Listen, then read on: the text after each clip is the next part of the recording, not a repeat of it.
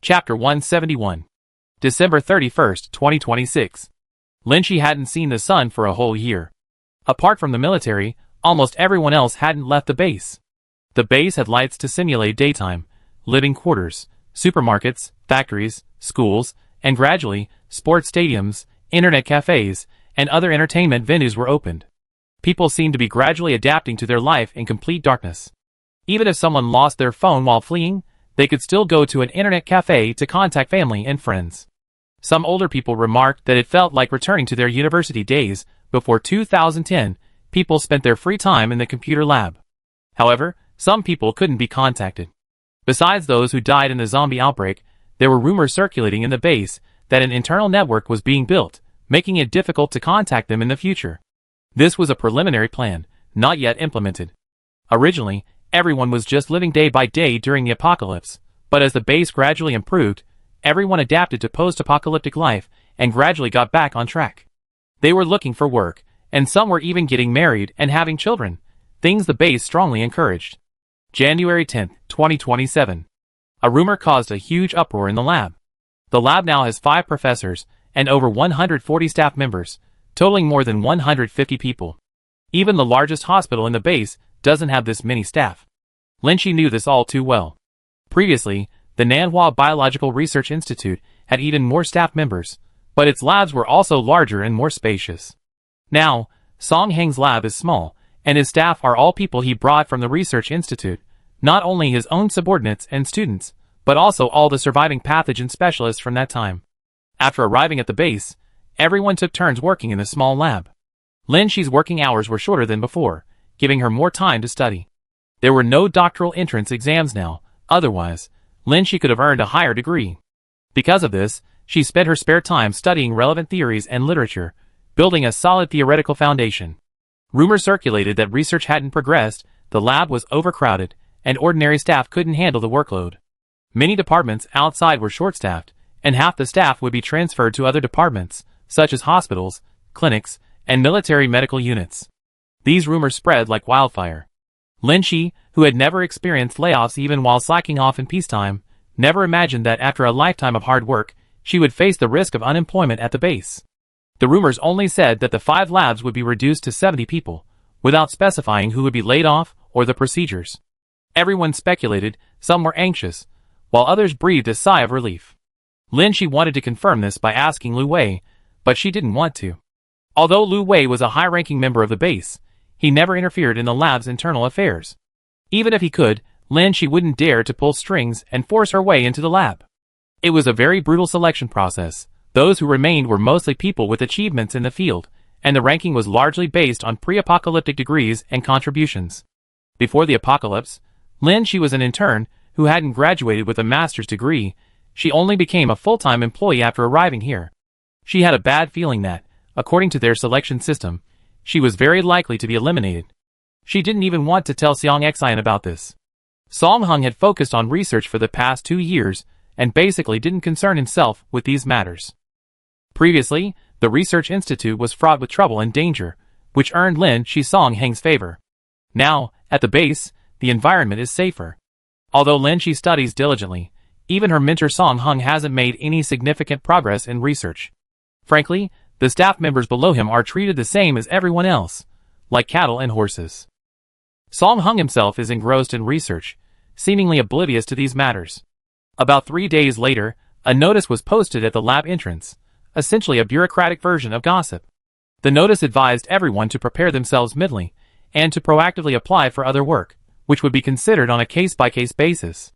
Aside from Song Heng, whose bald spot had widened further in the lab, everyone was discussing this matter during their breaks. Some colleagues had already made their choices. Some naturally chose to go to the hospital, where the pay wasn't much worse than that of a staff member.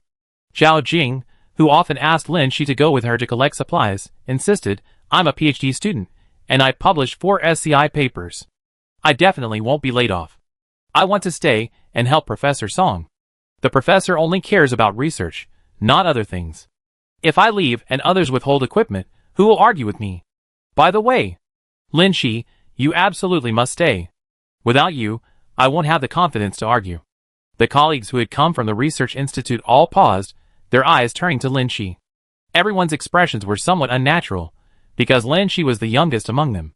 Although everyone in Song Heng's lab recognized her abilities, whether ranked by degree or by existing achievements, Lin Shi was likely to be at the bottom, and the risk of being laid off was high.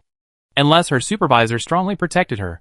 But Song Heng hadn't cared about these kinds of troublesome matters in the research institute before, and hadn't been using Lin Shi as much lately. Another point is that even if Song Heng wanted to protect her, given his current position in several labs, he probably wouldn't have much influence. Other labs have many talented people, and are already planning to secure more spots, squeezing some people out of this lab. Lin Shi was helpless, but Zhao Jing quietly leaned over and said, "I know you'd definitely stay." "Why?" Lin Shi suddenly felt a glimmer of hope. Was there some inside information that she would definitely stay? "Zhao Jing, Professor Song said you're a spy. If you're a spy, you definitely have to stay." Lin Shi, The crowd gradually dispersed, and a figure stopped in front of Lin Shi. Cheng Ling asked hesitantly, "You have your own plans?" Lin Shi was a little annoyed and didn't answer. Cheng Ling took a deep breath. "I applied for a job at the hospital." Lin Shi, "That's good. You seem to have said before that you go to a hospital after graduation." Cheng Ling nodded. "Research is good, but I'm just average. I don't have any talent, and the lab probably doesn't need me. I want to live a normal life, to shine in the hospital." Cheng Ling hesitated. "What do you think of me?" "Lin Shi, you're a good person." Receiving the praise, Cheng Ling looked like he mustered up his courage and made a decision. "Would you be willing to come with me, work at the hospital, and live a normal life?" Cheng Ling, "What if you get laid off, or will you have to find another way?" Lin Shi's annoyance materialized. "You're not entirely a good person, are you? You have a sharp tongue." Chapter 172. 2 yoga mats could be placed just between the 2 empty beds in the dormitory. 2 girls were doing push-ups. Lin Shi did them very quickly, while Xiang Xian did them steadily beside her, chattering occasionally, "I don't believe it. I trained in the army for so long and I can't even beat you." Lin Shi's cheeks flushed, sweat dripping down her face. "I haven't stopped training." At the base, she had plenty of fighting skills, but nowhere to use them. But Lin Shi had maintained her training to keep her muscles from becoming flabby. The base's conditions were limited, preventing sparring and physical training, so her abilities were definitely not at their peak, but probably hadn't declined much. Xiang Xian gritted her teeth and kept counting. In push-ups, if you're timing yourself, speed is a big advantage. If it's just a matter of number, stability and rhythm are key to winning. When Lin Shi and Xiang Xian lived together before, they would train together.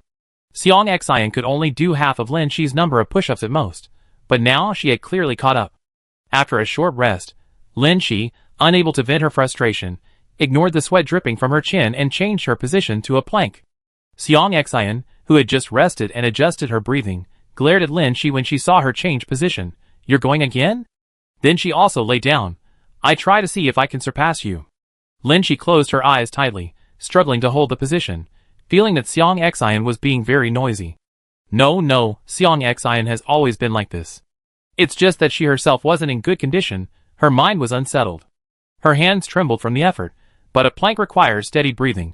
Once the rhythm is disrupted, it's difficult to maintain. Xiang Xian inhaled and exhaled, slowly counting. 201, 202, 203, 204, huff. Thump. A muffled sound followed, and Lin Shi collapsed to the ground, trembling slightly from exhaustion. Xiang Xian, seeing this, quickly sat up, her hands aching, beaming. "Yay! I surpassed San San today. My first time surpassing San San, let's celebrate."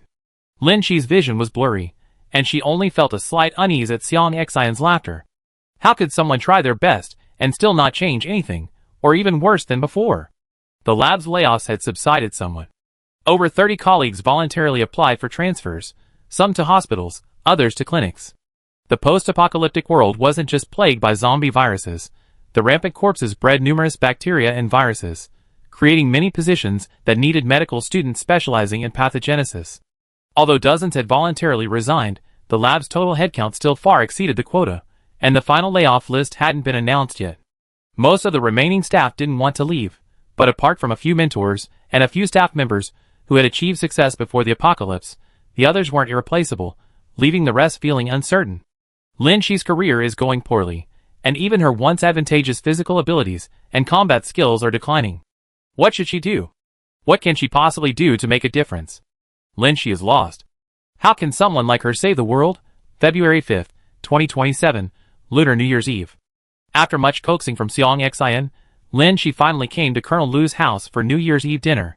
Lu Wei's house is large, with 3 separate bedrooms and a study, as well as a living room and kitchen, similar to a typical 3-bedroom, 2-living-room house, only smaller overall. In the Dawn base, where many people live in 6 or 4-person dormitories, such housing is unimaginable and not available for rent. There were only 4 seats, and it was the 4 of them having their New Year's Eve dinner. The 3 guys, who had points but couldn't cook, redeemed a lot of dishes and food, looking like they were going to cook hot pot. Lu Wei and Liang Hui, whom Lin Shi hadn't seen in a long time, were dressed casually and seemed unchanged, except for the length of their hair. But they were so unfamiliar that Lin Shi felt like the last time they met was a lifetime ago. Liang Hui greeted her first. "You heartless Zhang San, I haven't seen you since you came to the base. I called you several times, but you never come." Lin Shi lived with Xiang Xian and had seen Lu Wei a few times, but she had never seen Liang Hui before. Hearing this, she forced a smile, trying to look less dejected. Seeing that she wasn't in a good mood, Liang Hui exchanged glances with the other 2 and then told a few jokes, but they had little effect. Dawn Base has seen a significant increase in supplies recently. A spring festival gala is being held outside for the refugees. There are no celebrity performances, only programs crowdfunded by everyone. This gala will be streamed online, and those with internet access can watch it. However, some refugees at certain bases won't be able to watch it because some bases have established internal networks. Various foods bubbled in the hot pot, and tablets were on shelves broadcasting the gala. Everyone chatted about what was happening at the base. Nothing work-related, nothing personal, just a simple gathering and meal. Halfway through the meal, Xiang Xian received a video call from her parents. Her parents were doing well at Dawn Base. Thanks to the supplies Xiang Xian had prepared in advance, they had exchanged a considerable amount of points at the base, and were now doing quite well through their own work. Knowing Lin Shi was also there, the 2 elders greeted her briefly. However, they always cherished Xiang Xian, and once on the phone, they couldn't help but chatter on and on. Xiang Xian simply went to the study to answer the call. On festive occasions, one misses their loved ones even more. Liang Hui suddenly sighed. This was unlike him. The next moment, he grabbed his phone and went to his room to make a call. On festive occasions, one misses their loved ones even more. Lin Shi murmured to herself. How wonderful, how envious she was of him. Looking up, she could see Lu Wei through the mist. Lu Wei was looking at her. Lin Shi, aren't you going to make a call? Lu Wei shook his head and silently picked something up and placed it on the table. It was a bottle of red wine. A day earlier. San has changed. With the Lunar New Year approaching, the base had no operational plans except for security work. Xiang Xian had some free time and complained to Lu Wei.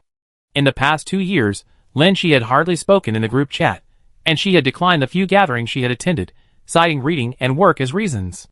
The other 3 could all sense the change in her. Xiang Xian, the day before yesterday, I had a plank contest with her, and she lost and lay on the ground crying. When did our San become so fragile? Lu Wei paused for a moment. I give you 2 tasks. Tomorrow, bring her out for New Year's Eve dinner. Xiang Xian, that won't be easy. Lu Wei, so it's a task. Xiang Xian, what's the second one? Lu Wei took a box out of the cabinet. Inside were 2 bottles of red wine. Wine and cigarettes are scarce items in the base, requiring a lot of points. Lu Wei and Xiang Xian both had a lot of points, but none of them had any interest in them and rarely used them. Therefore, Xiang Xian looked at Lu Wei with some confusion. Lu Wei, the second task is to get her drunk.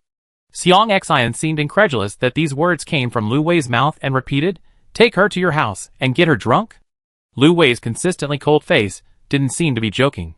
Xiang Xian looked at him in surprise, her eyes then turning to fear, her hands fidgeting nervously inside her clothes. Lu Wei noticed this entire sequence of expressions and actions.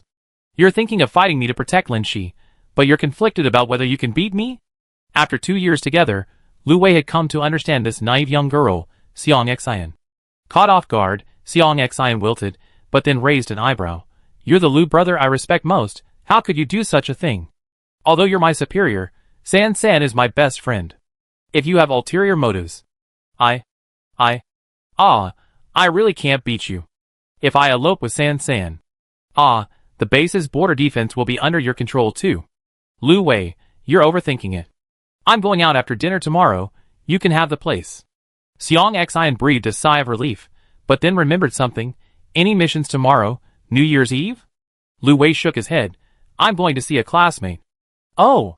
Seeing a classmate on New Year's Eve was a private matter. Seong Xian asked again, puzzled, but why are you making San San drink? She never seems to drink. Lin Shi is someone who doesn't know how to release stress, Lu Wei explained. From your description, she's almost at her limit. Seong Xian suddenly understood. The Lin Shi she knew was a responsible and strong-willed person. During her postgraduate entrance exam preparation, she pushed herself to the limit, and afterwards, she fell seriously ill, but she never told anyone about the hardships she endured. She knew San San was independent and self-disciplined. How could someone like San San cry just because she'd lost a plank? Chapter 173. When Seong Xian came out after her long phone call, Lu Wei and Liang Hui's glasses were filled with wine. Seeing her come out, Lin Shi poured another full glass and placed it in front of Seong Xian. Come on, it's a good day today, Lu Wei is treating us to a drink, Lin Shi said with a smile. It was as if she were inviting them to have a late-night snack. Seong Xian received a glance from Lu Wei and looked at Lin Shi's glass. Why is yours milk, and with nuts mixed in? Are you eating breakfast here? Lin Shi's glass of milk mixed with nuts was almost empty, just one sip left. Lin Shi finished it, and poured wine into her glass. The other three secretly breathed a sigh of relief. It seemed that San San was in a good mood today. Cheers! Lin Shi drank the wine in one gulp. The other three had been secretly exchanging glances, thinking about how to get Lin Shi drunk to release her emotions, but they didn't expect her to be so accommodating. Seeing all three of them holding their glasses and looking at her, Lin Shi, having only taken a small sip, raised her glass. Cheers?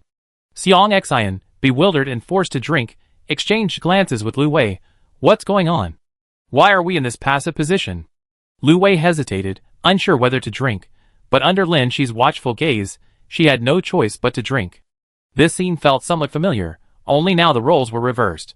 Lu Wei winked at Liang Hui through her glass, as if to say, you know how to drink, figure something out. Liang Hui seemed to be a seasoned drinker, effortlessly finishing his glass, and quietly giving an okay. Lin Shi nodded in satisfaction, stood up, and poured drinks for everyone.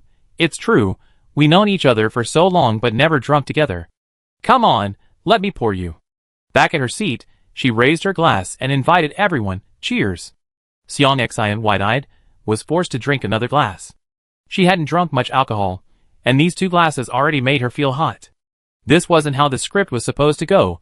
She had originally planned to have a couple of drinks with San San, if it helped her release her emotions. Even if not, she could at least stay sober and maintain order.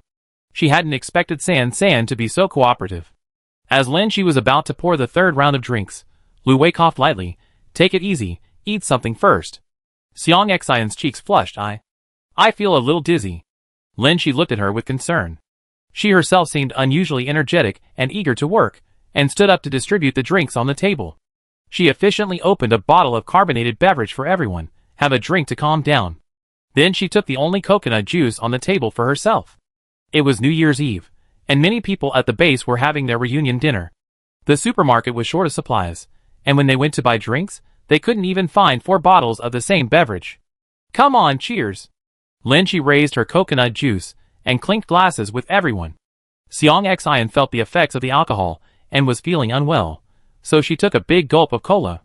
Feeling unwell? Lin Shi asked with concern. Seong Xian and Lu Wei's faces were flushed. Under the table, they both kicked Liang Hui simultaneously. Get the party started. Lin Shi couldn't see the commotion under the table, but she sensed the exchanged glances and strange actions among the group. She then took the initiative to scoop food from the hot pot, dipped it in the thick sauce, and placed it in each of the 3 people's bowls. She took a bite of the clear broth herself, then placed the walnuts in front of herself. Liang Hui, who had a high alcohol tolerance, cheerfully pulled out some dice and cups. Just drinking is so boring, let's roll the dice and play truth or dare. Seong Xian, feeling dizzy, said, what a corny game. Lu Wei's neck flushed red as she sat there quietly, seemingly lost in thought. Liang Hui glared at them. The other 2 quickly chimed in, that's a good suggestion. Okay. Lin Shi placed 2 more pieces of food on Seong Xian's plate, dipped them in a thick sauce, and put them in her bowl. Aren't you feeling well? Eat more vegetables. Seong Xian, Her face flushed, grinned. Thank you, San. Lynchie gave her a subtle, glaring look. Fine, fine, you and the others secretly plotted against me, so don't blame your sister for being ruthless. After 2 glasses of wine, the addition of carbonated drinks and food dipped in thick sauces accelerated and intensified her intoxication. She also replaced the other 2's drinks with carbonated beverages that facilitated the effects of alcohol, and gave them some heavily seasoned food as well. Lynchie stood up and straightened her clothes. I'm going to the restroom. I'll be back to see you guys. Have some fun. Lynchie had drunk milk and eaten nuts beforehand, which slightly increased her alcohol tolerance. She had also drunk coconut juice, which helps metabolize alcohol. Although she had never drunk alcohol before and didn't know her tolerance level, the food had helped her out a bit more than the other 3. Looking at herself in the mirror while washing her hands, Lynchie's face was hot, but not as red as Xiang Xian's or Lu Wei's. After tidying herself up, she looked at the 3 who were happily waiting for her return. Perhaps it was the alcohol making them emotional, but she suddenly felt happy. She gave them some more strong flavored food to speed up their intoxication, while she ate more nuts herself. She wanted to teach them not to set traps for medical students. While she wouldn't stab them 18 times, each stab not fatal, she could certainly trip them up a bit. Chapter 174. How many exes have you had? After 2 glasses of wine, Liang Hui's peach blossom eyes glistened slightly, but his mind remained clear. He started counting on his fingers with sharp eyes and keen senses. Lynchie cracked open a walnut to catch her breath, and couldn't help but roll her eyes at Liang Hui's action. Alcohol makes people dizzy, and it also makes them genuine, so genuine that they're too lazy to pretend their emotions. If they roll their eyes, they just do it. 12, I guess. Xiang Xian, propping her head up with her hand, still joked, have you collected all 12 zodiac signs? Liang Hui, no, not really. Lu Wei, good memory, you even remember your birthdays clearly. Of course. Liang Hui laughed a few times, then paused, his expression suddenly turning melancholic. I wonder how they are now. If this were peacetime, hearing this would definitely make them laugh at the other person's pretentious, love-struck persona. But now, Liang Hui's eyes suddenly turned serious. Although they are my exes, I sincerely hope they are still alive and well. Lynchie gave a thumbs up. Who do you trust most among the people here? Such an ambiguous question. Xiang Xian sighed, then her voice wavered. Although my boss is still here, to be honest, I trust Zhang San the most. She stood up unsteadily and raised her hand in a salute to Lynchie. It wasn't the usual fist-to-heart salute. Lynchie looked at Xiang Xian and sighed again. The child has grown up. But this honest thought came a little late. Lynchie silently fed her a walnut. Although it was a drop in the ocean, she wanted to try to mend the slight rift in their sisterly bond. Xiang Xian suddenly raised her glass and clinked it against Lynchie's. I want to have a drink with San. Lynchie accepted. Tell me the most painful thing. Hearing this question, Lynchie shuddered, then realized the question wasn't directed at her, and she breathed a sigh of relief. If this question were asked of her, the answers would be endless. If she really had to weigh it, she would have to think for a while to determine which thing was the most painful. She didn't want to play the victim and burst into tears in front of her friends right now. She also felt dizzy and lightheaded, as if the world had tilted to one side. This feeling was somewhat familiar, like when she turned into a zombie and couldn't control her neck. Once she had this feeling, and then saw Lu Wei beside her, she was suddenly startled. A blush spread from Lu Wei's cheeks to his neck, but he seemed to be in slightly better shape than Xiang Xian, able to sit upright and answer the question seriously. The death of my parents, and my body covered in festering sores. You didn't read the question properly. I asked you to say one thing, not two. Lynchie suddenly felt her neck couldn't support her head. She cupped her face in her hands, distorting her features to hide the stinging in her eyes, her voice wavering. She asked Lu Wei, if I had to choose the most painful thing, which one would it be? Lu Wei stared at her blankly for a moment, then suddenly reached out and gently patted her shoulder twice, raising his glass to lightly touch Lynchie's. Two reborn individuals, though their personalities and fates differed initially, shared some common pain. Lynchie tilted her head back and drank it all, the wine flowing down her throat with the movement, the stinging in her eyes flowing back down. Setting down her glass, she noticed that Lu Wei had only taken a sip.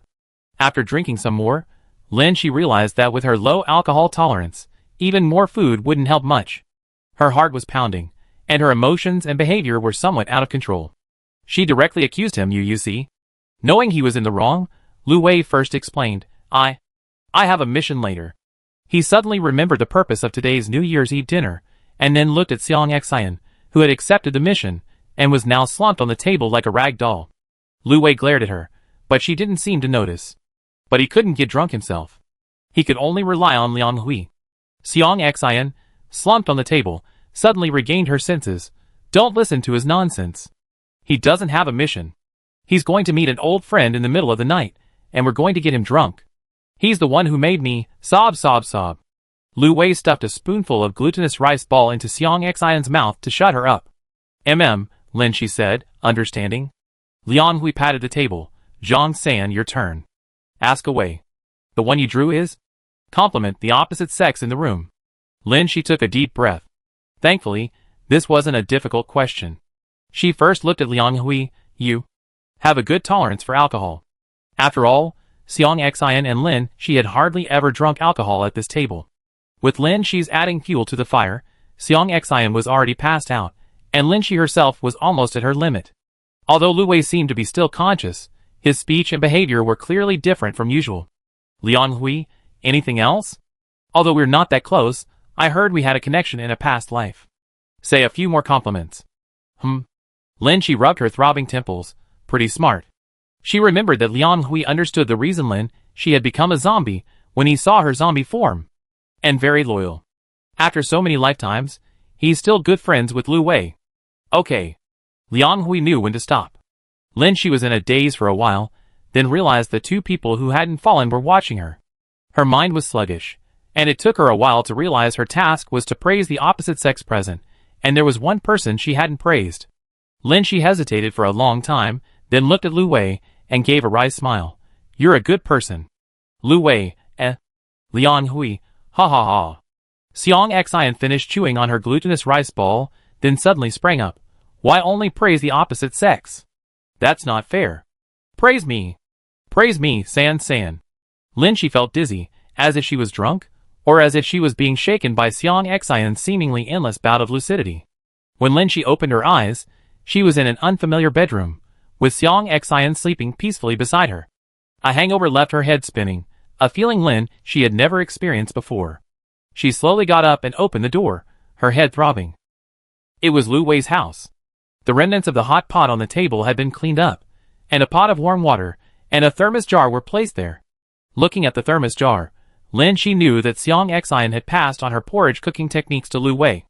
It was hard to judge which was worse, Lu Wei's porridge or Seong Xian's. Lin, she quickly washed up and sat down at the table, slowly sipping her porridge. She glanced at the time. It was 1 p.m. on the first day of the Lunar New Year. The lab was closed for the holidays. She still had time to recover.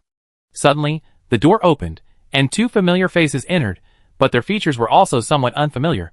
Yesterday, Lin, she had seen Lu Wei with a flushed face. Today, Lu Wei's face was a mix of blue and purple. She couldn't help but ask curiously, where did you go? She seemed to recall mentioning this yesterday, and Lin, she was a little confused. Did they go to their usual spot to see someone? Or to see some elder? Liang Hui replied, we went to the outer city. Lin, she looked at Liang Hui's clean face, and the bruises on Lu Wei's face, rubbed her eyes to make sure she wasn't seeing things, and said, have zombies evolved outside that punch people? Chapter 175. Lu Wei seemed unwilling to discuss last night's events, and went back to his room to calm down. Lin, she poured half of the porridge from her thermos, and sat down at the dining table to drink it silently. Alcohol can temporarily numb one's senses. Her memory of yesterday was already very blurry. Lin, she only felt a headache and a tightness in her chest. Fortunately, the lab gave everyone a day off on the first day of the Lunar New Year. Just as she was thinking this, Lu Wei appeared beside her again. Let's go to the lab later.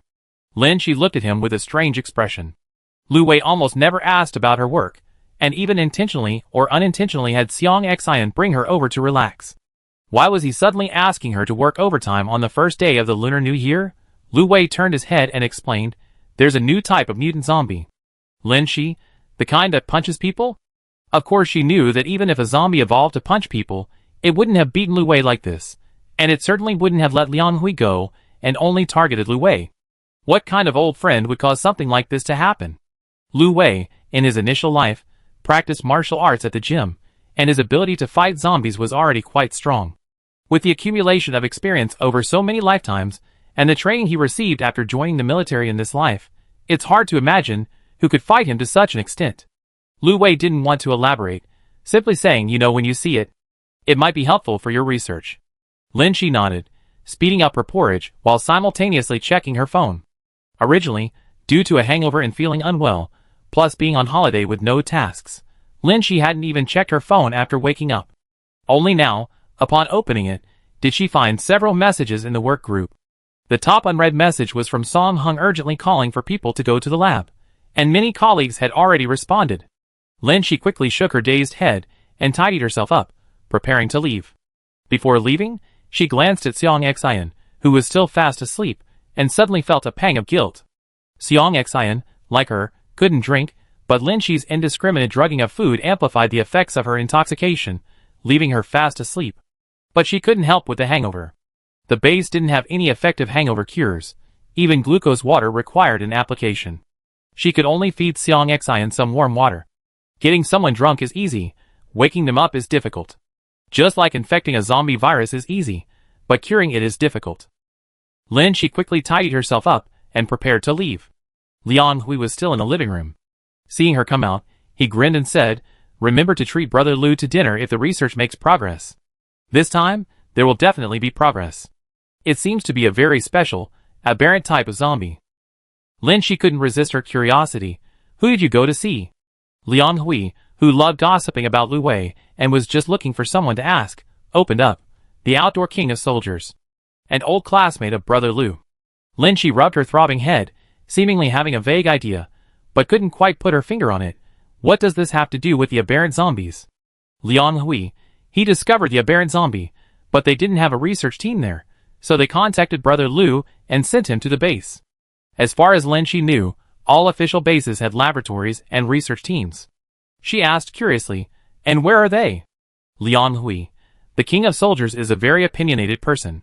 He doesn't like bases and forms his own team to fight outside. Lin Shi had a vague guess in her mind. Liang Hui added, "It seems he's not only Brother Lu's classmate, but also his colleague." Lin Shi already knew who that person was. "He fought with Lu Wei? Why?" Liang Hui, The elite soldier saw Lu Wei drunk and couldn't stand his teammate's attitude, so he punched him twice. Very violent. Lin Shi imagined the scene. And then? Liang Hui. The two punches woke Lu Wei up, and then they fought. Liang Hui sighed. "It's really strange. Lu Wei's alcohol tolerance is a bit lower than mine, but it shouldn't be that bad. Speaking of which, I felt the alcohol was very strong yesterday. This level shouldn't be the case. Maybe he hasn't drunk in a long time." Lin Shi touched her nose to hide her emotions. "I'm going to the lab now. You guys take care of yourselves." On the first day of the Lunar New Year, only Song Heng's lab was busy. Everyone in the other labs was on holiday, with only a few staff members on duty. When Lin Shi arrived, everyone was in a flurry of activity. The crucial laboratory door was tightly shut. Apparently, Song Hung and several of his trusted men were inside extracting cells from the zombie in an attempt to find antibodies. Whether it was the excitement of the new year or the sheer peculiarity of the mutant, everyone seemed filled with anticipation, believing it would bring a breakthrough to their project. That mutant can not only talk, but its limbs are also very coordinated, and its face doesn't twitch. It's completely like a human. That's right, and it's not as aggressive towards humans. I heard it also retains the functions of eating and excretion. Lin Shi arrived late and, like her colleagues, was locked outside the laboratory. Just hearing everyone's descriptions, Lin Shi's eyes lit up. If it was really as they described, this zombie might very well have antibodies in its body. Colleagues in the external lab were busily performing various tests and collecting data, and Lin Shi tried to join in to help. Zhao Jing suddenly sniffed hard, looking at Lin Shi. "Junior, have you been drinking?" Lin Shi was taken aback. People who have been drinking don't usually smell of alcohol on themselves. Zhao Jing understood. "Your eyes are so swollen, you must have a hangover." Just as Lin Shi thought the topic would be easily dropped, other colleagues gathered around to observe her. Someone exclaimed in surprise, "It really does smell of alcohol." "Lin Shi, do you have a lot of points?"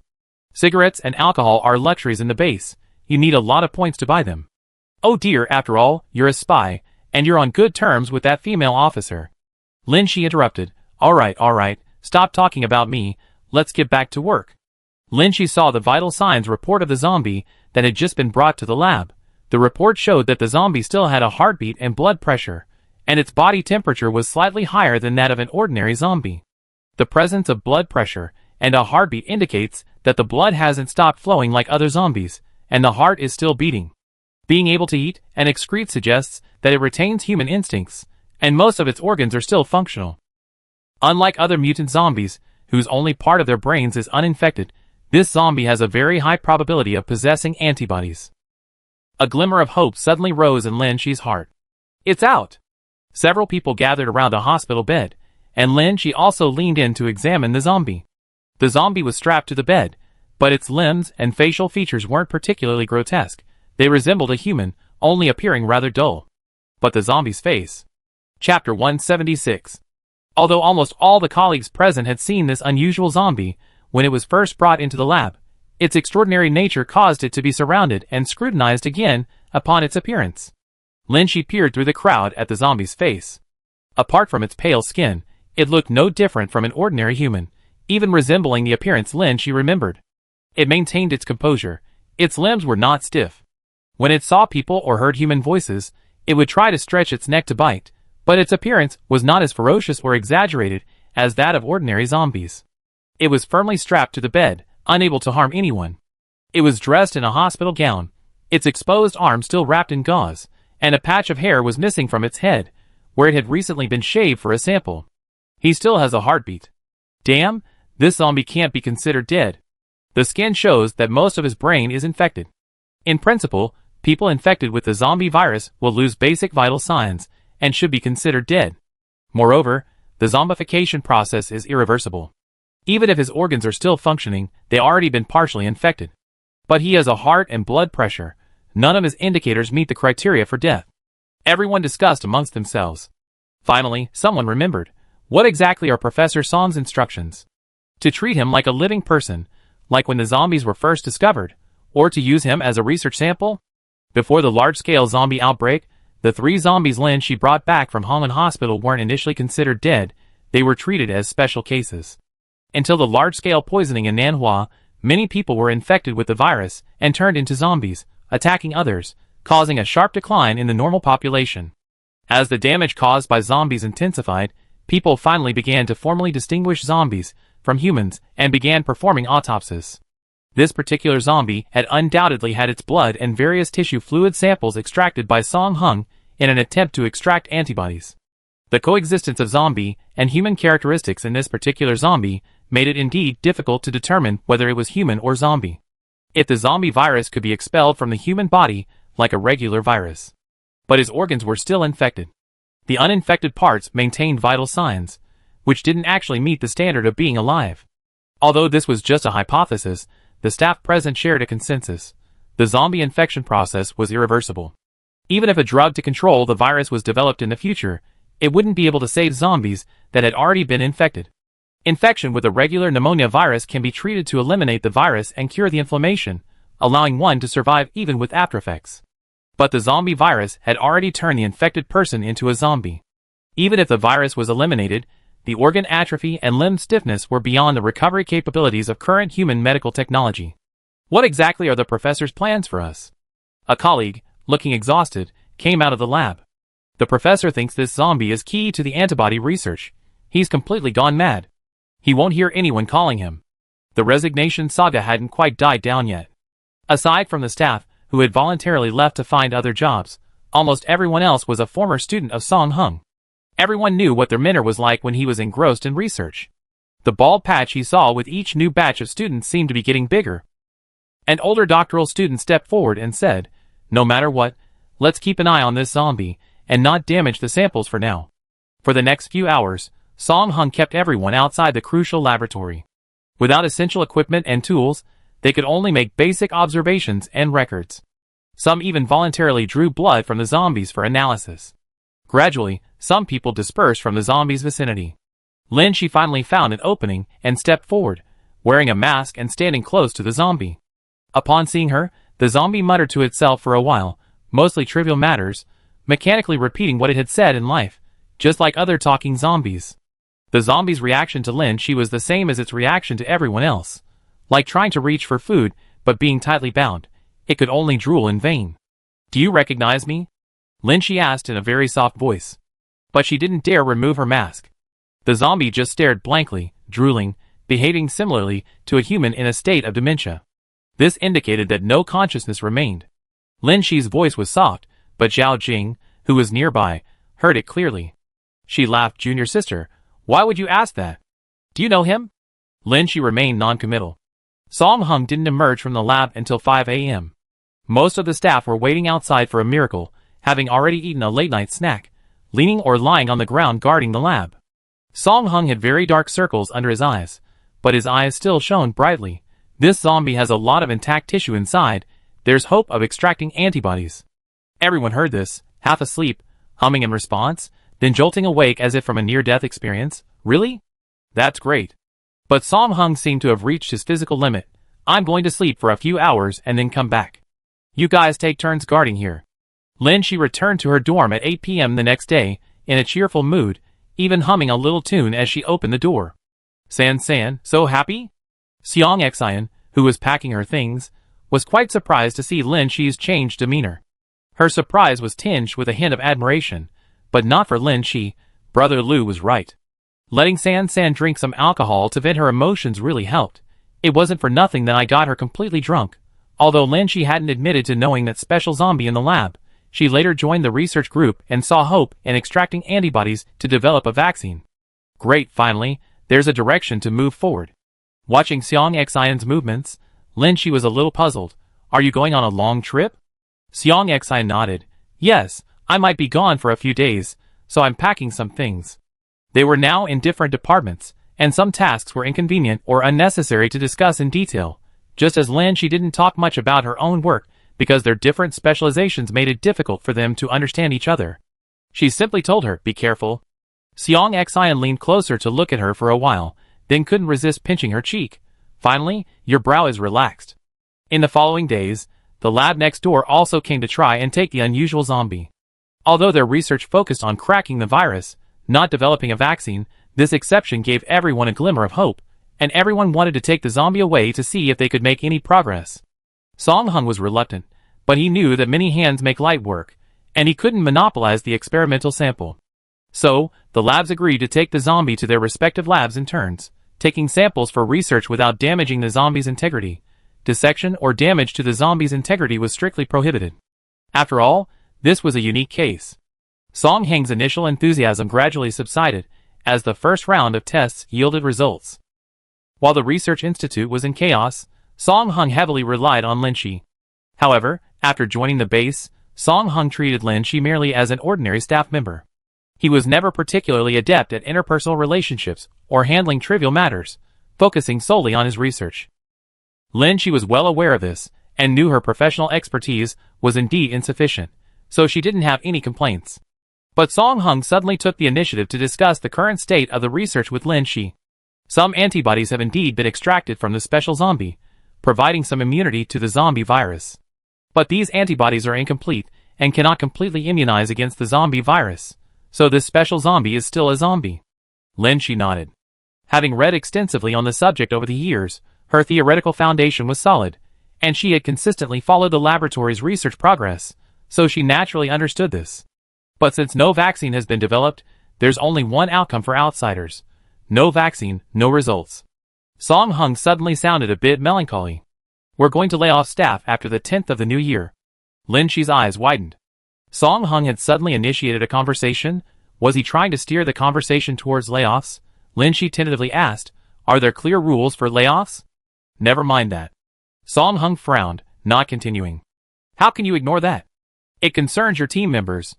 Song Hung changed the subject. Our research needs another breakthrough. Lin Shi was a little sensitive to the topic of layoffs, but she knew Song Hung was a research fanatic, and would definitely prefer talking about research to layoffs. Song Hung said, Xiao Lin, do you remember our previous research on Zhang Qianqiang and her son? Lin Shi nodded, I remember. They are both mutants with incomplete brain mutations. You said that the human body's immunity to viruses may be related to specific genes or gene mutations, and this can be inherited. A glint flashed in Song Heng's glasses. Yes, the antibodies we extracted so far are incomplete. If we find a relative of this zombie, we might be able to extract other parts.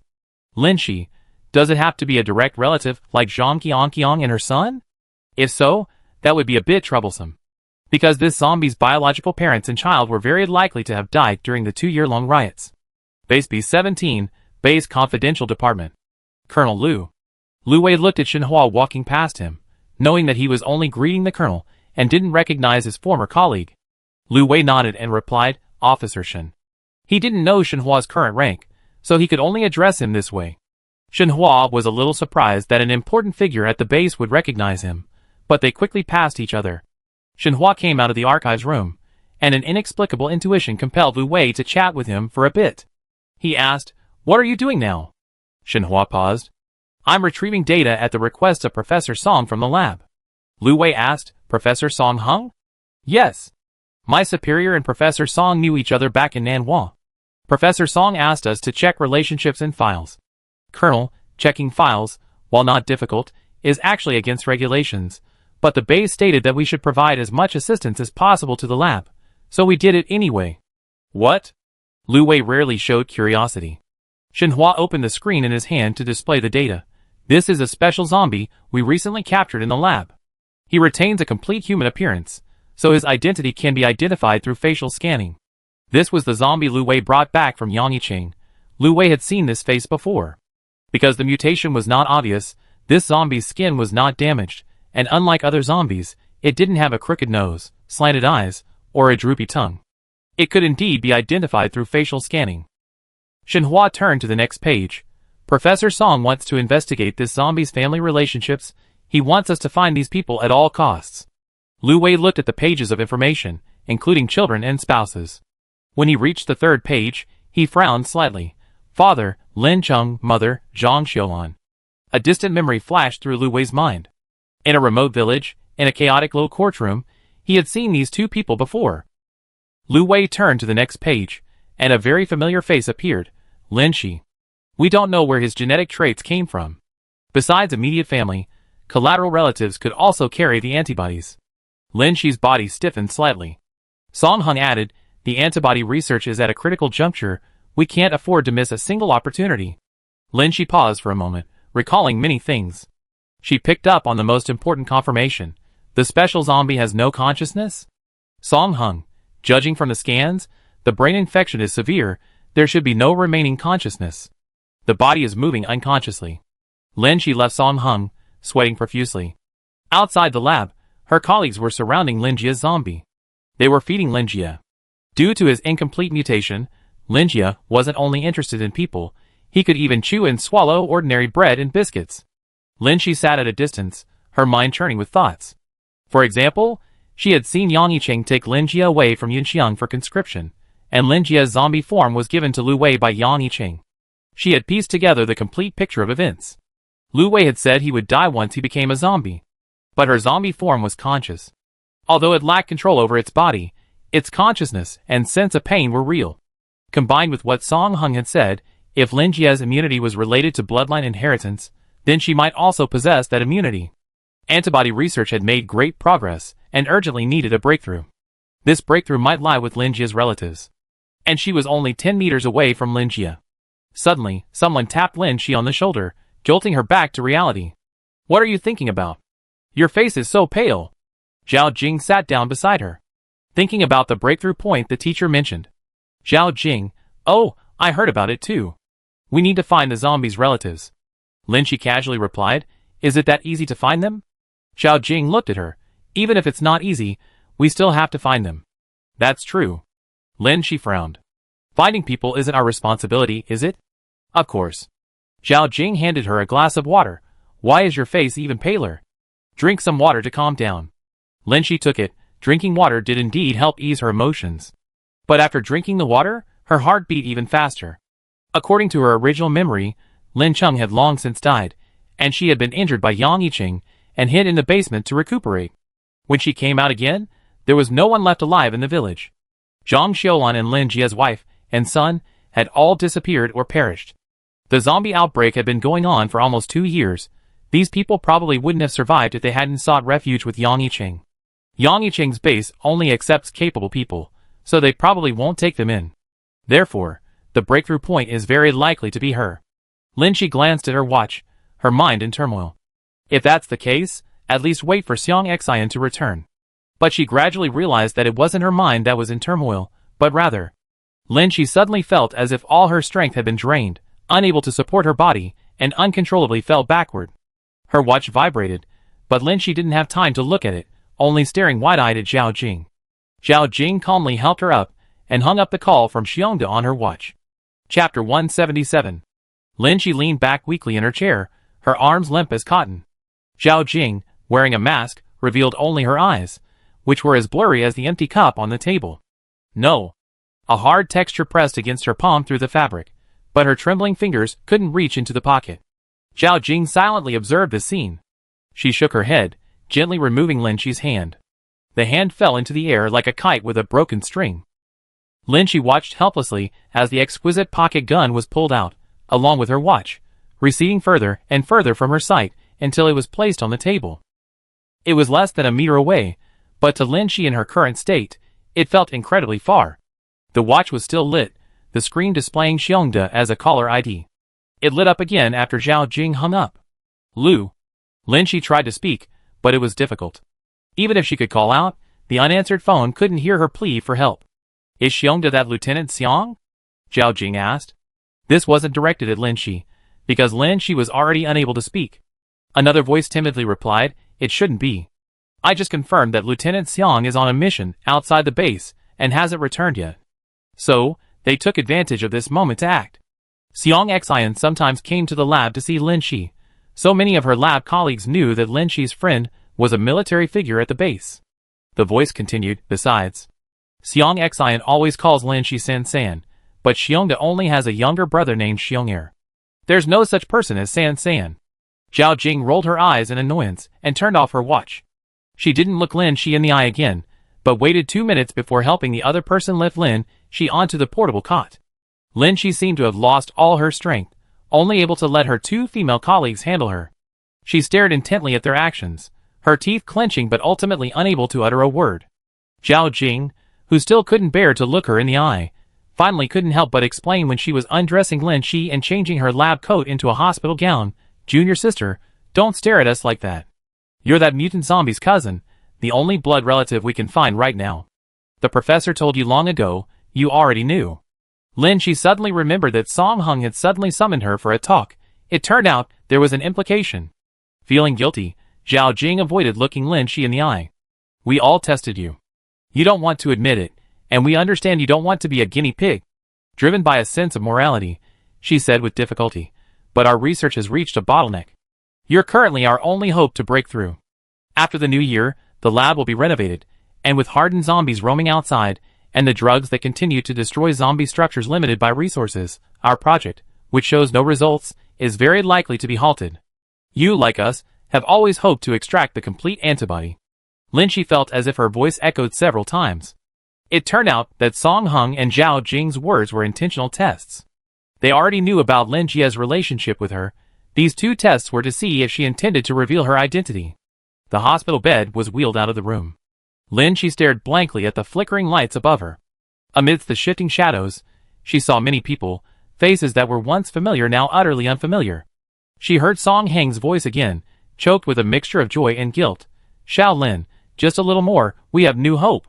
You hold on. We will definitely develop a vaccine. Lin Shi closed her eyes weakly, trying not to think about or see what she was going through. A chill ran down her back, and a bright light shone on her face. Even with her eyes closed, she couldn't ignore the glare. Although the temperature inside the base remained between -10 and -20 degrees Celsius, making it feel like winter, Lin Shi still felt unbearably cold.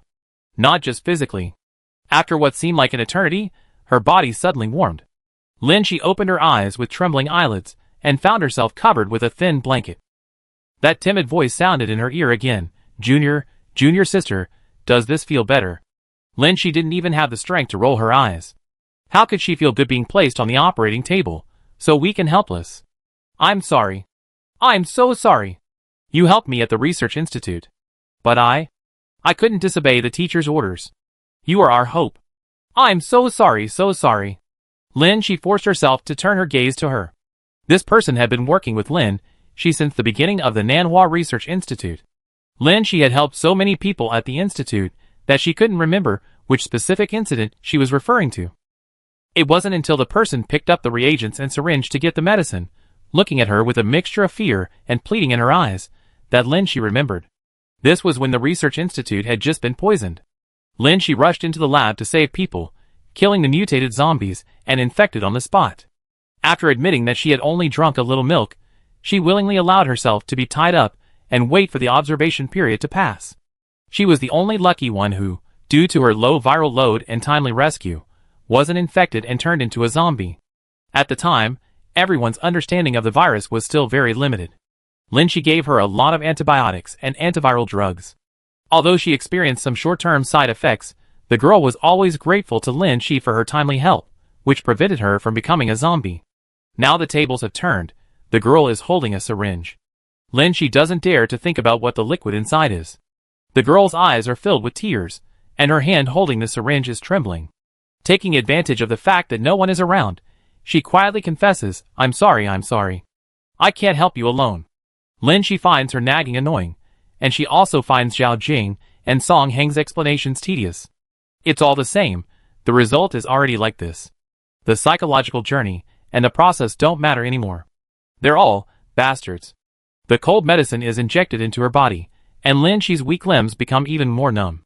Her mind begins to go blank, all the sounds around her echo in the distance. She can't hear or see what's happening around her. Why was the lab so noisy? There were sounds of arguing, clanging, and the crisp click of metal triggers being pulled. Lin Shi couldn't turn her face away, she couldn't even shed a tear. When she vaguely saw Lu Wei's face, she felt utterly powerless. It was as if she had returned to that park in Nanhua District B, when she was lying on the ground in her mascot costume. Back then, she had also lay there, seeing Lu Wei. Back then, she had also been conscious but unable to control her body. So many years had passed, so many lifetimes had passed, and this feeling of powerlessness had surged up again. Even without becoming a zombie, one could feel this powerless. Lin Shi. All the sounds seemed to be blocked by a barrier. Lin Shi couldn't hear anything else, only responding to her own name. Then she was helped up, the soft touch of a blanket or clothing wrapping her up like a spring roll. The scene before her eyes was blurry and shifting. When the military doctor Taoyuan arrived, the zombie virus test strip had just been put into use when Lu Wei stopped her, not infected. Taoyuan, routine procedure. She knew that Colonel Lu, who frequently fought zombies and guarded the base's borders, was extremely familiar with the characteristics of infected individuals. His visual judgment was almost as accurate as the test strip. Setting down the test strip, she pinched Lin Shi's eyelids and performed a preliminary examination, taking a sample from Lin Shi's mouth. There are signs of oral chloral hydrate, but the composition is quite complex. It's not a common anesthetic on the market and requires professional testing. Lu Wei knew that the lab had many medical professionals and chemistry PhDs, so synthesizing anesthetics not available on the market wouldn't be difficult for them. He only cared about one question: is it toxic? Taoyuan shook her head, probably not. Was she drugged inside the base? Forgive my bluntness, but inside the base, this kind of thing should be reported to the police, instead of summoning a military doctor. Lu Wei didn't answer, and Taoyuan didn't stop checking Lin Shi's vital signs. Since they weren't in a military hospital, the equipment she brought was limited, preventing her from conducting further examinations. She could only make a preliminary conclusion. It's likely she took an oral anesthetic and then received an injection. She sensed something was amiss because Lin Shi was wearing some kind of hospital gown from the lab. Labs don't house patients. Those wearing hospital gowns are mostly infected individuals and zombies used for experimental research. So when she first arrived, she wanted to test herself with a test strip as a precaution. But if the person lying there was truly infected and was wearing a lab gown, how could they have been anesthetized and transferred here? But this was Colonel Lu's residence. He couldn't ask too many questions he shouldn't. Taoyuan took out a syringe. My initial assessment is this. Whether she's been poisoned by other substances or not, I need to draw blood for testing to determine. Blood draw? Lu Wei frowned. He couldn't let Lin Shi's blood sample leak out for the time being. Even though Taoyuan was a military doctor and had no close connection to the lab, he couldn't reveal the information. He stopped Taoyuan from drawing blood. No need. When will she wake up? Taoyuan, I don't know the specific components and dosage of the anesthetic she was injected with, but judging from her breathing and heartbeat, it shouldn't be too severe. She wake up after a certain period of sleep. Of course, If you want to shorten the anesthesia time, I can give her an 4 to promote metabolism. Lu Wei didn't answer. Taoyuan waved the syringe in her hand. Are you sure you don't need to take a sample for testing? No need. Lu Wei got up to see her off, adding as he left, don't tell anyone about today's events. Taoyuan raised an eyebrow, nodded, and left with her medical kit. Lin Shi had a nightmare. In her dream, she couldn't control her body, rushing into a building, hitting and biting people. Seeing the panic on the faces of those fleeing for their lives, Lin Shi felt both guilty and afraid. The scene shifted, she was tied to a tree. Lu Wei and Liang Hui were discussing something, one still and one moving. She struggled weakly and screamed, but what came out were the grotesque roars of zombies. This dream was too real, it was a real memory. Lin Shi stared blankly at the unfamiliar rooftop, her consciousness gradually receding, leaving her bewildered. This was a bedroom. She was in the middle of a soft, warm bed, not the cold bed in the laboratory, nor the double room she shared with Xiang Xian. She tried to raise her hand and twist her neck, seeing her watch and miniature gun on the bedside table, next to a thermos and a flask. The watch and miniature gun, taken down and tossed far away. Lin Shi tried to sit up, although her limbs were still weak, she could control her movements. She remembered this was Lu Wei's empty bedroom. She and Xiang Xian had slept here after getting drunk on New Year's Eve. Holding the miniature gun in her hand, Lin Shi realized that the Lu Wei she had seen before losing consciousness wasn't an illusion. She knew she was rescued. She restarted her watch, and countless messages popped up, mostly from work groups and messages with her company's prefix. Lin Shi numbly shut down the screen. Her stomach felt empty, and her whole body felt utterly weak. Lin Shi picked up the 2 cups on the table and shook them. Both were full, one containing warm water, the other containing porridge that looked unpalatable. Lin Shi quickly adjusted herself, but didn't know what to do. Normally, she prioritizes work above all else, even immersing herself in books after get off work. Having just gone through what happened, she doesn't want to deal with anything related to the lab for the time being. Lin Shi looked at her hospital gown, a mixture of disgust and a chill running through her. But this wasn't her home. A set of the base's most basic clothes lay beside her bed, clothes issued by the base, available to everyone. She decided to change, and then see if they had returned. Opening the door, Xiang Xian and Lu Wei weren't there. Liang Hui was sitting in the living room, operating something on the computer. Seeing her come out, Liang Hui opened his mouth, but a hint of pity suddenly appeared in his eyes. San's awake. Don't call her that so affectionately. Lin Shi refused the pity. Okay, Zhang San. Where are they? Liang Hui. Xiang Xian is returning today, she should be going through security right now. Brother Lu, he's a bit busy. Lin Shi then realized it was already 5 p.m. the next day. Liang Hui explained, the clothes are new ones from the property management office. If you want to go back to the dorm, I can go with you. Brother Lu wants you to stay here for now, ordinary people can't access this place. Okay. About an hour later, Xiang Xian returned first, carrying military luggage, not even going back to the dorm, heading straight here. As soon as the door opened and she saw Lin Shi sitting there, she rushed over to rub Lin Shi's face and arms. If there hadn't been a third wheel in the living room, Xiang Xian would have touched other parts of her body. San, are you alright? I heard about this from Brother Lu on the way back to the city, so I rushed back. No. Lin Shi felt a warmth in her heart. Xiang Xian quickly checked everything and breathed a sigh of relief, saying, when Brother Lu said that, I thought I only see your specimen when I got back. Lin Shi imagined what that would look like. Normally, she would have thought it was a joke and replied, it's not that exaggerated, but now, hearing it sent chills down her spine. The door was unlocked again by swiping the card, and Lu Wei returned, still wearing his uniform. Seeing the 3 of them in the living room, he glanced at Lin Shi and nodded in greeting. Xiang Xian had just finished hearing Lin Shi's account of what happened. Liang Hui, unusually, wasn't joking around, he just sighed. Xiang Xian paced back and forth angrily. Come back, come with us. You're a good shot and a strong fighter, definitely better than me. You could be a medic. We're not going back to that lab. The more she thought about it, the more infuriating it seemed. If I were there, I would have pointed a gun at them. Liang Hui, don't be angry, we already did when we were rescuing them. Chapter 178. So why did they suddenly kidnap you for experiments? After exchanging pleasantries, Xiang Xian finally remembered the important matter. Liang Hui leaned closer and asked, I'm curious too. Didn't we bring back a special zombie? Did they extract antibodies and use you for experiments? Thump. Seong Xian slammed her fist on the table. Even so, why didn't they use themselves for experiments? She continued indignantly, didn't Mediterranean value you highly? Why are they using you as a scapegoat now? Lin Shi's gaze was empty. That was before. When the Research Institute faced a survival crisis and a possible refugee riot, Song Hung, a mentor who wasn't good at handling interpersonal relationships and lacked leadership skills, valued Lin Shi's combat skills and adaptability. Now that everyone was in a safe base, without those messy crises, their task was simply to research antibodies and vaccines. Lin Shi's talents couldn't be utilized in the laboratory. In Song Heng's eyes, who was engrossed in scientific research, she slowly became just one of many staff members. After Song Hung found Lin Jie, he was ecstatic for days. However, preliminary research showed that Lin Jie's antibodies weren't completely immune to the zombie virus, explaining why he was half zombie. When Song Hung learned of Lin Shi's relationship with Lin Jie, they secretly tested her reaction. Both Song Hung and Zhao Jing intentionally mentioned finding relatives of the special zombies to Lin Shi, but she didn't admit it. During this research bottleneck, some were obsessed with antibody research, some wanted to achieve something to avoid being removed from the lab, and some, for the sake of humanity's hope, didn't give Lin Shi a chance to think or hesitate. But how did Song Hung know about Lin Jie's relationship with her? How did Lu Wei know about the lab?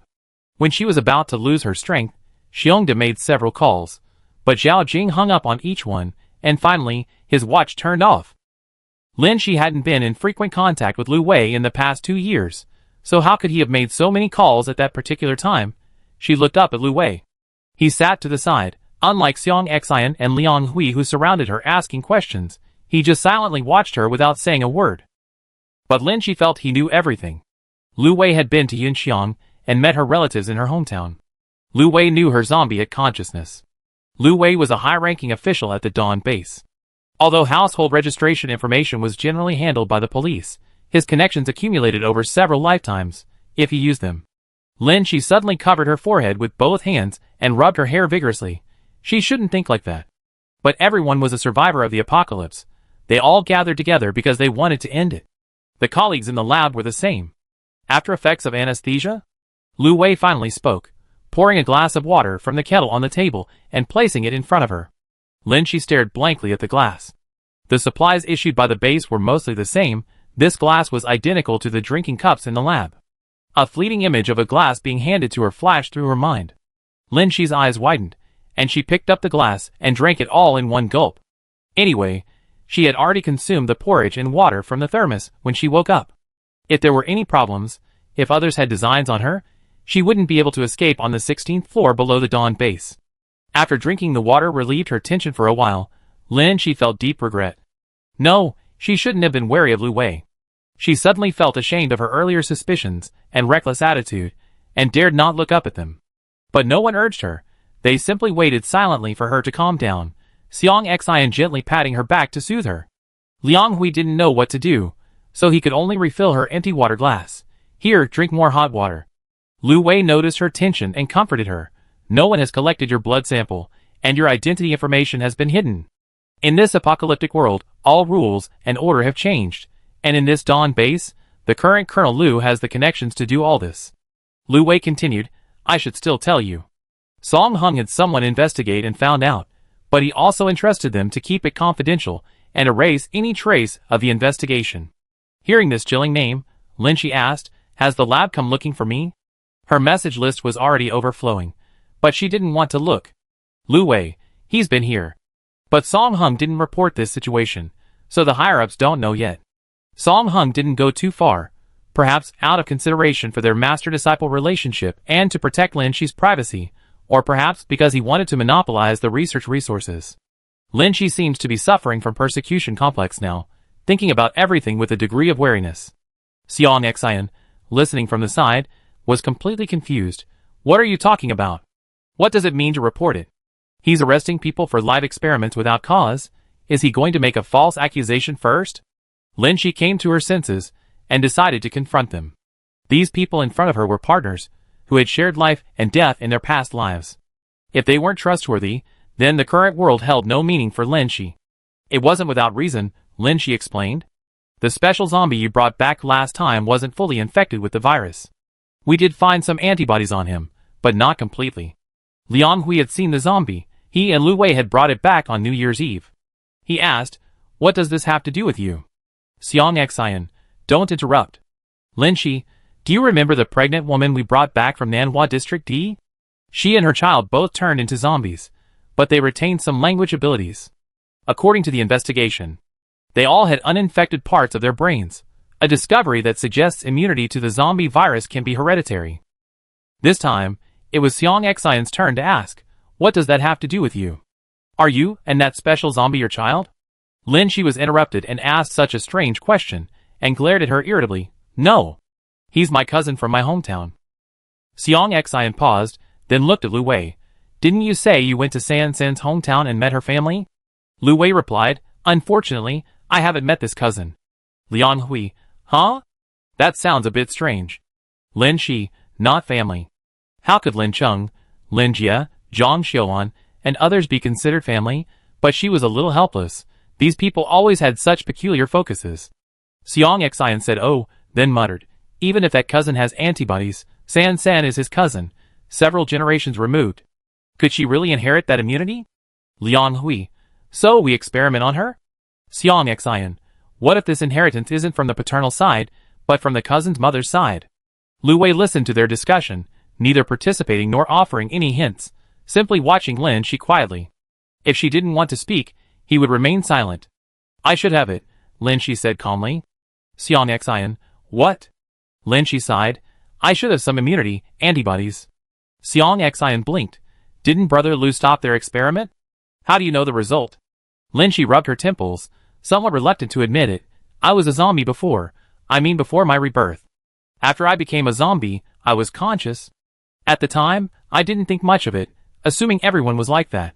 But now it seems I retain consciousness because I might have antibodies in my body." Liang Hui seized on another point that wasn't the main issue. Zombies basically have no communication ability. How do you know other zombies aren't conscious? Lin Shi glanced at Lu Wei silently, not saying anything out of consideration for him saving her. Because, comparing the two, Lu Wei died after becoming a zombie, while she, as a zombie, was alive and kicking and encountered the living devil Lu Wei. She lightly brushed aside the topic. It's not important. What's important is that I now roughly know I have antibodies. Xiang Xian leaned closer, her eyes flashing with an abnormal light. You're a conscious zombie? Then you're the zombie king? Don't get excited. I'm conscious, but that's all. I can't control my corpse. Lu Wei added, my behavior is no different from an ordinary zombie. She's even less capable than some zombies with thinking abilities, less capable than zombies that can talk, and doesn't even qualify as a mutant. Xiang Xian looked at Lu Wei. How did you know? You seen San San's zombie? Lu Wei, Lin Shi seemed nonchalant. That's not important. So, you really do have antibodies. And after they found out you and the special zombie were cousins, they used you for experiments? Liang Hui finally stopped interrupting, and got to the point. The three of them silently watched Lin Shi. Lin Shi's gaze swept over their eyes as well. Her expression remained impassive, but she was actually carefully observing their emotions. Some were calm, some were blank, and some were eager. But there was not a trace of greed or covetousness. Xiang Xian processed this conclusion for a moment, then suddenly stood up. So they kidnapped you to infect you and extract antibodies, right? Liang Hui, damn, thank goodness Brother Lu couldn't get through to you, so he came looking for you. Otherwise, you'd be a zombie by now. Xiang Xian first breathed a sigh of relief, then gritted her teeth in anger. That's not something you can solve by pointing a gun at them. Lin Shi, aren't you concerned about the antibodies? If the antibodies extracted from me really work, maybe a vaccine can be developed. Although it wouldn't directly eliminate zombies, it would increase the survival rate of existing humans. Xiang Xian said decisively. So what? That's only a slight possibility. If they have to turn you into a zombie to extract antibodies, I don't want the vaccine. We can defeat zombies. Without the slightest hesitation, Lin Shi felt something inside her crumbling. Lu Wei, I don't have the habit of sacrificing friends. Liang Hui chimed in. I think so too. Xiang Xian, huh? The word sacrifice? Brother Lu, you didn't watch shonen manga before, did you? Wah. Xiang Xian had just finished interrupting when Lin Shi suddenly burst into tears. Emotions suppressed for so long erupted at this moment. The pressure of the past years, and the imagined barriers she had developed since entering the base vanished in an instant. All the pent-up feelings from that drunken night poured out without reservation through her tears. Lin Shi knew she looked undignified and foolish, but thankfully Xiang Xian didn't embarrass her. He simply hugged her and patted her back. Liang Hui, sitting nearby, glanced at Lu Wei, who pushed some tissues from the table towards her. Liang Hui watched this scene, somewhat at a loss, but also feeling that the family should be together. He wanted to do something. "I'm sorry, I only know how to comfort someone I'm flirting with, but you are." Liang Hui poured another glass of water. San, drink more hot water. After some time, Lin Shi gradually calmed down. Xiang Xian asked, "So what do we do now? The lab is still looking for San. What if the base puts pressure on us?" Liang Hui, "It's alright for now. Brother Lu will handle it." Lu Wei, "Indeed, it's alright for now, but I only erased their records of investigating you and hid your information, but..." He didn't want to speak up for Song Hung, but there were some facts Lin Shi needed to know. As I said before, although Song Hung has been coming to ask for people, he hasn't made a fuss about it, and even other labs don't know. Lin Shi was stunned for a moment. Lu Wei continued, "Your unit is very good at keeping secrets. They all helped you hide the fact that you have a gun before, and now they still think you're a spy. It was precisely because the lab knew that Lin Shi was very skilled in martial arts and had a pistol, and that no one could subdue her, that after testing Lin Shi twice to ensure she wouldn't voluntarily prove her identity and contribute to the lab, they drugged her to render her unable to resist. The medication was fast-acting and had no noticeable odor. It wasn't a commercially available drug and must have been formulated in-house, which wouldn't be difficult for researchers proficient in biology and chemistry. The second anesthetic was..." Lin Shi considered Lu Wei's words. If Song Hung reported that Lin Shi might have antibodies, even Lu Wei might not be able to withstand the pressure from everyone at the base. But Song Hung hadn't gone too far. Xiang Xian, however, held a grudge. The Mediterranean guy is really wicked. He wants to turn San into a zombie. He curses him to lose all his hair. Lin Shi shook her head slightly. It shouldn't be. The other three waited for her explanation, and she slowly analyzed. If they wanted to turn me into a zombie, but also prevent me from hurting people, they should have injected me with the zombie virus after the first cup of water rendered me immobile. Currently, it seems the zombie virus infection process is irreversible. If they absolutely had to achieve their goal, as long as they injected me with a high concentration of the virus, I would mutate immediately, and no one could help. Lu Wei added, "The military doctor came to check on you. They gave you a very strong dose of anesthesia." Xiang Xian, "They didn't have time to inject the virus?" Lin Shi shook her head slightly. "The existing common anesthetics don't work on zombies. They're probably going to take samples from me." Liang Hui, "Although I'm not a medical student, usually a blood test is enough in this situation. There's no need for anesthesia, right?" Lin Shi lowered her eyelashes. "The zombie virus is too powerful. It's not as simple as a blood test. They probably need to take various samples from me. The sufficient amount of anesthesia is to prevent resistance and, more importantly, to avoid pain. They probably need to take my cerebrospinal fluid." Xiang Xian and Liang Hui grinned awkwardly. Xiang Xian subconsciously touched Lin Shi's head. "That sounds terrifying too. There are definitely risks." Lin Shi didn't immediately admit her relationship with Lin Jie, partly because she was afraid of being directly used and wanted to wait until someone was behind her, and partly because it was a high-risk surgery. Infecting her into a zombie would allow the uninfected parts to be clearly scanned by instruments, but the lab chose to force her, rather than using this extreme but efficient method. "So you mean, we can extract antibodies without turning you into a zombie?" Lin Shi nodded, "But it will be very troublesome. We have to do countless tests on the infection of the sample cells, and the virus to screen out those who haven't developed immunity." Chapter 179. In the following days, Song Hung and several core members of his team sent Lin Shi countless messages. There were no greetings, no apologies, just various attempts to persuade Lin Shi to participate in the experiment. They showed no concern for her whatsoever. Their colleague relationship remained unchanged. In their eyes, Lin Shi had only received anesthesia. The cerebrospinal fluid extraction surgery hadn't even taken place yet, so no recovery time was needed. Just a day of rest until the anesthesia wore off. Meanwhile, in Song Heng's team's large group chat, about half the members were unaware of what had happened that day. The group discussions mainly revolved around scientific research. Finally, someone remembered Lin Shi and asked in the group, "It seems like I haven't seen my junior sister for several days." There was no follow-up. They would all meet in the lab, and perhaps someone in the know smoothed things over. Then, the group chat discussed layoffs. Although Lin Jie, The zombie who wasn't fully infected brought some hope to the research. There was no qualitative leap, and layoffs remained imminent. These messages suddenly felt like news from another world. She didn't want to pay attention anymore. She clicked the Leave Group Chat button in the upper right corner, hesitated for a moment, and ultimately chose to mute the messages. Shi and Xiang Xian still moved. In their previous life, they had lived with Lu Wei and Liang Hui in a temporary apartment in Area A, then crammed into a truck for several months, and finally lived together again after several years. Song Heng's team visited several times to persuade them, but they couldn't get past the military district's defenses. According to Lu Wei, the base's upper echelons were unaware of Lin Shi's situation. All traces had been erased, and Song Heng hadn't made a fuss. Lin Shi temporarily put herself out of work. Previously, there was great concern about layoffs due to a lack of research in the lab, but the outcome turned out in a different way. Layoffs? To hell with them. Xiang Xian raised an eyebrow. It's rare to hear San swear. But Lin Shi, tense for years, couldn't sit still, spending all his spare time practicing shooting and martial arts in the training room. The current marksmanship training was different from the training Lin Shi received at the Dawn base in his previous life. The difficulty had increased significantly.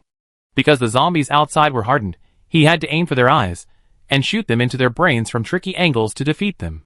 Although the army had expanded in the apocalypse, firearms were still strictly controlled, and not everyone was qualified to practice shooting. But Lin Shi had 3 excellent teammates. He changed into Xiang Xian's training uniform and followed one of them to the training room. The army was constantly losing soldiers and new recruits were constantly joining, so when unfamiliar faces appeared, the others didn't pay much attention. Besides, Lin Shi had borrowed their cards and had someone to guide him. Under these unsettling circumstances, Lin Shi's marksmanship, while passing the minimum requirement, was clearly not excellent. She found another way to vent, often diving into her spacious, padded training room to practice Sanda, Chinese kickboxing. Although she'd been working on scientific research for the past few years, Lin Shi hadn't neglected her fitness and martial arts training. Her slender muscles hadn't atrophied. She was still more than capable of fighting Xiang Xian. Xiang Xian, knocked down, was indignant. I trained in the team for 2 years. Lin Shi counted on her fingers. I trained? For 16 years. 6 years in her previous life, 9 years in this life, and 2 years after the apocalypse. She hadn't stopped. Xiang Xian, that's why I said you should come back and fight with us. Liang Hui and Xiang Xian would come to the training room with Lin Shi in their spare time, and Lin Shi would spar with them. Very occasionally, when Lu Wei wasn't around, Lin Shi would be in the training room simulating fighting hardened zombies, sparring with fake zombies. Colonel Lu, who had changed into his training clothes to prepare for a sparring session, was disappointed. Lin Shi, what's the difference between that and getting beaten up? She knew that the vast difference in strength between men and women could only be bridged through fighting skills, a skill she had practiced for 16 years. But Lu Wei, who had chosen to fight the apocalypse from the beginning, had practiced for even longer, and in terms of physical strength, he possessed absolute power. Lu Wei, let's try. Lin Shi had sparred with Liang Hui and Xiang Xian many times, but had never fought Lu Wei. His fists no longer reminded Lin Shi of those shadows. Lin Shi simply rationally felt there was no need to spar. Should we try? Let's try. Zombies can be very strong. Difficulties are inevitable. The fight lasted a long time. Lin Shi couldn't win, but the sparring remained at a draw until they were both exhausted. Lin Shi was drenched in sweat, as if she had used up all her strength and energy. They leaned against the wall to rest, when Lu Wei praised, very strong. That sounds a bit sarcastic, Lin Shi said, downing a bottle of water without hesitation, ruthlessly exposing his sarcasm. Not entirely, Lu Wei said earnestly, I practice Sanda, Chinese kickboxing, since I was a child, and I have so many lifetimes of experience and military training. Lin Shi only knew that Lu Wei had practiced Sanda in a martial arts gym in her previous life, but she didn't know that he had been practicing since childhood in her earliest life. No wonder, after all, the 1.0 version of Lu Wei had killed Lin Shi's zombie with his fists. Lin Shi lowered her head. Yeah, very strong. She returned Lu Wei's praise. Lu Wei, you're still stronger. Lin Shi rubbed her forehead. Once is enough. If you praise me again, I can't think of anything to say back. Lu Wei, then I can praise you a bit more. Lin Shi looked at him in surprise. That sounds like something those two would say. I genuinely think so. The training room was large, but now it was just the two of them. Lin Shi belatedly realized that she hadn't had a long, heart-to-heart talk with Lu Wei since the apocalypse. That was all in their past lives. In their past lives, they fought side by side, but in this life, they had different responsibilities, and the pressure was hard to reconcile. Lu Wei couldn't understand the pressure Lin Shi faced in the lab, and Lin Shi had no chance to understand the pressure of managing the base and operations. Chapter 180. The two were silent for a while. Lu Wei suddenly said seriously, "You think I'm strong, but I've been stuck in the same place. I fight zombies resolutely, but that's all I done. You're different. You joined the zombies." Lin Shi's eyes widened. "Weren't you going to praise me? Let's not talk about my embarrassing past." Lu Wei sighed softly, seemingly smiling slightly. "Yeah. You do have many methods. Building a safe house for my family and stockpiling supplies. I borrowed your methods." "Yeah." Lin Shi sighed. "If you hadn't killed me, I probably would have just become a zombie and given up. I wouldn't have had so many thoughts." Lu Wei, He choked on his words at this point. Lin Shi recalled something from a long time ago and chuckled self-deprecatingly. "If that were the case, when the power went out in Nanhua, I'd be locked in the monitoring room, helpless and alone. After the power went out in Nanhua, all the TV dramas that were set to loop wouldn't be able to air. As a zombie, she had no entertainment, couldn't get out, and couldn't find relief. An immortal zombie locked in a dark room. A happy accident." The two fell silent again. Lin Shi hugged her knees, thinking, didn't they say there was still a lot to praise? It was just comforting words. She clearly knew her progress, and clearly understood her predicament. After an unknown amount of time, Lu Wei spoke again. "Song Hung couldn't contact you, and came to me asking for you. What are your plans now?" Lin Shi shook her head slightly. "Xiang Xian keeps saying she should join the army." Lin Shi shook her head again. "That's something we did in our past lives, and you're doing it very well. Lu Wei, you do it well too." Lin Shi possessed considerable martial arts skills and marksmanship, wouldn't flinch in the face of zombies, and was familiar with their weaknesses and the patterns of change in the world. She had the strength, she just hadn't chosen that method. Lin Shi finally revealed her frustration again. "Scientific research is really hard. It's not like fighting zombies, where you kill one and that's it. Until you actually achieve results, there are no real achievements. Lu Wei, you already surpassed me." Lin Shi didn't react. Lu Wei explained, "As I said before, I always stagnate. Even after several lifetimes of rebirth, there's still only one way to survive." He was a steadfast fighter. "Lu Wei, but you changed direction, choosing the scientific research path." He had evolved from that cowardly coward who laid down and sought death, staying home to survive, into this. Lin Shi rubbed her hair. "I just know that there will always be people fighting zombies, and adding one more won't make a difference." She asked somewhat reluctantly, "If you find that force can't solve the zombie problem, what will you do?" "I have thought about it." Lu Wei looked at her earnestly and said, "I might protect the research team and create opportunities for them. Just like what he's doing for Lin Shi now. But you dare to choose to become that kind of person." Lu Wei added, "From choosing between arts and sciences to studying research, I wasn't just saying I wanted to praise you. Not everyone has the courage to change things from scratch, let alone do something they're completely bad at. How difficult this path is, only Lin Shi herself probably knows. From the moment she changed her major, her earnestness and anxiety have been her constant companions. She took her studies and knowledge seriously, but was also filled with anxiety. Fighting zombies and researching vaccines were things people did in every lifetime. Would adding her really make a difference? Until Lin Jie's zombie appeared, she suddenly realized that perhaps she really could bring about some change to the world. Before she could make a decision, others had already made it for her. Lin Shi remained silent for a long time before asking in a low voice, "Are you trying to persuade me to go back to participate in the research project? As a worker or as a test subject? Lu Wei, I respect your wishes." Lin Shi knew this was true, but it was still an empty phrase. She responded with an empty phrase, "You're a good person." Lu Wei didn't catch the playfulness in her words, and replied seriously, "We're friends." Lin Shi asked a somewhat silly question she had always been too afraid to ask. "If I have to participate in the experiment to extract antibodies and make a vaccine, if it's indispensable, will you truly respect my wishes?" "Lu Wei, as you said. If I didn't have the ability to regenerate, you might already be dead, hiding somewhere we don't know. Without you, I still have to find a way to survive." If Lin Shi hadn't chosen fighting and research, hadn't appeared before everyone, had found a place to hide, or had already died, the world would still keep turning without her, and those who survived would still have to find other ways to live. Lin Shi had heard their answers before, but she hadn't analyzed the reason so seriously. Lin Shi, I finally understand why Liang Hui, despite not having the memories of being reborn, is still with you in every life. Lu Wei is a good partner. His presence at today's sparring session wasn't purely for training. Just like in her previous life, he was looking for an opportunity to offer comfort and support. Lin Shi had avoided the lab for days, anxiously trying to avoid thinking about the problem, venting her emotions through training and fighting. But even venting has its limits. It was time to make a decision. She firmly stated, I won't give up on research. So many years of effort, how could she be willing to give up before reaching the end? April 8, 2027. For the past 2 months, aside from the initial rest and venting, Lin Shi had once again thrown herself into the monotonous routine of studying. Unlike before, living with everyone meant there were often people at her home, allowing them to exercise together and occasionally hold tea parties. When Lin Shi suddenly came to her senses, she noticed that the three of them seemed less busy than before, spending much less time on missions. The base was undergoing some changes. Reportedly, mobile phones were now becoming more widespread. The refugees who initially arrived at the base penniless were gradually enjoying a better quality of life after becoming well-fed and clothed, and many had acquired mobile phones. Although the original network was free and open, there wasn't enough manpower for maintenance.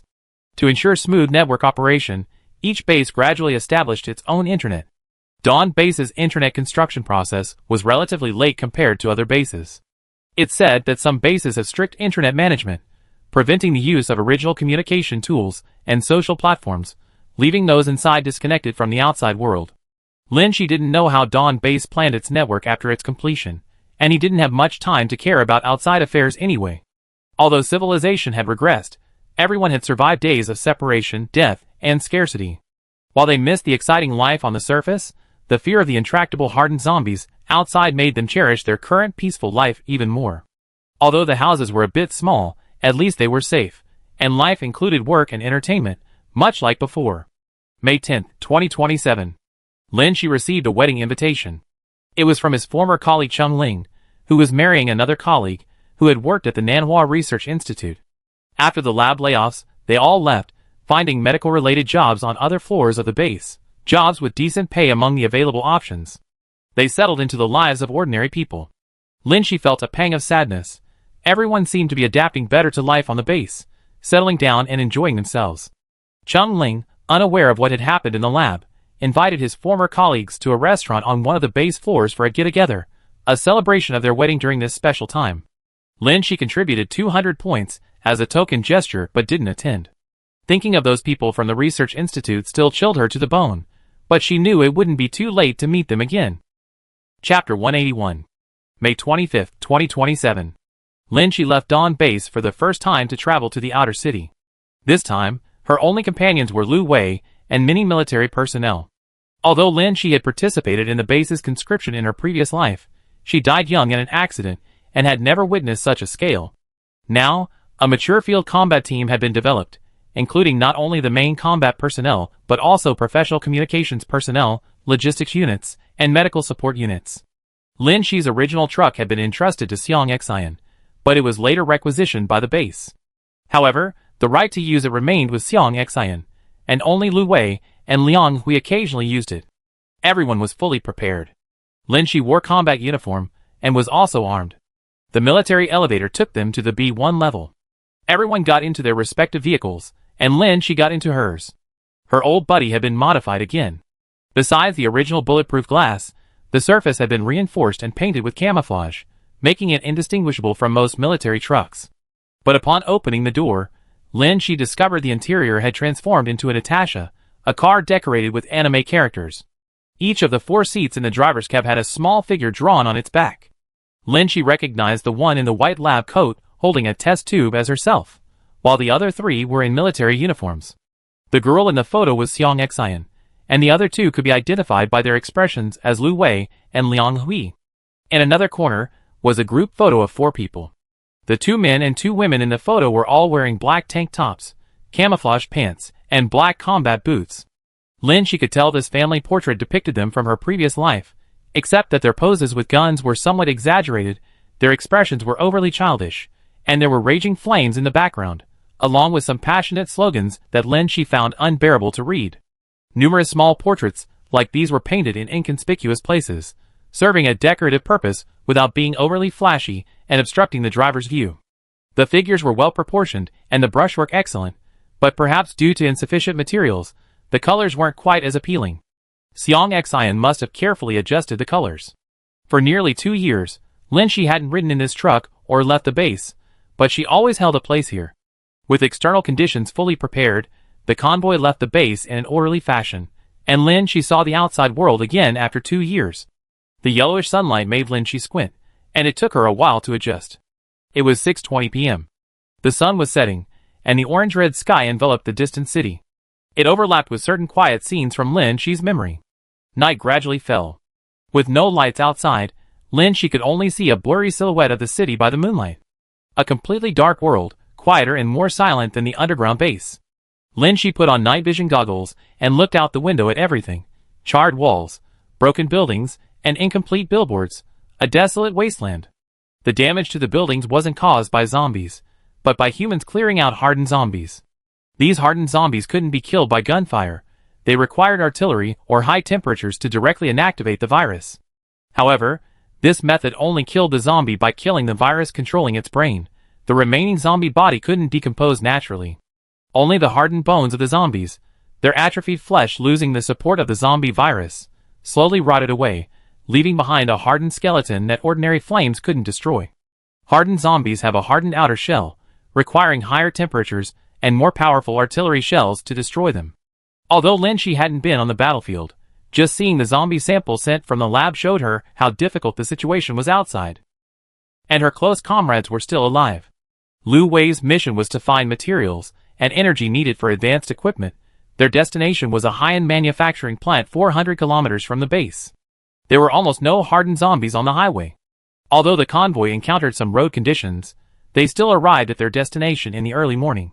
Lin Shi didn't choose to stay with the medical team. Instead, she got out of the vehicle to fight alongside them. She carried a dagger on each side of her belt, and a silenced combat rifle in her hand as she disembarked with the others. The reconnaissance team broadcast the situation ahead and precautions through their earpieces. Everyone maintained formation and slowly entered the factory in the darkness. According to the investigation, there were no living people left, but zombies were present inside the factory. The remaining zombies are all troublesome hardened zombies. Because they require resources within the factory, shelling or burning them would damage the buildings and their resources, making clearing them extremely difficult. The only way to obtain resources is under the cover of night, when the zombies' vision is reduced and their lethality is lower. The combat team members present were almost all acquaintances, but they had barely seen Lin Shi, had no experience training together, and had absolutely no combat coordination. Therefore, Lin Shi was assigned to the group led by Lu Wei. Each squad entered the building, everyone holding their breath and advancing stealthily. Their weapons were silenced guns, but they couldn't be truly silent. Firing would still attract nearby zombies, and under the ferocious attack of the hardened zombies, people were prone to tension, and indiscriminate firing could easily injure their teammates. However, the search for and transport of supplies would inevitably create noise, making combat unavoidable. Everyone was prepared for close-quarters melee, even aiming to stab the zombies in the eyes. Lin Shi had maintained her training for the past 2 years, but hadn't seen real combat, always remaining highly vigilant and coordinating with the team's missions. The unavoidable noise during the transport of supplies drew nearby zombies, who gathered around at the sound. Lu Wei's group, providing cover, was responsible for engaging the zombies. Lin Shi had experienced firsthand how difficult hardened zombies were to fight. Unable to fire and cause a major disturbance, Lin Shi could only maneuver nimbly, waiting for an opportunity to stab the zombies in the eyes, adjusting the angle to ensure the stab penetrated the brain. This was an extremely risky undertaking. Her dagger was short, making it difficult to directly penetrate the attack range of the zombies' swinging hardened limbs. A single misstep could result in her body being haphazardly slashed. Under the hardened zombies' claws, the limited durability of her combat suit was practically non-existent. A scratch would lead to skin abrasion and infection. Lin Shi regretted not preparing a long-handled melee weapon, but then she thought that even if she had, she lacked experience fighting with such weapons, making them largely useless. Fighting one zombie was extremely difficult. When the dagger pierced the zombie's eye at an angle, its waving claws and sharp teeth were only centimeters away from Lin Shi's hand. The zombie was hit in the brain, convulsed a few times, and collapsed to the ground with a heavy thud. This showed how tough the corpse was. It took a long time to completely defeat the 4 zombies, A perilous process. Lu Wei used his eyes to inquire about the teammate's condition, and Lin Shi, like the others, made a hand gesture. But there was one person, whom Lu Wei noticed staring blankly at everyone as he surveyed the group. The bloodstains on his wrists were already quite noticeable.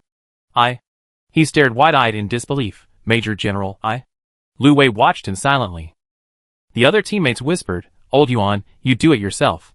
Their tone was calm, as if they had experienced this many times before. Looking at the wound where blood dripped, he sighed unwillingly, then pressed the gun to his temple. The sound of the silenced pistol was very clear in the darkness. Searching for supplies and transporting them could be dangerous, so they fought and transported simultaneously. Thus only one freight truck was filled in 1.5 nights. The danger would be even greater during the day, so the combat team chose to take turns on guard duty and resting during the day. Lin Shi had prepared her own food in her truck, so she didn't get out to eat with everyone. When Lu Wei returned, she was already tucked into her sleeping bag. The search for resources and the transport work took 3 nights to complete. Because close combat was required, Lu Wei had brought only elite troops this time, and more than 20 had been lost in the past 3 days. Almost everyone, upon discovering their infection, ended their own lives, just like Old Yuan. They had all witnessed how terrifying hardened zombies were, and to prevent themselves from becoming like that, and adding to the burden on humanity, this practice had become an unwritten rule among field combat teams. The battlefield left no time for grief, but after things calmed down, the teammates nearby couldn't hide their sorrow. Someone was on the verge of tears. I thought I was numb. After a brief adjustment, the entire team waited for nightfall to depart and return to base. Before Lu finished arranging the team handover, he directly stated his purpose to Lin Shi. I'm going to see Yang Yicheng. Lin Shi looked at him. Lu Wei asked again, do you want to go straight back to the base? In this life, she no longer felt that deep-seated fear of Yang Yicheng.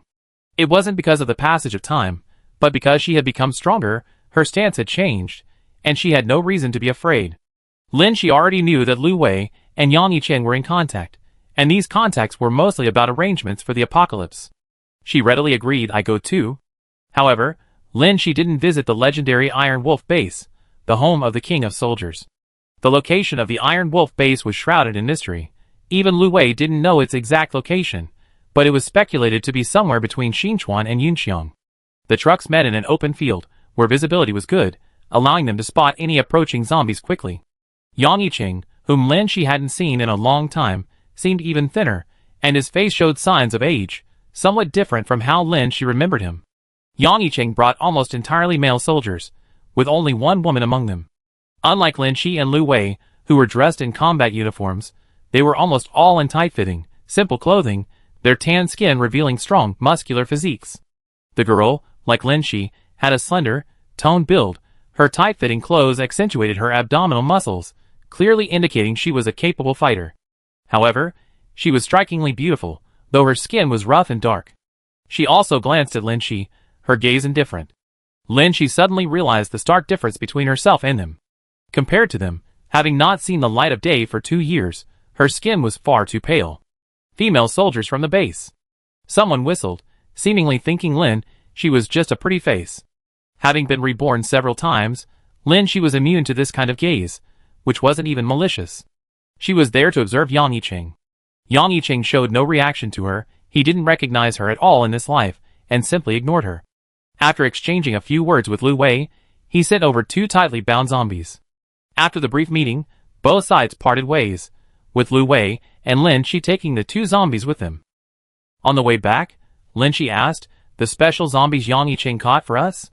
Lu Wei, gripping the steering wheel, nodded. According to the lab's terminology, they're not exactly special zombies, but they seem to retain some human abilities. Yang Yicheng had mentioned that one possessed combat skills, and the other was a zombie with the ability to think and use some simple tactics. In the past, these 2 zombies would have been considered rare, but compared to Lin Jia's semi-infected state, they were no longer sufficient. Looking at the wasteland they passed through, Lin Shi concluded, even the King of Soldiers is starting to pin his hopes on scientific research. Yang Yicheng's equipment wasn't bad, but it certainly couldn't compare to the regular base army.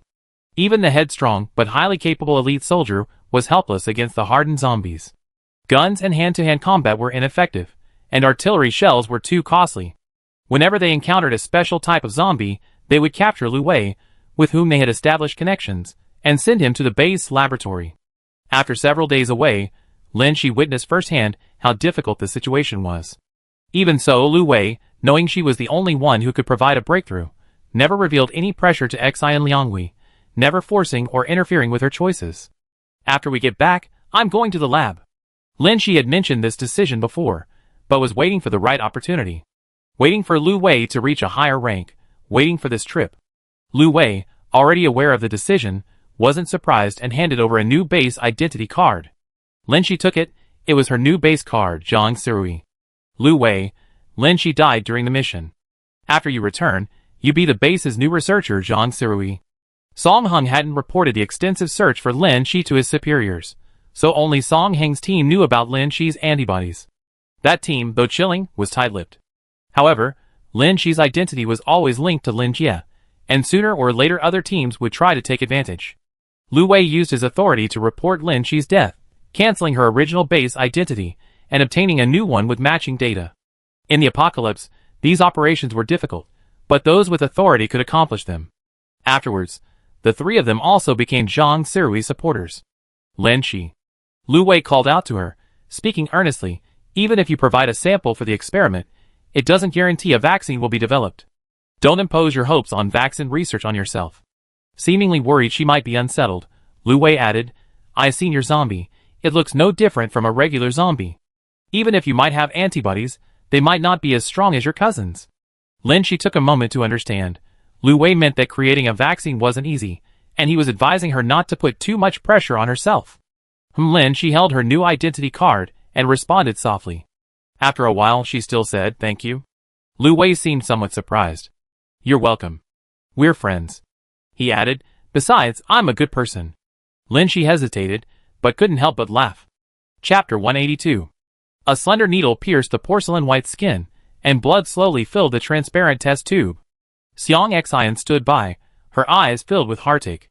Lin Shi simply watched calmly, then deftly removed the needle from her own skin, pressing for a moment before releasing. You're so good at giving yourself injections. It's just an injection. I'm just as good at stabbing myself. Go home and wait for me. Lin Shi carefully collected the blood sample, and began to shoo people away. Then she changed into protective clothing, put on a mask, and went into the laboratory alone. This laboratory wasn't the virus lab where Lin Shi had worked before, but rather a lab in the base's military hospital, capable of performing preliminary steps for separating serum antigens. There was originally only one place in the base where the zombie virus existed, the virus lab. Entry and exit were subject to strict security checks and controls to ensure the zombie virus didn't enter the base. The zombie virus Lin Shi had was extracted from two aberrant zombies she and Lu Wei had brought back from the city. Those two zombies hadn't yet been moved into the lab. Isolating serum for antigen testing is the most basic work in virus research, something Lin Shi was already proficient in. The military hospital had the facilities for this, and she could do it alone. This process was tedious and time-consuming. To obtain more accurate results, Lin Shi repeatedly verified the results using several methods. The result, unsurprisingly, was failure. Lin Shi decided to study the antibodies in her own body, starting with blood serum, the most conventional and common method. However, the zombie virus is different from ordinary viruses, and Lin Shi might not actually possess complete antibodies, a result she had anticipated. After destroying the virus samples and experimental traces, Lin Shi emerged from the lab the following afternoon after disinfecting herself in her protective suit. A day and a half had passed. The isolation zone outside the lab was lifted only after she came out. Dr. Talleyrand was waiting for her outside with an insulated food container. Lin Shi, exhausted from a sleepless night, took the container containing a nutritious meal and reported the result to the group chat. Liang Hui was the first to reply, normal. There's been no progress with Song Heng since you left. Liang Hui added, Brother Lu is next to me. He said you should get some rest. Lin Shi returned to their home, washed up quickly, and was about to go to sleep when Xiang Xian sent her a selfie with dark circles under her eyes. The caption read, I was planning to wait for you to come out so we could go back together, but I have to take care of some things beforehand for my upcoming time off. I haven't closed my eyes for 27 hours. Lin Shi took a picture of the soft bed, the blanket half lifted. Attached text, I'd be waiting for you here. Liang Hui, not you guys. Liang Hui, is that right? Lin Shi fell asleep. Lin Shi, dressed in a hospital gown, lay on a white single bed. As the anesthetic was injected again, Xiang Xian, Lu Wei, and Liang Hui gathered around the bedside. San, hang in there. We wait for you outside. Don't worry. Hearing these encouraging words, Lin Shi felt a mix of amusement and exasperation. It's just a sample. She had seen this in TV dramas before. Before a major illness and surgery, family and friends would come to encourage her. Lin Shi hadn't been sick much before, and when she was occasionally hospitalized, she was always alone. Finally, she understood what it felt like to have someone by her side. Her body gradually went numb, and she lost control. Lin Shi calmly watched the face of her old friend fade into the distance. She felt no unease, no reluctance, because another face had followed her into the operating room. Xiang Xian, also disinfected and dressed in full protective gear, stood guard in the operating room. Having learned from her previous experience, even though Song Heng's team wasn't there this time, and all the medical staff were military personnel, people Lu hadn't assigned, Xiang Xian was still worried and insisted on personally monitoring the entire process. Lin Shi calmly accepted the feeling of her mind going blank. Lin Shi slept a more peaceful sleep than ever before. From the zombie outbreak to entering the base, Lin Shi had experienced unprecedented anxiety and low spirits. Even after leaving the lab and returning to her friends, her mood had never truly relaxed. Until she finally decided to return to the lab, her restless heart finally found a place to rest. The sound of the vital signs monitor gradually became clearer in her ears. Lin Shi opened her eyes and stared at the blinding lights, feeling disoriented for a moment before realizing where she was. This was the base's B-16 floor, a place where sunlight never penetrated and lights were always on for illumination. Two figures beside the bed gradually came into focus. Lu Wei sat upright to one side, wearing a headset and working on his laptop, while Tao Yuan stood on the outside, fiddling with something. Lin Shi turned her head slightly, and was immediately noticed by the two. You're awake. Lin Shi glanced at herself. There were no 4 drips, only a vital signs monitor connected. She assumed she could get up, but as soon as she tried to lift her head, an indescribable soreness overwhelmed her, and she lay back down. Tao Yuan quickly came over to stop her. Don't move around. She briefly checked Zhang Sirui's condition and instructed, you had several punctures and samplings done all over your body. Although they were successful, you experienced some soreness for the next few days, especially in your lower back and head. It is best to rest quietly for a period of time and avoid strenuous exercise. Lin Shi had learned about these things Tao Yuan had instructed her to do in her university-required courses. Although her major was pathogenic biology, some basic medical courses were mandatory for medical students. This time, however, she was personally experiencing the mild after-effects described in the textbooks. After discovering the lack of effective antibodies in her blood, Lin Shi rested for 3 days to recover before collecting her own sample. She knew what the process was like, but she couldn't do it herself like drawing blood. Without the company of her friends, and if she had to rely on her old colleagues from the research institute, Lin Shi couldn't fully entrust everything to them and accept it with peace of mind. Due to the peculiarities of the zombie virus, effective antibodies had not yet been found, and the specific locations where antibodies might exist were unknown. Lin Shi could only combine her previous research experience to sample and preserve all tissues and bodily fluids where antibodies might be present. These procedures were all performed at the military hospital, where highly skilled and trustworthy doctors could perform them. Hearing Tao Yuan's explanation, Lin Shi lay obediently and asked in a low voice, the sample. Lu Wei replied, it's been stored as you requested. I had someone guard it. Later that evening, Xiang Xian and Liang Hui appeared together. Along with them was the thermal cooker. Lin Shi immediately felt a sense of dread upon seeing it.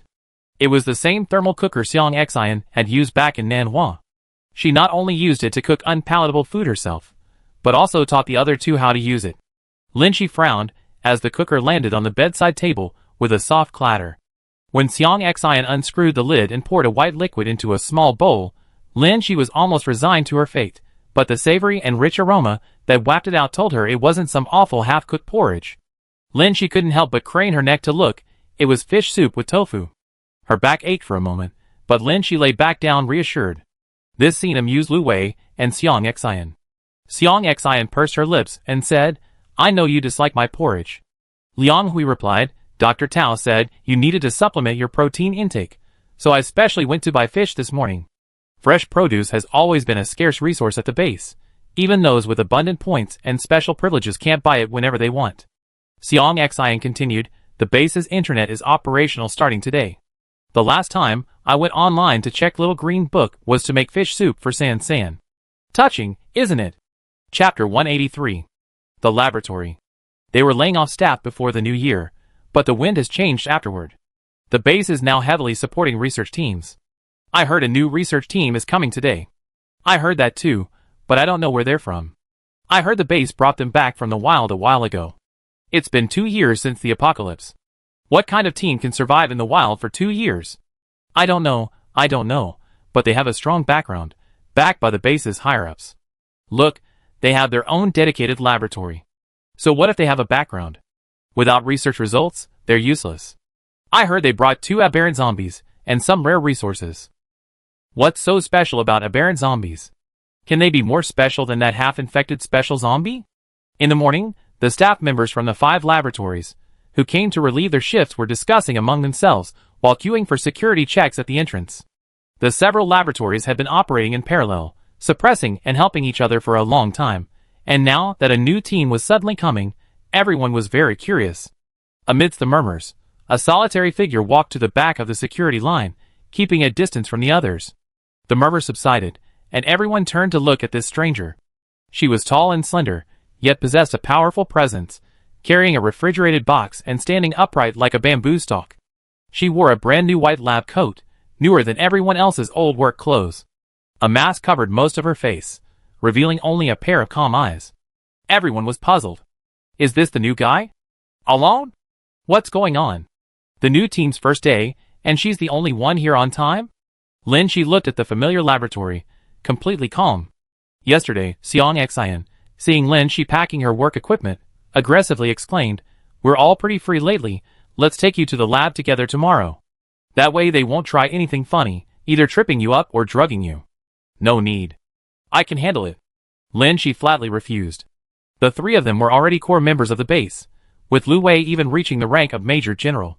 Their presence at the lab would certainly provide support, but that wasn't the effect she wanted. She could handle these troubles herself. Now she stood alone in front of the lab, facing everyone's gaze. A murmur rippled through the crowd. A male voice murmured, "Isn't that the guy who disappeared for months under Song Heng's command?" "That? Whoever." Another familiar voice tentatively asked, "Junior Sister Lin?" It was She's turn to go through security. She swiped her access card, and a voice announcement said, "6th Laboratory, Zhang Sirui." Zhang Sirui? Ignoring the stares, she carried the cooler into Laboratory 6 amidst the puzzled and surprised gazes of the others. Laboratory 6 was indeed newly opened, but it was much smaller than the other labs. Lacking advanced equipment, it was more like a private office. She entered Laboratory 6 under everyone's watchful eyes. She needed this lab as a support for her identity and some independent space, but her true purpose for the experiment was to negotiate with Song Hung. She went to Laboratory 5. It had been almost half a year since she'd been there.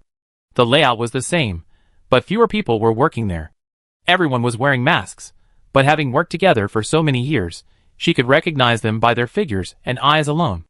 Some scrutinized her, some looked guilty, and others, unaware of her presence, greeted her. "Shi, long time no see. You're finally back." Zhao Jing hesitated, while Song Hung, still engrossed in his research, didn't even notice her approach. Shi walked straight to Song Hung, quietly observing her once familiar mentor working diligently. Seeing it wasn't a crucial step, Shi coughed lightly. "What's all the noise about? Have you forgotten the rules?"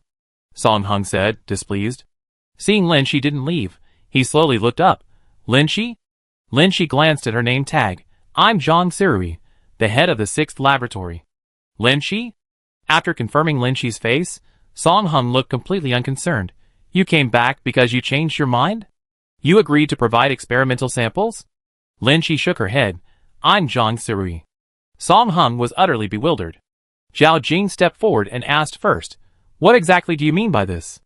Song Hung suddenly seemed to realize something. "You really are a spy." Zhao Jing also looked like she knew it. Shi, Her past actions, coupled with her current name change and military background, would indeed lead people to think in this direction, confirming her spy identity. But that didn't matter. Shi cleared his throat. "I'm here to discuss cooperation."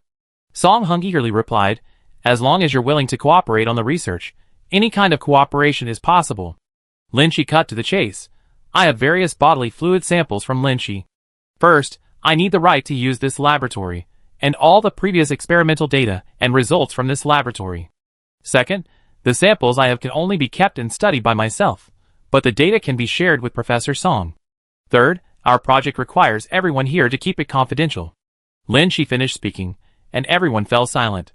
Song Hung stared blankly, seemingly not understanding what Lin Shi was saying. You always been in this lab, haven't you?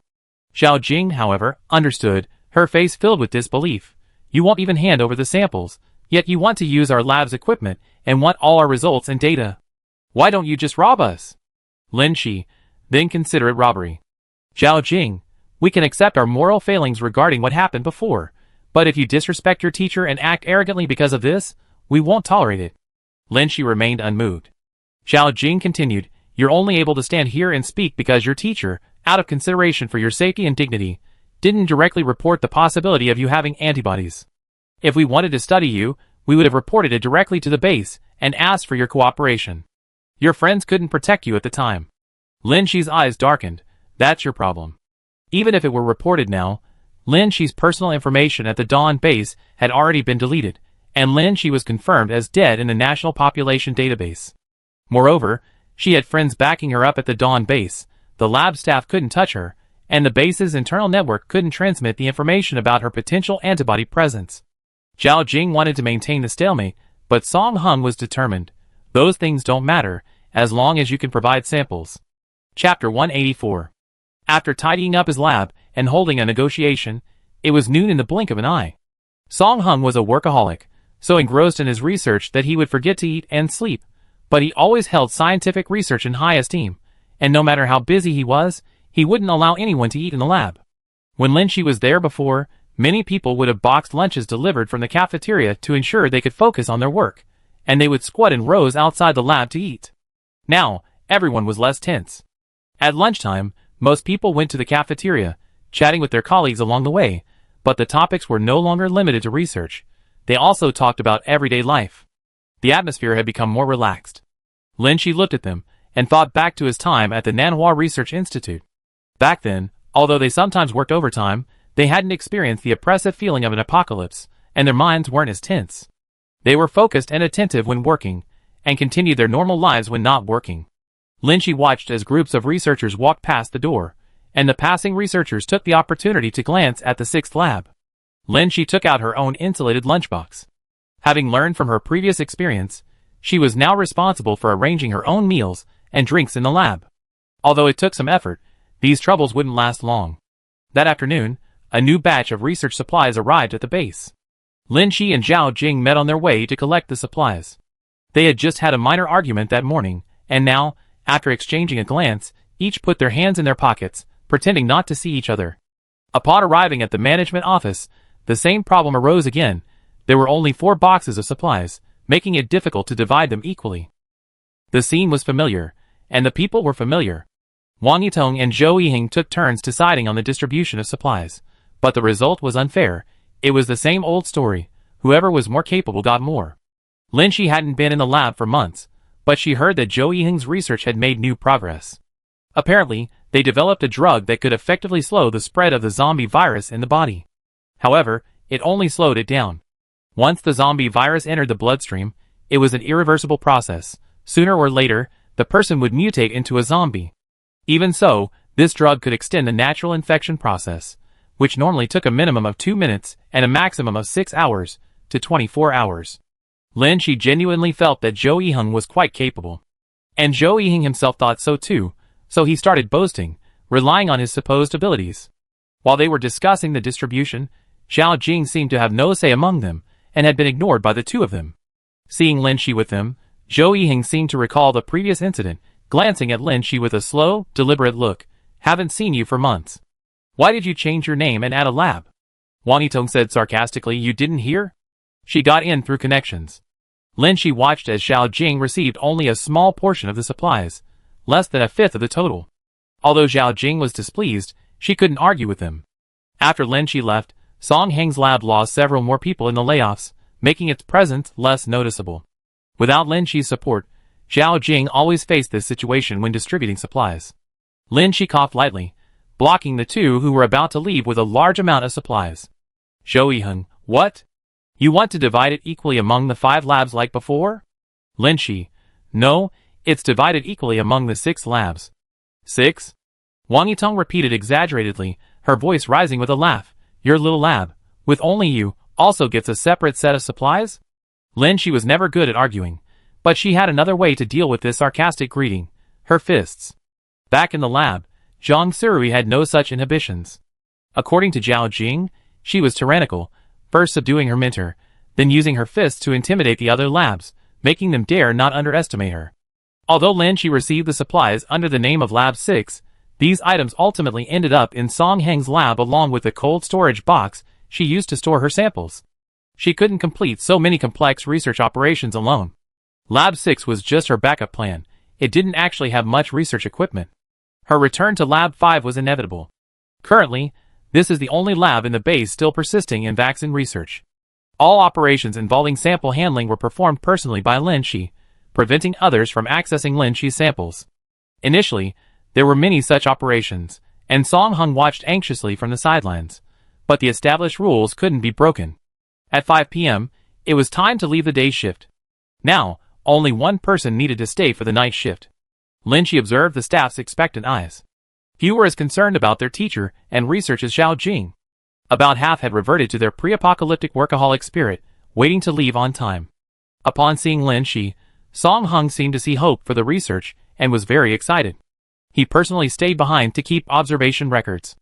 Lin Shi finished tidying up the remaining unused samples, glanced at Song Heng's retreating figure as he changed into his protective suit, and shook her head slightly. She wanted to say that the bald patch on Song Heng's head seemed even bigger after a few months apart. He was completely bald, and since he didn't seem to care about his appearance, his hair was uneven, some long, some short, making it look rather unsightly. If it were before, Lin Shi might have jokingly expressed concern about his baldness and advised him to go home and rest, but this time she remained silent. People's hearts grow cold easily. Only she, Song Heng, and that female staff member, who always spoke softly but worked diligently, remained in the lab. Chu Shiran, the one who had been saved by only taking a small dose of the virus. She had weathered resignations and layoffs, staying in the lab. Unlike Zhao Jing, Chu Shiran's gaze towards Lin Shi was somewhat evasive, as if she dared not face her, yet she worked conscientiously beside her. Like Song Heng, Lin Shi was also eagerly anticipating her work and refused to relax, persisting until 6 p.m. when her night shift colleagues arrived to hand over the duties.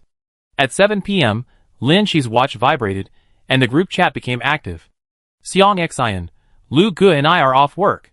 When are we having dinner, everyone? Lin Shi, you guys eat first, don't wait for me.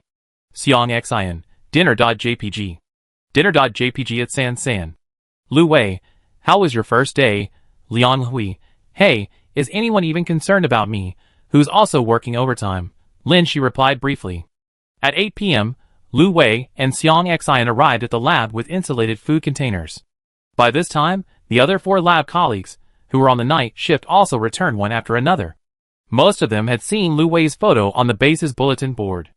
As for Xiang Xian, everyone in Song Heng's lab knew her, and the staff from other labs also knew that Chao Xiong, one of Song Heng's subordinates, had a good friend who was a junior officer at the base. Lin Shi had expected Xiang Xian to come, but she hadn't expected Lu Wei to come too. She stopped her work and led the two to the adjacent Lab 6. What a coincidence, you two are both free. Lin Shi watched as the food in the lunchboxes was brought out. It was all takeout from the military canteen. Although it wasn't as good as her own cooking, Lin Shi was indeed hungry after a busy day, and she started eating. Xiang Xian said, I haven't had many missions lately, so I had more free time. Lin Shi glanced at Lu Wei. What about you? Even if she wasn't going out, Lu Wei should be very busy, so why would she come personally? Xiang Xian had previously offered to bring her to the lab to boost her confidence, but Lin Shi had refused. Confidence comes from within.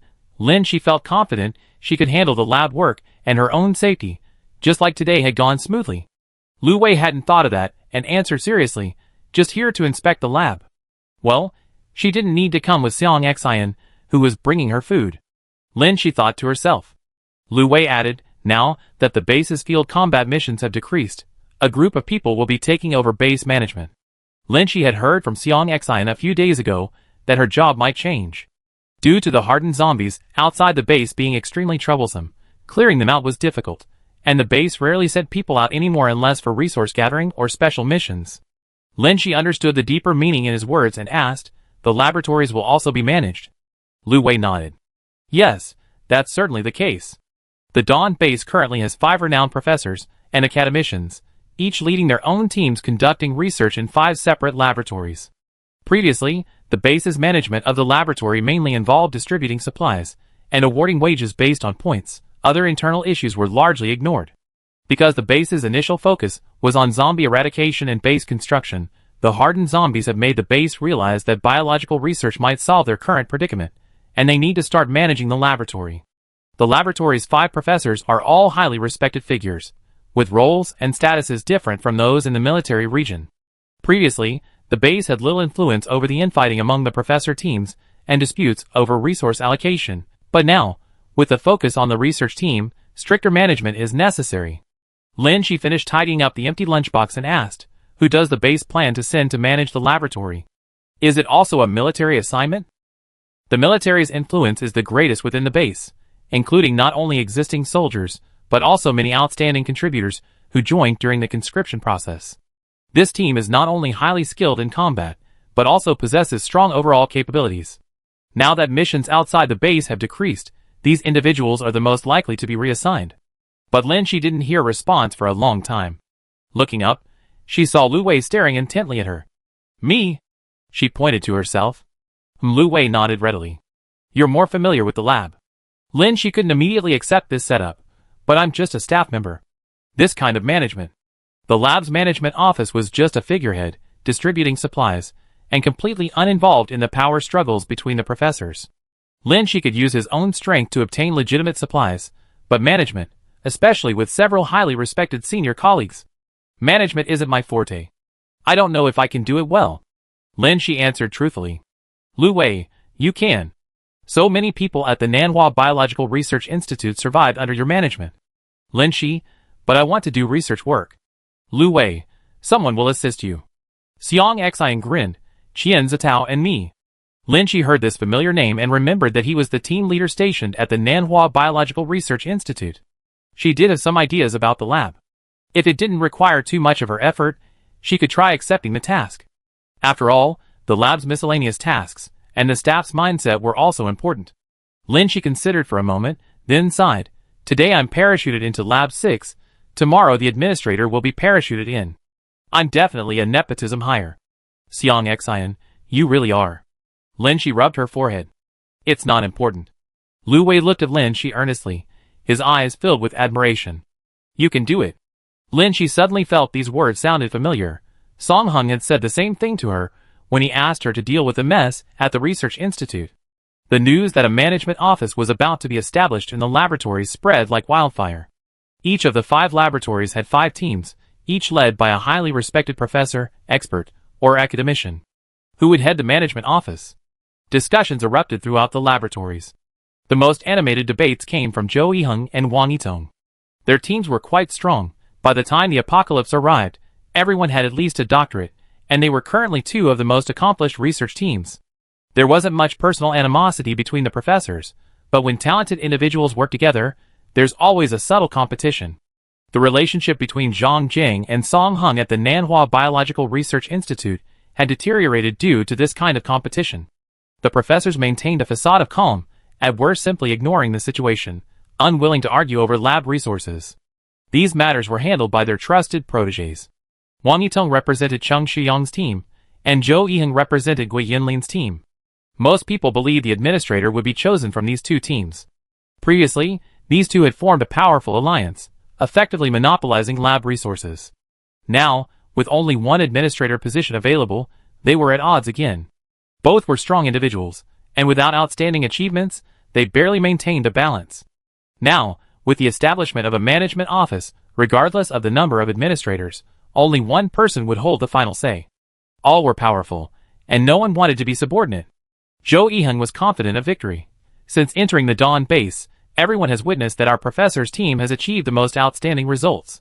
Lab 3 clearly shared this view, and many members of Lab 3 were already currying favor with Zhou Yiheng to secure their future there. Lab 4, however, held a different view. They believed their advisors' achievements weren't particularly outstanding, making them unsuitable for management. Instead, they pinned their hopes on Chung Shuyong's team in Lab 2. Academician Chung Shuyong's achievements were indeed remarkable, but his milder, more outgoing personality made him more popular than Gui Yanlin from Lab 1, making him a better fit for management. Wang Yitong from Lab 2 coughed lightly, responding reservedly to the compliments. Oh, don't celebrate too soon. Whichever lab goes to management, it's all about contributing to scientific research. The other 4 labs were engaged in lively discussion, while Song Hung from Lab 5 was largely forgotten, as was Zhang Sirui from Lab 6, who hadn't yet received widespread recognition. Chapter 185. When the management list was announced, everyone curiously gathered around. The moment to witness a miracle had arrived. Lab 13 and Lab 24 were locked in a power struggle, neither willing to concede, while Lab 5 was just there for show. Everyone waited for the dust to settle. However, the names of the 5 lab instructors were listed side by side, under the Vice Dean of the Dawn Research Institute. Having 5 Vice Deans at once was indeed rare. This fairness prevented Zhou Yiheng and Wang Yitong from arguing. So who was the Dean? Lab 6. Zhang Sirui. Huh? Are you kidding me? It must be a mistake. What's Zhang Sirui? Never heard of her. She's that spy who used to work for Song Hung. She changed her name and came back. Why is she the dean? The crowd erupted in a clamor. Lin Shi stood outside the crowd, watching silently. She completely understood everyone's feelings, because she had reacted the same way at first. But she and Lu Wei had a very clear conversation. The lab's current situation was that, despite some small gains over the past 2 years, they hadn't produced any truly effective research results.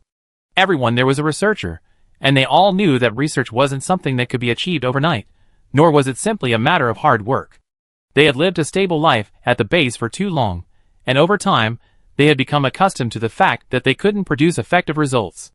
They clocked in and out every day, diligent but lacking drive. Life at the base was boring. At first, a group of excellent scholars and staff could discuss things together, but later, a subtle form of suppression emerged. Looking at the big picture, the entire research institute is currently in 3 states. Those like Zhou Yiheng who are restless and impatient, those like Song Hung who are obsessed yet anxious, and the rest who just go through the motions and take a calm approach to their work. The 5 professors are indeed all excellent, but the existence of 5 such teams clearly indicates a lack of strong management skills. No matter who takes over, there will be discontent, and true management will only worsen the interpersonal relationships. Since there will be discontent no matter who takes over, and transferring someone directly from the base's upper management would be inconvenient due to their unfamiliarity with the lab environment, it was simply decided to let Lin Shi take over. After a brief discussion, Lin Shi announced over the loudspeaker, "The Dawn Research Institute is officially established today. All mentors and staff are requested to attend the meeting in the conference room in 10 minutes. Those who are absent will bear the consequences." Who's talking? Is that Dean Zhang Sirui? This announcement must be a joke. Zhang Sirui bypassed several professors to become dean? It's a joke. I'm not going. I want to hear what instructions this dean has. She said there would be consequences for not going. Oh dear, who knows what the consequences will be. Zhang Sirui is very skilled in martial arts. Last time, Zhou Yiheng tried to take something from her and got beaten up. If you don't go, be careful you don't get beaten up. Lin Shi watched as people gradually entered the conference room. Their expressions were varied. Some were surprised, some curious, some disdainful, and many more wore expressions of watching a show. More than half of the people were late. Except for Song Hung, all the other mentors arrived late.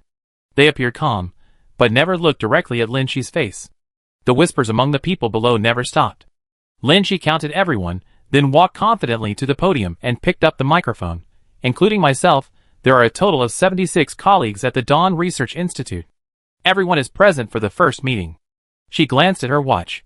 However, 32 colleagues and 4 professors are late. 21 of them are more than 10 minutes late.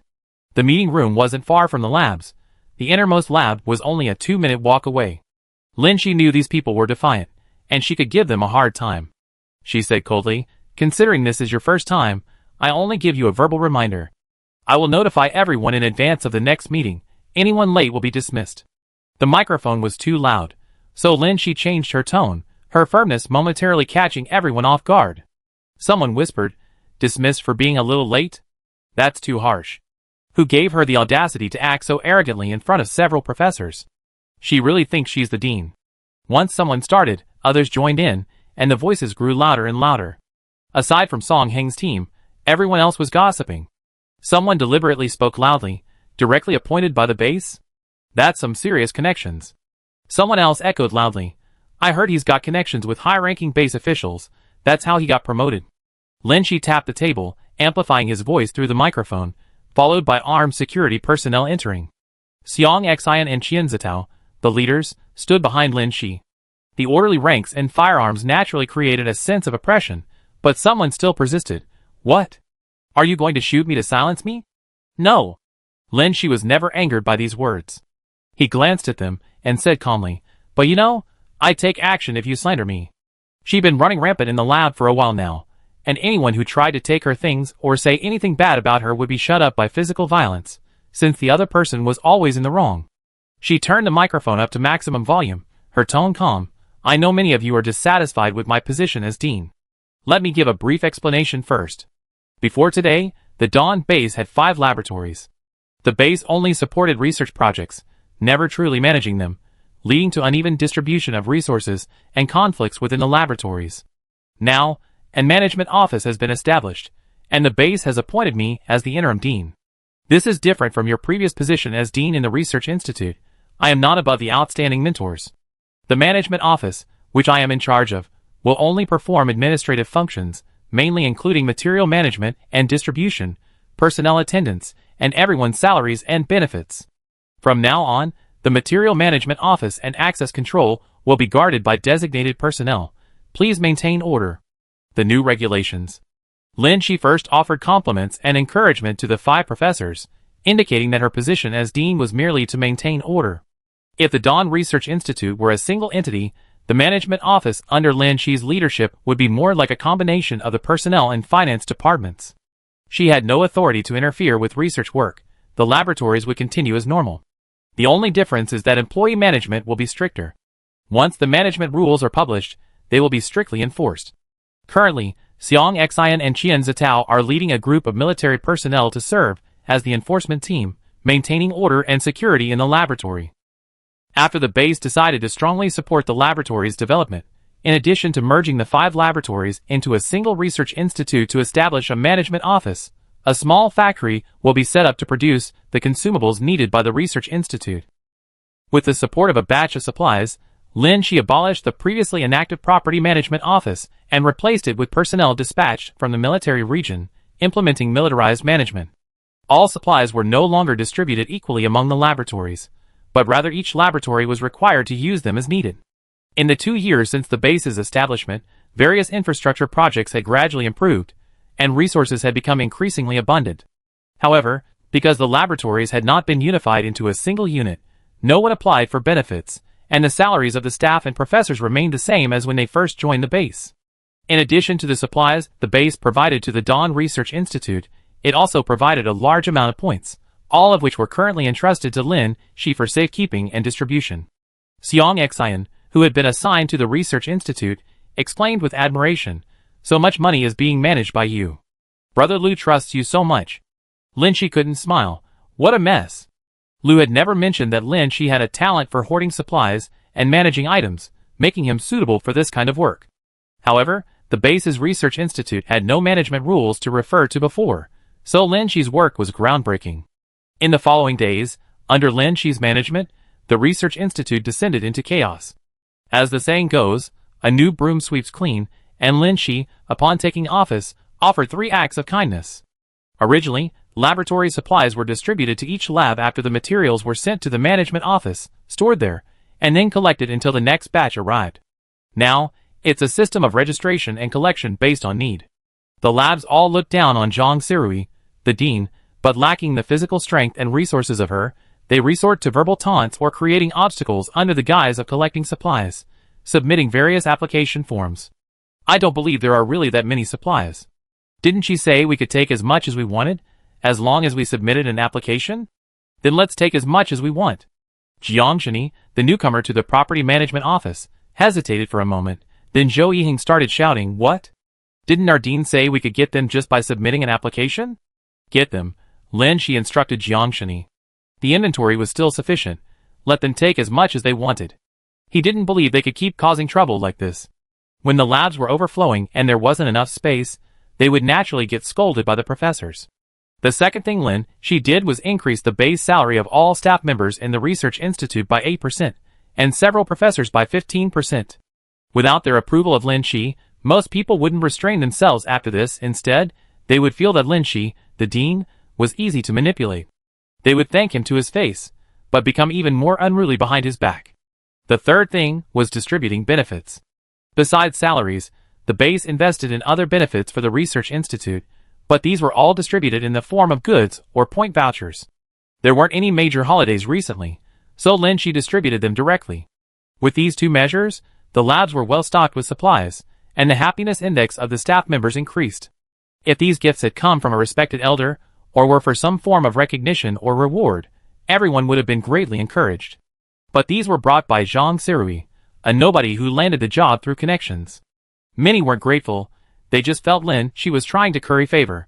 Lin Shi spent most of his time conducting research in Lab 5, delegating the supervision and management to Qian Zitao and Xiang Xian, spending time each evening reviewing the progress. Qian Zitao hesitated to speak about the lab's current state, while Xiang Xian offered unwavering support, ignoring Lin Shi's ideas. Lab 5 belonged to Song Heng's team, and everyone was closely watching the progress of antibody extraction from the bodily fluid samples Lin Shi had brought. They had waited far too long for this day, their anticipation for it exceeded their own gains. But that doesn't mean they have no opinions about the current environment. During a shift change, Zhao Jing watched groups of staff hurrying home, discussing using their newly issued hot pot vouchers to treat themselves at the newly opened hot pot restaurant at the base. As they passed, one of them cheerfully greeted them, "Hello, Dean." This had happened countless times. Zhao Jing sighed deeply and said to Lin Shi, "If this continues, the Dawn Research Institute will be in chaos." Lin Shi ignored her. Zhao Jing couldn't help but say, "Your actions are making everyone more restless." Before, although there were frictions between the labs, everyone worked diligently, unlike now. Lin Shi responded, silencing her. After the zombie outbreak in Nanhua, Song Heng's team delegated all the miscellaneous tasks to Lin Shi. After Lin Shi left, Song Heng handed these tasks over to Zhao Jing. Laboratory 5 was the best performing of the labs.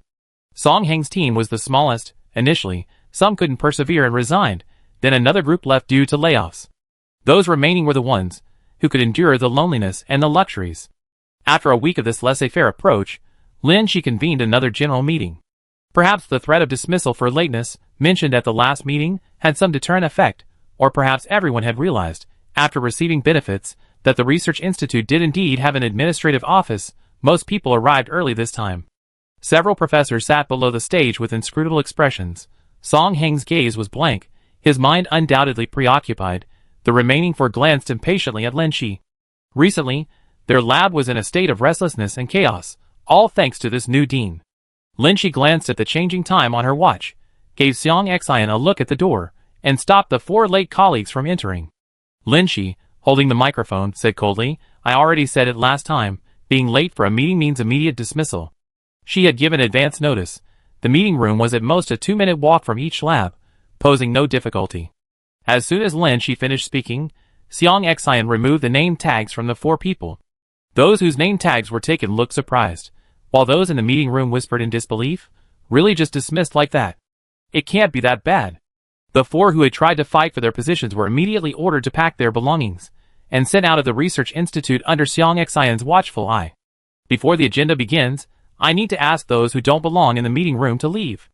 Under several watchful eyes, Lin Shi opened a compiled photo archive and calmly announced, "Based on everyone's performance over the past 7 days, according to our Research Institute's rules, the following 8 people will be dealt with. Zhang Xingchuo and Su Quan have been late or left early more than 3 times, dismissed. Guan Jieqi instigated trouble, and Luo Xingyuan and Wu Ji were involved in a fight, dismissed." Photo evidence was displayed on the screen, and after Lin Shi finished speaking, the management team went to ask the relevant personnel to leave. Some people found it unbelievable, shouting, "I was only late a few times. It's not like I deserve to be fired. I'm a postdoctoral researcher. You dare fire me? Professor, save me." One professor couldn't sit still any longer and was about to speak, but Lin Shi didn't give him a chance. Continuing to read, Zhang Xinhua and Du Juping were late once. Deng Hui and Qin Jiawei were eating snacks and chatting in the lab. These 4 people receive 1 warning and have their monthly points deducted. 3 late arrivals result in immediate dismissal. These rules were written in the Research Institute's employee handbook, but dismissal for just being late seemed too outrageous, and no one took it seriously. Unexpectedly, it was implemented directly. The Research Institute had already laid off staff. This meeting resulted in 9 fewer people, and 4 more being warned. Listening to the whispers below, Lin Shi solemnly said, "These are the detailed rules of the Dawn Research Institute. If anyone finds them harsh and difficult to follow, they can resign now." Chapter 186. Among the professors, Zheng Xiaoyang was the first to lose her composure. "I disagree with your approach," she said, tapping the table with a stern face. "They were doing well in my lab. It's all because of your actions that everyone became agitated, leading to these problems." The other 3 professors nodded in agreement.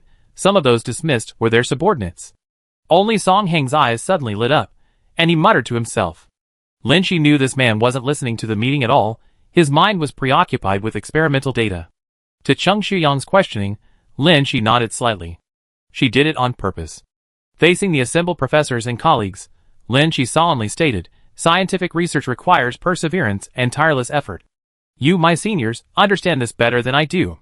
Even if I weren't here, these issues in the lab would have arisen only a matter of time. The restlessness in people's hearts isn't something I brought in. It was always there. If even a small change or improvement in benefits exacerbates this restlessness, it means their true focus isn't on research.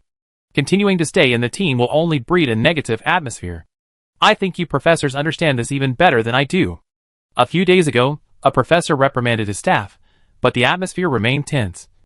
Once people's hearts are unbridled, it's difficult to rein them in. Without intrinsic motivation, no amount of external encouragement will help. Lin Shi deeply understands this. Regardless of who the dean is, who the colleagues are, or whether benefits have improved, scientific research is the most important thing. If anyone gets their priorities mixed up, it means research doesn't hold a high enough place in their hearts, and their intrinsic motivation is insufficient. This isn't an ordinary company where you can slack off. Humanity urgently needs scientific research results, and the Research Institute can offer the best treatment and resources, but everyone must be united and dedicated. Therefore, Lin Shi wanted to ask those who lacked resolve to leave first.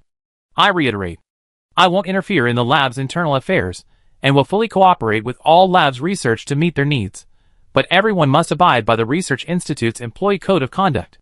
If you can't, you can resign, and the base will arrange work." Lin Shi was almost the youngest among these people, and her postgraduate degree was practically the lowest level. As the director, she was just a manager in everyone's eyes. They would only ask her for favors, not show her much respect. But here, those in charge could directly appoint, dismiss, and allocate salaries based on performance evaluations, with sound reasoning and no room for argument. Benefits were provided, and a warning was made. The Research Institute returned to normal. After the establishment of the management office, the disputes over supplies disappeared, and friction decreased significantly. Several labs closed their doors and continued their research projects. In Lab 5, all of Lin Shi's samples were tested, and a small amount of specific antibodies appeared in her cerebrospinal fluid. This achievement caused a small stir in Lab 5.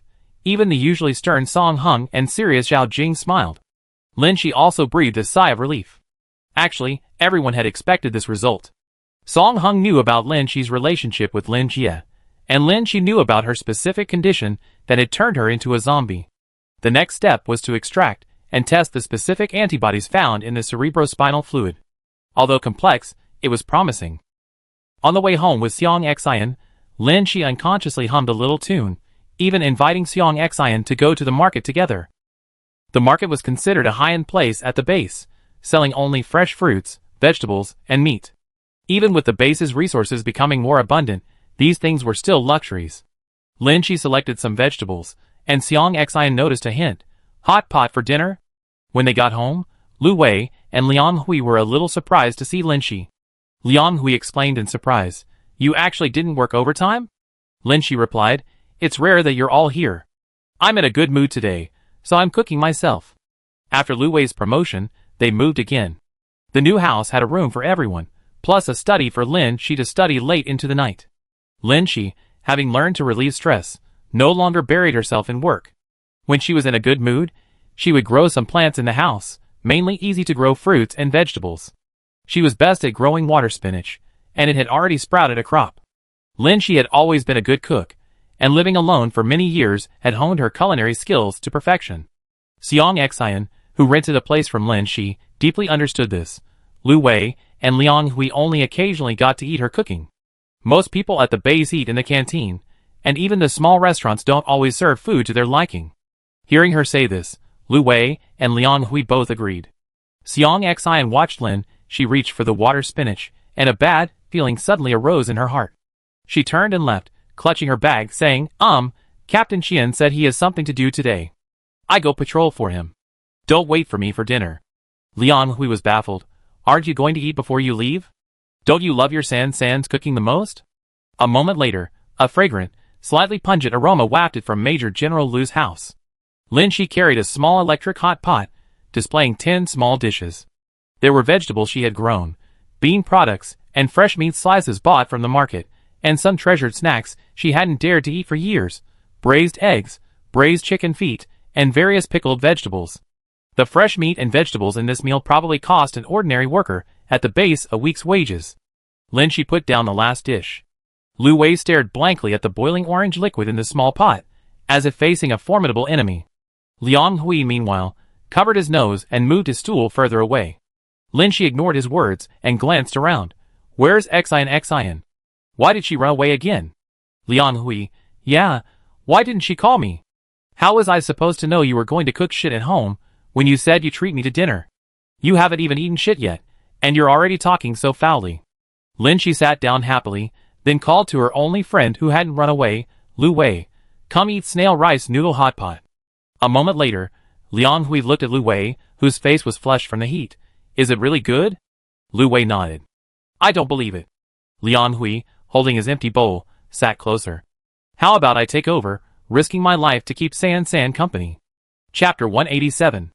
A small amount of antibodies was extracted from Lin Shi's cerebrospinal fluid, but the test results were the same as Lin Jie's antibodies. Partial immunity to the virus, not complete immunity.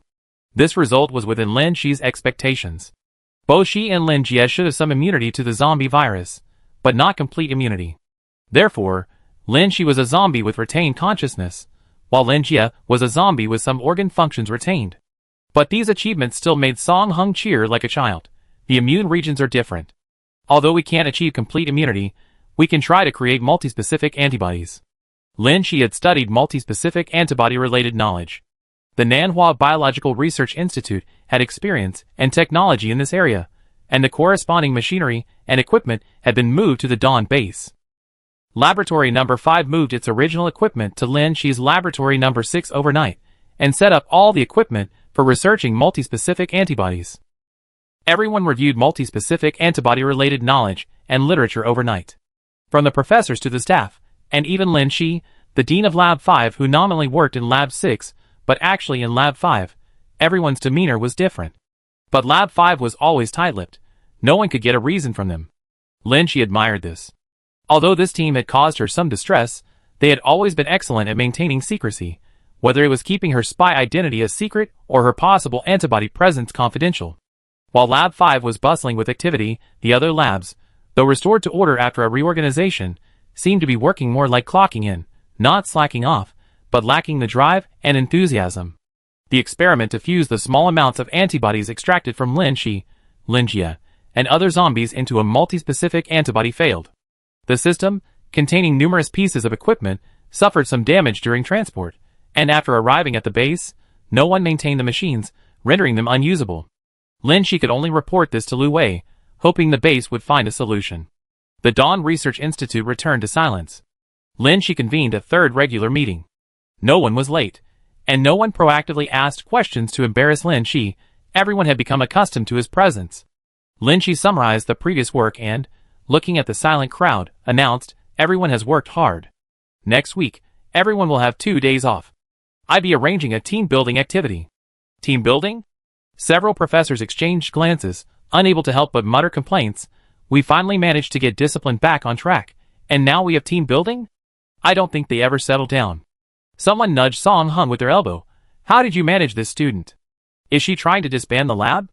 Distracted, Song Hung glared at the others, completely uninterested in their conversation, his eyes glazing blankly as his thoughts drifted away. Meanwhile, the staff stirred again upon hearing the news of team building. Since moving to the base, each lab had operated independently, resources were scarce, and life was difficult. These highly educated individuals had experienced zombie outbreaks and hunger, and were already content with their current comfortable living conditions. No one expected a team-building activity after consecutive salary and benefit increases. Team building always involves fun and games. What recreational activities are available at the base? The cheapest entertainment, watching a movie, is 500 points per person, and you can't even book a table. It seems like a karaoke bar recently opened. Do you all want to go? I want to eat something delicious. Where do you think Third Sister will take us?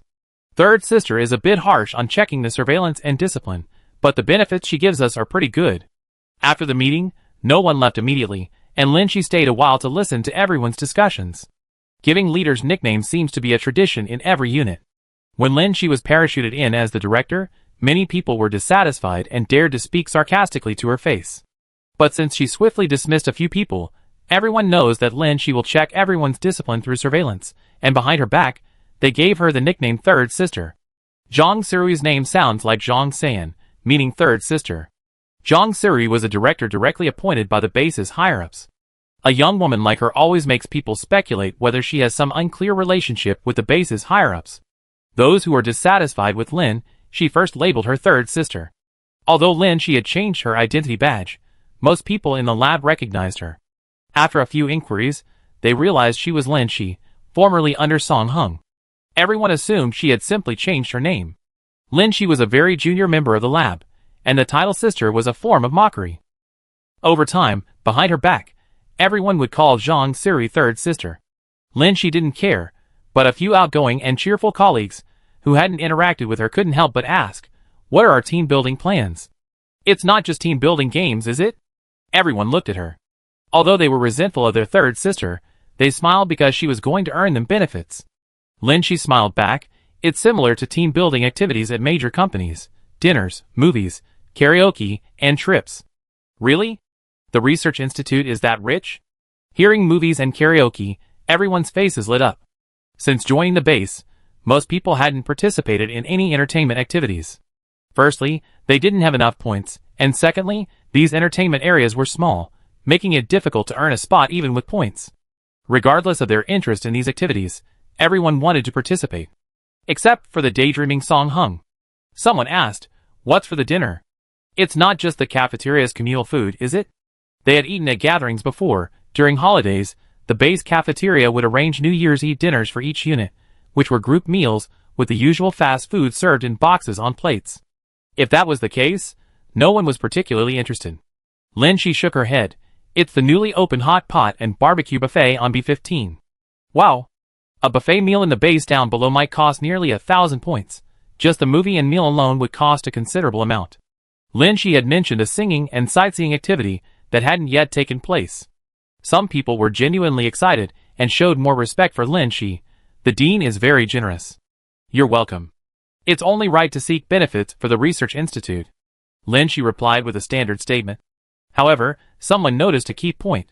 A sightseeing activity. "Where are we going? Does the base have an amusement park?" The word sightseeing has been absent for a long time. Lin Shi nodded casually and replied, "The base does have an amusement park. But it's not where we're going." Lin Shi added, "Our sightseeing activity will mainly consist of visits and tours. Please prepare accordingly."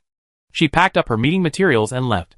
The group behind her was still discussing the team-building activity, most of them with eager eyes. This director is really something. Since he came, he's given us raises and benefits, and even treated us to food and entertainment. Is Third Sister really that kind? I have a bad feeling about it. What's wrong? Our research institute hasn't produced any results since it was established, so why are we suddenly getting so many rewards? And even taking us on a trip? You're right. The last team that was suddenly rewarded with a company trip ended up being sold to northern Myanmar. Oh. In this situation, we can't even leave the base, so you can't go to northern Myanmar even if you wanted to. Chapter 188. Since that conference, many people greeted Lin Shi as she walked through the research institute. Everyone seemed to be in good spirits, and all work was proceeding normally. It seems that giving someone a treat brings temporary relief. Even the senior students in Lab 5, who inherited Song Heng's strict and rigid nature, were looking forward to the team-building activity. Everyone had been suppressing their feelings for too long. Life needed a little spark to brighten things up. The machine researching multi-specific antibodies was still not functioning properly. Lin Shi reported this to Lu Wei, and the base urgently mobilized available engineers to repair it. They knew almost nothing about this type of machine, but expertise matters. Their ability to read manuals was better than that of the junior staff, and after roughly identifying the problem, they reported several parts for repair. The base currently did not have these parts, and the existing factories could not produce them. Only high-precision electronics factories outside could manufacture them. The base temporarily found several employees from the electronics factory to understand the situation and arranged for the military to protect them as they returned to the electronics factory to find supplies. Lin Shi recalled the mission she and Lu Wei had undertaken when they left the base, knowing that leaving the vehicle and entering the factory area would result in countless casualties. The Research Institute's team-building event arrived in the blink of an eye. Lin Shi, overcoming objections, persuaded several professors to attend the gathering. After everyone settled their lab work, they all slept in until they naturally woke up that weekend, then gathered, led by Lin Shi, to the B16 floor for a buffet dinner. Compared to the buffets Lin Shi had eaten at before, this place wasn't as diverse. Seafood was almost non-existent, the desserts were only moderately plentiful and not particularly refined. Frozen meat and various meatballs were plentiful, while fresh meat and some special fruits and vegetables were limited. Lin Shi paid extra points to have the restaurant make these fruits and vegetables unlimited for everyone in the Research Institute. Fresh produce has always been a rare commodity at the base. Lin Shi had occasionally experienced the prices of fresh produce at the base when she bought groceries and cooked for herself. Even the rigid Song Heng breathed a sigh of relief in the face of such delicious food. Everyone was full and satisfied, and their satisfaction with Lin Shi, the director, increased. But there were dissenting voices. Zhou Yiheng, while eating heartily, wondered, where did she get the authority to arrange such a high-profile team-building event? Wang Yitong sneered, third sister has connections, money, and power, right? But their voices were low, and few echoed their sentiments. Since reprimanding a few staff members for provoking fights, these two had quieted down considerably. Without ringleaders, friction and clashes between the laboratories decreased significantly. Lin Shi found an empty seat away from the crowd, arranged the food in front of her, and took a picture. She thought for a moment, then decided not to post it in their small group chat. Lu Wei personally led a team out on a mission yesterday. It's unclear whether their signal receivers can receive messages in the group chat. Showing this in the group wouldn't be appropriate. So Lin Shi privately sent a photo to Xiang Xian and Liang Hui. Liang Hui, Go Fugue, already forgotten, doesn't even reply to group messages anymore. Xiang Xian, San, do you remember you have an older sister? You left her at the lab as a gatekeeper. She's eating a dry boxed lunch right now. After lunch, Lin Shi booked a movie theater. It was called a movie theater, but it was actually a large conference room that had been converted to have a large screen added. Currently, only 2 theaters were open, the others were under expansion. Movie tickets were expensive, but ordinary people who had worked at the base for more than a year had accumulated some points, so they could afford to watch the movie, although seats were scarce and difficult to get. Lin Shi had Lu Wei handle all of this. As some people in the Research Institute said, the Major General did indeed have the power and influence to open some green channels at the base, but these actions were not for extravagance or debauchery, and Lin Shi had a clear conscience. She chose a light-hearted and enjoyable New Year's film for everyone to watch. Then came singing. More than 60 people squeezed into a private room to drink and chat. The Research Institute consisted mostly of academics, and few were adept at socializing or encouraging drinking, so the atmosphere wasn't particularly lively. After a few rounds of drinks, the colleagues who had worked under the same roof for 2 years opened up, for the first time, about topics outside of research. Before the zombie outbreak, some were high achievers about to pursue further studies, some had happy families and successful careers, and some were determined to make breakthroughs in their fields. But the zombie outbreak occurred, the apocalypse arrived, and they had to stop their work and lives. Some were separated from their families, some lost their opportunities for further studies, and the survivors had all experienced life-or-death ordeals before entering the base, no less difficult than Lin Shi's experience at the Nanhua Biological Research Institute. Several professors sat around a small table, having been persuaded by Lin Shi to drink a few glasses of wine, and began to pour their hearts out to each other. Guiyan Lin, whose achievements in conquering Lab 1 were most remarkable, was clearly drunk, speaking with a slurred tongue. He patted Song Hung, the most inconspicuous person in the corner, and said, "Old Song, your lab's been so busy lately. What big project is going on? Wow, your students are amazing. We'd be waiting for you to produce some results to prove your lab's worth." Anyone with eyes could hear the mockery and sarcasm in his words. Everyone knew that Song Hang's lab hadn't produced anything in 2 years, but Song Hung stubbornly persisted in his antibody research. But Song Hung clearly didn't understand the feigned flattery. Coupled with the amplified emotions from the alcohol, he stood up. "Of course my students are amazing. Just wait and see, the research institute will still need us." Lin Shi watched Song Hang's expression warily, afraid he might reveal some secrets about antibodies while drunk. Chung Xiaoyang, the only female professor among them, hadn't drunk much. She inquired about the research topic. "You're researching multispecific antibodies. What are your chances of success this time?" Mentioning a topic of interest, Song Hung stood up, his face flushed with pride. "According to our predictions, as long as we fuse the antibodies we collected into multispecific antibodies, I have." He lowered his head and counted on his fingers, trying to demonstrate his confidence. Gui Yanlin, surprised by Song Hang's apparent euphoria after drinking, couldn't help but ask curiously, "Did you find a new antibody to compensate for Lin Jie's antibody deficiency?" "Song Hung, our lab." Lin Shi poured a glass of coconut water and offered it directly to him. "Professor, I'd like to toast you." Upon seeing Lin Shi, Song Hung paused, seemingly regaining his senses. He blinked his slightly cloudy eyes, took the glass from Lin Shi, and sat down. Gui Yanlin glanced at them and chuckled. "Old Song, this is the most capable student of yours. We don't have the fortune to produce a student who can surpass us, the dean." Song Hung was very proud. "He is indeed a good student, you can't be envious." Lin Shi, She sat in the noisy crowd all night, not completely isolated. Occasionally a few peers would strike up a conversation with her. Everyone had a great time, truly indulging in a luxurious relaxation. Chapter 189.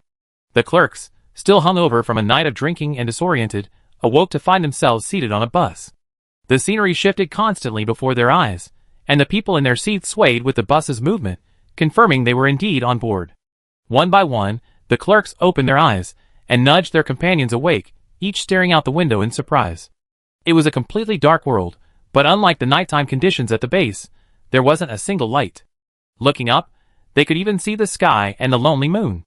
"Where is this?" "Outside the base." "Oh my god, we're on the surface. Am I dreaming? What's going on? Waking up from a team-building activity and being sold to northern Myanmar, is this really happening? Damn it, stop talking. The surface is dangerous. What happened? Where's third sister? Oh no, Zhang San Dean Zhang." Lin Shi's voice came faintly from the front of the car.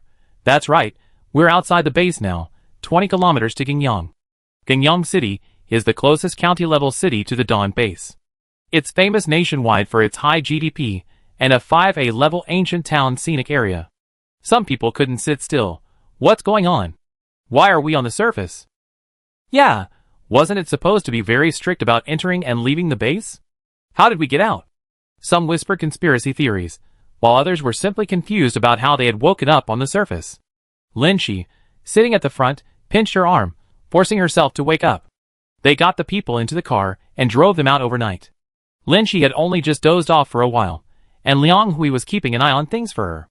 At this moment, Liang Hui chimed in, "Team building trip, huh? A trip to Gingyang? Oh my god, I thought it was a joke. Maybe we just play around at the base's amusement park. This is insane. That moving black shadow up ahead is a zombie. I don't want to participate in team building activities anymore. I want to go back to base." Suddenly, the lights in the truck bed came on, and everyone squinted to adjust to the light. It was the cargo truck's cargo bed, with seats arranged very close together, making everyone uncomfortable.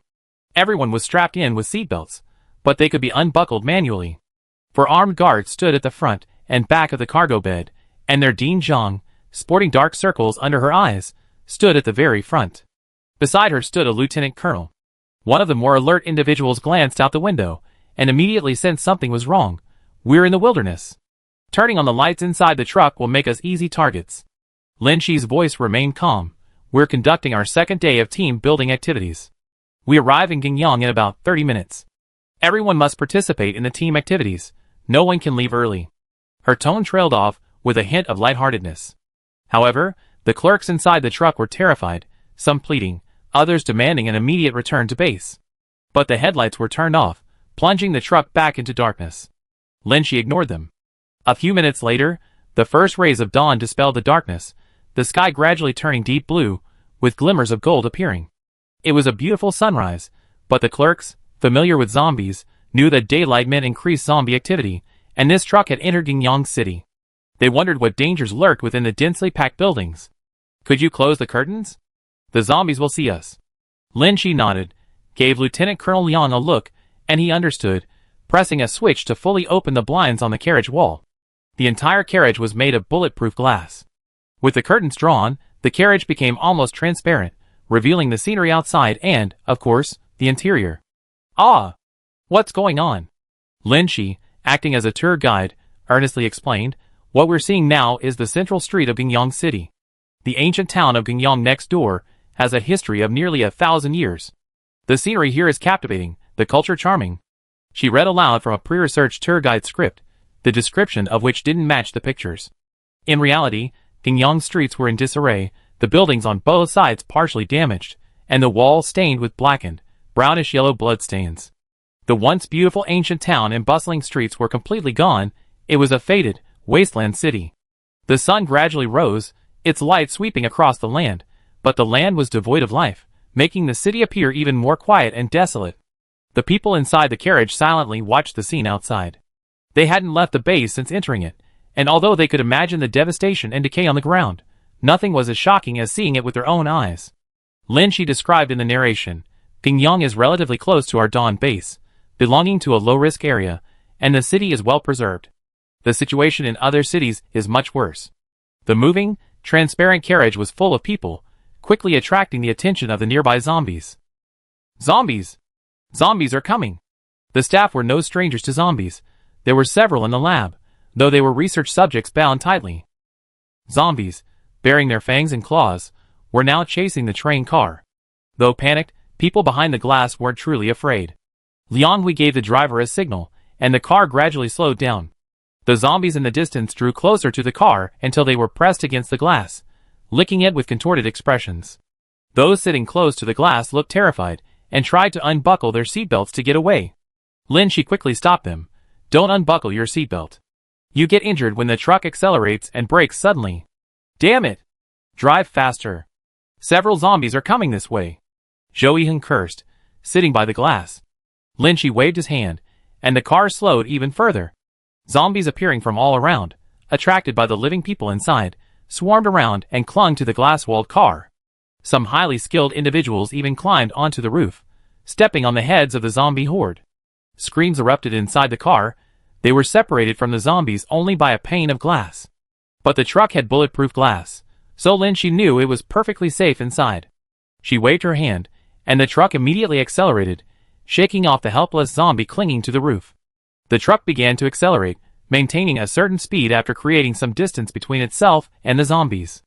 Everyone watched in horror as the zombies pursued from behind. "What is poison jellyfish trying to do?" someone in the crowd discussed. This was the first time she had heard her other nickname, but she didn't care. Seeing everyone intently watching outside, this was a good opportunity. Lynchie said, 2 o'clock, one ordinary zombie. Liang Hui walked to the back of the truck, and a window slowly opened, letting in a draft. Liang Hui's gun protruded. A headshot would kill an ordinary zombie, and Liang Hui's marksmanship was excellent. Lynchie, directly behind, a hardened skeleton zombie. Liang Hui and 2 other combatants fired simultaneously, but the hardened skeleton zombie was only pierced by the bullets, pausing before continuing its pursuit. Several holes were pierced through its scalp, but the bullets never penetrated its skull. Around the 7th bullet, one hit the hardened zombie's eye, finally resulting in a headshot. The zombie fell to the ground, but another group of hardened zombies followed. Lynchie spoke again. "The next zombie is a completely hardened zombie. This zombie not only had hardened bones, but its skin was also hardened, including its eyelids. Previously, a shot into the eye socket would likely result in a headshot, but now, avoiding the eyelids and hitting the eyeball required even greater marksmanship. A headshot was extremely difficult. Liang Hui directed the combatants to switch weapons for demonstrations, but they failed to defeat the zombie. The vehicles pulled even further apart. Liang Hui directed the combat vehicle beside him to fire its cannon. Explosions rang out, and several zombies were sent flying, but their hardened bodies didn't break them. They got up and continued chasing the vehicles. Everyone stared in disbelief at the tenacious, hardened zombies. Only a few zombies, their bodies engulfed in flames, truly died because the virus was inactivated by the high temperatures. Chapter 190. Inside the carriage with 5 bulletproof glass walls, everyone huddled together, trembling. Several zombies clung to each pane of glass, their tongues licking at the glass as they tried to taste the delicious food inside, their fists and feet kicking and punching, attempting to break through the glass that blocked their path. The hardened limbs pounded the glass, making a cracking sound. Everyone feared the glass would suddenly shatter, leaving the protective barrier empty. Enough. We've seen enough zombies, take us back to base. Director Zhang, please let the vehicle return to base. Lin Shi looked at the cowering crowd, unmoved by their pleas. After scouting the area, Liang Hui whispered to Lin Shi, 8 in total, 5 with hardened skeletons, and 3 with hardened skin. Lin Shi shook her head. Don't take risks. Too many hardened zombies will result in casualties. I must ensure everyone's safety. Seeing that the intimidation effect was sufficient, Lin Shi waved to the driver, and then said to the group who had moved from their seats and were hiding in the middle of the vehicle, we are about to accelerate away. Please fasten your seatbelts. After these 2 days, Lin Shi's words had gained real authority. Even those sitting by the window, though frightened, slowly moved back to their seats, now separated from the ferocious-looking zombies by only a pane of glass. Everyone looked at Lin Shi, hoping she would order them to speed away from this hellish place. But the car slowly came to a stop as everyone expected. Just as they were about to question her, Lin Shi put down her walkie-talkie, switched seats with the driver, and the lieutenant colonel and others beside her quickly sat down and fastened their seatbelts. The truck stopped, and several more zombies came chasing after it, clinging tightly to the truck. After checking in the rearview mirror to make sure everyone was seated, Lin Shi expertly shifted gears and pressed the accelerator, relying on his memory. He reversed, leaving the zombies behind, accelerated, reversed again, and ran them over. The passengers swayed back and forth due to inertia.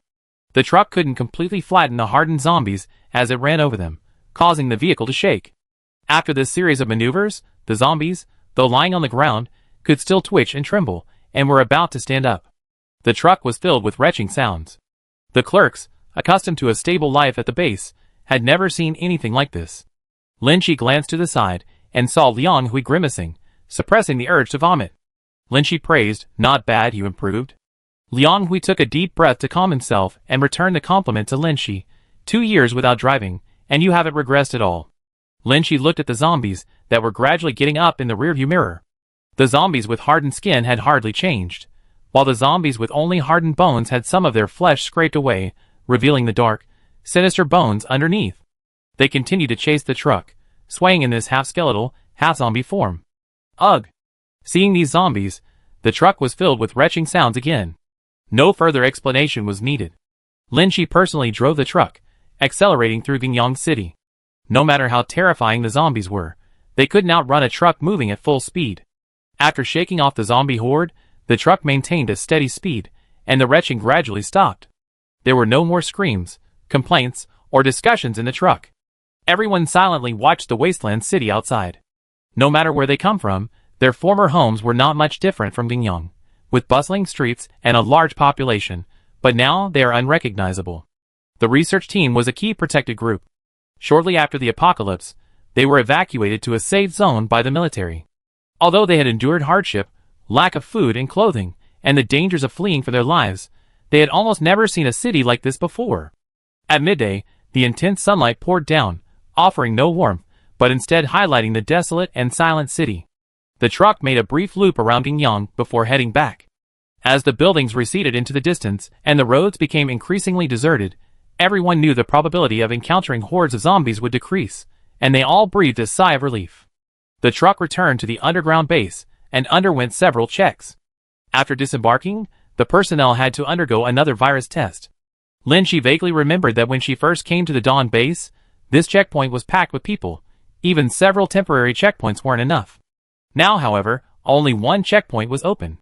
Ordinary people were not allowed to enter or leave the base. This checkpoint was specifically set up for military personnel. Lin Shi led the team that had passed through checkpoints to the elevator. The main mode of transportation used by residents within the base is the elevator. The civilian elevator is approximately 16 square meters, with a capacity of 90 people, and runs every 20 minutes. Most people use the elevator to commute to their respective floors for work. For business or visiting friends, they need to apply at the management office on each floor to use the elevator. Management is very strict. Lin Shi had made an application in advance for the Research Institute and led everyone through the green channel. However, they didn't go directly back to the Research Institute but stopped on an unfamiliar floor. Hey, isn't this the floor of my daughter's school? Why can't we go back yet? Is the team building activity still going on? Someone skilled in social interaction, and who hadn't offended Lin Shi boldly stepped forward to ask about the next steps. Lin Shi frankly stated, "We're touring the base." Some people were expressionless, some looked bored, and some breathed a sigh of relief. Even if they couldn't return to their familiar surroundings, it was better than being chased by zombies outside. Liang Hui brought the prearranged meet-up, and Lin Shi led the group, guided by a guide, to visit the base's school, factory, farm, ranch, and a series of other essential facilities. This was Lin Shi's first time visiting these places. All the locations were similar to those on the surface, only much smaller, and with simpler facilities. The factories were the most obvious example. Although the workers were neatly dressed and well-trained, the existing factories mainly produced daily necessities and common tool parts. The highest-level electronics factory produced mobile phones. The simplest touchscreen phones, with limited memory and no extra features. For someone like Lin Shi, who already had a collection of electronic devices, such basic phones were unnecessary. However, most of them were survivors of the riots, who had come to the base alone, and these phones at least provided social and entertainment options. The mobile phones were expensive, requiring a month's salary, points-based wages, for researchers like Lin Shi to purchase. However, after 2 years of operation at the base, many had accumulated points, and mobile phones were now commonplace, though only accessible via the base's internet. This everywhere revealed a regression in civilization. At the farms and ranches, the researchers encountered former colleagues, most of them from different biological laboratories. Besides the virus research labs, the Research Institute also housed many bioengineering labs. Those specialists had been assigned here to develop agriculture and animal husbandry. The farms had light simulating sunlight and strict water control, but due to insufficient indoor growing space, even with various cloning technologies, yields remained low. The same applied to animal husbandry. This is why fresh produce was a luxury at the base. Chapter 191. Lin Shi led everyone back to the Research Institute, where boxed lunches were already prepared at the conference room seats. Everyone had been anxious and fearful for half a day, and then Lin Shi had led them on a tour of the base for half a day. Exhausted, they cherished their mealtime. After eating and drinking their fill, whispers began to circulate again. "It's almost time to leave work. Why aren't we being let out? I wonder what other plans third sister has. I'm so fed up. If I had a choice, I only participate in the team building activity on the first day. Yeah, I rather work overtime in the lab until I die than participate in today's activities. Rumor has it that there was supposed to be a segment where real zombies were chasing us today. What's that for? Is the base filming a variety show, Running Man? I don't know. I heard third sister canceled it because she was worried about safety." Someone breathed a sigh of relief. Thank goodness. Seeing that everyone was almost ready, Lin Shi brought over a stack of certificates-like items and stood on the podium with a very serious expression, as if she had important news to announce. Lin Shi started scrolling through photos from the 2 days of team building on the electronic screen behind her. None of the photos featured individual close-ups, only group photos. Everyone found themselves in the group photos. The cheerful expressions on the first day contrasted sharply with the completely distraught and uncharacteristically sullen expressions on the second day. Truly 2 completely different days. 1 day of carefree fun, 1 day of frantic chaos. Lin Shi asked, "Is everyone satisfied with the team-building activities on the first day?" Everyone nodded, inwardly shouting, "Please just do the same thing for future team-building events." Thank you. We only need 1 day of team building. We can work overtime the next day." Lin Shi then showed some pictures of peaceful, happy life. Pleasant natural scenery, lively concerts, vibrant amusement parks, and abundant buffets. Yesterday's team-building activities had already covered almost all the known entertainment options within the base, but compared to the pictures, they paled in comparison. Lin Shi said calmly, "The pictures show our lives before May 20th, 2025. Everyone experienced them. Buffets, movies, karaoke, and even travel were our most common forms of entertainment. With your education and jobs, You could enjoy even more activities than yesterday's team building event every day. Without comparison, there's no harm done. Everyone had felt very happy yesterday, but Lin Shi's words made them think back to the past. They were all researchers or even mentors in research institutes, highly educated and well-paid, where buffets and movies were readily available. It was only after 2 years of numb living at the base, accustomed to this lifestyle, that they suddenly felt amazed. Lin Shi continued, "Let me show you another live video." She gave Liang Hui a look, and Liang Hui came up with his tools, operated them for a moment, and entered the command. The image on the screen gradually became clear. The shaky camera panned across an abandoned factory area, where several people in military uniforms, armed with weapons, were advancing. Lin Shi saw Lu Wei in the video. Xiang Xian's voice came from the screen. Hardened skin zombies at both ends of the corridor in Area C, and 5 hardened skeleton zombies in Workshop 2. Due to poor signal, the audio transmission was intermittent, making the atmosphere increasingly tense. Major General, a special zombie has appeared ahead, retaining its fighting skills. This is live footage of Lu Wei and Xiang Xian on a mission. Lin Shi has extracted antibodies from himself, Lin Jie, and various other unique zombies, but none provide complete immunity to the zombie virus. Laboratory 5 is working on synthesizing these antibodies into a multi-specific antibody. However, some of the necessary equipment was damaged during transport, making it difficult to find the required high-precision parts. Lu Wei personally led a team to protect the engineers and technicians as they returned to the high-risk electronics factory to search for them. If they couldn't find the parts, they would have to manufacture them on site. In the video, Lu Wei and his team are clearing out zombies in the factory area.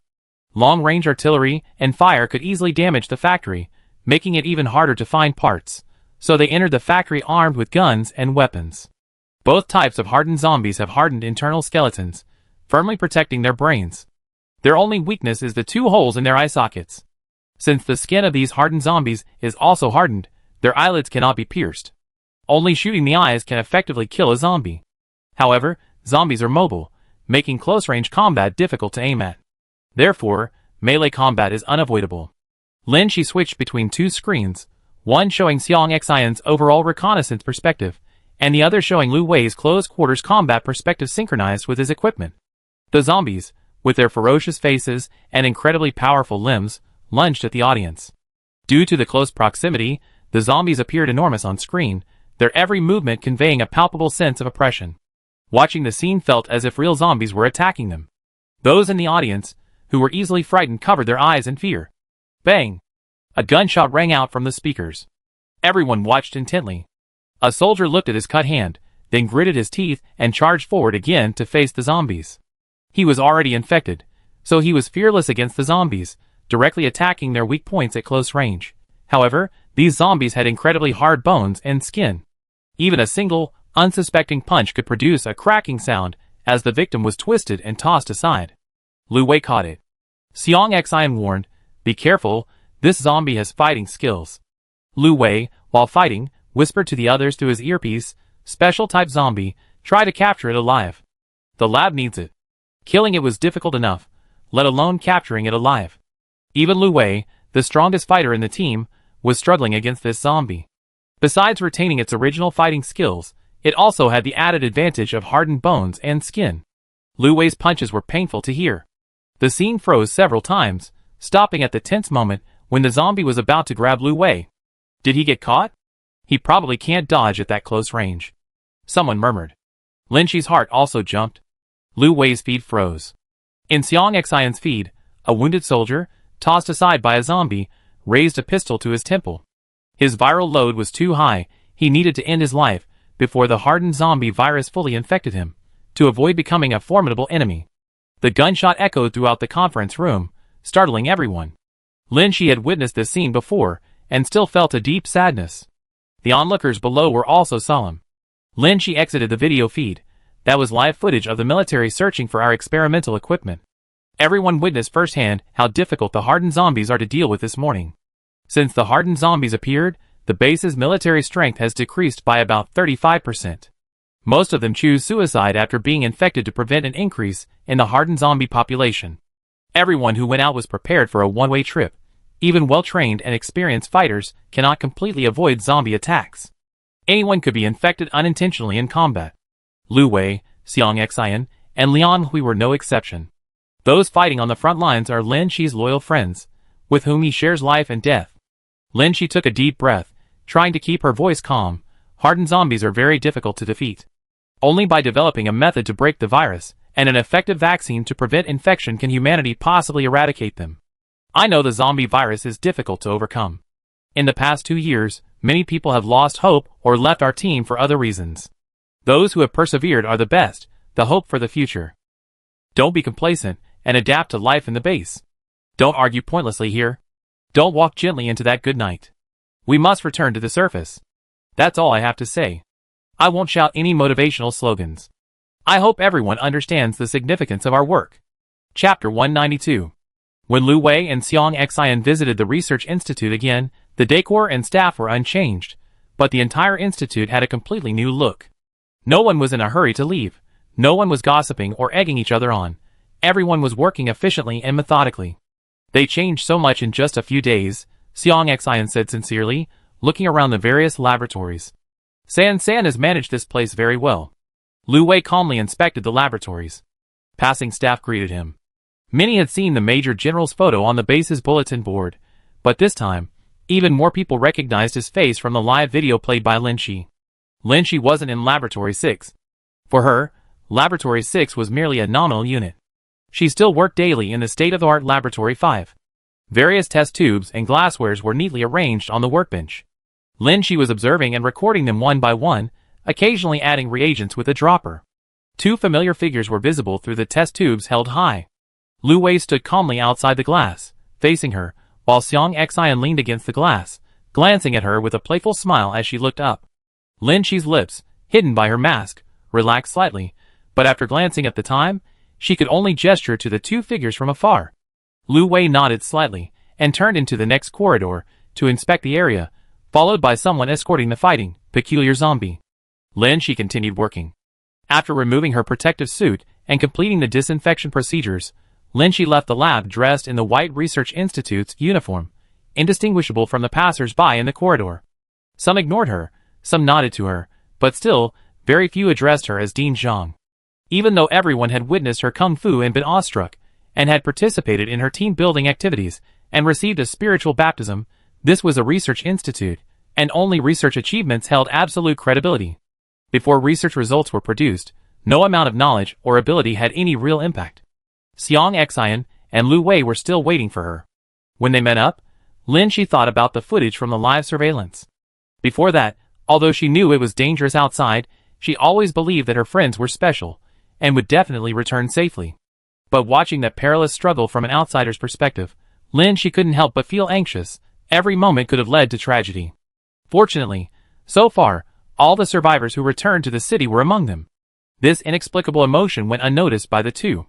Lu Wei casually explained, "We brought back all the parts you wanted. The engineers are inspecting and installing them. We also," Lin Shi interrupted, "brought back a special zombie that retained its fighting skills. Capturing a hardened zombie alive was too risky. The entire fight was almost entirely carried out by Lu Wei alone, and the footage shown on the real-time monitoring was extremely dangerous. They stayed at the factory for about 5 days. Some parts couldn't be found, so the engineer, along with a few workers, temporarily manufactured some using existing energy sources under the protection of the military. The process was complex and fraught with danger. The longer the tug-of-war outside lasted, the greater the casualties. According to Liang Hui later, when the elite team was short-handed, Xiang Xian filled in, and Lu Wei himself was also injured. Although he wasn't scratched and infected with the virus, he took several iron punches from the hardened zombie, resulting in some minor bone fractures. Lu Wei paused, then Xiang Xian's eyes sparkled. "Xiong'er said you watched our combat video, but did you see me?" Passionately shoving zombie eyeballs. They arrived together in a special room. The zombie was firmly restrained, and professionals were using lasers to cut its hardened skin, extracting internal tissue for research. "Does this hardened zombie require other antibodies? San, are your combined antibody samples complete?" Lin Shi shook her head. "Although zombies have various forms, the mutations all stem from the most basic zombie virus infecting the brain. Lin Shi and Lin Jie's antibody immune function was higher than most special zombies, and they could complement each other. Combined with different antibodies extracted from other special zombies, The resulting multispecific antibody should, according to calculations, complete a single antibody, but the actual situation still needed further analysis. Capturing another special zombie meant extracting another incomplete antibody. Although most were covered by Lin Shi and Lin Jia's antibodies, there were a few special antibodies that Lin Shi and Lin Jia didn't possess. Now that we have the antibodies, we're just waiting for the machine to be repaired. Chapter 193. Lu Wei returned home and, upon opening the door, saw 3 geckos clinging to the wall. He lowered his head. Each face before him had its eyes closed, enduring the pain. Hearing the noise, Liang Hui opened his eyes and gritted his teeth, saying with difficulty, "Brother Lu, come and have a competition." Lu Wei glanced at him, ignoring him.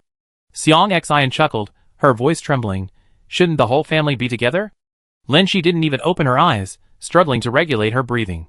The 3 of them were having a handstand competition. The loser would treat everyone to dinner. They all had plenty of points. No one felt burdened by treating everyone to dinner. This was simply to add a little fun to their daily workout.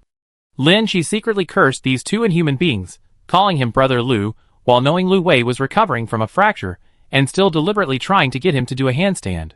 Before the competition started, Liang Hui, adhering to the principle of gender separation, said he would give Lin Shi and Xiang Xian a 1-minute break. But Lin Shi and Xiang Xian refused. Xiang Xian, who's going to give in, is still uncertain. Liang Hui, oh? I wonder who was the first to fall last time. Xiang Xian, I can fall, but you might not be able to beat San San. Omitted. After a brief bickering, the 3 geckos plunged down and stuck to the wall, their movements perfectly synchronized. After holding out for 4 minutes, the 3 geckos simultaneously began to tremble slightly. Lu Wei ignored them and walked alone through the house. Soon, a fragrant aroma filled the entire living room, and the sound of dishes being placed on the table made the 3 of them open their eyes. Their vision was low, so they couldn't see what was on the table, but they could tell from the aroma and the bubbling sound of the pot that it was on the table. Lu Wei sat at the table, looking down at them. Good luck. He picked up a meat roll with his chopsticks, dipped it into the pot, and shook it. The 3, already dizzy, felt even more dazed at the sight of the steaming meat roll. Liang Hui's back isn't straight, Lu Wei commented. He then picked up a piece of bean curd skin, slowly chewed it, and then said casually, Xiang Xian, your arms are overextended.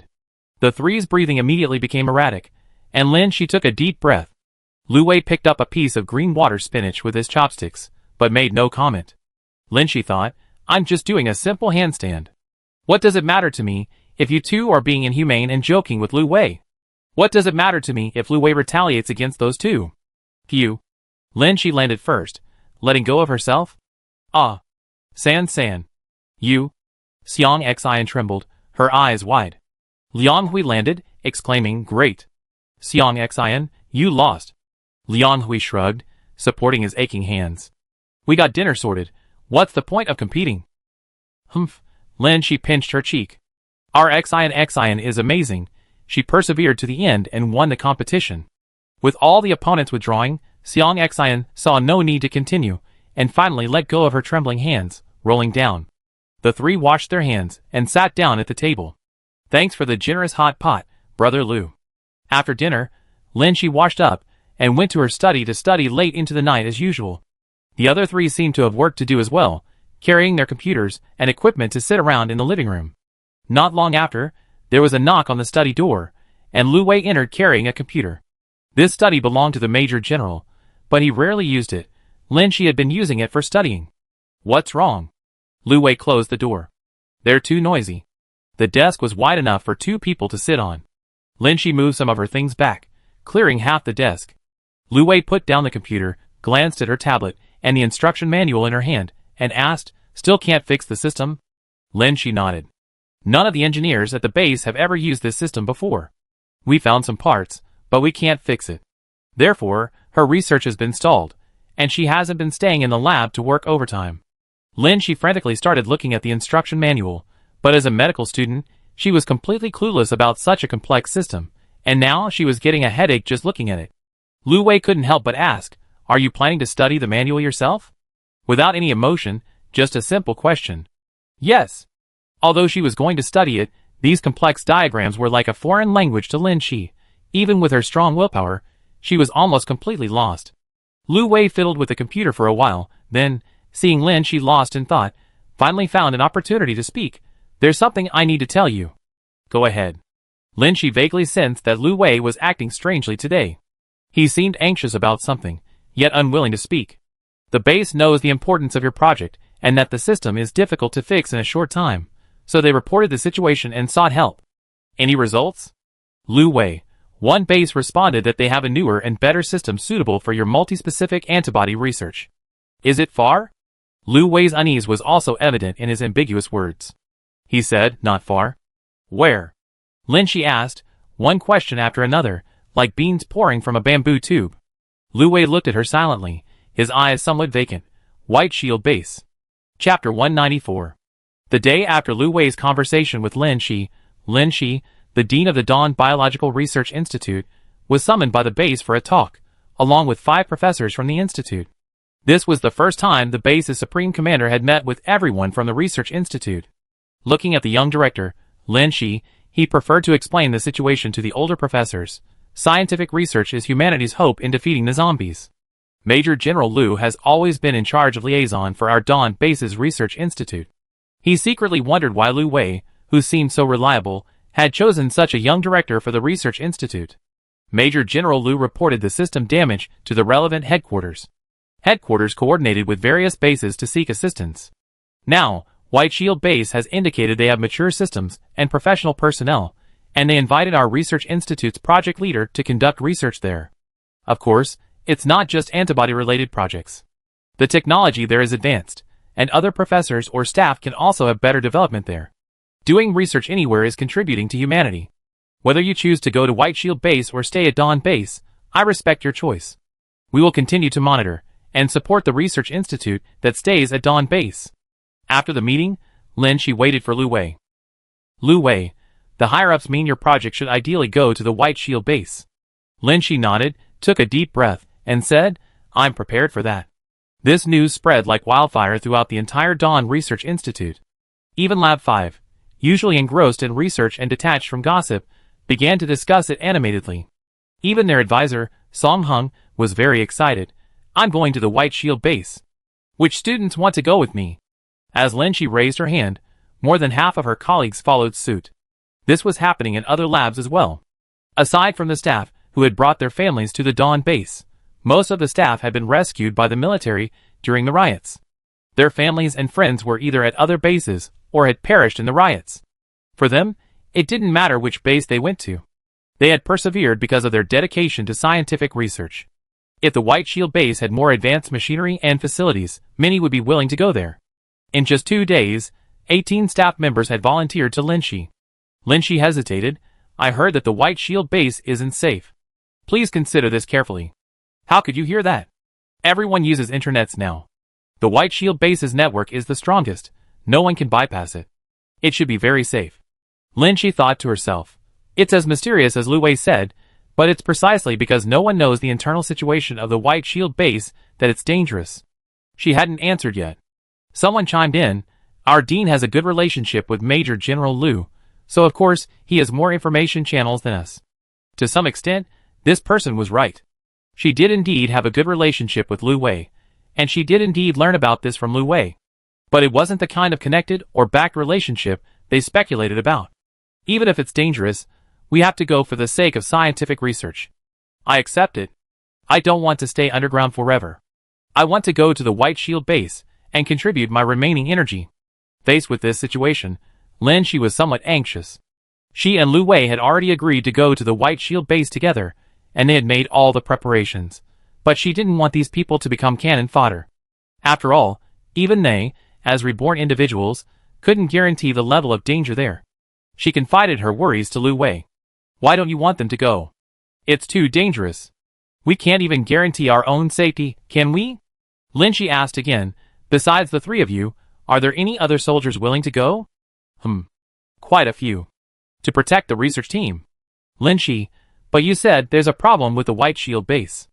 If they go with us, they might not come back. What are you going to the White Shield Base for? Researching vaccines. Lu Wei, then what are the others going to the base for? Research. To protect the research team. Lin Shi suddenly froze. Whether they were reborn or not, everyone's goal was the same. to solve the zombie apocalypse. Everyone knew that leaving the base carried the risk of death, yet everyone still chose this path. Whether it was the soldiers who frequently left the city, or this group of staff members who wanted to relocate.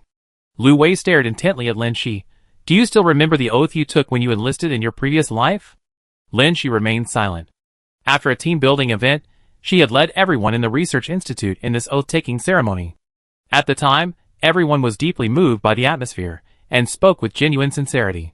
Now, thinking back carefully, the oath read, I will fulfill my mission with the highest professional standards, and a strong sense of responsibility. To protect the interests of the country, and the people, I will not hesitate to sacrifice everything, including my life. Chapter 195. The plan to go to the White Shield base was put on the agenda. A commotion had erupted within the research institute over the number of slots for the trip, but it was gradually subsiding. Besides Song Hung, Professor Gui Yanlin would also be going to the White Shield base, and the accompanying staff were mostly volunteers from the two professors' teams. Some staff members were also eager to see the advanced equipment, but since their supervisors in charge of the main projects weren't going, these team members couldn't go alone. In addition to his two capable students, Lin Shi and Zhao Jing, Song Heng's team had 4 other staff members who volunteered to go. One determined not to go said, my family and friends are all at Dawn base, so I don't plan to go to White Shield base. But I stay here and continue my research. Another, hesitant, asked, if we go to White Shield, will we come back? I heard that the team next door plans to stay there. Song Hung replied, I don't plan to come back until we develop a vaccine. But Lin Shi remembered the expected look in Song Heng's eyes when he heard that White Shield had a more advanced laboratory. If White Shield base was indeed like that, Song Hung would most likely choose to stay, just like Professor Gui Yanlin. For Song Hung, his only pursuit was to achieve research results.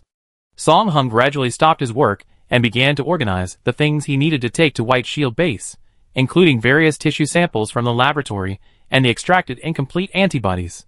He also planned to take Lin Jia with him. Since joining the Dawn Research Institute, Lin Jia, besides being a research sample, had also become the Institute's pet.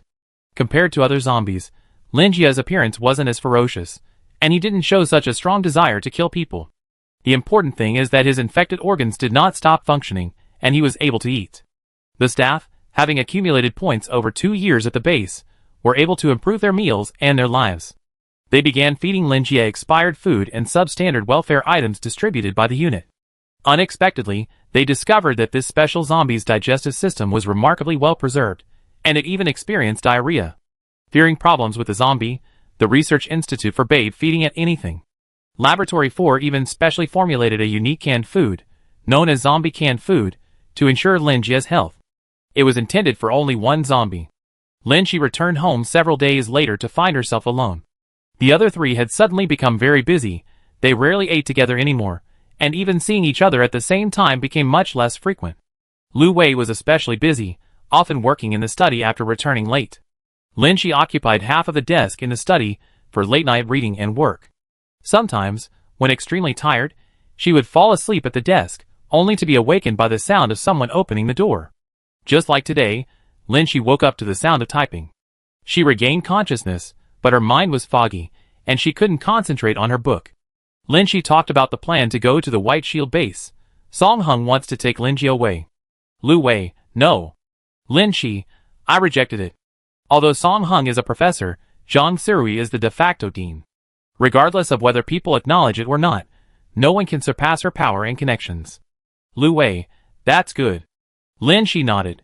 We extracted antibodies from Lin Jia and a sample of his cerebrospinal fluid and took them with us. His body will remain at the Dawn base. Okay.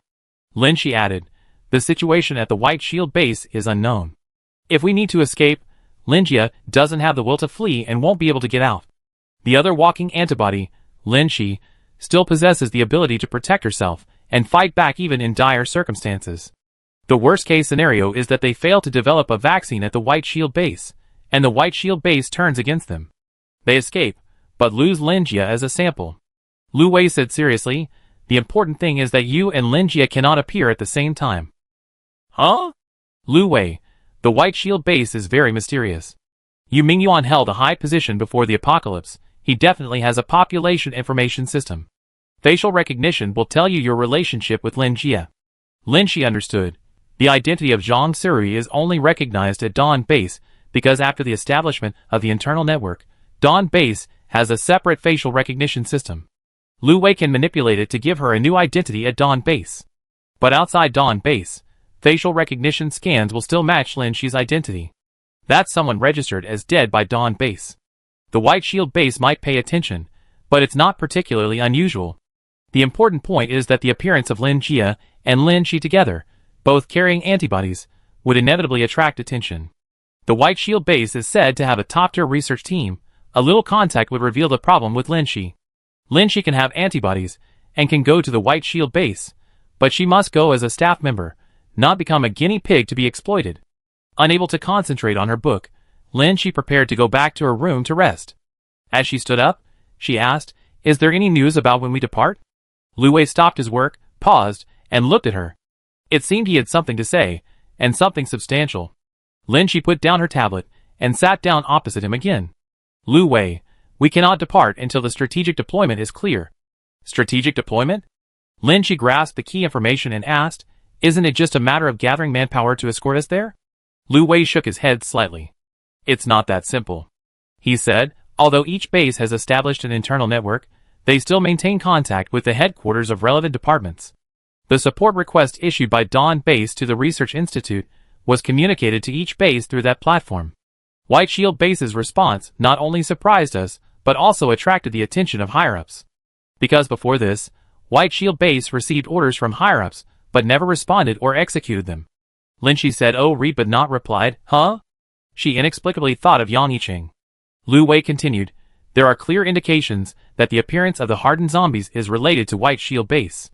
He and Lin Shi exchanged a glance, reminding her that he had mentioned White Shield Base had radiation-infected zombies, and that in this life, after obtaining more clues and information, they unexpectedly discovered the source of the hardened zombies. Lin Shi vaguely sensed that Lu Wei's strategic deployment might not be so simple. Lu Wei's tone was solemn. The White Shield Base is isolated from the world and never responds to headquarters orders. Its military strength is formidable, its weaponry advanced, and its borders strictly guarded. It's very difficult to enter. Lu Wei observed Lin Shi's reaction. Lin Shi calmly stated her conclusion. "So, this is an opportunity." The White Shield Base's invitation to their team was an excellent opportunity. Those sent by headquarters would be under strict guard, but those who extended the invitation themselves would be different. Lu Wei nodded slightly, lowering his voice. "Headquarters has assigned us to conduct a secret investigation at the White Shield Base. If we find evidence of the White Shield Base incubating biological weapons, we will." Lin Shi listened attentively. "But you're a major general, a soldier? Going to the White Shield Base will definitely raise suspicion." According to you, the White Shield Base is developing biological weapons. They created various mutant zombies, and they certainly don't want a zombie virus vaccine to be developed. So, they didn't have good intentions in inviting us there. That's true. This was a suspicion Lin Shi had since hearing the name White Shield Base again, and now it was becoming increasingly clear. Lin Shi analyzed, "The laboratory you're trying to infiltrate probably won't let soldiers in.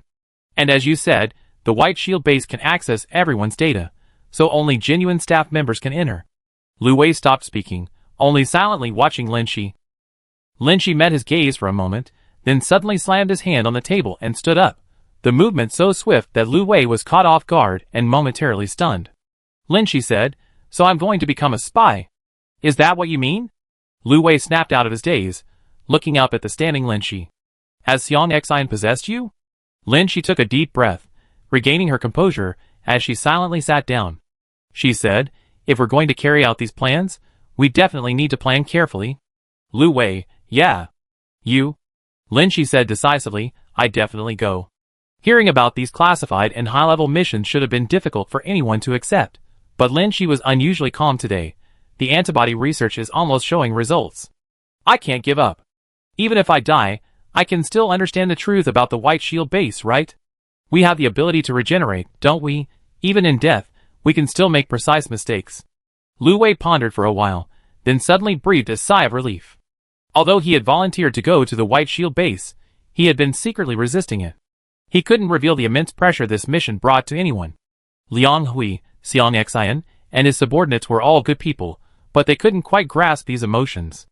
Lu Wei had always known that Lin Shi wasn't afraid of death. Even in pain, she would be reborn again and again, searching for a new path.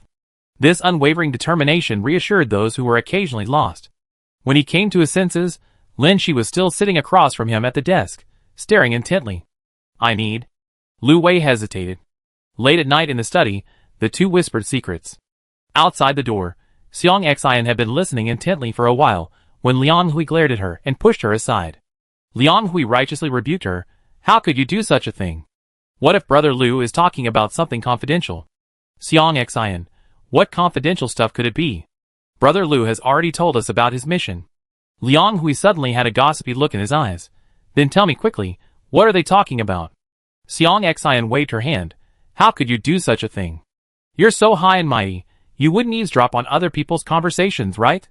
She wouldn't admit that she had actually only leaned in to listen out of curiosity after hearing Lu Wei mention her name. Chapter 196. After deciding to participate in that arduous mission, Lin Shi took on another role besides being the director of the Dawn Research Institute. Due to the highly special nature of her mission, relevant departments recruited her. Many procedures and ceremonies couldn't be carried out during this special period, and given the mission's sensitive nature, information about Lin Shi remained unchanged in publicly available national channels. The Research Institute could only temporarily entrust discipline and security to Xiang Xian and Qian Zitao. A slight unease arose because a group's upcoming departure to the White Shield base was temporarily delayed, but daily research projects continued under the guidance of several mentors. Lin Shi was undergoing emergency special training. Lin Shi had already mastered the original combat and marksmanship techniques. Given the urgency, the focus was primarily on psychological training. The psychological assessor was very satisfied with Lin Shi's stress resistance test results. Professional training was mostly conducted by military personnel from the base, while Lu Wei was responsible for handing over the combat and tactics content. The four-person team was busy simultaneously, participating in numerous training sessions. The security procedures at White Shield Base are extremely strict. Special equipment and firearms are prohibited, Lu Wei explained, describing the situation at White Shield Base. Our application for a list of accompanying protection personnel has been approved by White Shield Base. All firearms and weapons we bring must be handed over for safekeeping upon entering the base. Lin Shi, already familiar with White Shield Base, had more or less guessed this, but being told it outright still annoyed her. She touched the pocket pistol she carried and asked, "Does that mean we can only go in alone?" Lu Wei nodded, his expression not particularly grave. My superiors have given me a few people at White Shield Base who might be able to provide assistance. I contact them. Weapons will have to be sourced from within White Shield Base. Lin Shi seemed lost in thought. The White Shield Base had been cut off from the outside world for a long time. Even if relevant departments had planted people there, they had no way of knowing whether those people were still alive or could be used by them. In the apocalypse, people's hearts change. For survival, even family and friends might betray each other, let alone complete strangers. Lin Shi could only trust her own team. Lu Wei knew what she was thinking and added, "After entering the base, I test them. If they don't have the weapons needed for the operation, then just take them."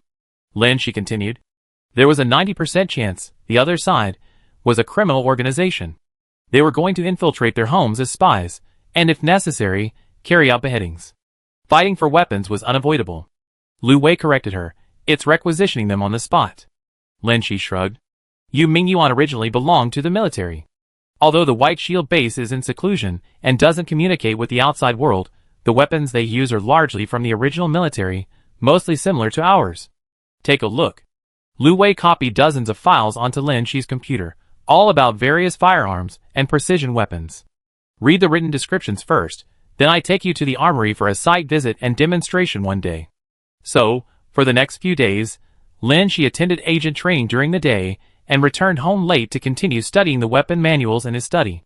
He could ask Lu Wei, who was on the other side of the desk, for help with difficult points. Sometimes, when Lu Wei was too busy, he could ask Liang Hui and Xiang Xian, as they were familiar with most of the content. Afterwards, Lu Wei led the group to the armory for a site visit, explaining some particularly complex weapons using the actual objects. Lin Shi listened attentively, and after the meeting, she quietly asked Lu Wei, "The weapons will be handed over. Can chemical weapons be disguised as medicine and brought in?" Lu Wei thought for a moment and rejected the suggestion. Items brought by the Research Institute also need to go through security checks. Chemical weapons have a pungent smell and would be easily detected. Not those kinds of chemical weapons, Lin Shi said. Just some so-called sedatives. They might be useful. The lab can make them. I managed to get the formula for the drug Song Hung used to anesthetize me last time. Lin Shi added, I find a way to disguise it and bypass security checks. Lu Wei was about to say something, but he felt Lin Shi could handle it, so he didn't press the matter further. Chapter 197. Besides the agent training, Lin Shi didn't forget she was still the director of the Dawn Research Institute, and took time to return to manage its affairs. This mainly involved the management and allocation of personnel going to the White Shield base. After their departure, Professor Chung Xiaoyang would serve as the interim director of the Dawn Research Institute, while Captain Qian Zitao would continue to be responsible for the institute's management and supervision. Although Professor Chung Xiaoyang was more outgoing than Song Hung and more caring towards her staff and students, she was equally a workaholic.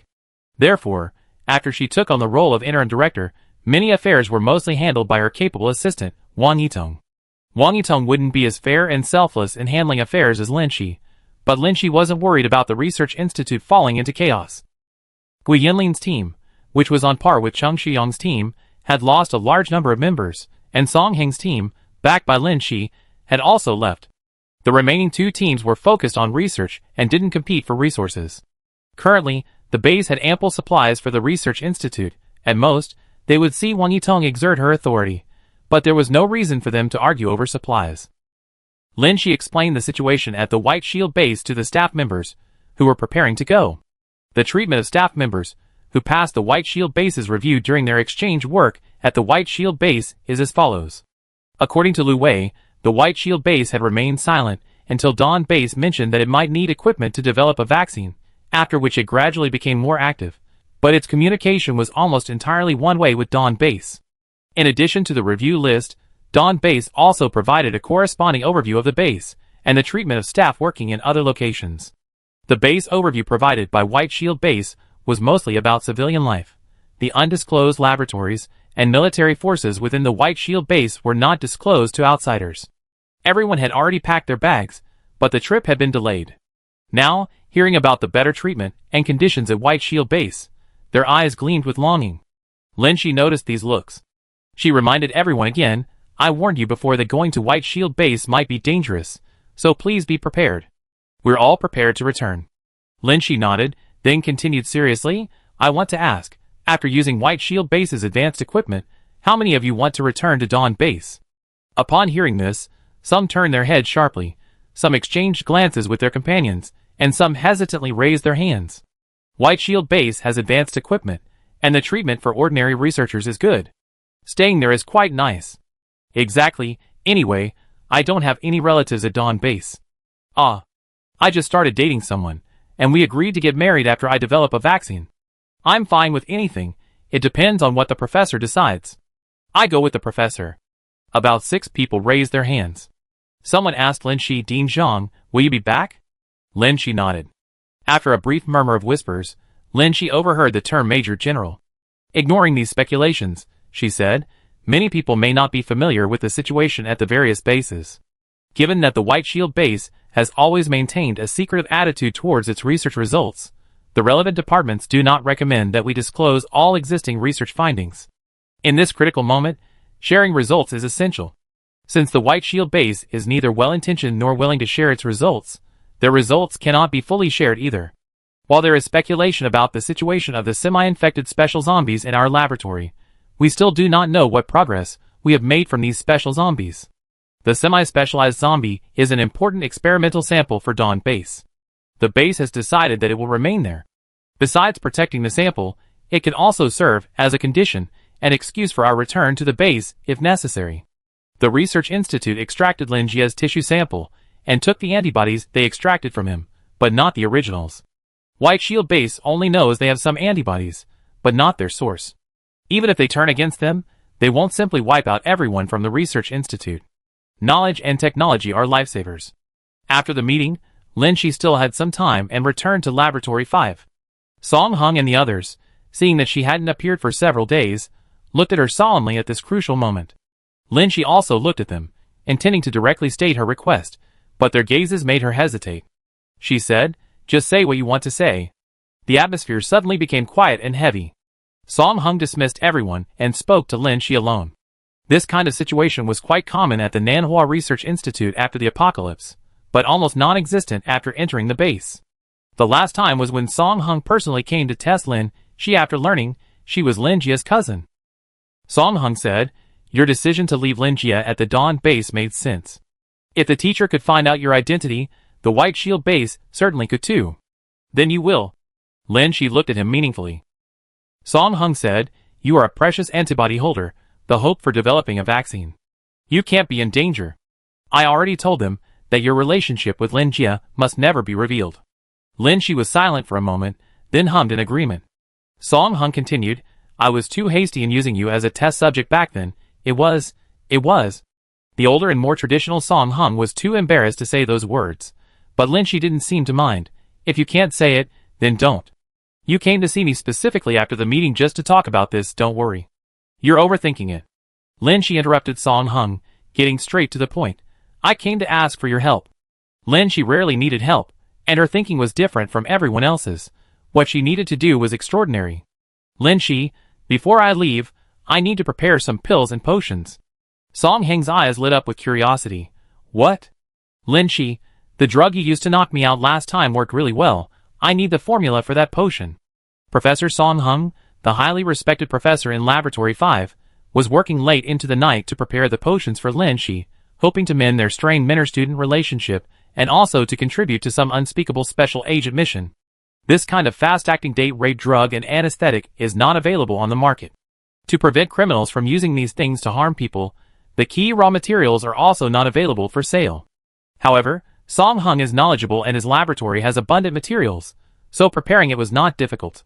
The night before their departure, the four of them had a hot pot dinner at the Major General's house. The four of them lived together, and usually ate in the canteen. When they took turns treating each other to better meals, Lin Xi would cook something if she had the time and inclination, but the other three couldn't cook.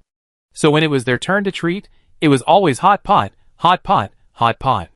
After cleaning up the mess, they discussed some strategic plans. The people who entered the White Shield base this time were Lu Wei, Lin Xi, and Xiang Xian. Liang Hui temporarily left after escorting them to the White Shield base and waited at the Arc base, the closest base to the White Shield base, to provide support to those inside. Some trusted and capable people whom Lu Wei had cultivated since the apocalypse also accompanied them. Having explained things to everyone, Xiang Xian sprang to her feet, ready to go back and rest early. Suddenly, she saw Lu Wei produce 4 sealed leather bags. She immediately deflated, even though she had just eaten, and said weakly, "Ah, writing again." Lu Wei handed out a sealed bag to everyone before taking one for himself and silently opening it. The three of them were quite adept at it, and Lin Xi followed suit, unscrewing her bag. She expected top-secret documents, but instead found several envelopes and sheets of paper. Xiang Xian, writing wills. "Oh!" Lin Xi responded. She had heard of this step, but she hadn't expected to be involved herself. She asked Xiang Xian again, "You said writing again, have you done this several times?" This step is always done before carrying out dangerous missions. This time, it was Lu Wei who answered. The three men developed their skills within the military, and due to their outstanding abilities, they were frequently assigned to dangerous missions. For example, after the rampant zombie outbreak outside the city, the risks of scavenging supplies and various operations increased, yet they still participated in most of these missions. Like the suicide of Old Yuan that Lin Xi witnessed, anyone could potentially perish during a mission. Lin Xi had heard in training that this process allows people to psychologically anticipate and accept the possibility of death, helping them to let go of mental burdens and fully engage in the mission. From another perspective, it also allows them to say goodbye to cherished people in their wills. In times of crisis, wills written by those on dangerous missions that include provisions for their estates are legally binding. Lu Wei, Xiang Xian, and Liang Hui all have living family members. Although their points at Dawn base cannot be transferred to other bases, if the apocalypse ends or things become more peaceful and frequent travel between bases becomes possible, their assets and finances at White Shield base can be transferred there through wills. Xiang Xian kept saying boring and writing again, but when she actually picked up a pen, she became incredibly serious. Lu Wei and Liang Hui did the same. Lin Xi gripped the pen, stunned for a moment. Writing a will, who was it for? Her parents were long gone. Her life was a fight to defeat zombies and end the apocalypse, a fight for her own survival. The only people she truly cherished in this world were her 3 comrades in arms. If they were to die, they could start anew in another world. She glanced at Xiang Xian and Liang Hui. They had already finished one, put it in an envelope, and turned to the next page. Lu Wei, head bowed, was writing intently. Lin Shi wondered, even if they could be reborn, would they still write a will? Xiang Xian wrote as she spoke, honestly, I don't want anyone to receive my will in the future. And I don't want to receive anyone's will in the future either. She couldn't write a single word, but she was extremely curious about the contents of their wills. How exactly do you write a will? They seemed quite experienced. Xiang Xian and Liang Hui had already finished one letter, and were writing their second. Lin Shi unconsciously craned her neck. When she came to her senses, Xiang Xian caught her. San, why are you peeking at us writing our wills? Lu Wei and Liang Hui looked at her simultaneously. Lin Shi, peeping doesn't count as peeping. The other three turned their bodies slightly away, their hands intentionally or unintentionally covering half of the letters. Sigh. Lin Shi sighed, and put all her blank letters back into her file folder. Sitting here daydreaming wouldn't produce a will for her now. She might as well go to her study and review the important literature on multispecific antibody research. Lin Shi silently returned to her study and turned on her computer to continue studying and working. A moment later, Lu Wei entered with two file folders. One was placed on the other half of the desk, within Lu Wei's domain. The other was handed to Lin Shi. Lin Shi, ? Lu Wei, I still suggest you mentally prepare yourself. Lin Shi stared at the blank suicide note folder Lu Wei handed her for 2 seconds. She had used the excuse of being busy at work to sneak back to her room to avoid writing a suicide note, but she hadn't expected Lu Wei to follow her into the study with the folder. Lin Shi tactfully accepted the folder. She pretended to take out a piece of paper and tried writing again. Suicide notes are usually written to family and important friends, but she had no family. Friends. Should she write to Lu Wei, Xiang Xian, and Liang Hui? But they had always fought side by side. Even if they died tragically, they would meet again in the next world. Lin Shi glanced up at Lu Wei on the other side of the desk. His eyes were lowered, making his expression unreadable, as he wrote incessantly with a pen. Lin Shi couldn't help but ask, You haven't finished writing yet? Yes. Lin Shi was a little curious. Are you going to write to a lot of people?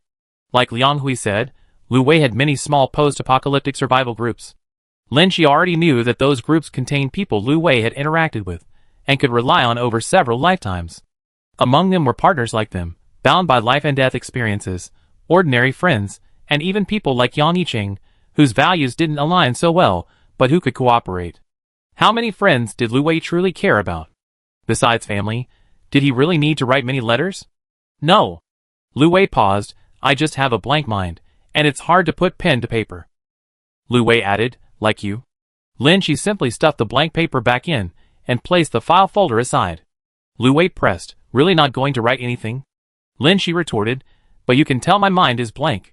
Lu Wei silently looked at her, trying to persuade her again, White Shield Base is dangerous.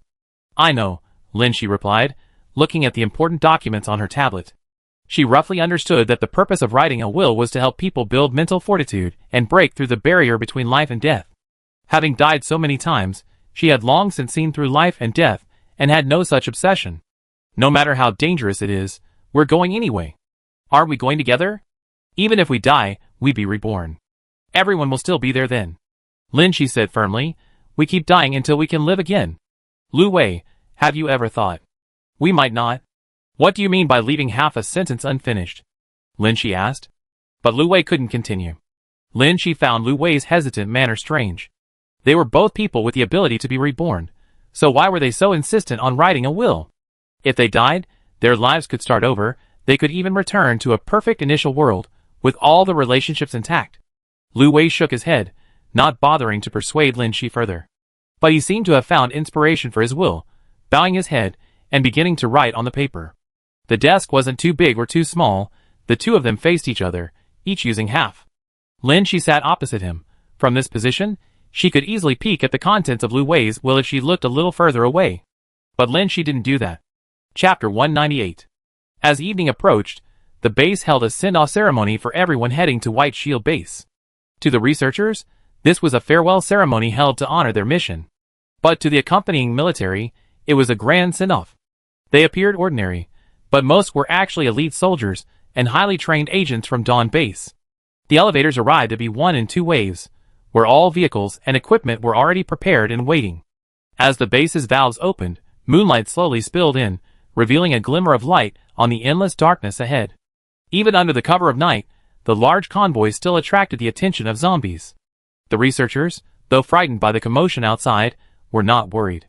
After all, they were sitting in enclosed carriages, unable to see the situation, so they had nothing to fear. Besides, this time, with so many soldiers providing support and the vehicles accelerating, shaking off the zombies was only a matter of time. Unlike the last time, when a certain director took them out under the guise of a team-building trip, which was actually just sitting in a transparent carriage being thrown into a horde of zombies for fear. Some people glanced at Lin, she subconsciously. Their dean sat with a major general and lieutenant colonel, her expression calm and unchanging. Well, Dean Zhang's connections have been a long-standing issue. Dean Zhang's eccentric thought process has been a long-standing issue. She really doesn't seem afraid of zombies. Some staff members quietly took out their phones. Even though the carriage was enclosed and there was no danger, they still turned the screen brightness down to the lowest setting and secretly opened some apps. Whispers rippled through the crowd. We can connect to the outside signal after leaving the base. Really? Let me see too. Most programs are semi-paralyzed, you can access them, but the pages are very unstable. I still can't contact my parents. The base where your parents are is also using an internet. You can access the public internet, but they can't, so of course they can't contact you. After about an hour of travel, the convoy slowed down. Lu Wei and Xiang Xian switched vehicles. Lin Shi knew they were going out to reconfirm the airport's security and clear any obstacles. After the zombie outbreak, almost all civilian airports were destroyed and collapsed. Some military airports were still usable after cleanup. White Shield Base values this team, which might potentially develop a vaccine, and sent 2 aircraft to pick them up. Dawn Base will also send 1 aircraft to escort them. Driving from Dawn Base to White Shield Base would have taken 11 hours if the highways were open normally before the apocalypse. However, the road conditions are now complex, and trucks would be time-consuming and prone to unforeseen circumstances. Airplanes can solve these problems. But this also means that Lin Shi and Lu Wei will have to deal with White Shield Base in advance. After ensuring there was no danger outside, the military escorted the staff from the vehicles to the airport. Under the cover of night, everyone hurried along, but remained quiet and orderly. In the post-apocalyptic world, room cards and points-based assets belonged only to Dawn Base and couldn't be taken. The staff only carried a few personal belongings. Experimental equipment was transported by the military. The staff and their luggage boarded 3 planes one after another. Lin Shi, as the dean, and the accompanying military personnel maintained order until all the staff were on board. Xiang Xian and Liang Hui stayed by her side, while Lu Wei spoke with the people from White Shield Base, who had come to pick them up. Both sides appeared polite, but a closer look at Lu Wei and the leader revealed a certain familiarity between them, yet also a mutual wariness. The man looked at the convoy from Dawn Base and said, "So much armed force deployed." Lu Wei replied, "Protecting the research team is of paramount importance." The man shrugged, "We only have 3 planes." "Wait, there don't seem to be this many people on the review list." Lu Wei glanced at the 3 people and the convoy in the distance and said, "Escort them to the airport. The garrison will withdraw." "I heard from your teacher that you're personally protecting your research team to White Shield Base." The man speaking to Lu Wei curled his lips into a sly smile, his expression ambiguous, seemingly carrying a hint of scrutiny and mockery. Lu Wei seemed unwilling to engage with him further. The man was also somewhat embarrassed, glancing at the time, and said, "It's time to depart." Lu Wei nodded, and then walked towards Lin Shi and the others. Lin Shi and Xiang Xian stood with Lu Wei, exchanging a silent glance with Liang Hui. It was time to part ways. The original plan was for the 3 of them to infiltrate White Shield Base together, while Liang Hui would lead the convoy to the vicinity of White Shield Base after the planes took off, ready to provide backup. The farewell ceremony was conveyed through a single glance, without a word being spoken. Chapter 199. The research team split into 2 groups, each boarding a separate plane with escort troops from the 2 bases. Lu Wei, along with several leaders from the White Shield Base, boarded the other plane. Both sides were armed.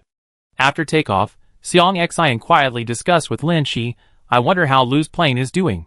If they have ulterior motives, even if Lu goes alone, he can't hijack it." Lin Shi sighed. Xiang Xian's imagination was indeed remarkable. She said, "Nothing will happen. It's not time to break ties yet. The White Shield Base definitely needed their vaccine research results, and they needed the White Shield Base's equipment support. No one would sever ties prematurely before a cooperation was reached. Moreover, Lu Wei seemed to know that person somewhat. Lin Shi inexplicably thought of Yang Yicheng again. Perhaps they had been classmates or colleagues. On the other plane, Lu Wei sat alone among a group of White Shield-based personnel. He didn't unload his weapons, and no one else was required to.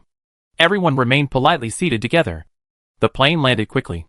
White Shield Base had already arranged for armed forces to meet them at the airport, and everyone orderly transferred to vehicles bound for White Shield Base. On the journey to White Shield Base, less than half of the personnel from Dawn Base remained in the convoy, and the military force from Dawn Base constituted an even smaller proportion of the entire group. Under Fan Yuchao's guidance, Lu Wei boarded a heavily armed truck, where several people were already seated.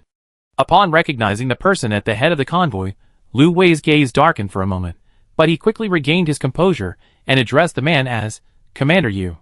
Yu Mingyuan's gaze fell upon him, and he smiled faintly. Little Lu, it's been a long time. Lu Wei nodded and sat down in the empty seat everyone had left for him, right next to Yu Mingyuan. Why did the commander come in person? He asked. Yu Mingyuan exclaimed, waving his hand. Calling me commander is too formal. I used to lead you all.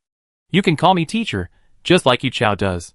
His smile faltered, and he suddenly said seriously, after all, you're a major general now, the same rank as your teacher. Lu Wei's expression remained calm, but a few ripples stirred within him. Yu Mingyuan had been his teacher before, albeit briefly, but they had indeed interacted before. Before the apocalypse, Yu Mingyuan was already a major general. Back then, the rank of major general was generally awarded to those over 50 with substantial experience. After the apocalypse, Lu Wei's heroic fight against zombies and his outstanding contributions to the base's construction earned him the promotion to major general.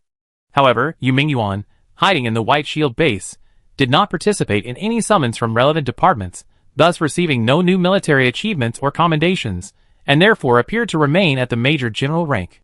But things must be different inside the White Shield base. Before Lu could speak, Yu Mingyuan had already smoothed things over. The younger generation is truly formidable. Yu Chao, you should learn a thing or two from Lu. Fan Yuchao's gaze swept briefly across Lu Wei's face, expressionless.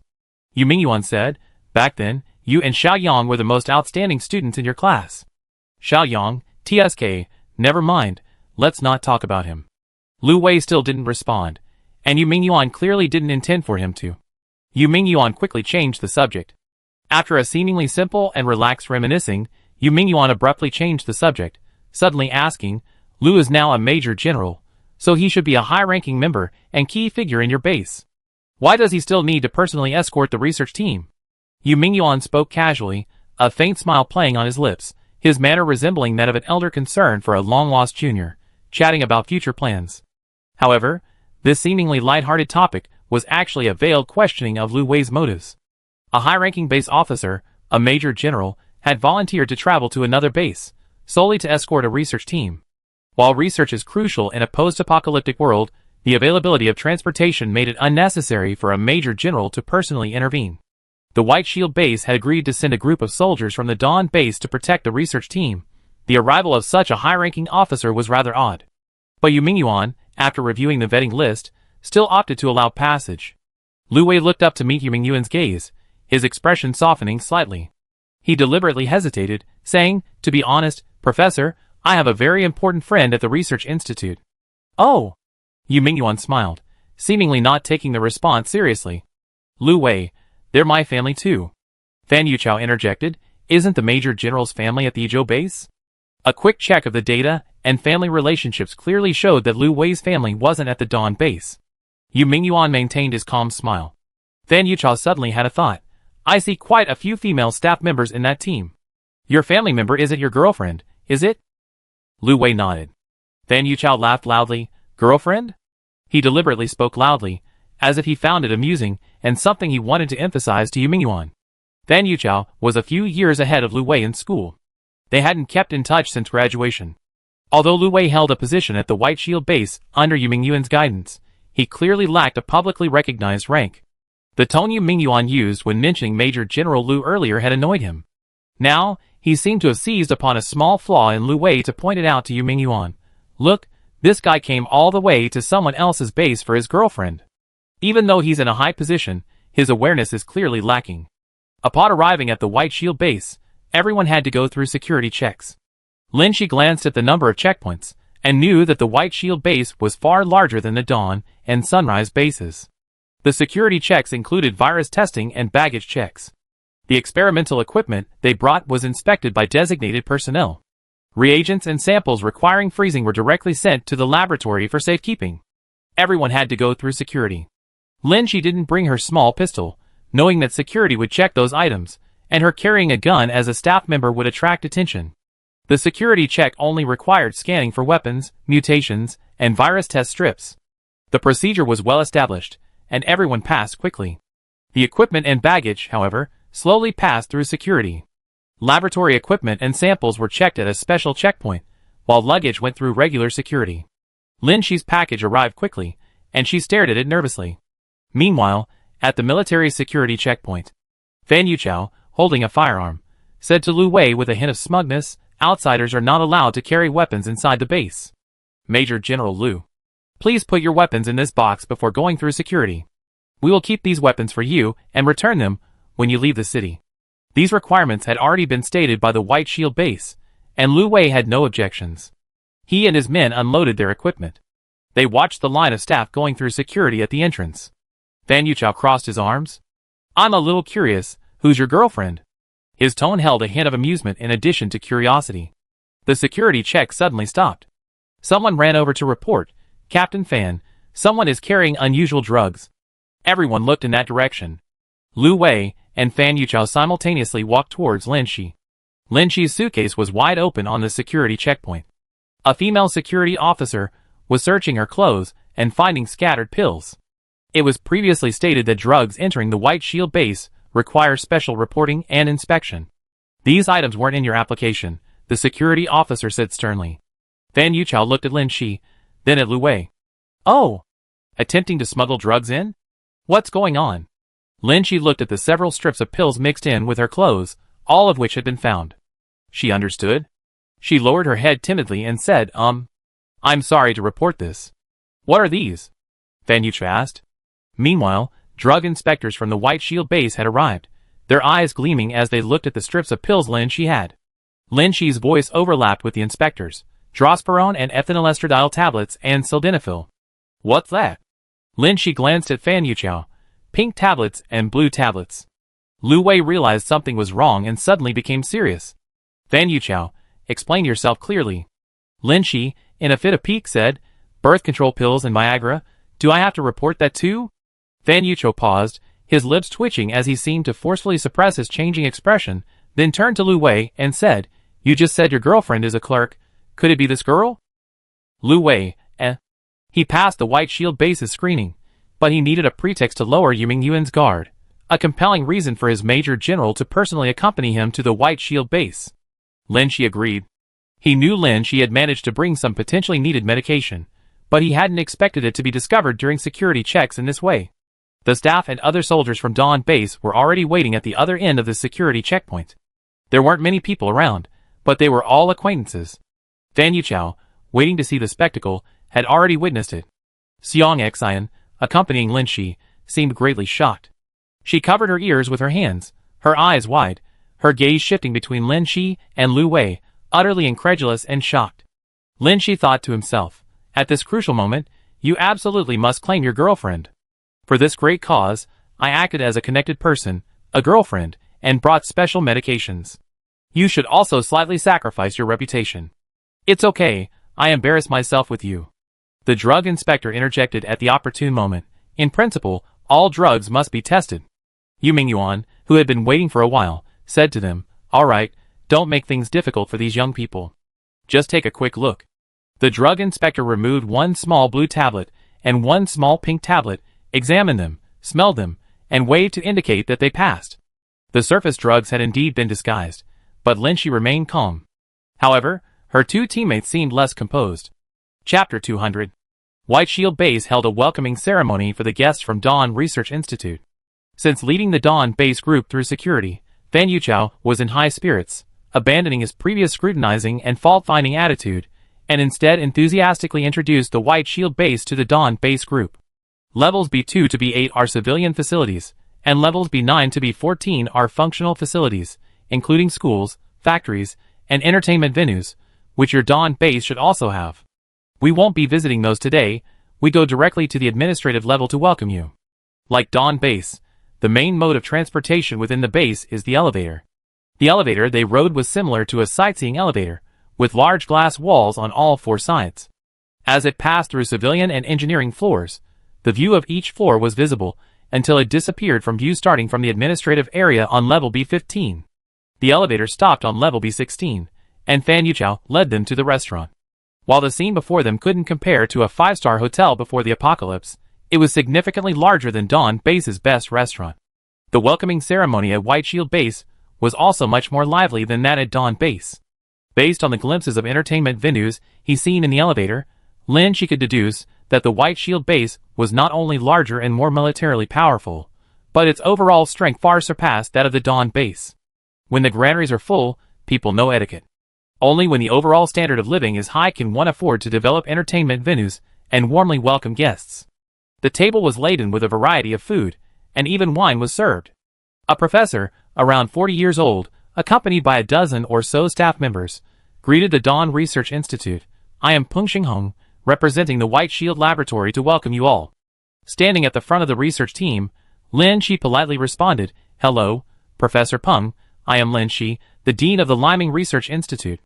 She then introduced the 2 professors behind her. These are Professor Guiyan Lin and Professor Song Heng. Peng Xinghong's gaze shifted to the noticeably older Guiyan Lin and Song Heng behind Lin Shi. He had met these 2 well-known figures in the industry before, but their dean was so young and relatively unknown. Peng Xinghong was somewhat puzzled but didn't say much. Peng Xinghong smiled and led them to their seats. We have several senior researchers in our lab. Besides those on duty, some are at a crucial stage of their research and cannot meet with everyone for the time being. Please forgive them. The lab staff were mostly hard-working individuals, not adept at drinking and socializing, so the welcome dinner was simply a polite and amicable affair. Meanwhile, Fan Yuchao and Lu Wei's group was quite lively. It seemed several former classmates or colleagues of Lu Wei had arrived, chatting about how long it had been since they seen each other, and that they were determined to drink until they were drunk. Lu Wei was surrounded by a group of people who, while ostensibly offering him drinks, were actually preparing to ply him with both hands. Lu Wei wasn't a heavy drinker, and Fan Yuchao clearly wasn't going to stop, so this meal was likely to be quite a struggle. Hey! We're at our White Shield Base now. We guarantee you're in the staff's safety, so you can drink without worry. Is Lu Wei being disrespectful to us? While the rank of Major General was high, it didn't carry much weight within the independent White Shield Base. These acquaintances knew Lu Wei before, and now, regardless of their motives, they were all ready to use this opportunity to get him drunk. Seeing that Lu Wei couldn't escape, Lin Shi sighed. She already lost face, so she might as well play along. She got up and walked towards the crowd, gently removing Lu Wei's hand from the grasp of several burly men. Everyone was stunned to see a girl squeeze into the crowd. Lin Shi smiled at Lu Wei, pursing her lips. Why are you drinking so much? Drinking is bad for your health. Who are you? The person next to Fan Yuchao, annoyed at being interrupted and forced to drink, squinted at Lin Shi. This is his girlfriend, Fan Yuchao answered, then, as if remembering something, grinned maliciously, indeed? Haha, it shouldn't be too bad for your health. Huh? Old Fan, why are you taking Lu Wei's side? Fan Yuchao winked and said, haha. I tell you later. Some people were unwilling to give up, but Fan Yuchao mysteriously persuaded them to leave. They whispered among themselves for a while, then burst into laughter, before quieting down and continuing to whisper. Seeing that everyone had left, Lin Shi breathed a sigh of relief and finally dared to meet Lu Wei's gaze. Although the farce at security had gone smoothly, it had clearly embarrassed Lu Wei in front of his old acquaintances. Lin Shi hadn't dared to look at him, but now that she had helped him fend off the drinks, she felt comfortable hanging around him. Lu Wei's face was slightly flushed, and his gaze, as he looked back at Lin Shi, was one of surprise mixed with disbelief, and perhaps even a hint of despair. Lin Shi didn't quite understand. Didn't I help you? This scene was observed by Yu Mingyuan, who smiled kindly and said, since that's the case, Chao Shiqing, please arrange accommodations for the guests at the Dawn base as soon as possible so they can get some fresh air and settle in. Lin Shi's earlier statement wasn't an excuse. They had set off at dusk and hadn't slept a wink since, and some of the less physically fit staff were already exhausted. Chao Shiqing, seemingly Yu Mingyuan's secretary general, quickly led the staff and soldiers from the Dawn base to the accommodation area. The White Shield base had made prior arrangements. The staff were all housed in areas closer to the laboratories. Their treatment was the same as the researchers at the White Shield base. Professors had single suites, while ordinary researchers shared rooms. Lin Shi, the nominal dean, wasn't given much attention and was assigned a double room like the other staff members. Her roommate was Zhao Jing. Both had been Song Heng's prize students, and after that incident, their meetings were awkward. More precisely, Zhao Jing was awkward, and Lin Shi was indifferent. Sharing a room wasn't a burden for Lin Shi. She no longer cared about others' opinions, but she still had a mission to complete, which made her somewhat constrained. A waitress called her aside, handed her a room key, and whispered, "This is a special arrangement from your superiors. You can freely move between areas to this room." Lin Shi took the key, lost in thought. Fulfilling her duties as dean, she surveyed the accommodations of the staff. Several members of Gui Yinling's team had already ignored Lin Shi. She even overheard Zhou Yiheng outside the door saying, she got the director position at Dawn Base because of connections. But who cares about her at White Shield Base? Lin Shi didn't care. It was a perfect excuse to shirk responsibility. Passing by Song Heng, whose eyes were bloodshot and voice slightly hoarse, clearly showing his age and frailty, he was full of energy. "When are we going to the lab?" It was the familiar Song Heng. Lin Shi said helplessly, "We can only enter after everyone is adjusted, and the handover with the White Shield lab is complete. There's no rush." After doing this, Lin Shi took another room key to the address marked on it. After swiping her card through the access control, the place became unusually quiet. It was clearly a high-end accommodation area. The rooms were large, so the distance between the doors was also wider. She swiped her card to unlock the door, and the moment she pushed it open, she saw a cold face. This face gradually softened upon seeing her. "So this is it," Lin Shi said, shrugging. Lu Wei asked, "What?" "Someone gave me special treatment and a room key." It must have been someone who overheard their relationship and thoughtfully prepared this. Lu Wei understood and made way for Lin Shi. After entering, Lin Shi looked around the deluxe suite. It was even more spacious than Song Heng's, showing that no matter how disrespectful those people were to Lu Wei, they actually treated her like a major general. "What a huge bed," Lin Shi commented. Since the apocalypse, she hadn't seen a 2-meter wide bed. Regular dormitory beds came in sizes of 0.8 meters, 1 meter, and 1.2 meters. Even after Lin Shi and Xiang Xian moved to Lu Wei's house at the Dawn Base, the largest bed in all the rooms was only 1.6 meters wide. Lu Wei looked at her, seemingly assessing her purpose. Lin Shi said directly, "I arranged for Zhao Jing to share a room. I came to see you, and also to see if there was a room for me." She had a special mission. Zhao Jing had betrayed her, and living with someone she didn't trust was too inconvenient. Lu Wei. Lin Shi had always thought Lu Wei was a well-mannered person, but at this moment, his eyes seemed to want to roll their eyes at her. "Lu Wei, after all, we're connected by the pink and blue cards. How can we have separate rooms?" The pent-up resentment finally erupted. The White Shield base had given each of them a cell phone that could connect to the base's intranet. After Lin Shi arrived at Lu Wei's room, the two used counter-surveillance techniques learned in their agent training to check the room for surveillance cameras and eavesdropping, then scanned it again with their modified watches. Confirmed safe, no problems. Lin Shi breathed a sigh of relief. They probably don't want us to discover their eavesdropping technology now. It would easily alert them. Lu Wei nodded. The two carefully checked the cell phones and belongings provided by the White Shield base again to ensure they weren't being listened to. They planned to use the base-provided cell phone to communicate, while their original watches and cell phones wouldn't connect to the base's intranet. Although both devices had been modified, once connected to the network, they would have another way to eavesdrop, making it easy for secrets to be stolen. Lin Shi's phone vibrated several times. Xiang Xian, having settled into her accommodation, couldn't wait to ask Lin Shi where she was, so Lin Shi sent her the address. Xiang Xian's first reaction upon entering was, "What a huge bed." Then she explained, "Such a luxurious room for you, the dean." If that were true, Lin Shi would have invited Xiang Xian to stay with her, but she answered truthfully, "It's for Major General Lu."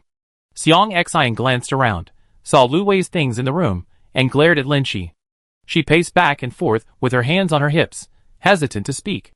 Lin Shi guessed that she was unhappy because she suddenly knew that she and Lu Wei were boyfriend and girlfriend here. After all, Lin Shi had experienced possessiveness towards friends. And the four of them had lived together for so long, yet Lin Shi and Lu Wei had such a big secret hidden from their best friend. Putting herself in Lin Shi's shoes, she would also be upset. She was a little nervous and whispered, I didn't mean to hide that from you. She hadn't admitted it because Lu Wei had discussed it with her. Xiang Xian was simple and straightforward, knowing the truth might not be enough to hide their fake relationship, and it could lead to trouble later. Xiang Xian took a deep breath. I'm not concerned about that. Then you. Xiang Xian leaned closer to Lin Shi, pinched her cheek, and said earnestly, San, you're my very, very, very best sister. I won't be angry because you hid your relationship with Brother Lu from me. I'm concerned about you. I'm concerned about you. So? Xiang Xian seemed to find the line too hot to say.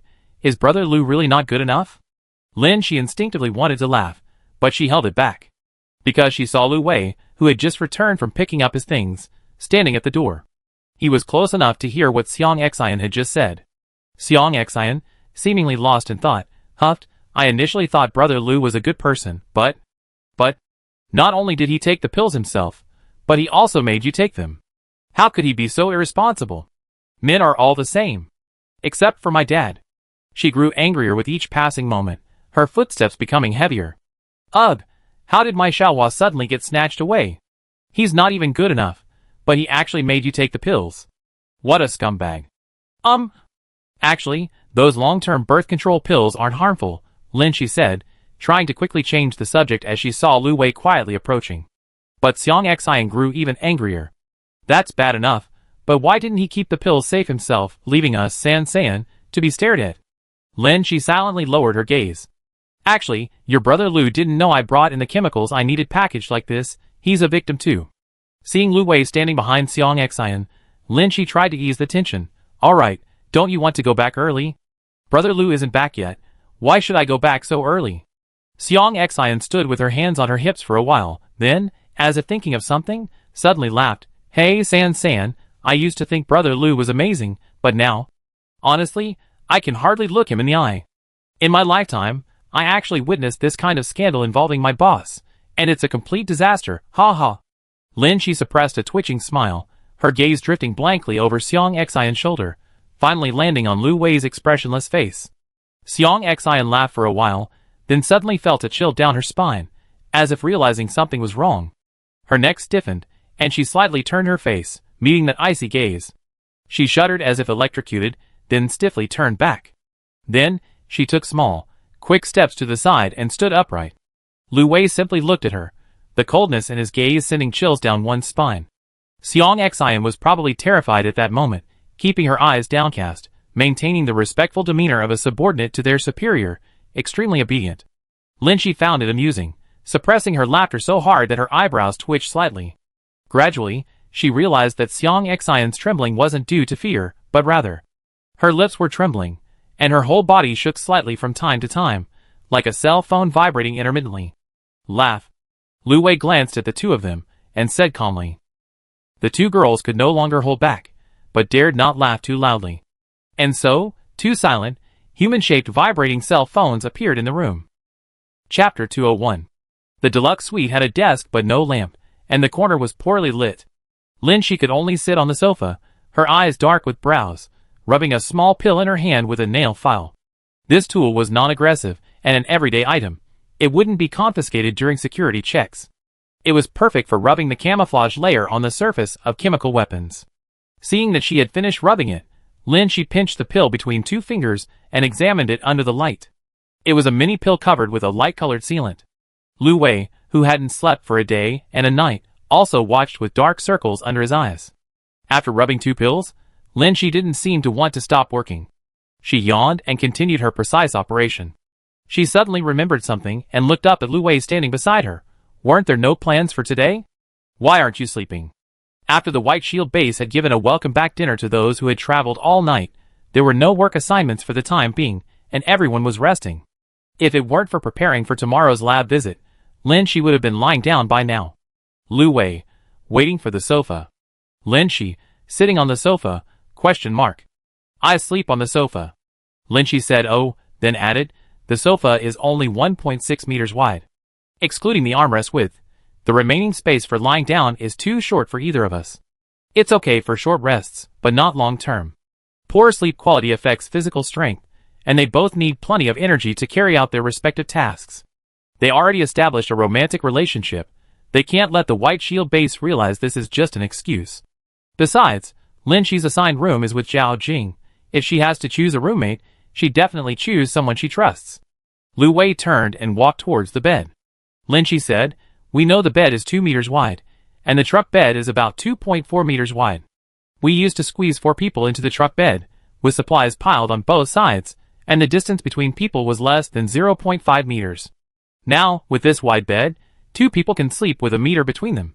Back at the Dawn base, they each had their own room, but in both their past and present lives, when they went on missions, they all squeezed into the truck bed, eating and sleeping together. The truck bed space was much smaller than this room. In times of crisis, no one cared about gender. Back then, the 4 of them slept side by side, and even died together. Given this kind of friendship, Lin Shi felt that if she didn't care about such things, why should Lu Wei be particular? Lin Shi said without any hesitation, "Imagine the bed as a slightly narrower truck bed." Lu Wei responded softly with his back to her, his expression unreadable. Lin Shi lowered her head and continued rubbing the pills, her head spinning with drowsiness. She muttered a few words, trying to regain her senses. "The pills are reversed. The blue one should be the anesthetic, and the pink one the poison. After all, you only need to take 1 pink pill a day. Taking a few more blue ones won't hurt." A helpless sigh came from the other end, and Lu Wei actually responded to her whispered muttering. "Taking too many blue pills will cause shock." "Really? Aren't you a medical student?" I'm a pathologist, so I haven't memorized the specific precautions for this drug." Lu Wei sighed again. He really didn't want to hear about the blue pill anymore. After chatting for a while, Lin Shi seemed to have regained some of her energy. "How did you know?" Lu Wei rolled over, lying on the edge of the bed, with only the back of his head showing, seemingly unwilling to talk to anyone. He muttered, "No one should come to check on the medication usage." Lin Shi replied, "Who knows? Details determine success or failure." Having finished her work, she casually pulled up her blanket and lay flat on her own spot on the bed. The next day, Lin Shi got up early. Today, their research team was officially entering the White Shield laboratory to begin their work. "That's all for now. Here, the little blue pills are for you." Before leaving, Lin Shi handed the pills to Lu Wei. Seeing the hand handing over the blue mini pills trembling slightly, Lu Wei knew this guy had thought of something funny again. "Stop playing around," he said helplessly, then added, "Be careful." Lin Shi arrived at the Research Institute's dormitory area. Peng Xinghong, whom she had met briefly yesterday, was already waiting. After everyone arrived, she distributed access cards to the Research Institute and led them inside. After passing through security, for professors and their teams greeted everyone. Several familiar faces were present, some of whom were already somewhat well known before the apocalypse. Professor Huang Qian, who led the group, had given a lecture at Lin Shi's university when she was an undergraduate. Huang Qian and Gui Yanlin were old friends. They greeted each other and shook hands. Lin Shi watched the professors exchange pleasantries and compliments while discreetly observing the entire research institute. It was larger than the Dawn Research Institute. The labs visible to the naked eye were numbered 7, indicating at least 7 labs. Song Hung didn't mind being ignored, but he eagerly asked, "When do we start our research?" Huang Qian wasn't bothered and chuckled, "I take you to your respective labs now." Everyone was curious about the White Shield Research Institute upon arrival, glancing at the various laboratories as they passed by. Most laboratories had a glass wall, allowing passers-by to see inside. A few laboratories contained zombies, while others were enclosed, their interiors hidden. Lin Shi toured the facilities openly, knowing that the laboratories researching biological weapons were definitely not here. Peng Xinghong led Gui Yanlin's team into Laboratory 9 for discussions, while Huang Qian accompanied Song Heng's team to Laboratory 10. The equipment here was indeed more advanced, and the necessary consumables were plentiful. The refrigerators brought by the Dawn Research Institute for preserving samples and specimens were also moved here. Huang Qian said, "To be honest, Professor Song, since the zombie outbreak, my research is focused on extracting antibodies to develop vaccines, so next." Lin Shi interrupted, "Professor Huang, we previously reached an agreement with the White Shield base that our antibody project will continue to be conducted independently. The White Shield base provides the space and advanced equipment, but personnel cannot interfere. However, once an effective antibody is identified, the results must be shared with the White Shield Research Institute." Huang Qian's gaze swept lightly over Lin Shi. He had heard of this young female director of the Dawn base. While he disapproved of students surpassing their teachers to become directors, he felt a mixture of curiosity and awe towards Lin Shi. Of course, we won't interfere with your work. He adjusted his glasses. Not only that, we will also provide some of the antibodies we extracted to support your work. Zombies that can speak or retain some consciousness can be considered special zombies. Their brains will have parts that haven't been completely infected by the virus, allowing for the extraction of small amounts of incomplete antibodies. Song Hung wasn't good at socializing, so Lin Shi replied, "Then thank you to White Shield Labs." Huang Qian said, "Hey, we're all doing research, no need for thanks." He lingered, watching Song Heng's team unpack the contents of the cold storage for later use. Both teams had been present during yesterday's security check, so Huang Qian and the others knew what was in the cold storage. He said with a mix of envy and sourness, "We've been researching antibodies for 2 years, and we only extracted some small antibodies.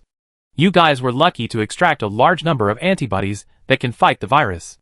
The implication was that everyone was doing research, and no one was superior to anyone else. Song Heng's team only had the advantage of capturing 2 large, special zombies to extract antibodies. After he finished speaking, no one responded or paid him any attention. In the past 2 years, Song Heng's team at Dawn Labs had experienced voluntary resignations and layoffs. Many had left, leaving only those who were tight-lipped and dedicated to their research. Lin Shi couldn't deny this. Even though the team ignored her wishes and tried to use her as a guinea pig, they didn't leak the news. For so long, no one revealed the relationship between Lin Jie and Lin Shi. Huang Qian kept his word and later delivered all the antibody samples extracted from their lab. As he himself said, they were all small antibodies that could only immunize against a small portion of the virus. According to data analysis, the portion that most of the small antibodies could immunize against was already covered by the total number of antibodies developed by Song Heng's team. Upon seeing the complete multispecific antibody synthesis system, Song Heng's team began their work with great enthusiasm. After organizing the equipment and facilities on the first day, Song Heng checked the preservation status and data of all antibodies again to confirm they were intact. The next step was to put the constructed designs into combination testing one by one. This process was quite lengthy and couldn't be rushed. It was noon in the blink of an eye. Just like at Dawn Lab, everyone went to eat in shifts to ensure someone was on duty in the lab. Song Heng was always the last one to arrive. Lin Shi was among the first to go to the cafeteria. They seemed to have come to the White Shield base on an official business trip. Here, the White Shield base paid their points-based salaries on their behalf. Lin Shi glanced at her balance. It was much higher than that of an ordinary staff member. Judging from the level of courtesy she received, the White Shield Research Institute didn't treat her like a director, but her points-based salary seemed to be paid at the level of a director. Lin Shi casually queued, but her eyes were constantly watching the food distribution process. Nothing seemed amiss. They had only been at the White Shield base for a day. Even if the White Shield base had ulterior motives, they wouldn't act rashly at the beginning. They would wait until their project yielded results before taking action. However, Lin Shi was concerned about security. Staff members only made up a small portion of the personnel on this floor. The majority were military and political personnel. Lu Wei's team also ate and lived on this floor, but Lin Shi didn't see them in the crowd. Zhou Yiheng, who had come out of Dawn base with him, did appear. Since arriving at White Shield base, Zhou Yiheng felt much more at ease. Although he was a guest here and couldn't act with impunity, Lin Shi no longer had the privileges of a dean, which made him feel much more at ease. On the first day, everyone was full of excitement and worked overtime until midnight with great enthusiasm. Lin Shi received greetings from Xiang Xian and Lu Wei. After joining the internal network at White Shield base, the 3 of them formed a small group. To prevent leaks of mobile phone messages, they wouldn't discuss confidential content in the group, but daily greetings were allowed. Xiang Xian, I got off work at 5 o'clock, so boring. Lu Wei, is it going well? Xiang Xian, San. Why aren't you off work yet? Lin Shi dragged his tired body home in the middle of the night, quickly washed up, and collapsed into bed. Today, Lu Wei was sitting on the sofa, rubbing small pills. Lin Shi, what are you doing today? Lu Wei, Yu Mingyuan integrated us into the White Shield military department, assigning us positions according to rank, with the same treatment as the original soldiers of the White Shield base. Lin Shi, so you're also a major general here? Yes. Lin Shi, then you can participate in many affairs? Isn't Yu Mingyuan wary of you? Lu Wei shook his head. Lin Shi closed his eyes and analyzed in a low voice. He's definitely suspicious. He's doing this to lower your guard and observe your behavior. Yu Mingyuan had established the White Shield base as an independent regime, detached from the control of relevant departments, and had never communicated with the outside world. The sudden arrival of a major general working for those departments, even under the pretense of accompanying his girlfriend, wouldn't easily lower anyone's guard. In fact, although Yu Mingyuan didn't have anyone guarding the Dawn base, he was observing the Dawn Research Institute and Lu Wei through two channels. On one hand, he communicated more with Lu Wei, showing trust and allowing her free access to military strongholds to observe her behavior. On the other hand, he secretly sent people to investigate. Lu Wei accepted this trust without hesitation, appearing completely at ease and showing no unusual behavior. The researchers from the Research Institute, who were tasked with the investigation, started with Lin Shi, primarily gathering information from the staff at the Dawn base. A junior staff member, Luo Jun, took on this task. He often dined with Zhou Yiheng next door, and over several meals, he managed to extract some information. Luo Jun complimented, "I always been curious.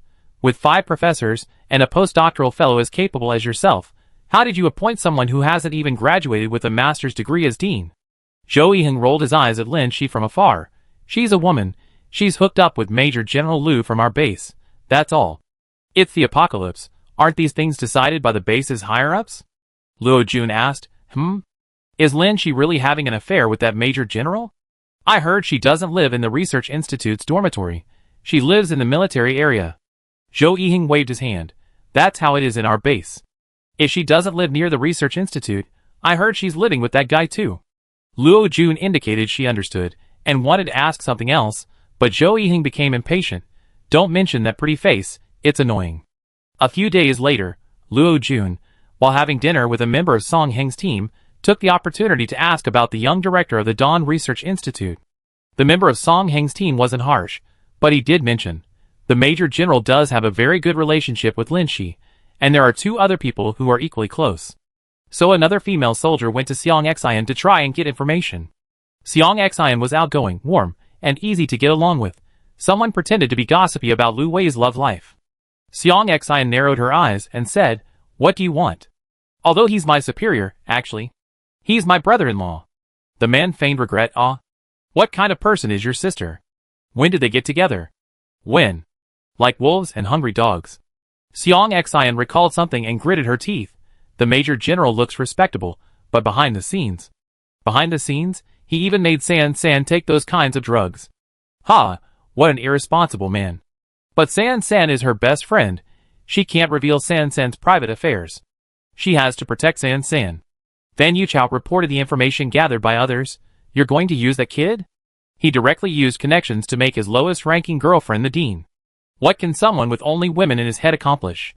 Xiaolu rose to this level in such a short time. It's not that simple.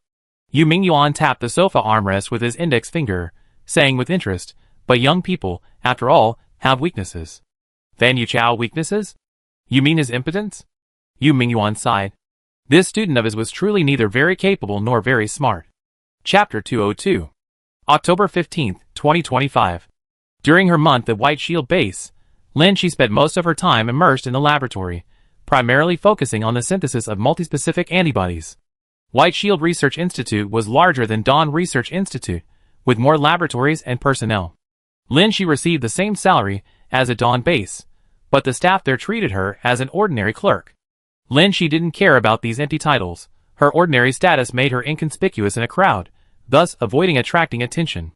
In this month, there had been no progress in her research, but Lin Shi had already familiarized herself with the personnel and layout of the Research Institute. Meanwhile, Lu Wei seemed to have been seamlessly integrated into the military defense force by Yu Mingyuan, attending high-level meetings and work according to rank, and gaining access to training grounds and key areas. However, she only had access to the scenes and information that White Shield Base was currently willing to disclose. The real military strongholds and secret laboratories must be located in places unknown to outsiders like them. The White Shield Research Institute is different from the Dawn Research Institute.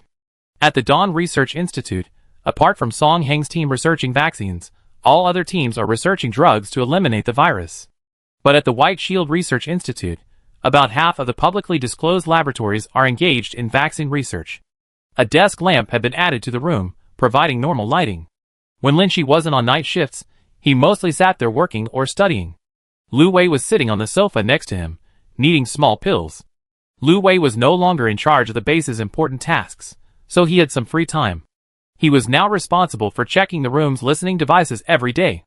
Although the White Shield base couldn't trust them, they didn't want to alarm them either, and there hadn't been any problems in that regard. The small blue and pink pills were 75% real medicine. Only a small portion was a secret chemical weapon prepared by Lin Shi. To prevent the trash from being inspected, the powdered real medicine that was rubbed off was flushed down the toilet. Hearing Lin Shi say this, Lu Wei asked, "Any clues about the secret laboratory?" Lin Shi shook her head. She currently had two priorities: researching multi-specific antibodies and finding the secret laboratory. Both were very demanding tasks, and Lin Shi couldn't manage them all. Besides, she had only received emergency training and wasn't a highly professional agent. The White Shield base's research into radioactive zombies as biological weapons was an inhumane project.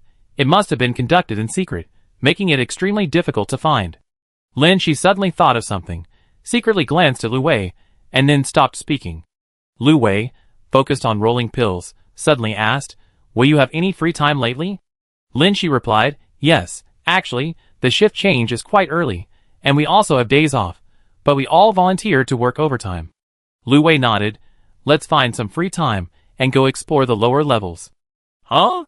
Lu Wei stopped what he was doing, pointed to the upper level representing superiors, and said, "There are informants who have been at the White Shield base for a long time. I only contacted 2, and there might be others in the lower residential area. We can also familiarize ourselves with the terrain of each level of the White Shield base." "Oh," Lu Wei explained, "it's a bit strange for me to go alone. A foreign major general wandering alone in the residential area would indeed attract attention. Even in civilian clothes, if recognized by patrolling troops, it would be difficult to explain." Lin Shi understood. Lu Wei added, "I called Xiang Xian, but she refused." Xiang Xian was skilled in reconnaissance, and there was a reason why Lu Wei chose to bring her instead of Liang Hui to the White Shield base. She also had her own exploration mission recently, but it was different from Lu Wei's. "Isn't she very cooperative?" Lin Shi asked. After all, before the blue film incident, Xiang Xian had always respected Lu Wei as her superior and obeyed her every command. Even after the collapse, Xiang Xian never brought up the incident again. At work, they were normal superiors and subordinates after get off work. "Lu Wei," she said, "she wouldn't go out with her brother-in-law without permission. It's more reasonable for us to go to the leisure area for dinner and shopping. You can also look for clues while you're there." Their floor was an important area of the administrative district, mainly used by research institutes and military defense forces. They had already searched all the accessible areas. Lin Shi calculated the upcoming tasks and listed some free time that could be used for a date. The two of them did their own things for a while. Lin Shi was still thinking about what had just flashed through her mind, and glanced at Lu Wei again, hesitating to speak. After all, he had said that incident was the most painful thing for him. Lu Wei noticed the gaze and looked up, asking, "What do you want to say?" Lin Shi took a deep breath and asked, "Do you remember what happened after your contact with the radiation-infected zombies?" Lu Wei's clear eyes flickered, and he lowered his head to rub another pill. Okay, as expected." Lin Shi understood. Everyone is human, everyone has fears, and lingering psychological shadows. This is precisely why they repeatedly reincarnate to find a way to survive.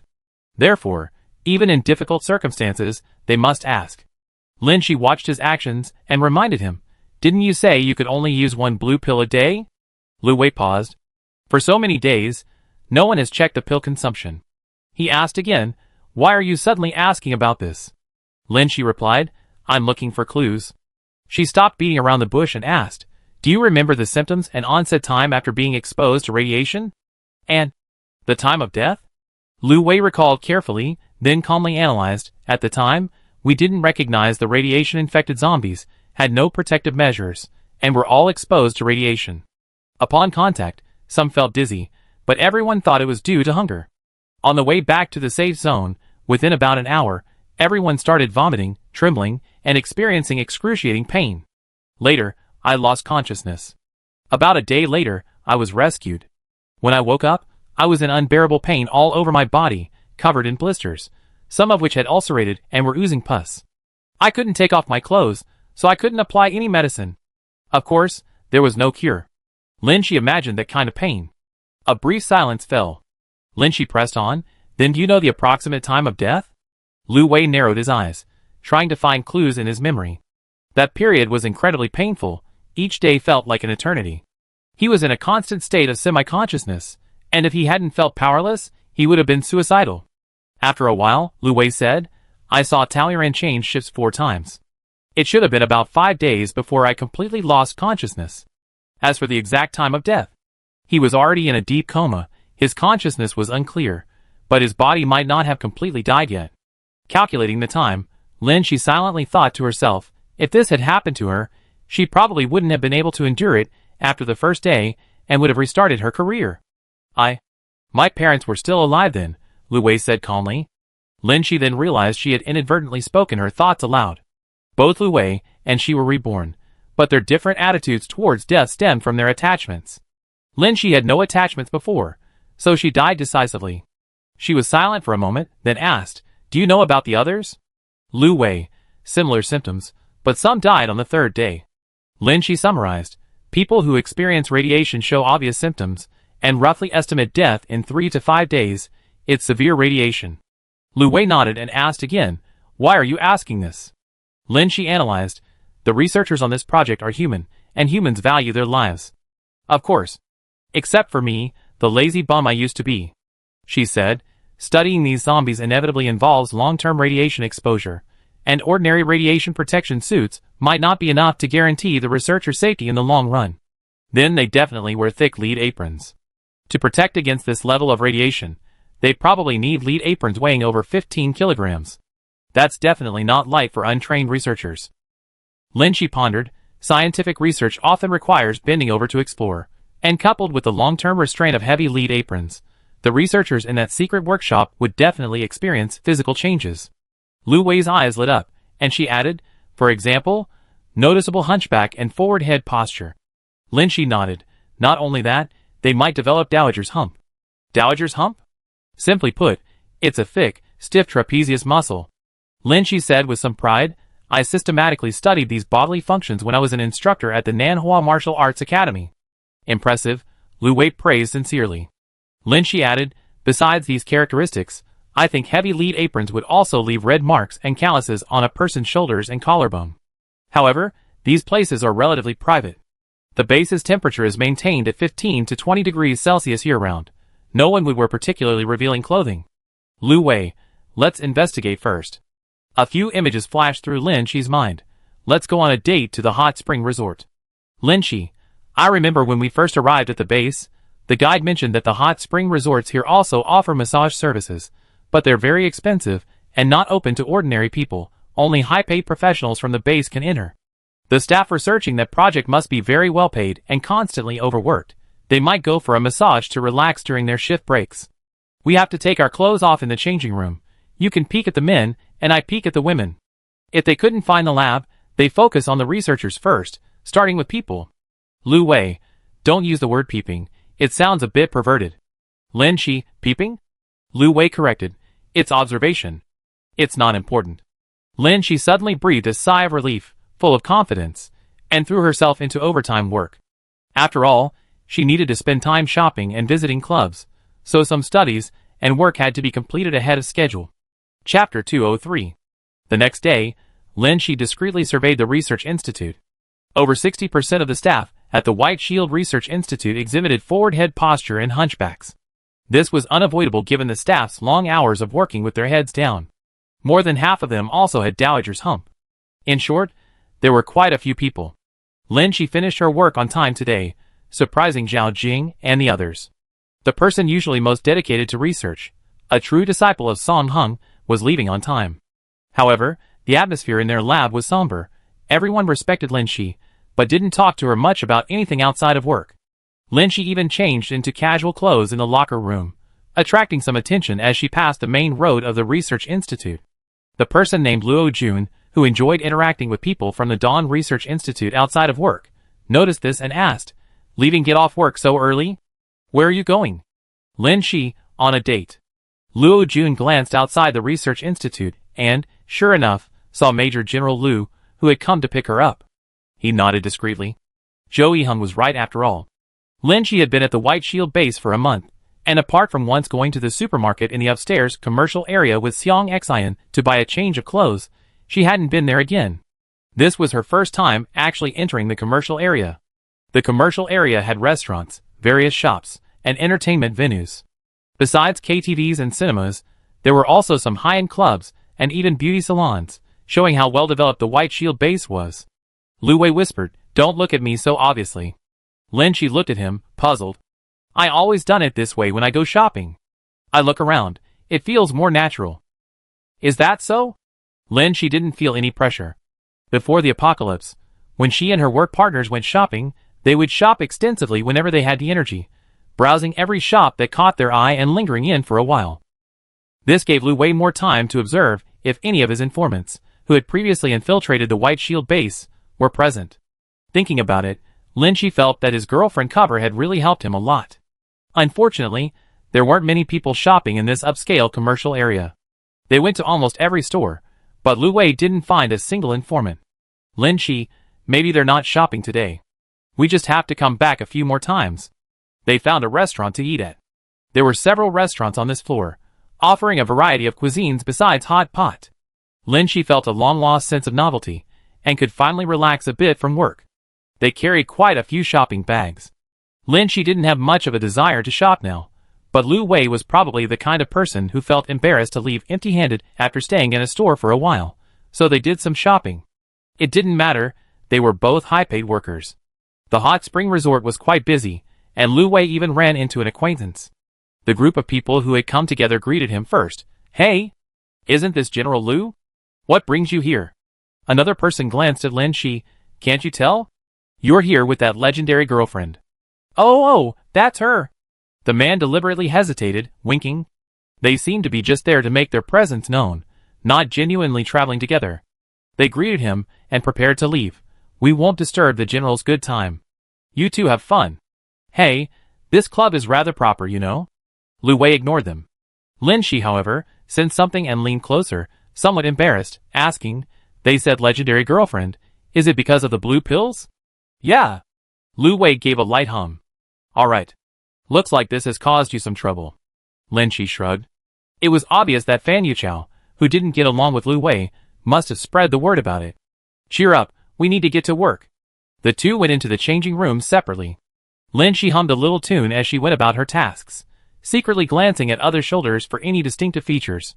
Once they left the changing rooms and entered the hot spring resort, they found everyone wearing bathrobes, their necks and collarbones almost completely visible.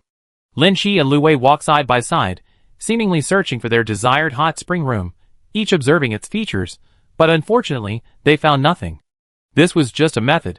Actually finding it required luck and coincidence. Chapter 204. After 5 visits to the hot spring resort, Lin Shi hadn't found anyone with marks on their neck resembling those left by heavy lead aprons. However, Lu Wei had managed to contact 2 informants. She passed this characteristic on to Seong Xian, asking her to also discreetly keep an eye out for people with this feature. After 3 weeks, Seong Xian and Lu Wei hadn't found anything. The people they encountered were mostly well-trained soldiers. Features like hunchbacks and dowager's hump were generally not present, and wounds and calluses were difficult to spot under their neat attire. Lin Shi could only observe people during her commute and between dates. She had already screened out some suspects within the research institute. The posture of those eliminated from the suspicion group differed slightly before and after get-off work, indicating that the hunchbacks and forward head posture were due to work fatigue and could recover with rest. However, the target group was too large, and Seong Xian, after observing their movements, found nothing amiss. Going to the secret laboratory for high-risk research would require considerable time, and disappearing for such a long period would surely be discovered. If researchers at the Research Institute work during the day, and then go to the secret base after get-off work or on vacation, not only is the time limited and efficiency low, but even the most hardened animal wouldn't have the energy. When Lin Shi is anxious, she does handstands or planks to calm herself down. This is a regular activity she does at the Dawn base, and Seong Xian always joins her if he's around. After moving to the Major General's house, Liang Hui sometimes joins in. But now, when Lin Shi calls out to Seong Xian, her eyes first light up. "Great! I've been practicing a lot lately, I'm sure I can win." Then her expectant gaze turns into a resentful one. "Going to your place is kind of embarrassing." Finally, she sighed bitterly. "Sigh, It's supposed to be a movie for 3 people. The shift in emotion was so natural that she shook her head helplessly. It's human nature to be possessive of friends. She was considering when to tell Seong Xian that she and Lu Wei were faking it, but she was afraid Seong Xian was too naive to keep it a secret, so she held back. Lu Wei opened the door and saw Shi upside down against the wall. Hearing a voice, Shi opened her eyes and saw Lu Wei upside down. He walked towards her and lay down on the open ground. How many minutes? 2. Lu Wei did 20 push-ups, then stood up and did a handstand next to Shi. Her eyes slowly turned to Lu Wei beside her. This was the first time she had seen Lu Wei upside down, but she couldn't make out his features clearly. He never played these silly games with the other 3 before. Lu Wei silently adjusted his breathing. Those 20 push-ups were to make up for the time she had already endured. It's unclear whether they included the difference in endurance. It was a tough competition. Lu Wei's endurance was clearly much better than Seong Xian and Liang Hui's. Forget winning, Shi gritted her teeth and persevered until her vision blurred before collapsing. I was trying to calm myself. Why did you have to come and compete? Shi said, relaxing her arms. You're the one who thinks I'm here to compete. That's really ingrained thinking. Lu Wei added, according to your usual practice, shouldn't you treat me to hot pot? Shi thought to herself, still saying she wasn't here to compete? The 2 sat quietly for a while, relaxing their arm muscles. Lu Wei, you know. Shi, I don't know. She spoke at the same time. Lu Wei, you go first. Shi, we've been to the hot spring resort so many times, and haven't found anyone with suspicious characteristics. Although Shi had anticipated the low probability of running into someone at the hot spring resort, the lack of any clues after so long was still disheartening. The multi-specific antibody research project was progressing smoothly, and they didn't have much time left. Lu Wei, maybe your work hours are different from that person's, so you never run into them. Shi, you mean I should take leave? Her tone carried a hint of resentment. Song Hung is already dissatisfied with my frequent lack of overtime, and to ask for leave at this crucial moment. Song Hung was that kind of person, in his heart, only scientific research mattered most. He had once valued her, once used her, once feared her, but once immersed in research, everyone was the same in his eyes. Therefore, there was a certain fairness in Song Hung's team. He wasn't biased, and only those with achievements were given important positions. Lu Wei asked seriously, how confident are you in your lab's results? Shi shook his head. Not sure, but calculations show that the antibody synthesized this time should provide full immunity to the virus. White Shield Base won't let us leave easily. Once they achieve their research results, we'd be useless to them. Shi was well aware of this. White Shield Base's independent actions had already attracted the attention of relevant departments, and given the suspicion that they were researching biological weapons, the base's desire for independence was very obvious. But Shi knew how terrifying zombies were. Even if White Shield Base wanted to use zombies to make weapons, their fear of zombies would still exist. Otherwise, more than half of the laboratories in the Research Institute wouldn't be researching antibodies. Once an effective antibody is synthesized, they have no more worries, and are likely to launch their final plan. As for Shi and Lu Wei, those who are being guarded against, their safety will be compromised. Shi had no choice but to secretly create some errors in the lab to buy time. White Shield Base High-Level Laboratory. I asked you to track the people from Dawn Base. Any progress? Yu Mingyuan asked expressionlessly. Fan Yuchao smiled. Teacher, these people are really useless. He took out a tablet and showed pictures. Look at Lu Wei. Besides clocking in and out, all he knows is shopping, eating out, and going to massage parlors with his girlfriend. Yu Mingyuan glanced at the tablet. He was older and had seen many disguised spies, so he never let his guard down. He knew that Lu Wei's status and position were given to him by the relevant departments, and Lu Wei was definitely loyal to them. In that case, they were on different paths. Yu Mingyuan took a sip of tea. What about the others? His girlfriend? Fan Yuchao played several surveillance clips, pointing to Shi in one of them. Zhou Yiheng is right. She's just a pretty face. She doesn't have any real talent, and lately she's been frequently criticized by her mentor, Song Hung. Her position as dean at the Dawn Base was probably arranged by Lu Wei. The scene shifted to the next clip, showing Shi and Seong Xian shopping in the commercial district. Shi was borrowing a points card from Seong Xian to buy chocolate. Currently, it's a special wartime phase.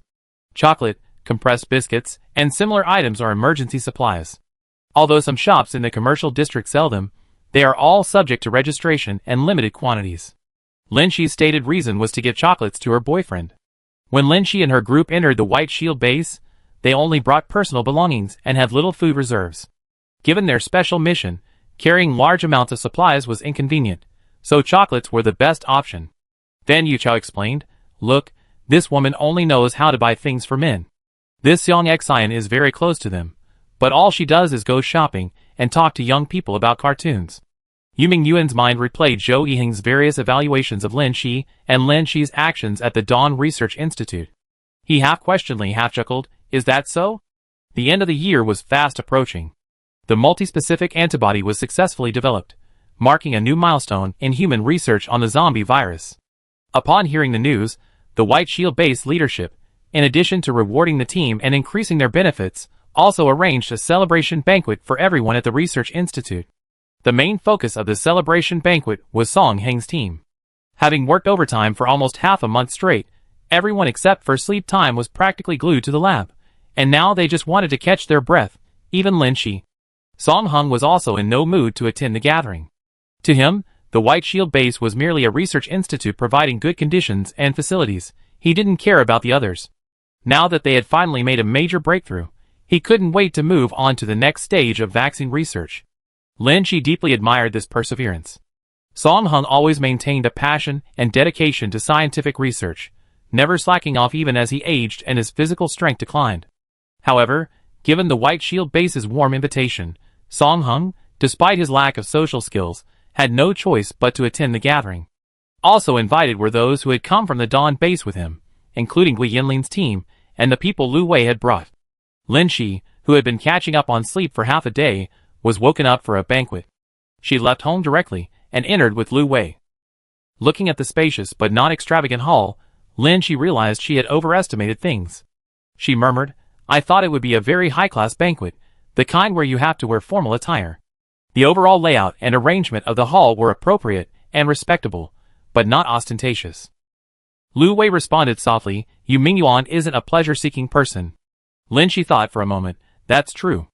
We've been to so many clubs and never seen him. A person who doesn't outwardly or inwardly crave debauchery and pleasure might have inner needs that require power to satisfy." The original White Shield base was an important military base, containing a large amount of weapons and equipment. Relevant departments had repeatedly issued orders calling on the White Shield base to assist in the eradication of zombies, but the White Shield base ignored them all. Later, multiple pieces of evidence indicated that the appearance of hardened zombies and certain dangerous zombie species originated from the White Shield base. Much evidence suggested that the White Shield base did not want to end the apocalypse. Having experienced multiple apocalypses and witnessed the harsh realities of human nature, Lin Shi understood this concept. Apocalypses reshuffle existing power and status, the rules change. Chaos destroys the lives of ordinary people, but it also creates heroes. However, all of this comes with conditions. Take Lu Weihe, for example. He distinguished himself at Dawn Base, gradually earning the rank of Major General. In peacetime, achieving this at Lu Weihe's age would be virtually impossible. But all of this is confined to a specific area, Dawn Base. His status and power are only recognized at Dawn Base, allowing him to provide Lin Shi with all the help and resources he needs. Having left Dawn Base for White Shield Base, he held only a nominal position with no real power. Even the base points he had accumulated were left behind at Dawn Base and couldn't be brought with him. It was like a celebrity known throughout his own country arriving in a country where nobody knew him. To put it bluntly, the various bases after the establishment of the internal network were like small countries. Some bases still obeyed the relevant departments, while others had already amassed their own armies and wanted to become completely independent regimes. White Shield Base, like the powerful factory, didn't want the apocalypse to end, artificially increasing the difficulty of the apocalypse and researching zombies as their own weapons. This independent separatist situation wouldn't last long, war would soon break out. Handstands were no match for him, so Lin Shi now used a plank to calm himself and maintain muscle condition. Two figures were propped up on the ground. Other laboratories at White Shield Base have also joined the vaccine research, Lin Shi said, trying to keep his breathing steady. When they first arrived with their antibodies, they explained that their multi-specific antibody research could only be conducted by Song Hengyuan's team. The White Shield Base agreed at the time, even generously providing equipment and their antibody samples. Now that the antibody research is complete, vaccine research requires more manpower and testing time. There's no reason not to allow the White Shield-based personnel to participate in the research. Unlike antibody research, which requires original samples, vaccine research targeting multi-specific antibodies can be conducted by any team. The White Shield base even has more capable professors and teams, Lin-Chi said, taking a deep breath and almost losing her rhythm. Lu Wei, standing beside her, though his expression was serious, remained as steady as a mountain. Lin-Chi's words implied that their team no longer held any irreplaceable special value to the White Shield base. Although the White Shield base currently harbored no ill will or isolated them, and even offered them better treatment, this was all under the premise that Lin-Chi and Lu Wei hadn't been exposed or engaged in any dangerous behavior towards the White Shield base. Lu Wei said, "Yu Mingyuan even has long-term plans to keep us here." How did he find out? Lin-Chi asked. She roughly knew that Yu Mingyuan had mentored Lu Wei for a period before the apocalypse, showing him great favor and attempting to win him over. Lu Wei was silent for a moment. Lin-Chi sensed something was amiss.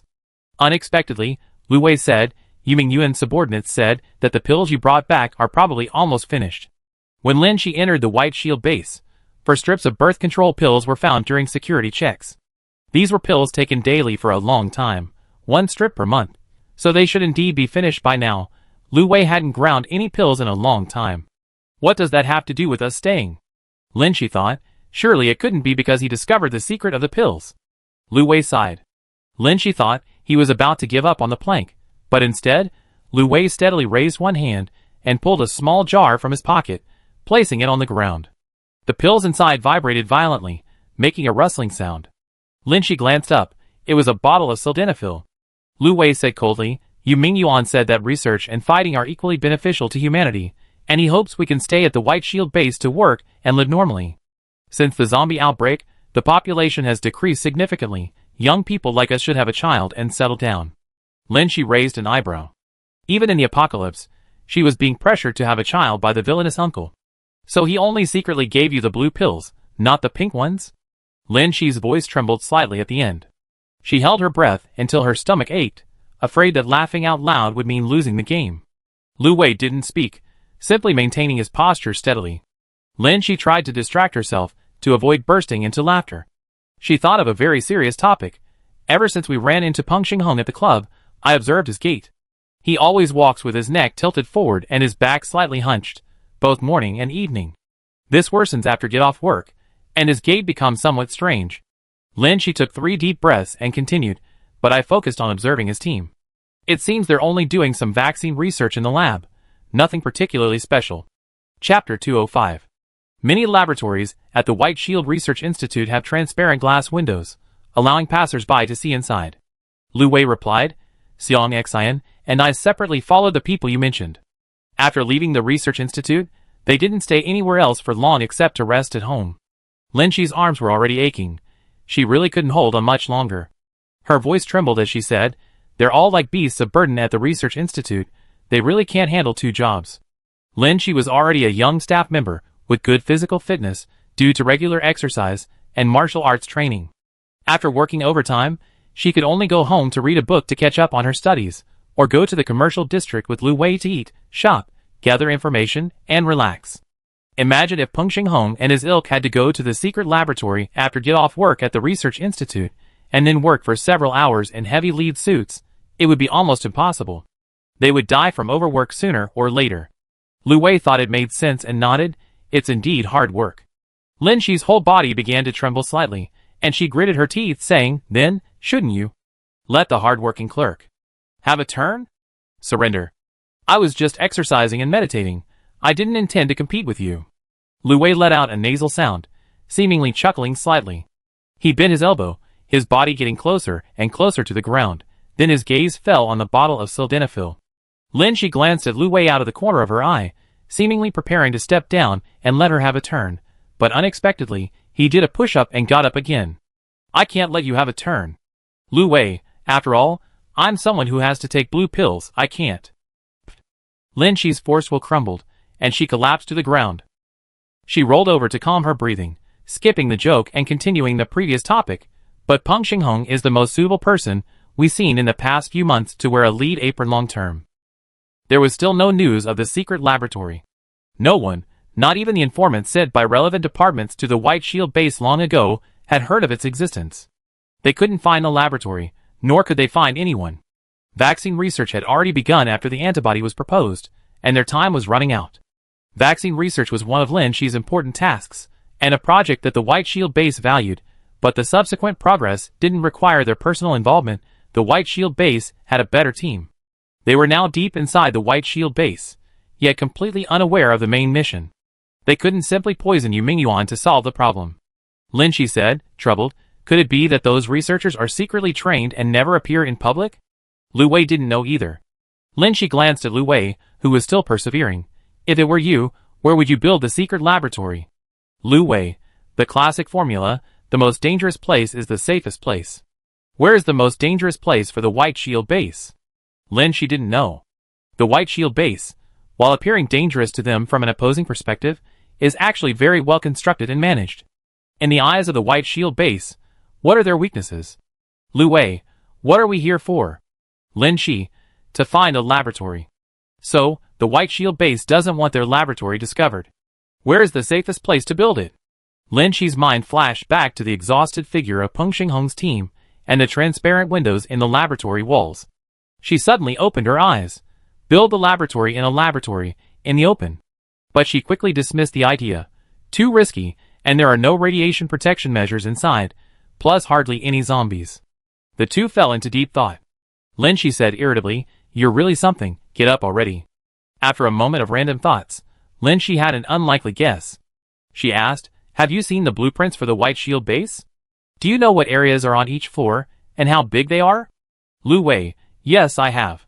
But the secret laboratory wouldn't be marked on them. I know. Lin Shi suddenly sat up and gestured to Lu Wei, I have an idea. If Peng Xinghong is from the secret laboratory, and the secret laboratory is located directly in the research institute, then it would indeed be difficult for spies to find it. Following this idea, to determine the location of the secret laboratory, I have a preliminary concept. Calculate the floor area by actual distance measurement, and importantly, compare it with the area of our floor, which is where the research institute is located. If there is a noticeably missing area on this floor, it might be the secret laboratory. Lu Wei looked at her seriously, seemingly finding this method feasible. Lin Shi, openly measuring distances is too obvious, and will attract the attention of the White Shield base. We can use the watch/phone function to measure distances. Or we can roughly estimate the distance and calculate the area by taking each step and walking speed. I can't go to any other area on each floor except the commercial area, so I can't calculate the area of the entire floor. But you and Xiang Xian can do this while you're patrolling. I handle the distance measurement and area calculation for the research institute. 1 week later, I patrolled the civilian areas from B2 to B6. Based on the watch's positioning and my own step count, the area of each floor is approximately 210 hectares, with minimal error on each floor.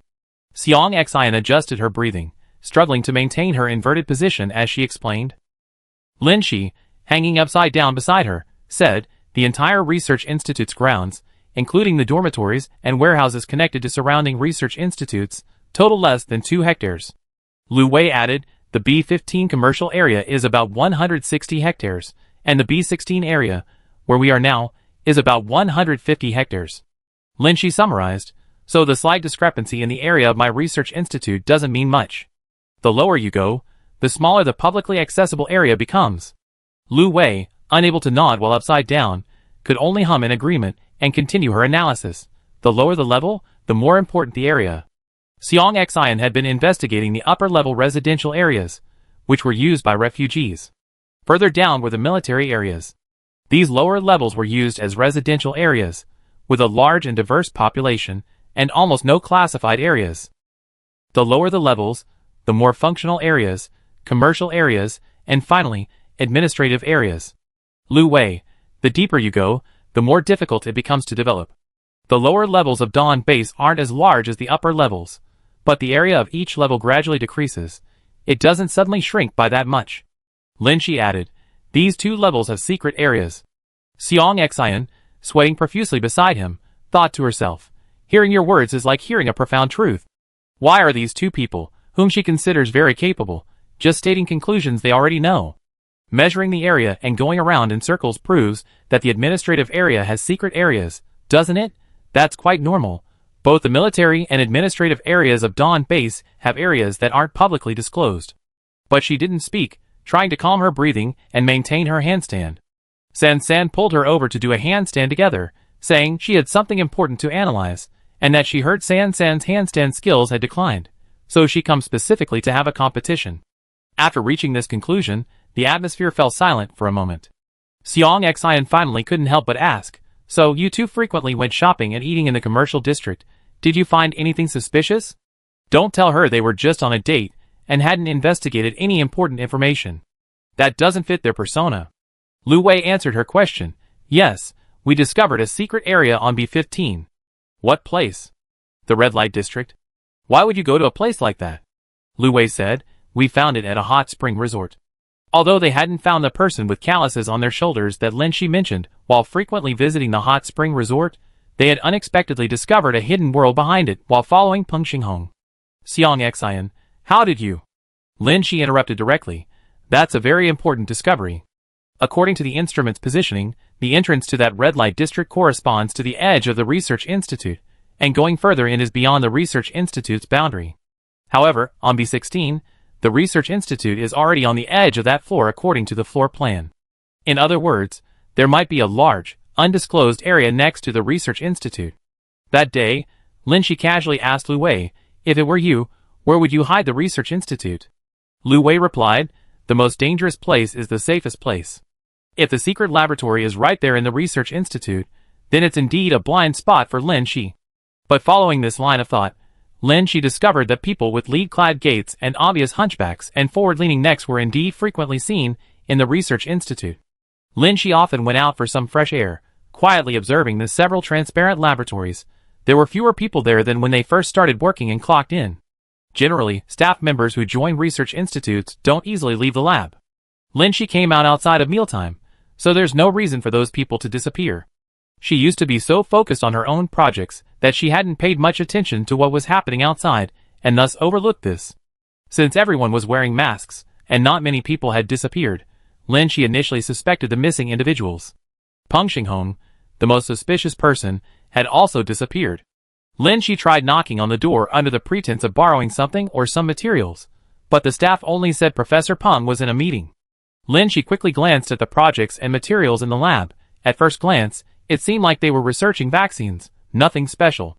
Lin Shi couldn't see the secret door either, but she was fairly certain that the secret lab was likely inside the Research Institute.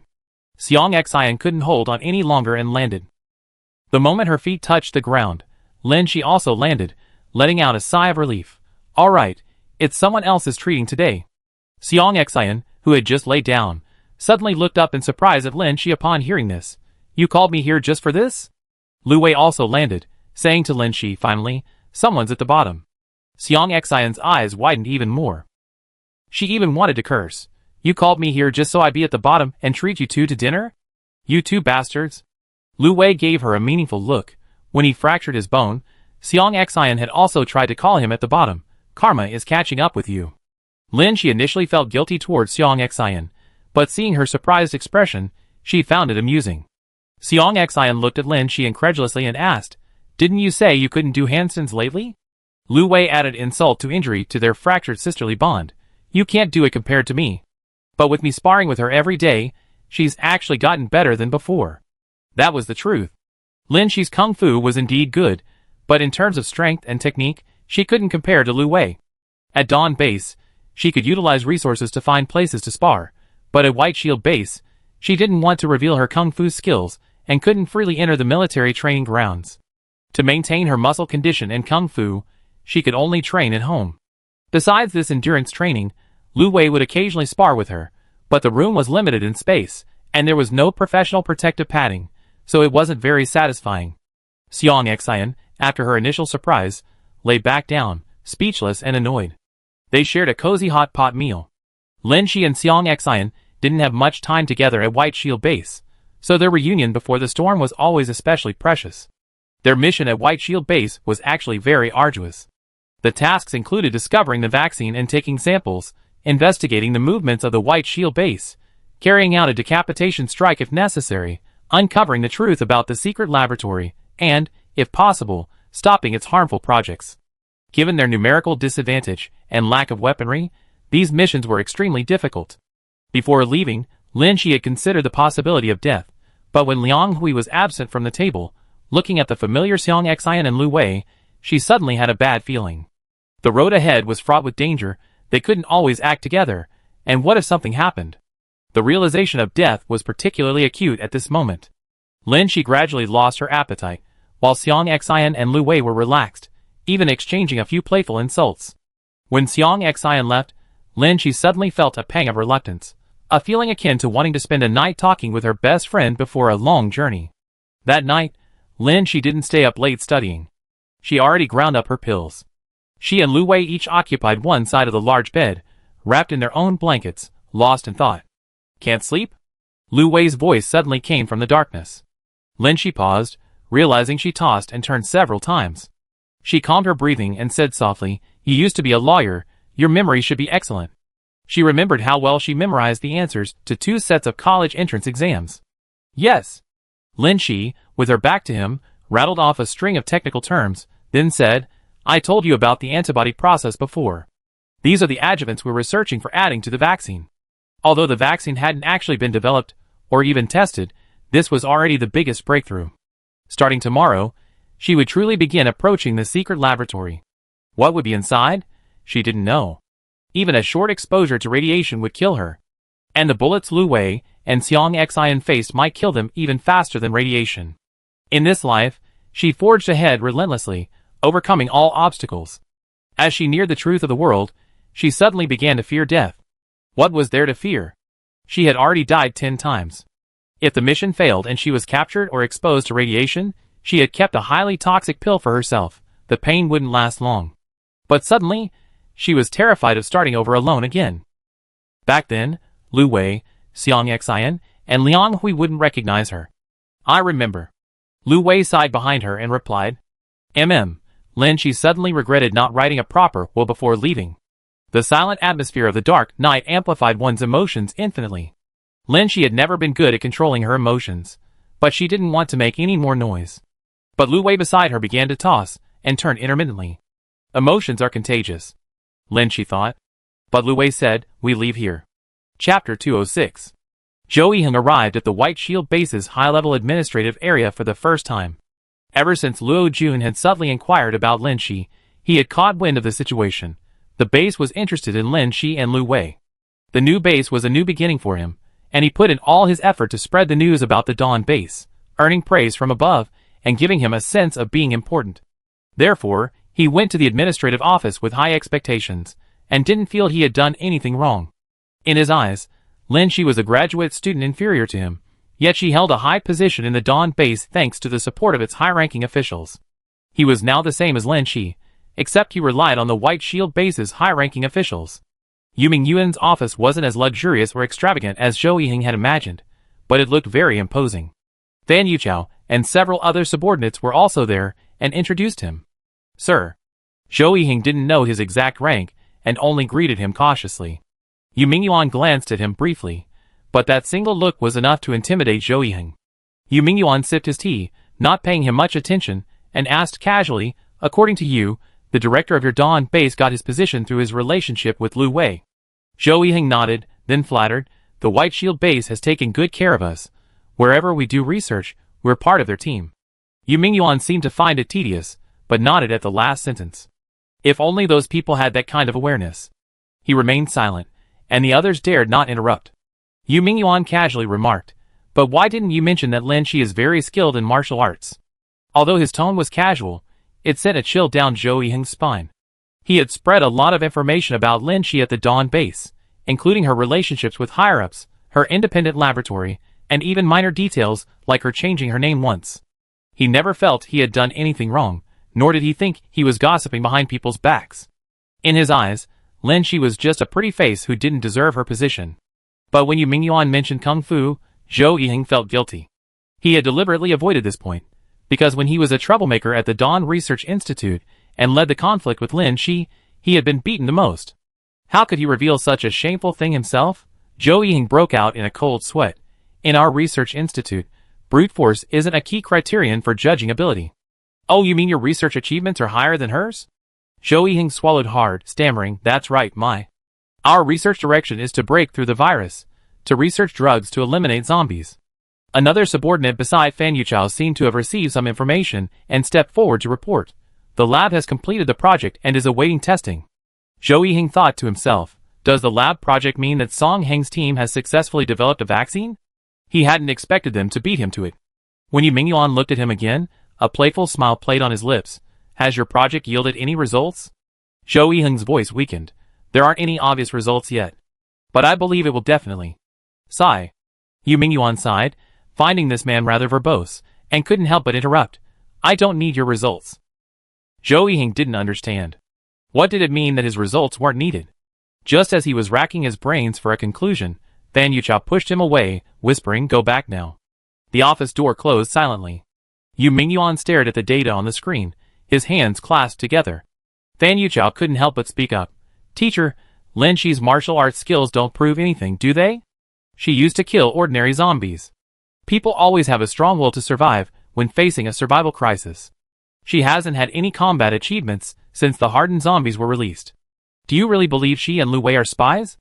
Having vaguely sensed Yu Mingyuan's admiration and wariness towards Lu Wei, Fan Yuchao had been seizing every opportunity to report dirt on the two, proving they were just pleasure-seeking lovers, a belief he himself firmly held. Whether he's a spy or not doesn't matter anymore. No one can leave the base. Yu Mingyuan sighed, utterly speechless, then ordered, "Go and fetch Lu Wei, but don't let a word get out." Fan Yuchao obeyed, looking eager to try. Just as Lu Wei was about to find an opportunity to approach Yu Mingyuan, Fan Yuchao appeared just in time. He had been to Yu Mingyuan's office several times. Although Yu Mingyuan maintained an air of authority, he didn't speak to him like he would to a subordinate, always polite, and sometimes reminiscing about their shared experiences before the apocalypse. Yu Mingyuan had explained this before. Because Lu Wei was now a major general, with the same rank as him, he couldn't be treated like an ordinary student subordinate. Just like now, Lu Wei failed to sit down opposite Yu Mingyuan. "There's a mission to leave the city after the new year. I wonder if Xiao Lu would be interested in undertaking it," Yu Mingyuan said gently. The Dawn base group had been at White Shield base for so long, yet they never had the chance to contact the city gates and border defenses. Lu Wei knew this was a test. He replied, "Lin Shi is very busy lately. If I leave the city, there'll be no one to take care of her." Although he had prepared himself mentally, Yu Mingyuan rarely heard his subordinates say such things. He suppressed a twitching at the corner of his mouth before smiling and saying, I never realized Xiao Lu was so love-struck." Lu Wei remained unmoved. Yu Mingyuan glanced at him subtly, then pushed a screen to him. A report appeared. "Don't you and Xiaolin often talk about work? Their lab project just finished. They shouldn't have to work so much overtime anymore." Lu Wei looked at the lab's announcement, sensing Yu Mingyuan's probing but remaining calm. He gently shook his head. "We talk about everything. Teacher, you don't know, after the initial success of the vaccine, there are many clinical trials. The workload is no less than during the development phase." Yu Mingyuan said, "Oh, that's something I didn't know. Did you call me here for something other than the mission?" Yu Mingyuan, "Just wanted to chat. It's about what happened last time. The vaccine is almost finished. What are your plans, young people? Last time I asked you to stay at the White Shield base, and you didn't seem too keen." Remembering the previous discussion about marriage and children, Lu Wei was speechless. Hearing him bring up Lin Shi again as an excuse, "She doesn't want to, and there's nothing I can do." Yu Mingyuan felt a headache coming on. Looking at the earnest Lu Wei, he couldn't help but think this guy was quite formidable. But he didn't have time to waste with Lu Wei, and went straight to the point. "To be honest, I really had my doubts about your relationship and your initial reasons for coming to the White Shield base." The excuse of accompanying his girlfriend sounded both obliging and somewhat far-fetched. Hearing Yu Mingyuan's blunt conclusion, Lu Wei's heart sank, but he didn't show it on his face. Yu Mingyuan seemed to have received a message, made a few gestures on the screen, and smiled at Lu Wei. "I was observing this ordinary clerk back then, and now it seems that a walking, living antibody does indeed require special protection." Lu Wei's face darkened. He saw all of Lin Shi's personal information on the screen, as well as a photo of Lin Jia's zombie body. Lin Jia couldn't appear with Lin Shi at the same time to protect the secret of Lin Shi's antibody, but if the White Shield base saw this photo, a little investigation would reveal Lin Shi's identity. Yu Mingyuan noticed a slight shift in the other person's eyes, and lightly touched the screen, adding, "At the same time, she's also an excellent agent." The screen turned back to Lu Wei, displaying a 16-grid surveillance camera feed. The feed showed what appeared to be a laboratory, and he saw Lin Shi carefully leading a staff member through the doorway. The entrance to the secret laboratory was inside a very ordinary lab. Lin Shi had observed and figured out Peng Xinghong's approximate working hours and shift change patterns. Once discovered, action was needed, otherwise, the White Shield base would eventually notice. The vaccine project was also nearing initial completion. The research institute was heavily monitored, and the secret laboratory had strict facial recognition. Given his own limited equipment, Lin Shi couldn't possibly sneak into the enemy laboratory. The only way was to take someone who could enter the lab hostage when no one was looking. The pills, painstakingly prepared over several months, finally came in handy today. He discreetly administered the anesthetic, rendering all the staff incapacitated. This drug was formulated by Song Hung. Lin Shi had personally experienced it. After taking it, one would feel weak and sore all over, but the facial features would still be mobile, so it wouldn't affect identification. However, since the incapacitated individuals were unable to move, Lin Shi had to carry Peng Xinghong forward. Even after ensuring everyone was incapacitated, Lin Shi still threatened him. The antidote is with me. Whether I give it to them or not is entirely up to me. Don't even think about secretly tipping them off. The staff, who initially thought their symptoms were due to anesthesia, became skeptical upon hearing this. After all, even unbelievable things like zombies had appeared. What was so strange about the poison Lin Shi mentioned? Besides, even if someone wanted to sound the alarm, their body wouldn't be able to support them. Lin Shi carried Peng Xinghong through the facial recognition lock. Where are the lead suits? What laboratories are inside? Peng Xinghong remained silent, his face stiff. Lin Shi knew he was under anesthesia and couldn't feel her punches and kicks, so she couldn't threaten him with force. She could only resort to the primitive method of holding an eyebrow razor to his carotid artery and threatening, "You're exposed to radiation every day. You should know what happens after exposure. If you don't talk, I have to drag you down with me." Peng Xinghong, talk. Slow. Although his facial features could still move, his speech was affected by the drug, and he stammered, "There are several experimental projects, radiation projects, that have been completed without lead aprons." Lin Shi didn't believe him, but she didn't see heavy lead aprons in the changing room at the entrance, only ordinary radiation protection suits. After passing through the changing room and disinfection room, Lin Shi cautiously peered through the window at the scene inside. It was a space no smaller than the publicly accessible laboratory outside, divided into several labs, with a large operating table in the center. Several zombies were confined in a cylindrical transparent container in the center. The staff members operating around her were indeed only wearing white protective suits, not lead aprons. Those inside hadn't yet had a chance to touch Lin Shi's medicine, so they could move freely. Lin Shi took out a protective suit from the changing room and put it on, along with a mask. This way, unless someone looked closely at her eyes, no one would be able to tell she was an outsider.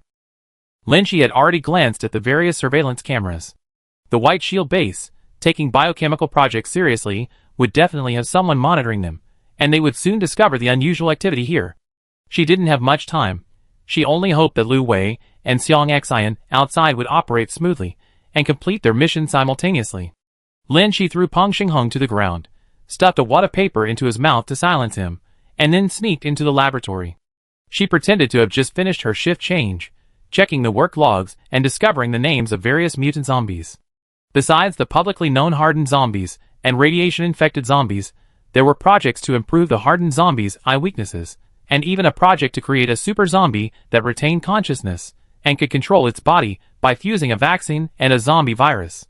This was an inhumane laboratory.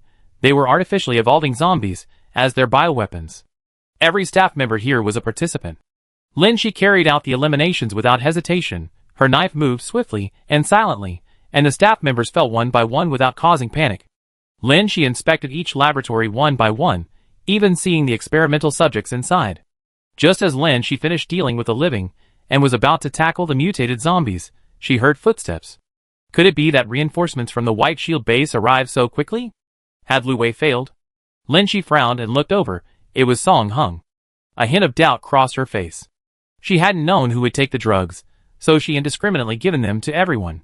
Song Hung, I made that drug, I knew it the moment I smelled it. So you were faking it? Lin Shi asked. Song Hung nodded, then looked around. Where is this place? Lin Shi was speechless. It turned out Song Hung had a cunning side. Seeing others fall and things looking wrong, he pretended to collapse first. Lin Shi said sternly, Don't stay here. There are many aberrant species here. It's too dangerous. Song Hung was a research fanatic, curiously examining everything around him. No matter how Lin Shi tried to persuade him, even threatening him with her fist, he wouldn't leave. Lin Shi couldn't worry about him anymore, time was of the essence, and she had to quickly eliminate the various aberrant zombie species. But the most important and dangerous one, the hardened zombie infused with radiation, its location was unknown. Even if she knew where it was, Lin Shi couldn't get close enough to attack without a lead apron. Just then, a countdown timer sounded in the laboratory. Laboratory 2 is preparing to open. Please check your protective suits. The alarm went off again. Lin Shi looked at the tightly closed door of Laboratory 2 and guessed that the radiation-infected zombie might be inside that sealed laboratory. Her eyes widened. Radiation. Quick, find a protective suit. Get out of the Research Institute. The doors to the secret laboratory and the Research Institute could protect against radiation, but there wasn't enough time to escape. Lin Shi ran back while searching for any possible protective suits. Song Hung followed suit, but unfortunately, only Lin Shi found one. It offered radiation protection, but it was thin and not as noticeable as a heavy lead apron, so it couldn't be used for long periods. And there was only one. 12, 11, 10. The countdown was almost over. Song Hung caught up and snatched the protective suit. Lin Shi was momentarily stunned. Song Hung quickly opened the suit and put it on Lin Shi. You're the important antibody, you wear it first. Chapter 207. 3, 2, 1, 0. Lab 2 activated, testing begins. The countdown drew ever closer. Lin Shi didn't refuse the protective suit, quickly putting it on and saying to Song Hung, you go out quickly. Take those 2 vials of medicine and the necessary samples. Song Hung, his old legs swaying, walked towards the door of the secret lab. He picked up Peng Xinghong, who was lying by the door, and scanned his face, but couldn't open the door. Peng Xinghong mumbled something intermittently, his eyes blinking frantically as he tried to struggle, but he couldn't control his body, and the door remained locked. For safety, the lab was designed with 2 layers of protection, one inside and one outside. Once the dangerous tests began inside, to protect the external lab and the entire base, this secret lab would enter alert mode, requiring internal facial recognition and external commands to open the door. Lin Shi's scalp tingled. The first door to Lab 2 was already open. If it really was a radiation-infected zombie, then Song Hung and Peng Xinghong would have been exposed to radiation the moment the zombie appeared, suffering a fate as terrible as Lu Wei's. Her protective suit wasn't very thick, it could block radiation for a short time, but the thin suit would become ineffective over time. Seeing the second door about to open, Lin Shi also lifted it up. Just then, Xiang Xian's voice came through the miniature earpiece. San, are you in there? It was truly a reassuring and timely help. Lin Shi responded softly, I'm here. To avoid White Shield Base suspecting their motives, these communication tools and some high-precision instruments hadn't been brought. However, the relevant departments had arranged for an inside agent within White Shield Base to prepare, and Lu Wei gradually received equipment support after contacting them. Xiang Xian seemed to breathe a sigh of relief. I'm at the entrance of the Research Institute. I input the command for your lab first, then you quickly enter the password from inside. Xiang Xian was outside the first line of defense of the Research Institute, while Lin Shi was inside the secret laboratory of the second line of defense. She seemed to know what kind of danger lay inside, and first granted Lin Shi access control. Inside the door, Lin Shi picked up Peng Xinghong, whom Song Hung had just thrown to the ground, and held him up to facial recognition. Peng Xinghong's terrified face appeared on the screen. As a researcher, he knew what was about to happen, even more so than Lin Shi and the others about the terrifying nature of the laboratory. Lin Shi, seeing Peng Xinghong's exaggerated expression on the screen, also froze. All the doors to Laboratory 2, not far away, opened. A thick cloud of white mist poured out from the cracks in the doors, appearing particularly murky under the red light, containing 2 dark figures with indistinct outlines. As the door swung open and the fog dissipated, 2 tall, humanoid silhouettes gradually appeared. Backlit by a red light, their features were indistinct, but their eeriness was unsettling and instilled a sense of dread. Lin Shi suddenly felt a ringing in her ears. It was the sound of the radiation meter reading soaring. Song Hung stared dumbfounded at the scene behind him, while Peng Xinghong's previously terrified and anxious expression suddenly turned to dejection. He even broke into sobs. Radiation. Lin Shi paused briefly. The facial recognition screen caught the 2 figures, who, like infants seeing the light of day for the first time, awkwardly looked around at their surroundings before slowly moving. San. What's going on over there?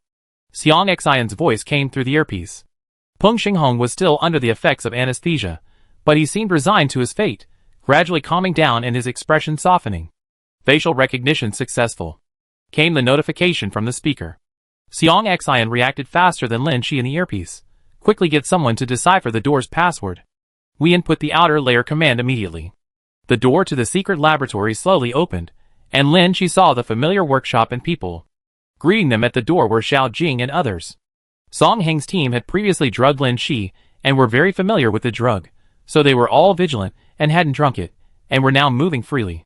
Lying crookedly on the ground were the staff of the White Shield base and Gui Yanlin and others.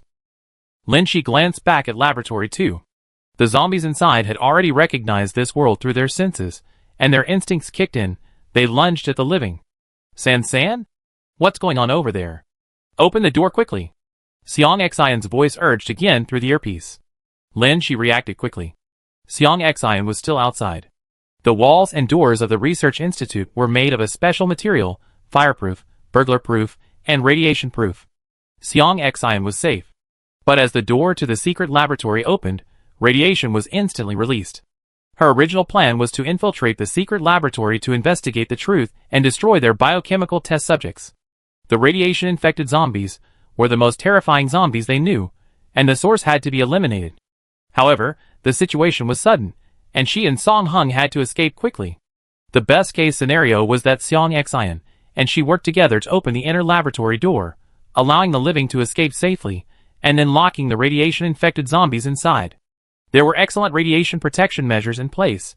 As long as the zombies didn't emerge, the safety of everyone in the research institute, and indeed everyone outside, would be safe. But now it was too late. Peng Xinghong's ferocious expression made him unrecognizable to facial recognition, causing a delay. The door to Lab 2 opened too quickly, and the zombies had already been released. Song Heng and Peng Xinghong inside had already been exposed to radiation. The moment the door opened, those outside likely wouldn't escape either. The zombies were rapidly moving towards the door. If this leaked out, not only would those outside be doomed, but it would also create chaos and disrupt Lin Shi and Lu Wei's plans. Lin Shi instinctively made a hasty decision. She pushed Song Heng out, then closed the inner lab door again. Peng Xinghong was too immobile to save, and there was no point in trying. The door slowly closed, and the zombies pounced. Lin Shi turned and kicked out, briefly repelling one of the zombies. Bang! The door slammed shut. San? Xiang Xian asked anxiously into the earpiece. Lin Shi had no time to respond, focusing solely on the two zombies before her. The kick she just delivered had revealed the zombies' hardness. This level of hardness suggested they were special zombies, with completely hardened bones and bodies. This unfamiliar laboratory was her battle alone. Lin Shi switched off the laboratory lights, instantly obscuring her vision. However, her special night vision goggles allowed her to see clearly. The two zombies appeared briefly bewildered, but seemingly accustomed to darkness, they began to grope for their prey. It was an extremely difficult fight. Even though these two zombies lacked fighting skills, Lin Shi was no match for them, and she narrowly managed to puncture both of their eyes. Lin Shi dragged them back to Laboratory 2, pressed the control button to close the door, and the radiated zombies were trapped inside.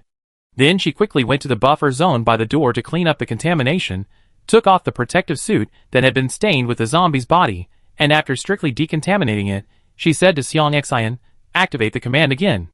Through her gloves, Lin Shi picked up Peng Xinghong from the ground once more. Chapter 208.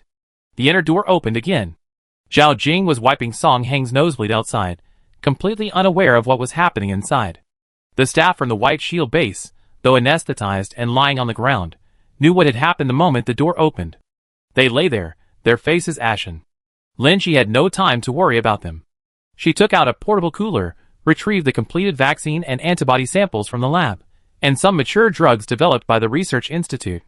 "Those who want to go home, come with me," Lin Shi said to Song Heng's team, carrying the cooler. When they left on base, Gui Yanlin's team had mostly intended to stay at White Shield base, while most of Song Heng's team had filled out applications to return to Dawn base after completing their multi-specific antibody research. The few who wanted to stay at White Shield base changed their minds after seeing the current chaotic scene. They looked at Lin Shi. Everyone was instantly transported back to the time when the zombie outbreak first occurred at the Nanhua Research Institute. Lin Shi had rushed to the front lines, swiftly resolving the situation and leading everyone to safety. Years later, this scene had repeated itself. Everyone instinctively followed Lin Shi. With more people, they carried extra coolers and more medicine and samples. Is time tight? I still have things in my dorm, someone said as they ran. Lin Shi, it's tight. There's no time. We're running for our lives. Someone asked, what things? Nothing's more important than escaping. Exactly. We're here to do research. The most important things are the vaccine and the data. Lin Shi finally spoke to the anxious but helpless Xiang Xian at the institute's gate. The two of them worked together to break the security lock. The moment the door opened, Xiang Xian rushed over to check on Lin Shi. She found only her knuckles were red, as if she had been forcefully hitting something. Otherwise, she was unharmed. Only then did Xiang Xian dare to lightly punch Lin Shi's arm. You scared me to death. Why didn't you open the door so I could help you? Xiang Xian was indeed shaken. After all, Lu Wei had warned Lin Shi that this place was extremely dangerous and shouldn't be taken lightly. Even Brother Lu said a dangerous place must be very tense. But Lin Shi never included her, just like at home and hospital, leaving her to hear the live coverage but unable to participate. Lin Shi breathed a sigh of relief and patted her shoulder. I'm out now. We talk about it later. Let's hurry up and go. The staff members who came out with her were still completely confused when they saw Xiang Xian. Someone exclaimed, vocal, Lin Shi is really a spy. Have they done something wrong? Should we still follow them? We be considered accomplices. Song Hung, despite his dizziness, stopped them. His voice was hoarse as he spoke, shut up. From now on, we have to follow Lin Shi's orders to survive. His expression was serious, and with blood streaming from his mouth and nose, he looked somewhat bloody and ferocious, startling the team members. This anxious and stern tone was enough to illustrate the gravity of the situation. Song Hung had witnessed the horrific research projects in the internal laboratories, and already knew how terrifying the White Shield Research Institute and even the White Shield base truly were. They were just a group of people striving to do scientific research. If they stayed at the White Shield base, they would probably be forced to conduct experiments that went against their original intentions, and their fate wouldn't be any better than Punxing Hung's. To leave alive, they could only rely on Lin Shi and the Dawn base troops who had brought them.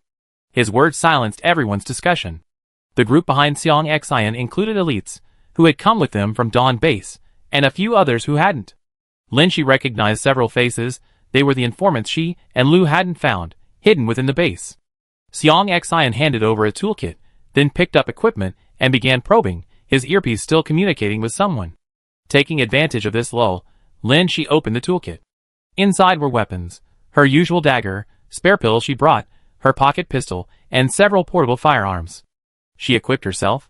Brother Lu said to go to elevator number 5, directly to B2 level. A truck will pick us up. Xiang Xian led the group forward. The research institute was in the center of the group, guarded by soldiers on both sides. Lin Shi gripped a weapon in one hand and held tightly to a refrigerated container containing research results in the other. How's it going on his end? Lin Shi asked, taking a moment to speak. Xiang Xian opened her mouth, somewhat surprised. Why are you asking me? Shouldn't you know perfectly well? Lin Shi thought to herself that she only knew the general outline, and she assumed Lu Wei would tell his men the specifics of the operation, but it turned out she didn't know either. Where is he? Is he safe? Lin Shi asked her companion with concern. Xiang Xian, he's definitely safe. It's only because he got the Research Institute's coded instructions that I was able to come and rescue you. They took the elevator without any hindrance, going directly to the B2 level. Lin Shi felt it had gone too smoothly, not even any pursuers had come to stop them. In the elevator, Xiang Xian leaned closer to Lin Shi. Brother Lu is here. Do you want to talk to him? Lin Shi subconsciously took the earpiece. Did you and Lin Shi take the elevator? Lin Shi, yes. The person on the other end recognized her voice and asked again, are you safe? Regarding radiation? Lin Shi replied simply, safe. Lu Wei, the truck with license plate number XXXX on B2 is for you. Lin Shi, where are you? How are you leaving? Lu Wei, meet me at the airport we came from in 2 hours. Be careful. You too. Lin Shi returned Xiang Xian's earpiece. Xiang Xian, that's it? Huh? You and Brother Lu only exchanged a few words? Lin Shi was confused. What else? Xiang Xian, I thought you would be very worried about Brother Lu's safety, and then say a reluctant goodbye. Like what? Lin Shi planned to tell Xiang Xian the truth about her relationship with Lu Wei once they left the base. Xiang Xian was absolutely convinced of their relationship, excitedly saying, for example, she say things like, "No, I wait for you. I won't go anywhere without you. You go. Don't worry about me, just go. No, I can't bear to leave you." Everyone in the elevator was drawn to Xiang Xian. Xiang Xian was still lost in her own thoughts. You jump. I jump. Having just escaped a dangerous situation, Lin Shi, still shaken, got goosebumps. Looking up, she saw herself and Xiang Xian standing under gossipy stares, and instantly her toes curled up. Xiang Xian seemed to hear a new instruction in her earpiece, her face showing embarrassment and even fear. Not knowing what Lu Wei had reprimanded her over the earpiece, Xiang Xian suddenly stood at attention, raised her hand, and saluted. Yes, sir, mission accomplished. Chapter 209. The truck successfully left the White Shield base, gradually reaching the edge of its controlled area. Xiang Xian methodically directed the route, personally monitoring road conditions and safety with her equipment. Seeing no immediate danger, Xiang Xian activated the monitoring equipment's alarm and went to the back of the truck to find Lin Shi. The staff hadn't even realized what was happening before leaving the White Shield base, but seeing the tense situation, they dared not ask too many questions. Sitting close together, one person was in particularly bad shape. Song Heng's nose hadn't stopped bleeding since leaving the research institute. Now his eyes were bruised and his expression was utterly dejected. Lin Shi was worried. She didn't know much about this area, and with limited medical resources during the journey, she felt helpless for Song Heng. What's wrong with the teacher? Zhao Jing replied blankly, radiation. What does that mean? How could there be radiation? Zhao Jing glanced at Lin Shi. When the door opened, she was wearing a protective suit. The teacher wasn't, and his current reaction seems like radiation sickness. And the symptoms are quite severe. As soon as she finished speaking, everyone's eyes, intentionally or unintentionally, turned to Lin Shi, as if they dared not speak out. Why did you have a protective suit, but the teacher didn't? But Song Heng's lack of resentment left them with no grounds to question Lin Shi. After hearing this, Xiang Xian, combining it with Lu Wei's instructions to her, roughly guessed everything. She sat down next to Lin Shi, touching her arm to comfort her, then checked Lin Shi from head to toe, paying particular attention to whether she had lost hair or had a nosebleed, saying with some heartache, "My poor San San, facing such a dangerous situation alone again to protect everyone." Xiang Xian immediately understood why Lin Shi had ignored her request to open the door, only opening it after the fighting and her earpiece stopped. When the door to Lab 2 opened, Lin Shi could have easily escaped if she truly valued her life, but she closed the inner lab door and turned back to deal with the two hardened zombies, preventing the radiation-carrying zombies from escaping. She protected those outside. The researchers in the vehicle exchanged bewildered glances, their eyes revealing obvious panic and unease. Even though they hadn't directly faced the radiation-infected zombies, they had still been exposed to radiation. Only lead plates could effectively block radiation. The moment the inner lab door opened, the door to Lab 2 also opened, and radiation leaked out from the inner door. The effects on them weren't as obvious as on Song Heng, but they didn't know the extent of the damage. Someone timidly asked, "What's the radiation level in the lab?" "What type of radiation?" This question was directed at Lin Shi, but no one called her by name. A radiation alarm, blaring off the charts, rang in Lin Shi's mind. Gradually, she came to her senses and realized the alarm wasn't just in her head, it was actually sounding inside the truck. Xiang Xian rushed to the driver's seat and grabbed the monitor. Lin Shi joined her. The screen showed a large number of humanoid objects rapidly approaching the truck. Anyone still exposed and moving around outside couldn't possibly be alive. They must be zombies. "Can you tell what kind of zombies they are?" Lin Shi asked, frowning. They had urgently requisitioned the truck from the White Shield base to escape. This truck hadn't undergone any special modifications. Its exterior wasn't particularly tough. Against ordinary zombies, it could simply run them over and push through the horde. If they encountered zombies with hardened bones or hardened bodies, and the truck couldn't pass directly through the horde and got entangled, its shell would eventually crack, leaving the occupants without protection and certain death. However, Lin Shi knew there was a 90% chance it was a hardened zombie. Ordinary zombies in the wild were long gone, only hardened zombies were impossible to eradicate. This place was near the White Shield base, the birthplace of hardened zombies, and the area had the most of them. Thinking of this, Lin Shi recalled the design blueprints she had hastily seen in the White Shield secret laboratory. They were conceiving of evolving hardened zombies into a third generation, zombies with hardened eyeballs and an indestructible exterior. Then humanity's situation would be even more dire.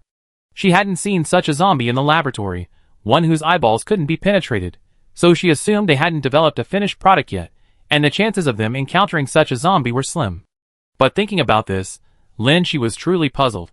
What exactly was the White Shield base trying to do? Lu Wei had explained to her that the White Shield base was independent of the relevant authorities. With the post-apocalyptic reshuffling of world power, the White Shield base seemed to want to become an independent, complete regime. However, high-end weapons, like nuclear weapons, are strictly controlled, and White Shield base lacks such weapons. Although they have captured a group of researchers, they haven't yet developed the necessary weapons.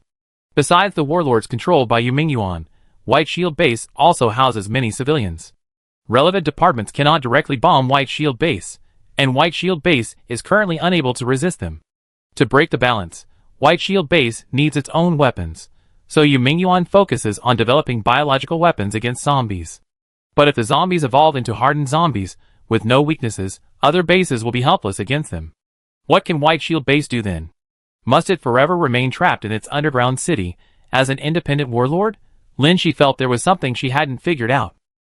She glanced at the back of the vehicle. There were refrigerated containers filled with vaccines and antibody samples, and several boxes brought from the lab containing various medicines and research data. She planned to study those materials later.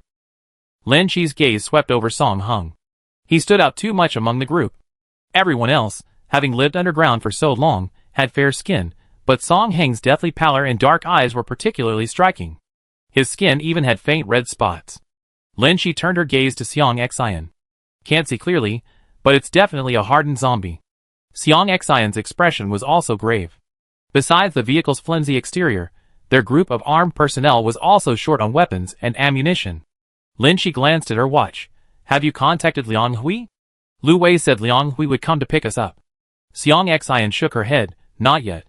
I sent him my location using specialized equipment.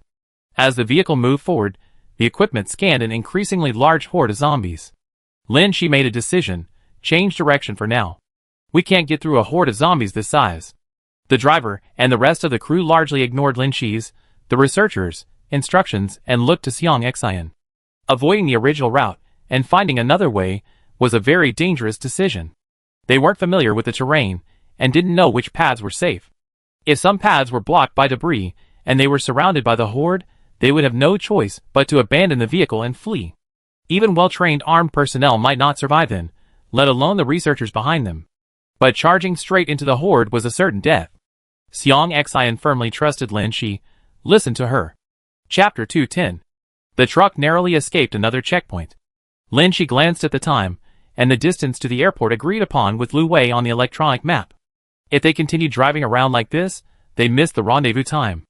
Although Lu Wei's operation was successful, clearing the way for Lin Chi and Xiong Xian, his and his team's situation was certainly not good. Yu Mingyuan was cunning and shrewd, and the White Shield base was fraught with danger. If they arrived at their destination without anyone to meet them, they didn't know what would happen. Seeing the fuel gauge dropping, Lin Chi grew anxious and asked Xiong Xian, "We still haven't been able to contact Liang Hui." "We got a response." Xiong Xian took out the equipment, operated it for a moment, and exclaimed with delight, "We made contact with him. He's 15 kilometers away." Lin Chi secretly breathed a sigh of relief. The two red dots on the map gradually drew closer. Lin Chi said to the people in the back of the truck, "Quickly pack your things. We're changing vehicles immediately." The staff members perked up, but they really didn't have much personal belongings. They had only brought a few coolers from the laboratory when they hurriedly escaped from the White Shield base. Lin Chi picked up the most important item, the refrigerated box. The vehicles drove to an open area and met up with Liang Hui's convoy. Everyone quickly changed vehicles.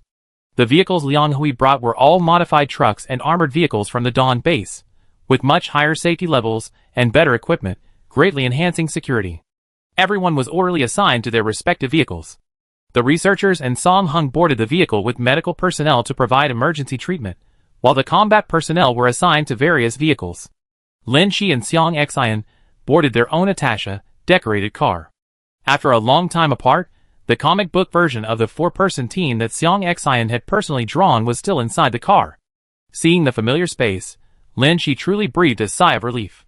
"Long time no see. Did you miss me?" Liang Hui said with a smile as he came out. Xiang Xian rolled her eyes. If you had come any later, we would have missed you terribly. Liang Hui waved his hand. How could that be? You two are incredibly lucky. The cartoon version of the four-person group photo painted in the carriage still had one person missing. The three exchanged a brief greeting before returning to their solemn combat readiness. Liang Hui pulled out a map and equipment to analyze for the two. I rushed over after receiving Brother Lu's message. We need to go to the airport to meet him. Here's the airport map. This airport was temporarily cleared out by the White Shield base and is under their control. He pointed to several building complexes. There are people stationed here and here. We need to be prepared. Lin Shi asked, he's taken Yu Mingyuan hostage? Liang Hui, that's right. Xiang Xian asked, why can he take a plane? Liang Hui, because neither you nor San San can fly a plane, but he has an informant who can. A truck can drive directly out, but if two planes land at different times, the one that lands first might be unsafe. Xiang Xian shrugged. Lin Shi looked at the airport layout map and frowned. He wouldn't have agreed to hand over Yu Mingyuan at the airport, would he? Liang Hui nodded.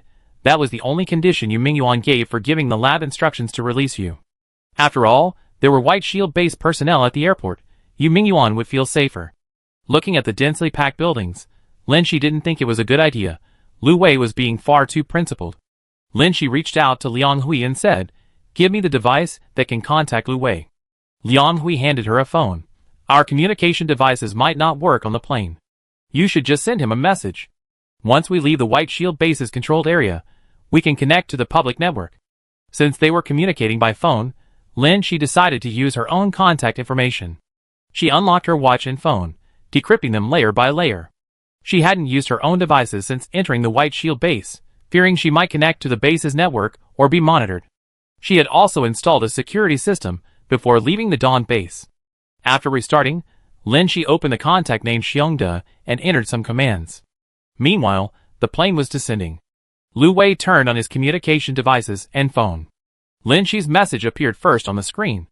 After reading it, he hesitated for a moment, then coughed lightly, stood up, and said to Yu Mingyuan, who was still recovering from anesthesia, I changed my mind. Yu Mingyuan frowned, his eyes questioning. Lu Wei, we won't be meeting at the airport. You have to walk with us a bit after we get off the plane. Yu Mingyuan was extremely annoyed, but unable to move. He could only express himself verbally. Little Lu, are you going to break your promise? Lu Wei took a breath. That's right, exactly. Everyone else looked at him. Yu Mingyuan's usually composed, elder-like demeanor crumbled. He glared intently at Lu Wei. This man was clearly going to break his promise, yet he acted with an air of righteous indignation, as if loudly proclaiming, yes, I am breaking my promise. What can you do to me? But he looked around. The plane belonged to their White Shield base, but all the personnel were Lu Wei and the undercover agents who had previously infiltrated the White Shield base. He was not only unable to move, but also completely isolated and helpless. He hadn't been afraid when he was first taken hostage, but Lu Wei said the poison was meticulously developed by the Research Institute, and without an antidote, he would die in 6 hours. He knew Lu Wei's girlfriend was a researcher, and he believed it without question. Fortunately, Lin Shi was trapped in the lab, giving him leverage in a deal with Lu Wei. As long as the plane landed at White Shield Airport, his men would be there to meet them, and Yu Mingyuan would have an absolute advantage in numbers and weaponry in a fight. Unexpectedly, Lu Wei was seriously considering changing his mind. His lips twitched. Little Lu, that's not very fair. Lu Wei gave the pilot an order, cease descent. He said to Yu Mingyuan, I'm not discussing this with you, I'm informing you. If you don't agree, we go to another airport, the plane has enough fuel. However, the situation at other airports was unclear.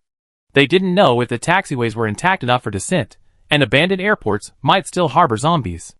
If they encountered a horde of zombies, without sturdy transportation for cover, their fate was uncertain. Lin Shi has already escaped. When Lu Wei gets off the plane, he either ignore Yu Mingyuan's life or even break his promise again and execute him.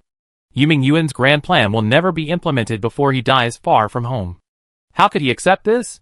Yu Mingyuan sighed helplessly. Then let's do as you say. Lu Wei hummed in agreement and waited for the plane to descend. Yu Mingyuan added, but I have one condition.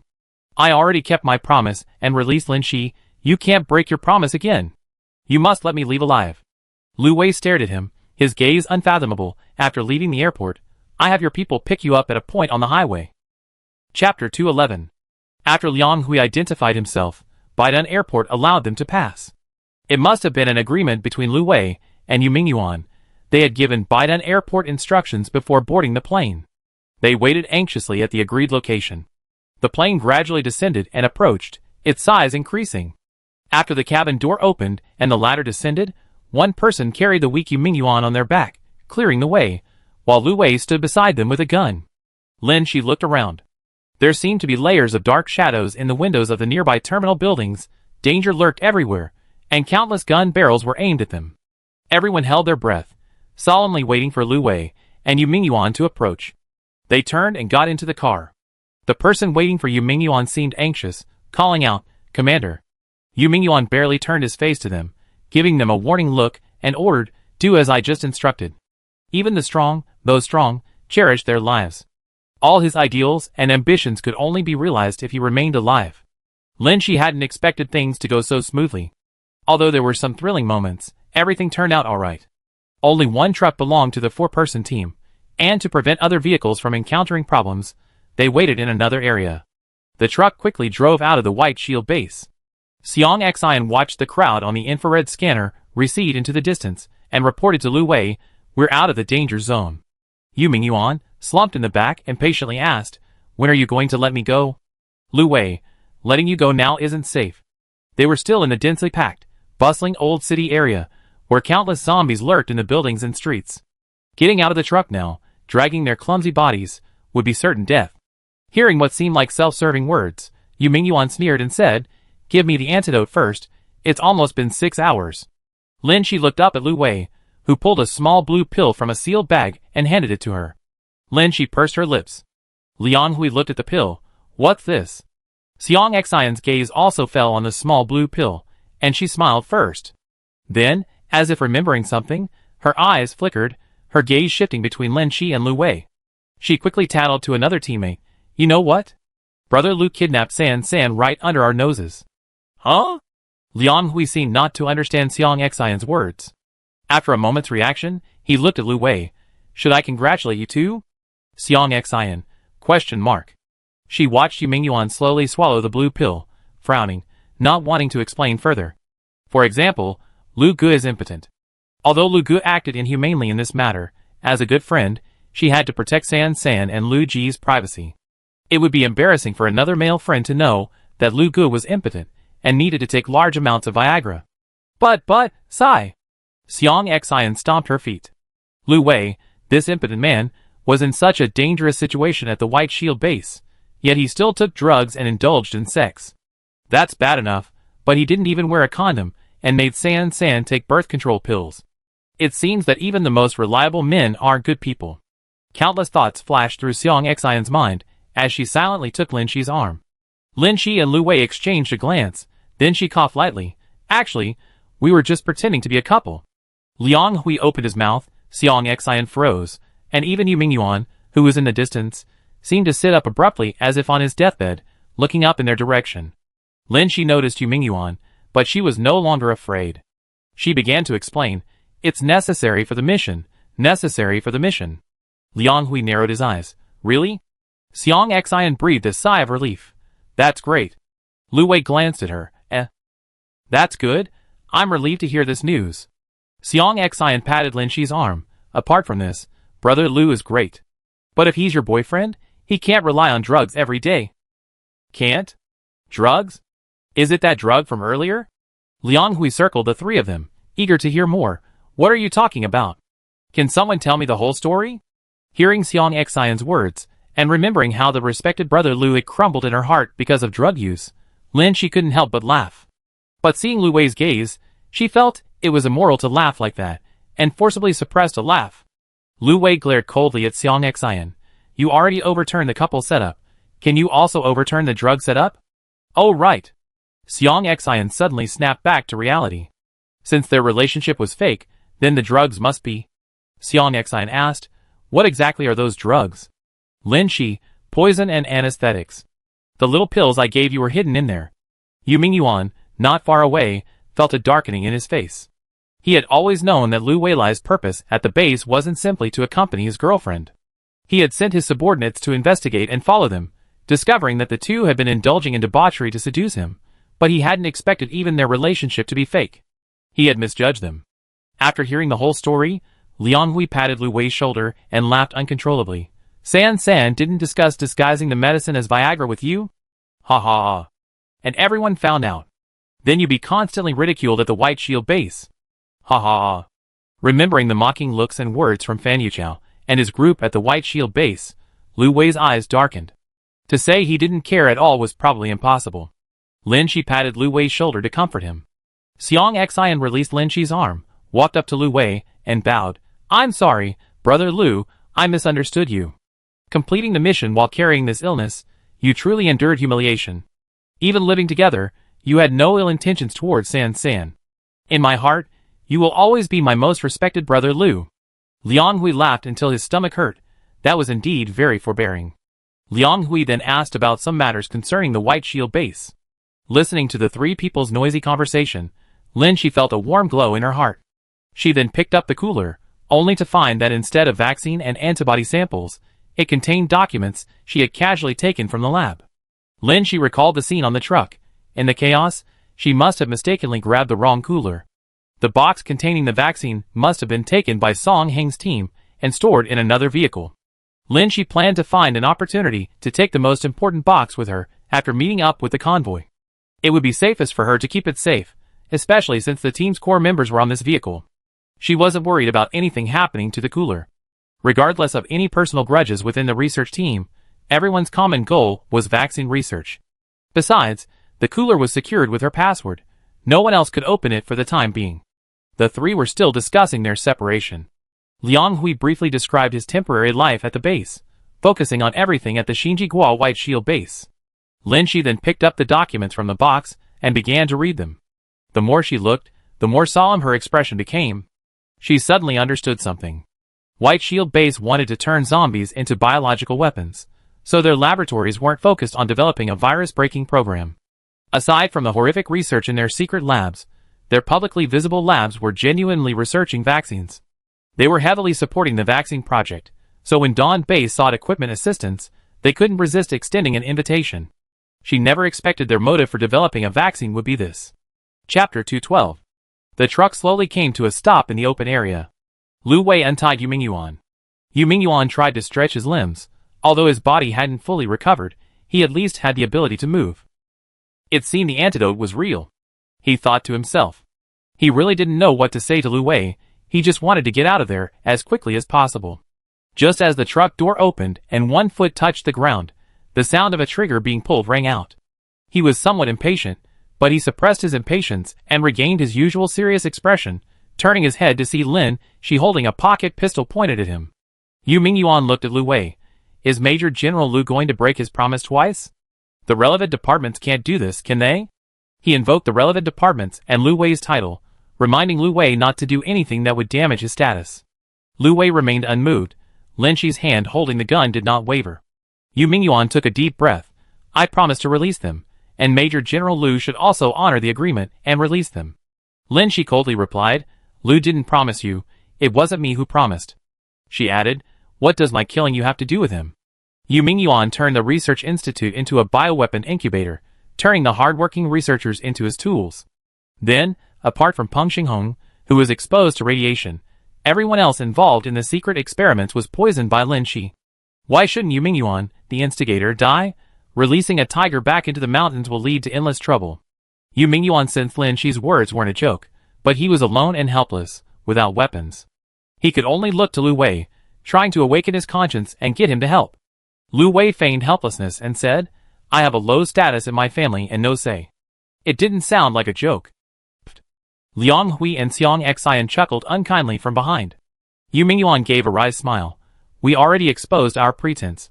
What's the point of pretending anymore? Bang! Lin Shi swiftly struck. The reason she waited until Yu Mingyuan got out of the car before acting was to avoid getting her own vehicle dirty. After the truck caught up with the main force, Lin Shi eagerly went to the medical rescue vehicle and retrieved the refrigerated box containing the vaccines. Just to be safe, she secretly entered the password to check, ensuring the box was intact.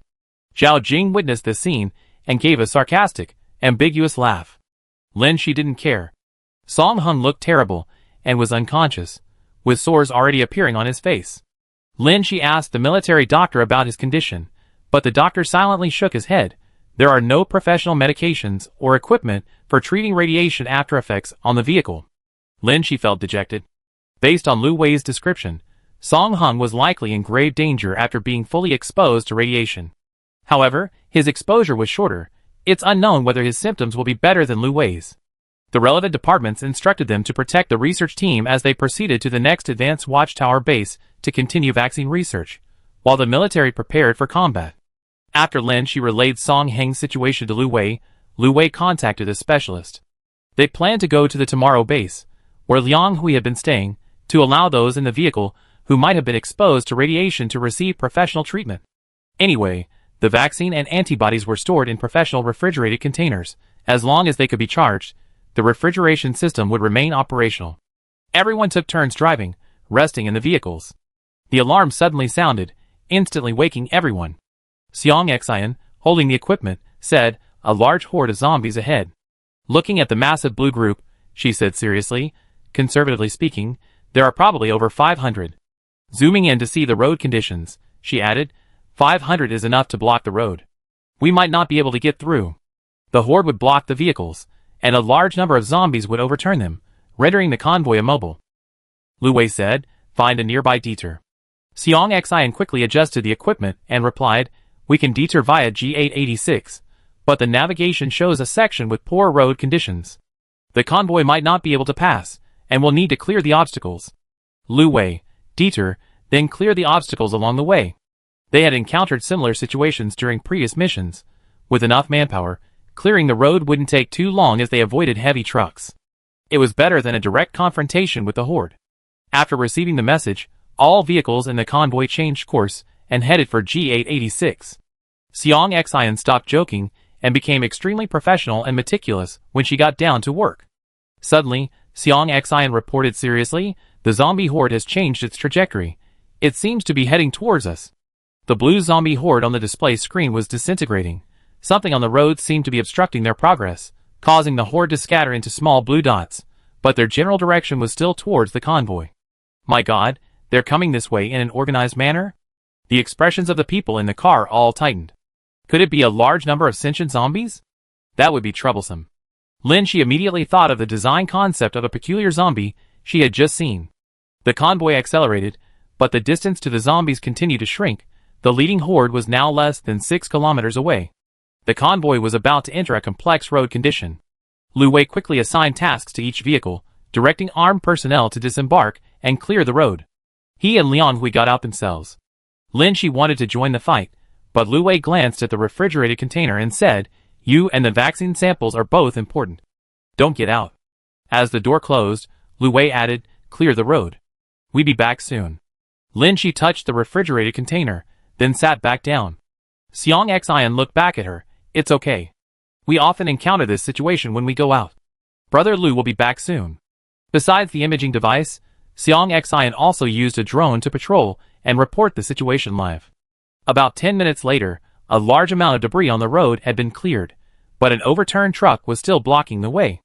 Xiang Xian urged anxiously, "The first wave of zombies is only 500 meters away." Lin Shi, watching the drone's footage of the approaching zombies, also grew anxious. People outside were gradually retreating back into their vehicles, while Lu Wei, Liang Hui, and several core combatants were still struggling to finish off the remaining zombies. "Brother Lu. Hurry, less than 50 meters." Lin Shi could already see the zombies from the window. The last truck was being towed away with difficulty, but the first wave of over 20 zombies had already blocked their way back to their vehicles. Gunfire and fighting erupted outside. Several vehicles had started up, moving forward while trying to help those who hadn't yet returned to their cars. Although it was only 20 meters, the journey back to the vehicles felt incredibly long due to the zombies' relentless attacks. Seeing them approach, Lin Shi opened the car door and stood at the entrance with his weapon to provide support. Liang Hui was almost caught by the zombies, but Lu Wei stepped in to stop them. Just as the two were getting into the car, a whoosh sound was heard. The scene before Lin Shi seemed frozen in her mind. Lu Wei, gripping the car door, watched as the zombie's waving arm froze in midair. Then, with the sound of tearing clothing, the zombie's arm seemed to trace an arc. Chapter 213. Click. The car door slammed shut. Lu Wei remained motionless. The three others, equally stunned, stared at him blankly. The sound of clothes being torn was unmistakable, clearly indicating that clothing had been ripped. The hardened zombie's gripping ability was incredibly strong. Once it grabbed, blood would inevitably flow. This scene had played out countless times in Lin Chi's nightmares. She had participated in missions with the military and witnessed even highly skilled combat personnel fail in their duties. No one had a guaranteed victory. Lu Wei, Xiang Xian, and Liang Hui couldn't guarantee they would return alive forever. Any of them could meet with misfortune. Clearly, this was the misfortune they were facing. Lu Wei's eyes flickered. His hand holding the gun seemed about to rise. "Brother Lu." Xiang Xian opened his lips and called out softly, his voice trembling at the end. Lin Chi swiftly rushed forward and snatched his sidearm. Lu Wei instinctively gripped it tightly, preventing Lin Chi from taking it. Seeing this, Liang Hui instinctively stepped forward, but he hesitated, unsure what to do. Lin Chi.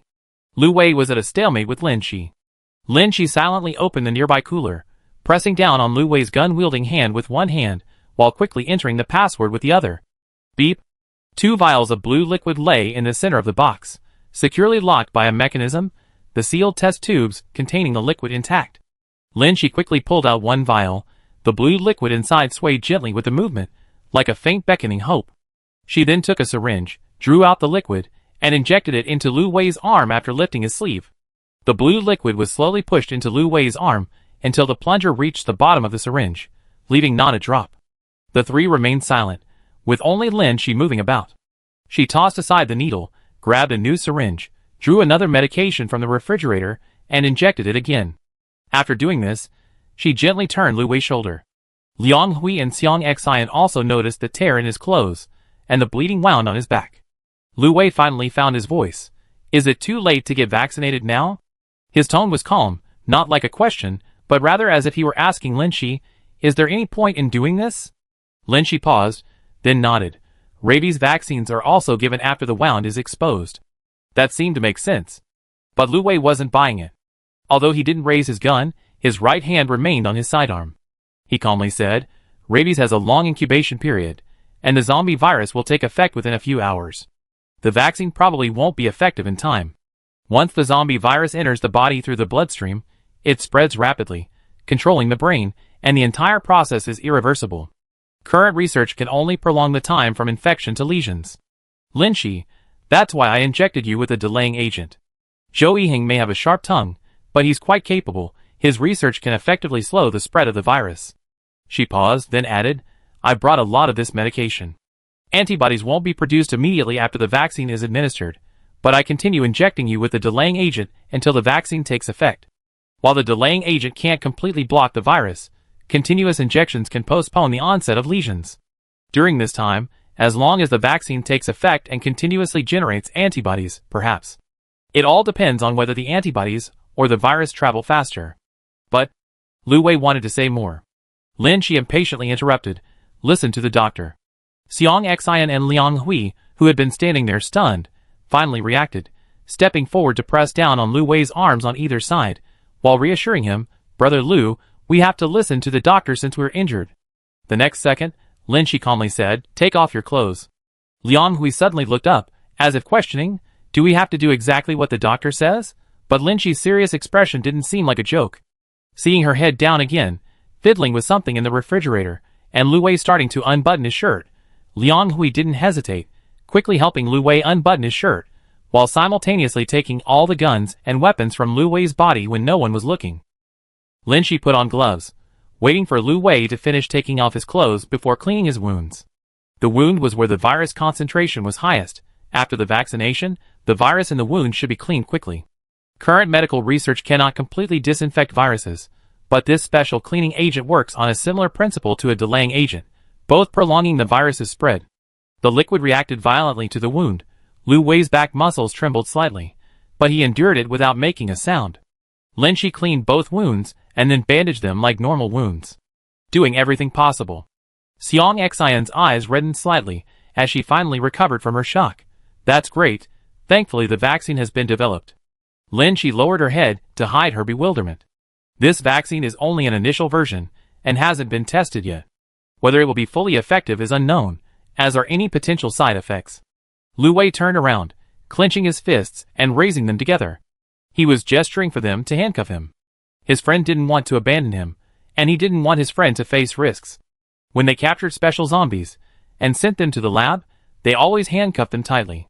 Liang Hui and Xiang Xian froze, their hands trembling, seemingly unaware and unwilling to handcuff their superior like that. Lin Shi brought the handcuffs and performed the action. Then she breathed a sigh of relief. The other three gradually relaxed as well. The carriage fell silent, the atmosphere terrifyingly tense. Liang Hui tried to lighten the mood, looking at Lu Wei and saying, "Brother Lu, the way you're shirtless and handcuffed makes me want to commit a crime." Liang Hui scratched his head. "I'm straight, don't worry." He leaned closer, looking fearlessly, and said, "Your pecs seem to have gotten bigger again. Looks like you've been working out well at the enemy base. Can I touch them?" "I touched them for a minute first." Lin Shi reached out and placed her hand directly on Lu Wei's left chest. Silence returned. The atmosphere was awkward, the other three looking on incredulously. "You touched it, so I touch it too." Liang Hui snapped out of his daze and placed a hand on Lu Wei's other chest, trying to ease the awkwardness. Xiang Xian covered her ears, her mouth agape at the bizarre scene before her. "Don't do this. I was so sad just now, and you all did this, I couldn't help it." She timidly placed her hand on Lu Wei's abdomen. "You all touched it, so I touch it too, I just touch my abs." The whole family together. Lu Wei closed his eyes, unable to bear it any longer, and said to Liang Hui and Xiang Xian, "Take it away." Receiving his command, the two exchanged glances and simultaneously raised their hands. Liang Hui glanced at Lin Shi. "Aren't you going to tell her to take it away too?" Lu Wei didn't speak. The next moment, Lin Shi glanced at her watch. 1 minute was up, and she raised her hand. Then, under 3 pairs of gazes, she leaned forward slightly, pressing her cheek against Lu Wei's chest. Liang Hui asked Xiang Xian, "Do you understand what your San is doing?" Xiang Xian shook her head. But she stepped forward and touched Lin Shi's shoulder. San, Brother Lu will be alright. Don't be sad, cheer up." Lin Shi pushed her hand away, somewhat coldly. "Don't argue." Xiang Xian didn't argue with her, only shaking her head helplessly. Lin Shi raised her arm and kept looking at the time. A minute later, she looked up and left Lu Wei. Liang Hui seemed to sense that Lu Wei's current situation was not good, and turned to find clean clothes for him in his suitcase. Lin Shi calmly took out a notebook from her backpack and wrote, "Vaccine 1, delaying injection 1, wound cleanser 2, heart rate 110, respiration 18, body temperature." Xiang Xian, who was watching from the side, finally regained her senses after seeing what she had written and helped get a thermometer. Chapter 214. After clearing the roadblocks, the convoy advanced rapidly for a while, distancing itself from the zombie horde. The personnel in each vehicle rested and adjusted inside, sometimes disembarking to clear obstacles when encountered. Lin Shi stayed in the vehicles. Lu Wei became the first vaccine trial subject, and Lin Shi constantly monitored her condition. Lu Wei developed a fever in the second hour. According to Lin Shi's analysis, this was different from the fever experienced during the mutation process of infected individuals. The temperature wasn't very high, and it wasn't a sign of the virus spreading rampantly in the body. However, whether this was a rejection reaction to the vaccine or a reaction caused by a conflict between the vaccine and the virus when it acted in the body, it was still unknown. Liang Hui and Xiang Xian needed to guide the entire team, and in their spare time, they stayed by Lu Wei's side. As they drew closer to the Tomorrow base, Lin Shi took a moment to chat with Liang Hui about the situation at the base. "Liang Hui, I stayed there for about half a year. It's about the same size as the Dawn base. The person in charge is very fair, so it's well managed. But sometimes that fairness is a bit unreasonable." Lin Shi glanced at Lu Wei, who was lying there beginning to lose consciousness, and asked again, "Is the city gate management strict?" "Very strict." Liang Hui suddenly realized what Lin Shi was asking, and his expression gradually became serious. "A positive test result will result in being refused entry and being detained in an isolation room for observation. If it mutates, they will be killed on the spot." Xiang Xian also heard the commotion and asked in a low voice, "Will Brother Lu be able to pass the security check?" Lin Shi took out the test strip, which showed a weak positive result for the virus. She concluded, "We can't go to the Tomorrow base." Xiang Xian, "Should we change direction? Should we go directly to the Watchtower base? There are people there to meet us. The relevant departments will understand Lu Ji's situation." Lin Shi shook her head again. we need to get the research team to Tomorrow Base. Song Hung, we can't afford to delay any longer. Although she and Song Hung were on different routes, Song Hang's symptoms were already very obvious, very similar to the severity Lu Wei had described. If they took Song Hung with them to the Watchtower base, which would take almost 2 days to reach, they might miss the treatment window. Even if there was no hope, Lin Shi wanted Song Hung to receive treatment as soon as possible. She glanced at the map and said to Xiang Xian, "Find a safe, open place to stop." I get off at the Research Institute's vehicle. The convoy stopped in an open area under Xiang Xian's arrangement, and each vehicle refueled and adjusted. Lin Shi went to the medical vehicle at the Research Institute's location. As soon as she opened the door, a foul stench hit her. Lin Shi didn't react much to this. As a medical student, and having worked with various reagents and research, she was already immune to these smells. But the hair scattered on the floor gave her a chill. This hair definitely wasn't Song Heng's. Song Heng's hair was very short, and he had a receding hairline. He couldn't have lost so much hair like this. This hair belonged to the accompanying staff. They had also been exposed to radiation. Lin Shi looked over. Everyone's faces were pale, and their expressions were unwell, but their appearances hadn't changed drastically yet. Her gaze gradually swept towards the back, and Lin Shi finally saw Song Hung lying at the very back. The person on the hospital bed was unrecognizable, but Lin Shi knew it was Song Hung. Song Hung was covered in various medical instruments. His receding hairline had shrunk to a bald head, and his face was covered in sores and ulcers, making him unrecognizable. Lin Shi had previously been shown several horror and extreme films by Xiang Xian to improve her tolerance, but seeing others like this still almost made her vomit. Besides physical discomfort, there was also Lin Shi's instinctive emotional reaction. As usual, Lin Shi asked the military doctor a few questions, but the doctor silently shook his head. Song Hung remained unconscious. Lin Shi first announced the decision to everyone. Professor Song's condition cannot be delayed. We will send him to the nearest Tomorrow base for treatment. We have already notified the city authorities, and accommodations have been arranged for everyone there. Xiao Jing asked, "What does this mean? Are we going to be separated from you?" Lin Shi shook her head. The original plan was for everyone to rest and recuperate at Tomorrow base for a while before setting off, but now the situation had changed drastically, and they were preparing to split into 2 groups. Everyone stared blankly at Lin Shi, unable to react. Lin Shi continued, "I already communicated with the base. You can all stay there with the professor. Besides accommodation, you can also join the research institute there to continue working, with the same benefits as at Dawn base. However, I must tell you that I will take the vaccine samples and antibodies to the Watchtower base, which is advanced equipment. Of course, you can also come with me to the Watchtower base. It's entirely your choice." Everyone silently processed this decision. Suddenly, a noise broke the silence, and a hoarse voice called out, Lin Shi, come here." It was Song Hung. Lin Shi didn't even recognize Song Heng's voice. She moved closer to the bedside and silently looked at Song Hung. Song Heng's eyes were unfocused for a moment, but he finally recognized Lin Shi's face and exclaimed excitedly, "You're finally here. I have something to say." "Lin Shi, please speak, I'm listening." Song Hung took a deep breath and continued in a hoarse voice, "The vaccine, you must keep the vaccine safe. We already researched the testing methods. When we get to the new place, you must continue researching the vaccine. Maybe this version won't work. I already thought of several adjuvant ratios. You remember, if the vaccine doesn't work, continue according to the direction I give you." Song Heng's wide eyes looked terrifying on his festering face, but Lin Shi wasn't afraid at all. She listened as Song Hung recited strings of terms and data with all his might, holding back tears as she diligently took notes. "Classmates. Everyone gathered around. You must develop the vaccine." I cough. Sobbing filled the carriage. Someone comforted her, "Teacher, don't say that. You get better." Song Hung was unmoved. He knew some things needed to be explained. He said to his subordinates, "Lin Shi will still be your dean. You must follow her orders. Xiao, you must remember your teacher's words to survive." He looked at Lin Shi again, "Child, you worked so hard. You are the hope for vaccine research. You must succeed." Lin Shi's lips trembled, her voice choked with sobs, as she replied, "Teacher, I know." It had been a long time since she had genuinely called someone teacher. Chapter 215. The convoy advanced to the safest area closest to the Tomorrow base, where it split into 2 groups. One group would escort the wounded, who needed to be transferred to the Tomorrow base, while the other would stay behind to meet up with the others.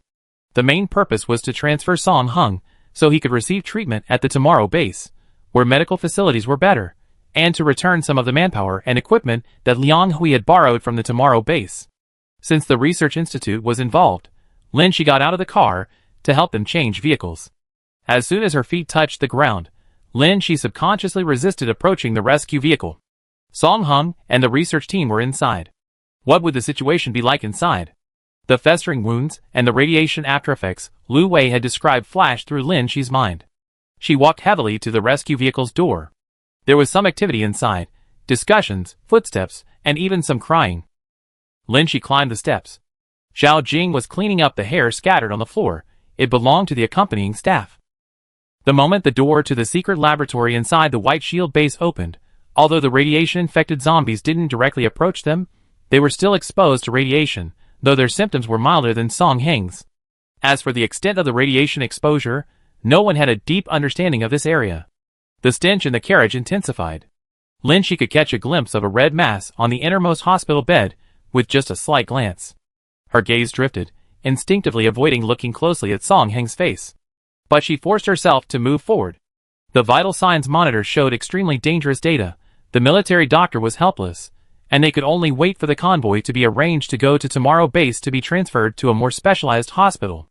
Song Hung was in a deep coma, completely unconscious. He had the foresight to have already finished explaining everything he needed to say while he was still conscious. Xiang Xian's voice came through the earpiece. San, the convoy is ready. All unrelated personnel, please disembark and move to the new vehicles. We're about to depart. Okay. Lin Shi looked up at everyone and said, those not going to Tomorrow base can disembark and go to vehicle number 4. She had previously told the rest of Song Heng's team that they could choose to stay at Tomorrow base with Song Hung or travel with her to the Watchtower base. Hearing this, everyone fell silent. Zhao Jing, representing the remaining team, responded, we discussed it, and we decided to go to the new base with you.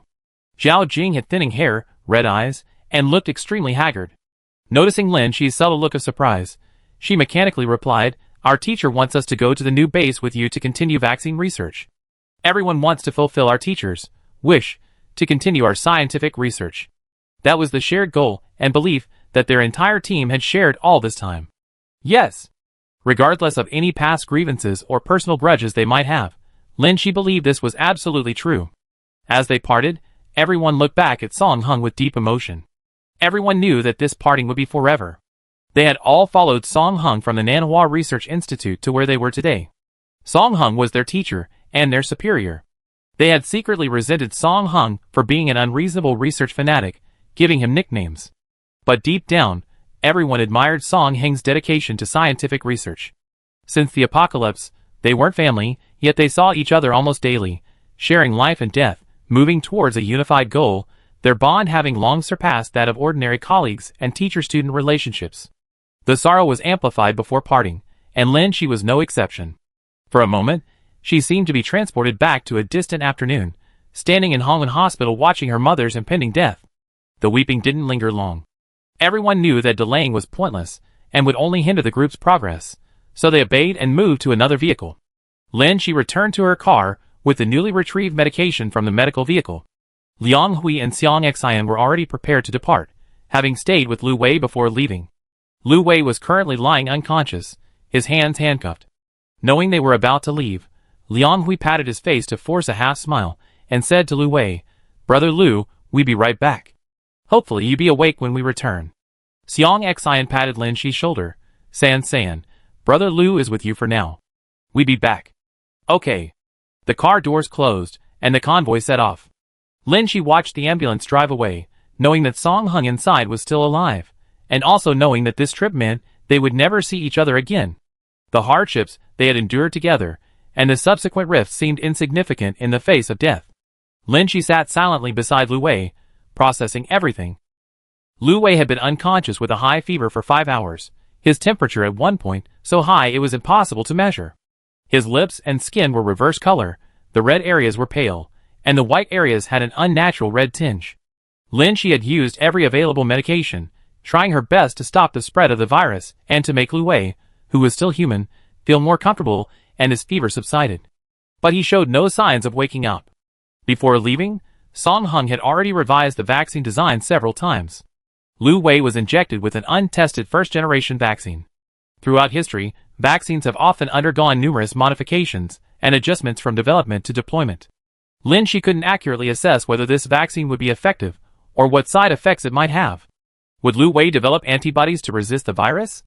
Even if he did, there was no cure for the zombie virus in his body. Lin Shi suddenly felt a heavy weight pressing on her chest, making it hard to breathe. This was the first time she had felt the fear of death since her parents' passing.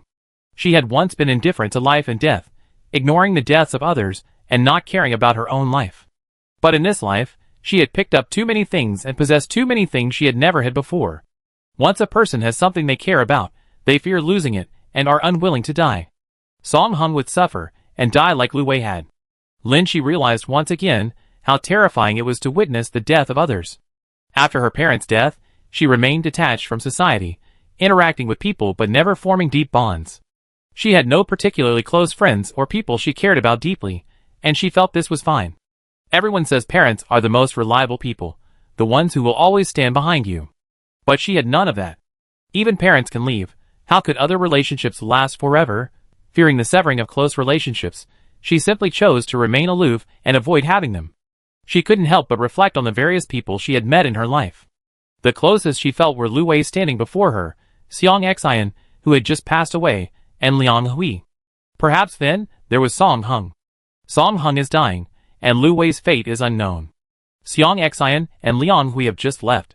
Why is the familiar car suddenly so empty? It feels like she's the only person left in the world.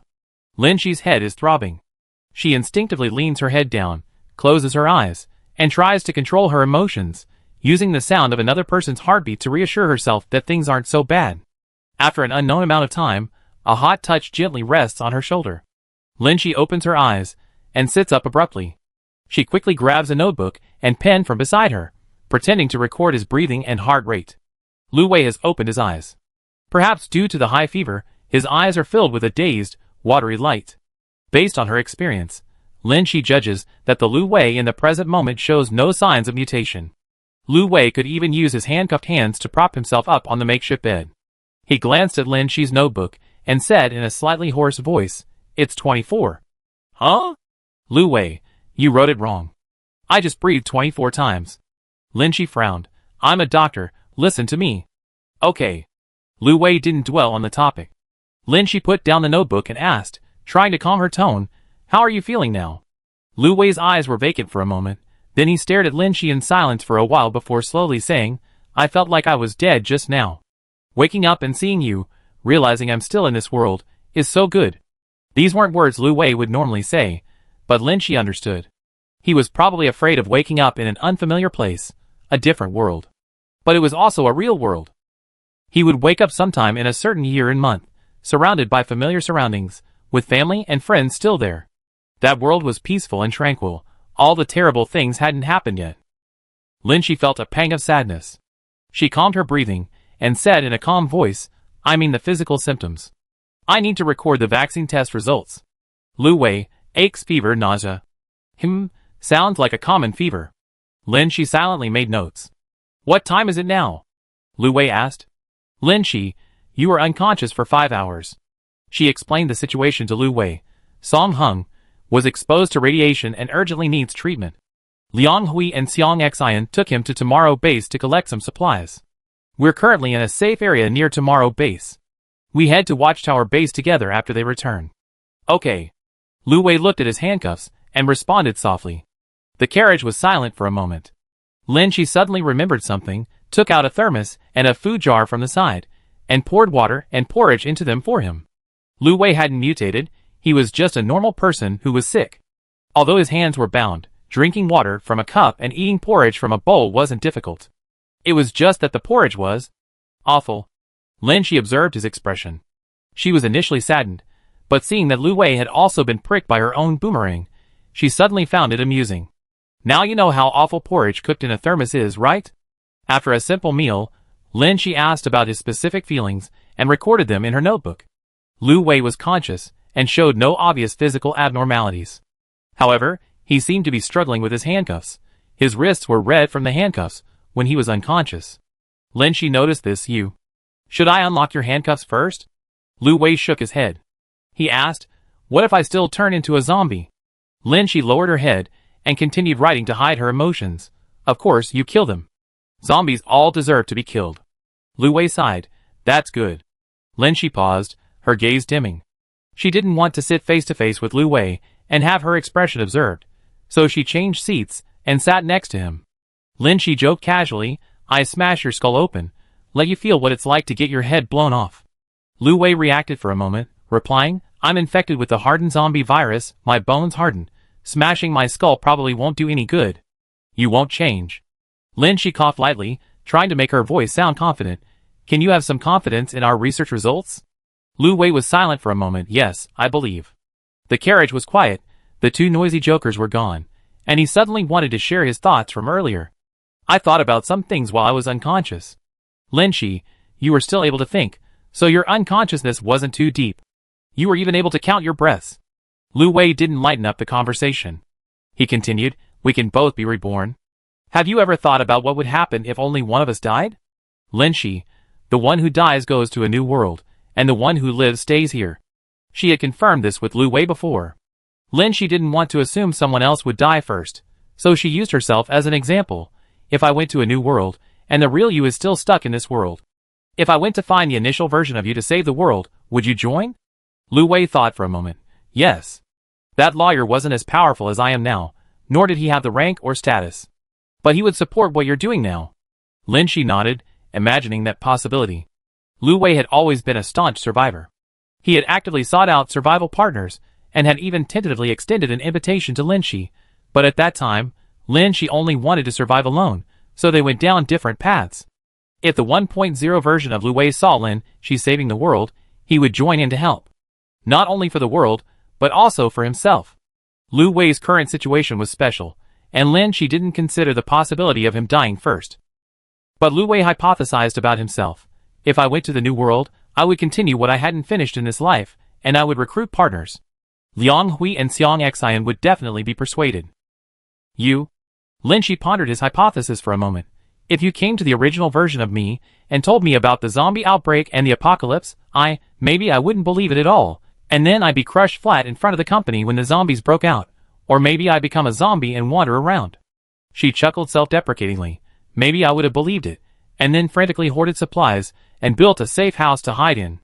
In any case, the Lin Shi of that time didn't have the awareness she has now. Lu Wei didn't refute her hypothesis, remaining silent for a long time before saying, the you in this world is unique. Having been reborn multiple times, Lu Wei's core had never changed. He had only improved in ability and cognition due to the information gap gained from each rebirth. Liang Hui and Xiang Xian didn't have the ability to be reborn, but they would also be persuaded, just like in this life. Only Lin Shi became the way she is now through repeated deaths. Only one world has a Lin Shi like this. Chapter 216. The two inside the car were momentarily lost in thought and anxiety. The silence was broken by the click of the door lock. Lin Shi snapped back to reality and looked over. Liang Hui and Xiang Xian's faces peeked out from the doorway, then slowly moved away until they disappeared. Their four eyes were calm, as if shouting, I didn't see anything. I didn't see anything. Knock. The car door closed softly. Lin Shi, Lu Wei, The next moment, the door was suddenly pounded on, and Xiang Xian and Liang Hui's voices came through the earpiece. San. Open the door. Help. The zombie horde is here. Brother Lu. Open the door. Open the door. Lin Shi rubbed her eyes, immediately got up, and rushed to open the door. The two outside got into the car, one after the other. Liang Hui quickly started the car, while Xiang Xian sent instructions to the entire convoy through the equipment. Lin Shi was speechless at the two of them, and said irritably, why didn't you just get on the bus? What time is it? It's so dangerous. Remembering the scene of Lu Wei being attacked by zombies for being a second late on the bus, Lin Shi was furious that these two were delaying their boarding at a time like this. She wanted to yell at them. No, beating them up would be better. Rarely scolded by Lin Shi, Xiang Xian was stunned. She, who usually liked to be someone else's mouth swallower, shut her mouth and kicked Liang Hui to signal him to answer. Liang Hui coughed twice.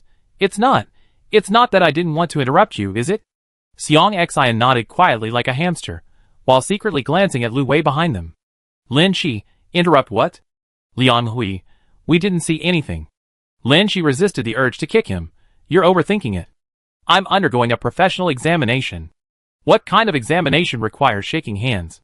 Liang Hui glanced at her hand. Lin Shi, taking the pulse, feeling the pulse. This is one of the important vital signs. Liang Hui stubbornly retorted, really? I may not be a doctor, but I know that a heartbeat and a pulse are the same. Lin Shi glared at him. I'm a doctor, what I say goes. Xiang Xian, who had been silent for a long time, heard this and prepared to join the verbal battle, but she joined the wrong side. San, this is damaging to the reputation of doctors. Liang Hui continued, Yeah, Zhang San, you're so arrogant now. Facing two opponents, Lin Shi was actually a little exasperated. She turned to look at Lu Wei, who had no intention of joining the argument, and could only explain herself. What else can I do? You overthink it if I take your pulse, and you be shocked when you open the door and see me taking your heartbeat. Yes. It's our fault. Liang Hui glanced at the watch on Lu Wei's wrist in the rearview mirror, and stopped the pointless argument. After a brief interlude, Lin Shi sat down in the front of the vehicle, looking at the location and size of the horde of zombies displayed on Xiang Xian's screen. Are they the same zombies that chased us before? Xiang Xian, judging from their numbers, they shouldn't be. Liang Hui quipped in confusion. Why are zombies in the wild suddenly appearing in such large numbers? Fragments of research data flashed through Lin Shi's mind, and he said in a deep voice, I saw a design drawing for a sonar system to control zombies at the White Shield base. It seems to be undergoing testing. I wonder if it's been successful. Controlling zombies? A sonar system? Lin Shi nodded. While working as a spy at White Shield base didn't directly destroy that perverted laboratory, she destroyed many zombie research samples and took away a lot of project data, seeing a considerable amount of classified information.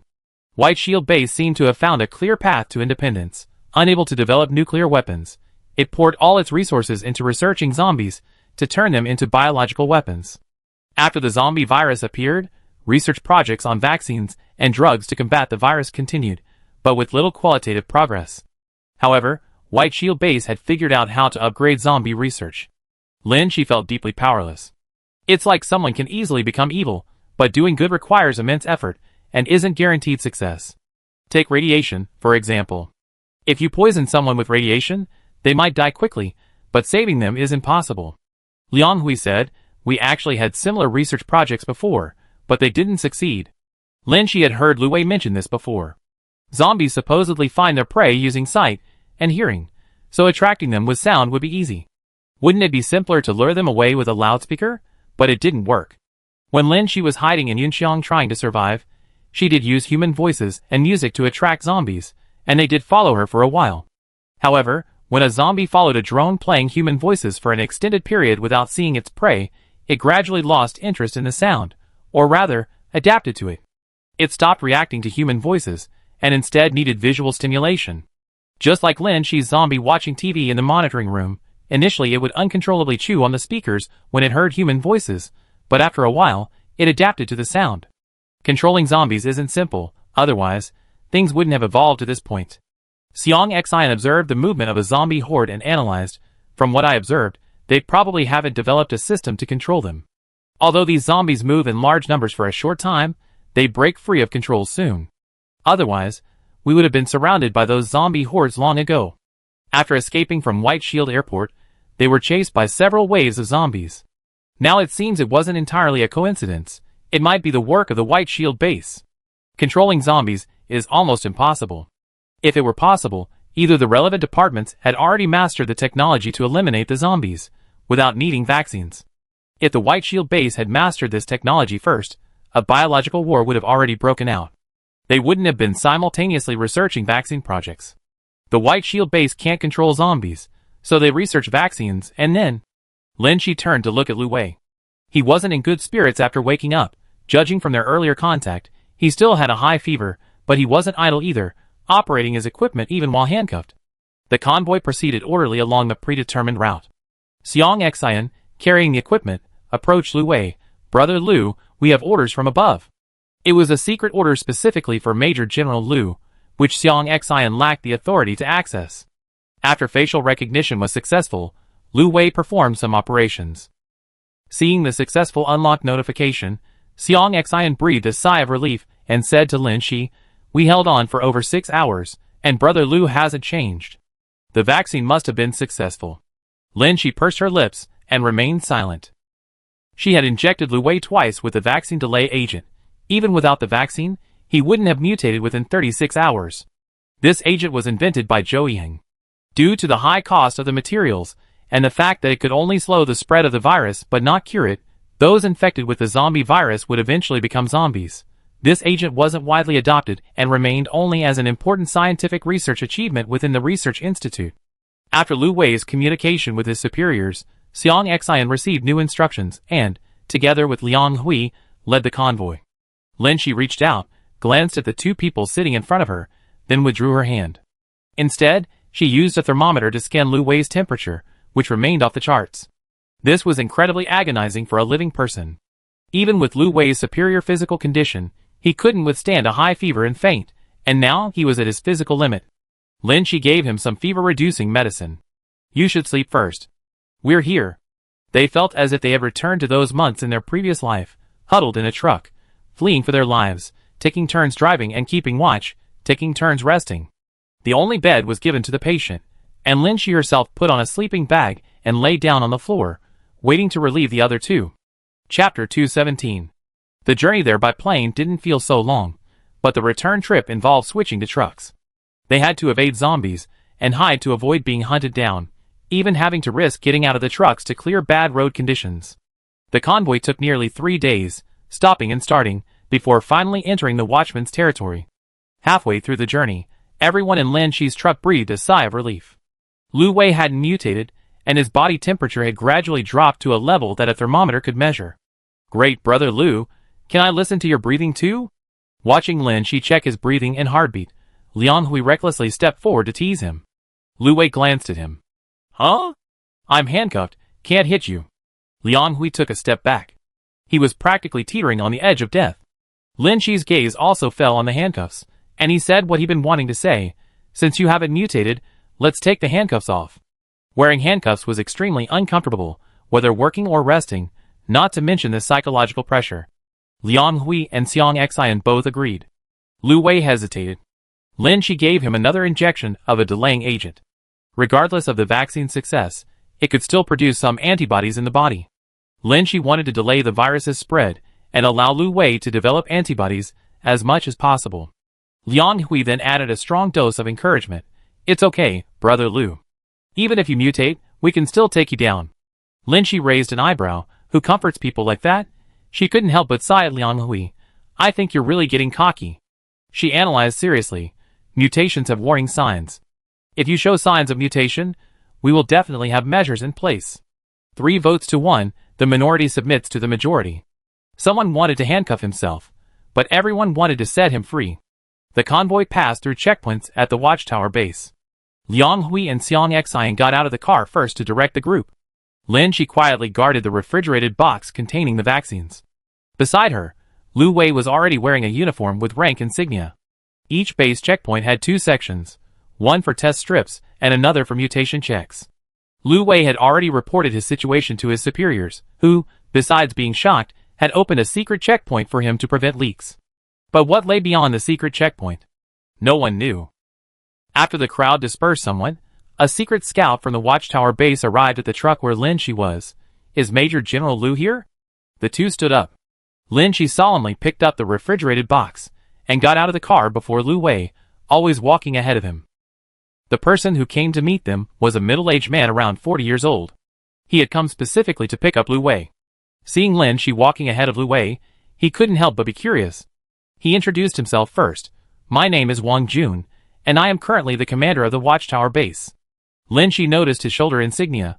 Like Lu Wei, he was a major general, which told her that the watchtower base valued their situation. Shi introduced herself neither humbly nor arrogantly. I am Shi, the current director of the Dawn Research Institute. She used the title she had previously been reluctant to mention when introducing herself. Wang Jun knew she was a researcher from her attire, but he didn't know that such a young person was the director of the Dawn Research Institute. Research team, please proceed this way. Shi, I have been with Lu Wei the entire time. With so many people around, she didn't speak very clearly, but Wang Jun understood. Shi meant that she had been monitoring Lu Wei since his infection, and now she would accompany him for testing. At this moment, a staff member came to report. The research institute is missing an important sample from their supplies. The first-generation vaccine they had developed. Wang Jun glanced at the cooler in Lin Shi's hand. She was standing in front of him with it, half her body blocking Lu Wei's view. Understood. He dismissed the staff and personally led Lin Shi and Lu Wei to the secret passage. In a secluded little room, only a researcher in a white lab coat was waiting. The man appeared to be around 50 years old and, like Song Hung, looked highly respected. He was someone sent by the Watchtower base specifically to check on Lu Wei's condition. In this room, there was a professor and a major general from the Watchtower base, along with Lin Shi and Lu Wei. It was clear that the secrecy was well maintained and quite sincere. The professor introduced himself. I'm Gao Shixing. Hello, Dean Lin. This is the security checkpoint. Hello, Professor Gao. Seeing the professor's courteous attitude, Lin Shi lowered her guard and politely returned the greeting, but she took a half step back. Let Major General Lu go through security first. Although the check was in a secret room, the security procedures were essentially two: a test strip and a brain scan. As expected, Lu Wei's zombie virus test result was still weakly positive. Although they had been warned of this result, Gao Shixing and Wang Jun still looked at Lu Wei with grave expressions. Lin Shi's test result was negative. She stood beside Lu Wei, carrying a cooler. I personally monitored Lu Wei from infection to vaccination. He currently shows no signs of mutation. Our team has been focused on vaccine research, and we finally had preliminary results recently. Lu Wei is my first vaccine trial subject, and I will stay with him to continue observing the subsequent trial results. The implication was that she and the vaccine were with Lu Wei. All bases have double security checks. Anyone testing positive or showing brain mutations on a scan is executed on the spot to prevent future problems. Even though Lu Wei reported special circumstances beforehand, there's no guarantee he'd be allowed into the base. After everything that's happened, Lin Shi no longer easily trusts others. She can only rely on their small group chat for the apocalypse. Letting an infected person into the base is indeed difficult for the Watchtower base, but she must ensure Lu Wei's survival. She will monitor the safety and behavior of the first vaccine trial participant, ensuring he's not in danger and that no one else is affected. They are comrades who have faced life and death together. Lu Wei might lose his authority or even his freedom at the new base due to the virus. Their 4-person team needs someone to quickly fill the gap and support them. The protection and support he gave her at the Dawn base is something she can do now. Chapter 218. Lu Weijing stood before the scanner. The image on the screen gradually became clear. Lin Shi watched the image, suppressing a change in expression, only her gaze shifting slightly. She pointed towards the brain and said, "There are no mutation characteristics in the brain." Gao Shixing adjusted his glasses. "I think we need to do another comprehensive scan." Lin Shi interrupted. "The standard for custom security checks is whether the brain has mutated." Gao Shixing and Wang Jun exchanged a glance. They had already received instructions from their superiors to secretly welcome this team heading to the White Shield base for a special mission. Lu Weijing's infection status needed to be kept strictly confidential. Gao Shixing was a researcher of the zombie virus, and Wang Jun was a high-ranking military officer managing the base's border defenses. Both were people who frequently dealt with zombies. They knew that Dawn Base had a research achievement, a drug to slow down the mutation rate. After numerous tests, Dawn Base shared this technology, and bases under the jurisdiction of relevant departments had generally produced some of the slowing agent. However, the slowing agent only slowed down the spread of the virus and the gradual mutation process in the body. Wang Jun had used this on a close comrade in arms before. He was deeply reluctant to see his comrade leave, and administered the expensive delaying agent for 7 consecutive days. That comrade retained consciousness for about 6 days.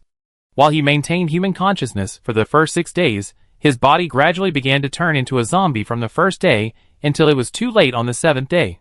That comrade volunteered to be a test subject, and his zombie form still guards the research institute. However, Lu Wei, who was infected 3 days ago, was conscious, showed no signs of zombie transformation, and even showed no signs of brain infection. This suggests that besides the delaying agent, the vaccine brought by Lin Shi's team had some effect. Therefore, even if Lu Wei didn't become infected, he wouldn't be executed on the spot. Instead, he would be taken to the lab as a research subject. However, the young director in charge of the vaccine seemed very protective of Lu Wei's human rights, making it difficult for them to make a forceful decision. Finally, Wang Jun relented. "Since there's no infection, Major General Lu can enter the base, but given the special circumstances, he needs to be quarantined in the research institute. Lin Shi's eyes darkened. Was being quarantined in the research institute like a specimen, confined to an experimental table for public observation? Gao Zhixing seemed to sense her thoughts and quickly said, "Our research institute's secret isolation room is like a guest house. We won't mistreat Major General Lu." After all, Lu Wei had been infected with the virus, and even if the base was willing to let him go out of gratitude for his contributions at the White Shield base, they wouldn't truly feel at ease. Lin Shi also had to consider the well-being of those in the Watchtower base. Weighing the pros and cons, this was the best agreement both sides could reach. The Watchtower base treated Lin Shi and Lu Wei with great respect, partly as a reward from relevant departments for their performance at the White Shield base, and partly because Lin Shi not only possessed the vaccine, but also had access to its core data and research methods. She was a key target for protection at the Watchtower base. Therefore, when Lin Shi requested to be placed in the isolation room, Gao Zhixing faced a dilemma. Their good relationship was a good thing, but they couldn't bear the responsibility if Lu Wei suddenly mutated and infected or killed Lin Shi. Fortunately, the isolation rooms were designed with the families of the research subjects in mind, and some were equipped with 2 bedrooms, with multiple layers of security including doors and locks. Lin Shi and Lu Wei secretly entered the isolation room under Gao Zhixing's guidance, unseen by outsiders or their companions. According to Gao Zhixing, Liang Hui and Xiang Xian were settling their teams in, while all the junior staff in Lin Shi's team had been sent to the hospital at the Watchtower base. They all exhibited symptoms of radiation exposure to varying degrees and required comprehensive examinations and remedial measures. Lin Shi didn't need to personally oversee these matters. Having escaped from the White Shield base, she carried almost no personal belongings, only the most crucial vaccine cooler, and went to the secret isolation room with Lu Wei. Daily necessities and clothing would be provided by the base later. The secret isolation room was indeed, as Gao Zhixing had described, a 2-bedroom, 1 living room apartment with complete living facilities. Unlike ordinary residences, the doors and walls were extremely sturdy. Since it was a secret isolation room, the living room wasn't for receiving guests. It contained numerous instruments for researching zombies, making it more like a dual-purpose living and research space. After checking and inventorying, Lin Shi made a list and handed it to Gao Zhixing. The list contained normal medical equipment and some medications, including some contraband, but the base would certainly grant Lin Shi special permission in her case. After everyone left, the room returned to silence, leaving only Lin Shi and Lu Wei. The unfamiliar place made Lin Shi feel like she was waking from a dream. It felt like she was back at the White Shield base, where they had been living together under the guise of a couple, secretly handling their work. When Lin Shi came to her senses, she suddenly realized that she had handled all the communication procedures at the security checkpoint alone. Lu Wei hadn't said a word. Lu Wei was now sitting to the side, still looking unwell. "Let's get a full body check," Lin Shi said. The security check at the entrance only scanned the brain, no mutations were found, but the condition of other organs required further examination, and this isolation room had the necessary equipment. Studying zombies and infected individuals was Lin Shi's daily work. She handled everything skillfully, personally performing scans and blood tests, forbidding Gao Zhixing from interfering or helping. She protected Lu Wei's data, just as Lu Wei had secretly processed the antibodies he had given her. The blood analysis took some time to produce results, and Lin Shi finally had a moment to herself, sitting down beside Lu Wei. During the examination, Lu Wei cooperated fully with Lin Shi's actions without uttering a word. It was too quiet, a silence that made Lin Shi uneasy. Neither Lu Wei nor Lin Shi were talkative people. Aside from work, Lu Wei usually initiated conversations. Now, with Lu Wei silent and Liang Hui and Xiang Xian not present, the air fell into a stillness. "Are you curious about your condition?" Lin Shi couldn't help but ask. Lu Wei mechanically asked, "What's your condition now?" Lin Shi, "No infection in the brain, and no obvious signs of infection in other organs." There was something Lin Shi didn't say, a situation that Gao Zhixing had also seen, but hadn't pointed out.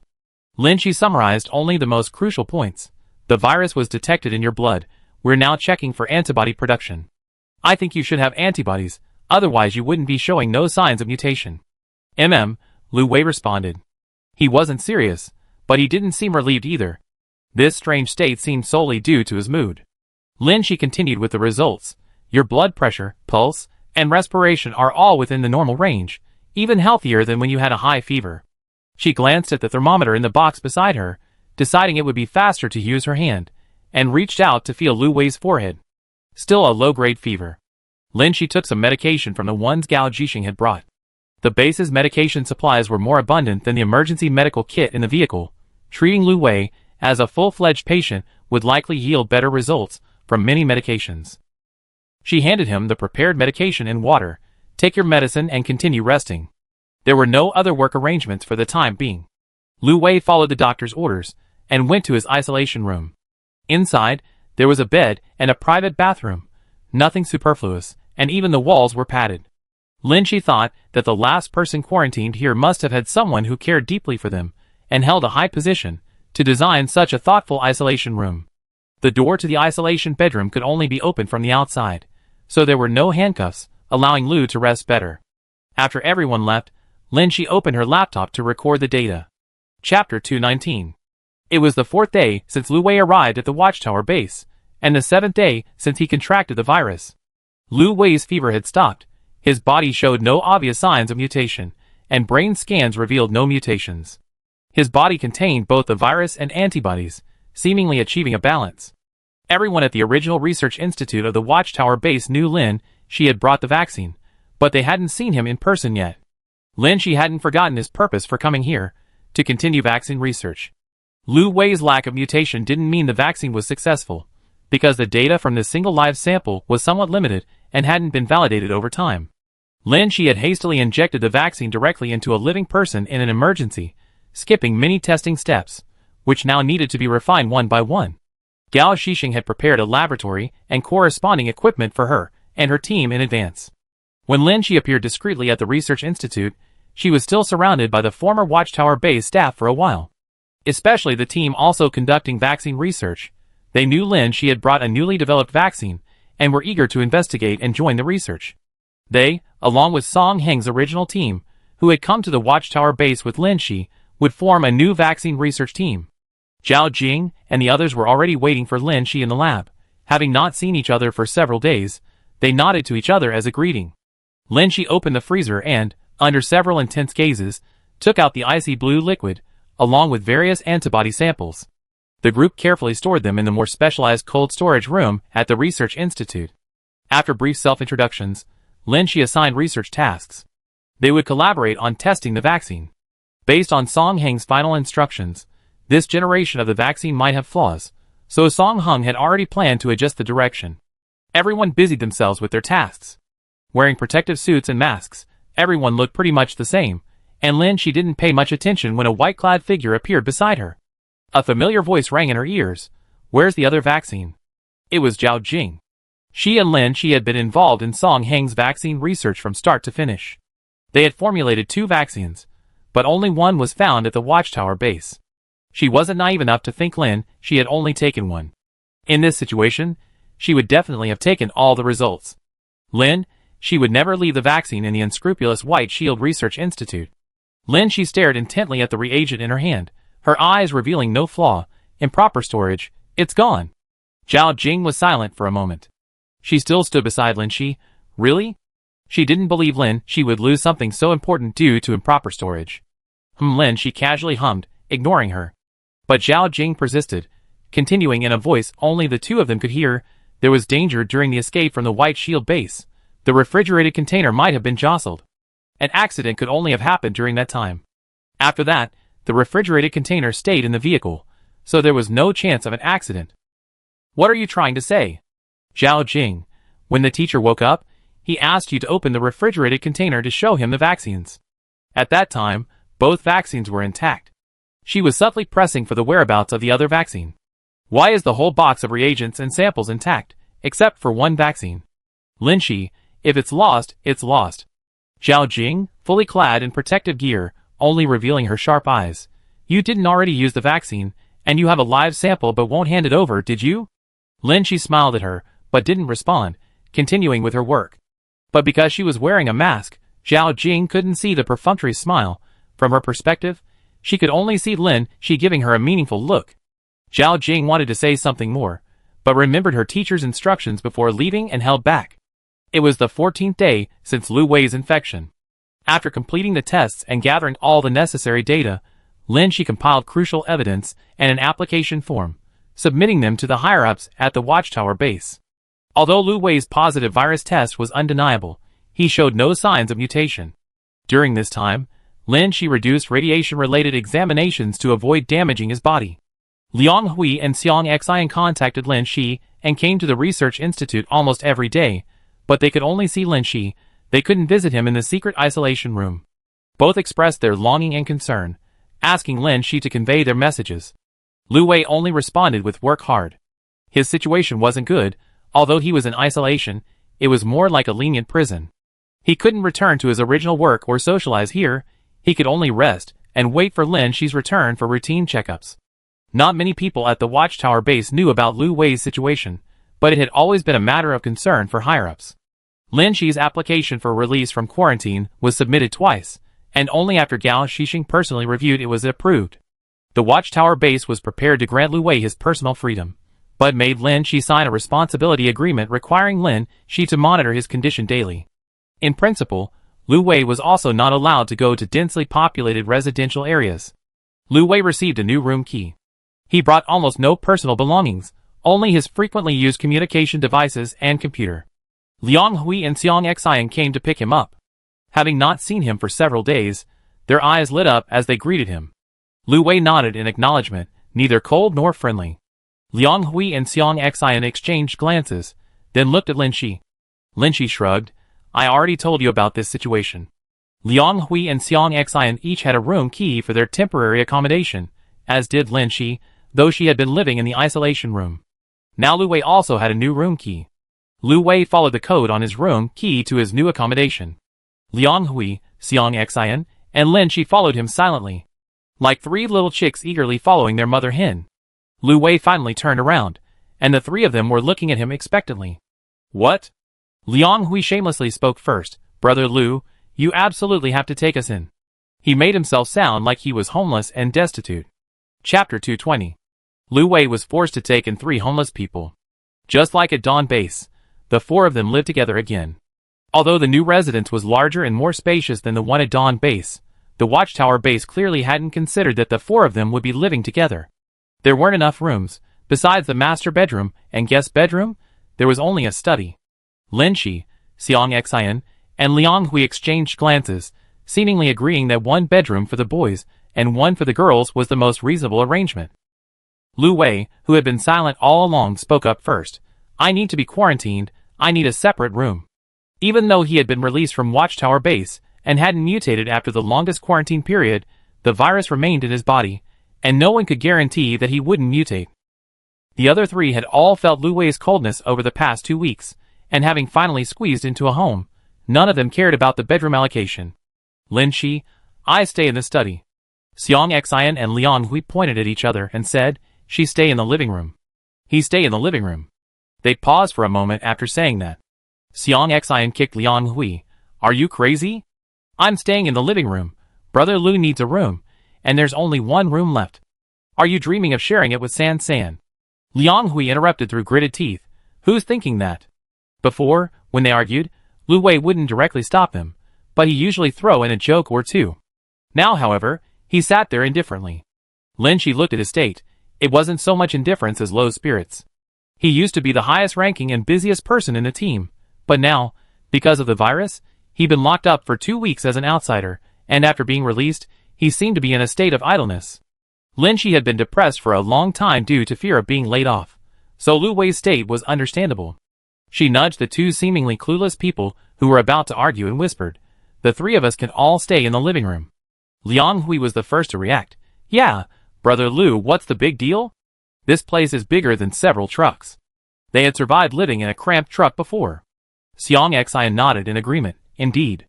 Actually, we won't be staying here permanently. Hearing this, Lin Shi looked up at her. Lu Wei and Liang Hui didn't seem surprised. It seemed they had a military mission requiring them to go out. Everyone sat down calmly. Are you all going out? For how long? Lin Shi asked. Lu Wei, not us, it's the 2 of them. Xiang Xian explained to Lin Shi. San San, you've been so busy with work, we haven't had a chance to discuss this properly. Lin Shi's heart suddenly sank. Xiang Xian, we're going to war. Haven't we been fighting all along? The battle against zombies.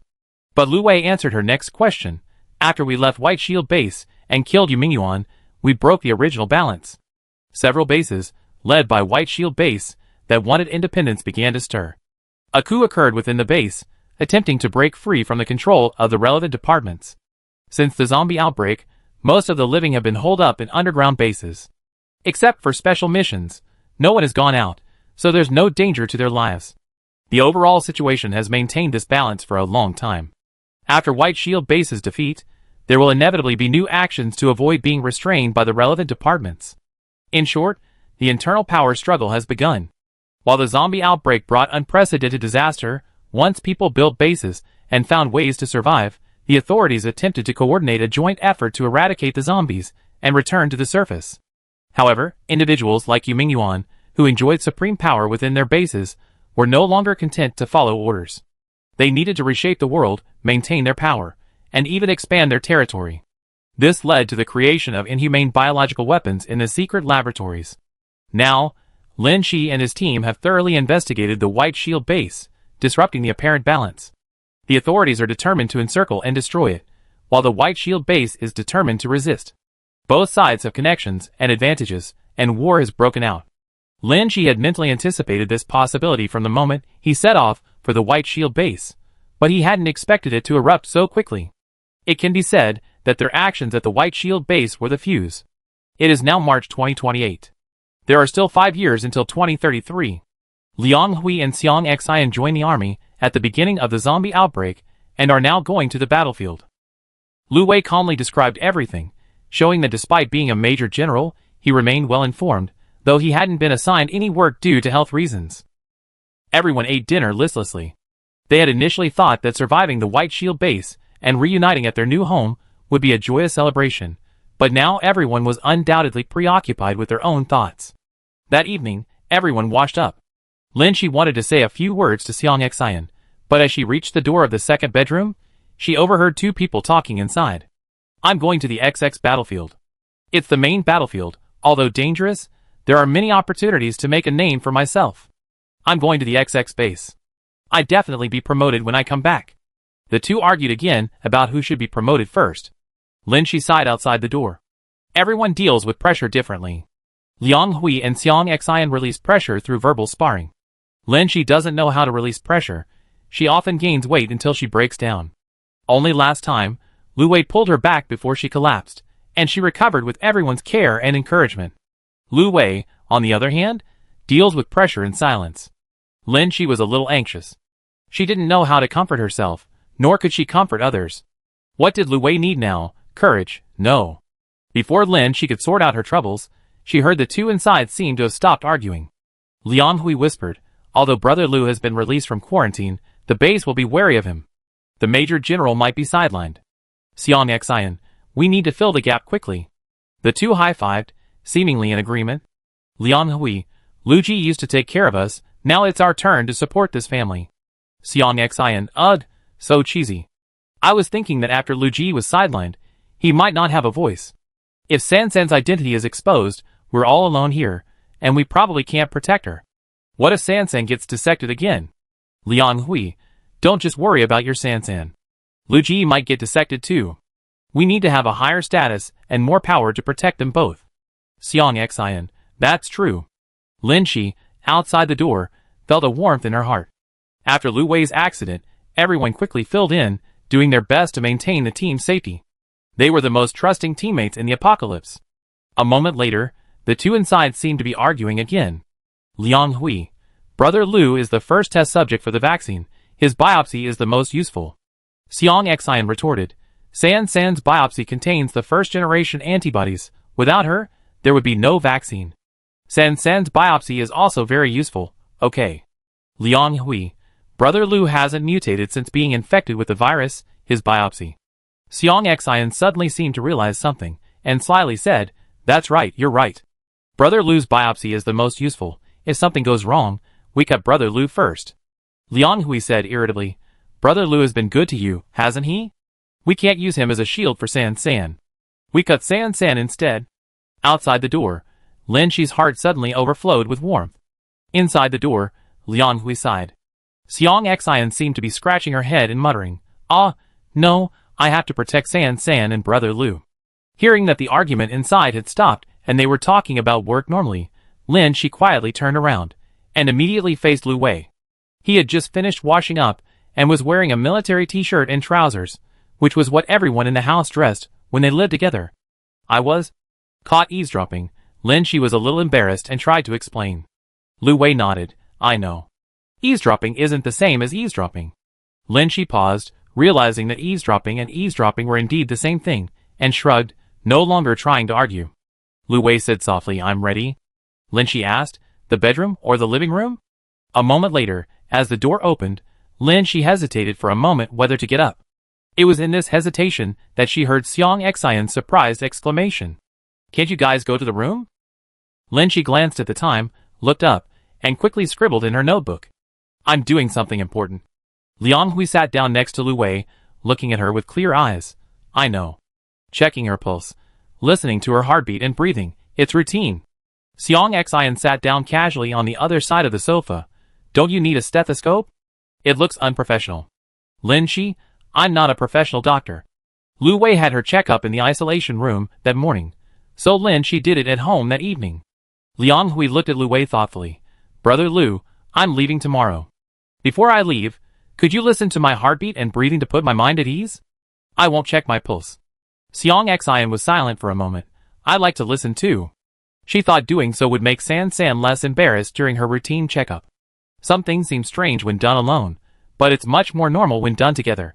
So, while Lin Shi was drawing the delay-relieving medication with a syringe, Liang Hui and Xiang Xian listened to Lu Wei's heartbeat like two chicks snuggling close to their mother hen.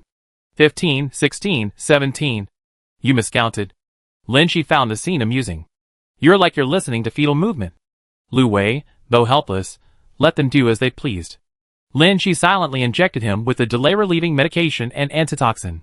Although no mutation had occurred, she dared not stop the medication. Chapter 221.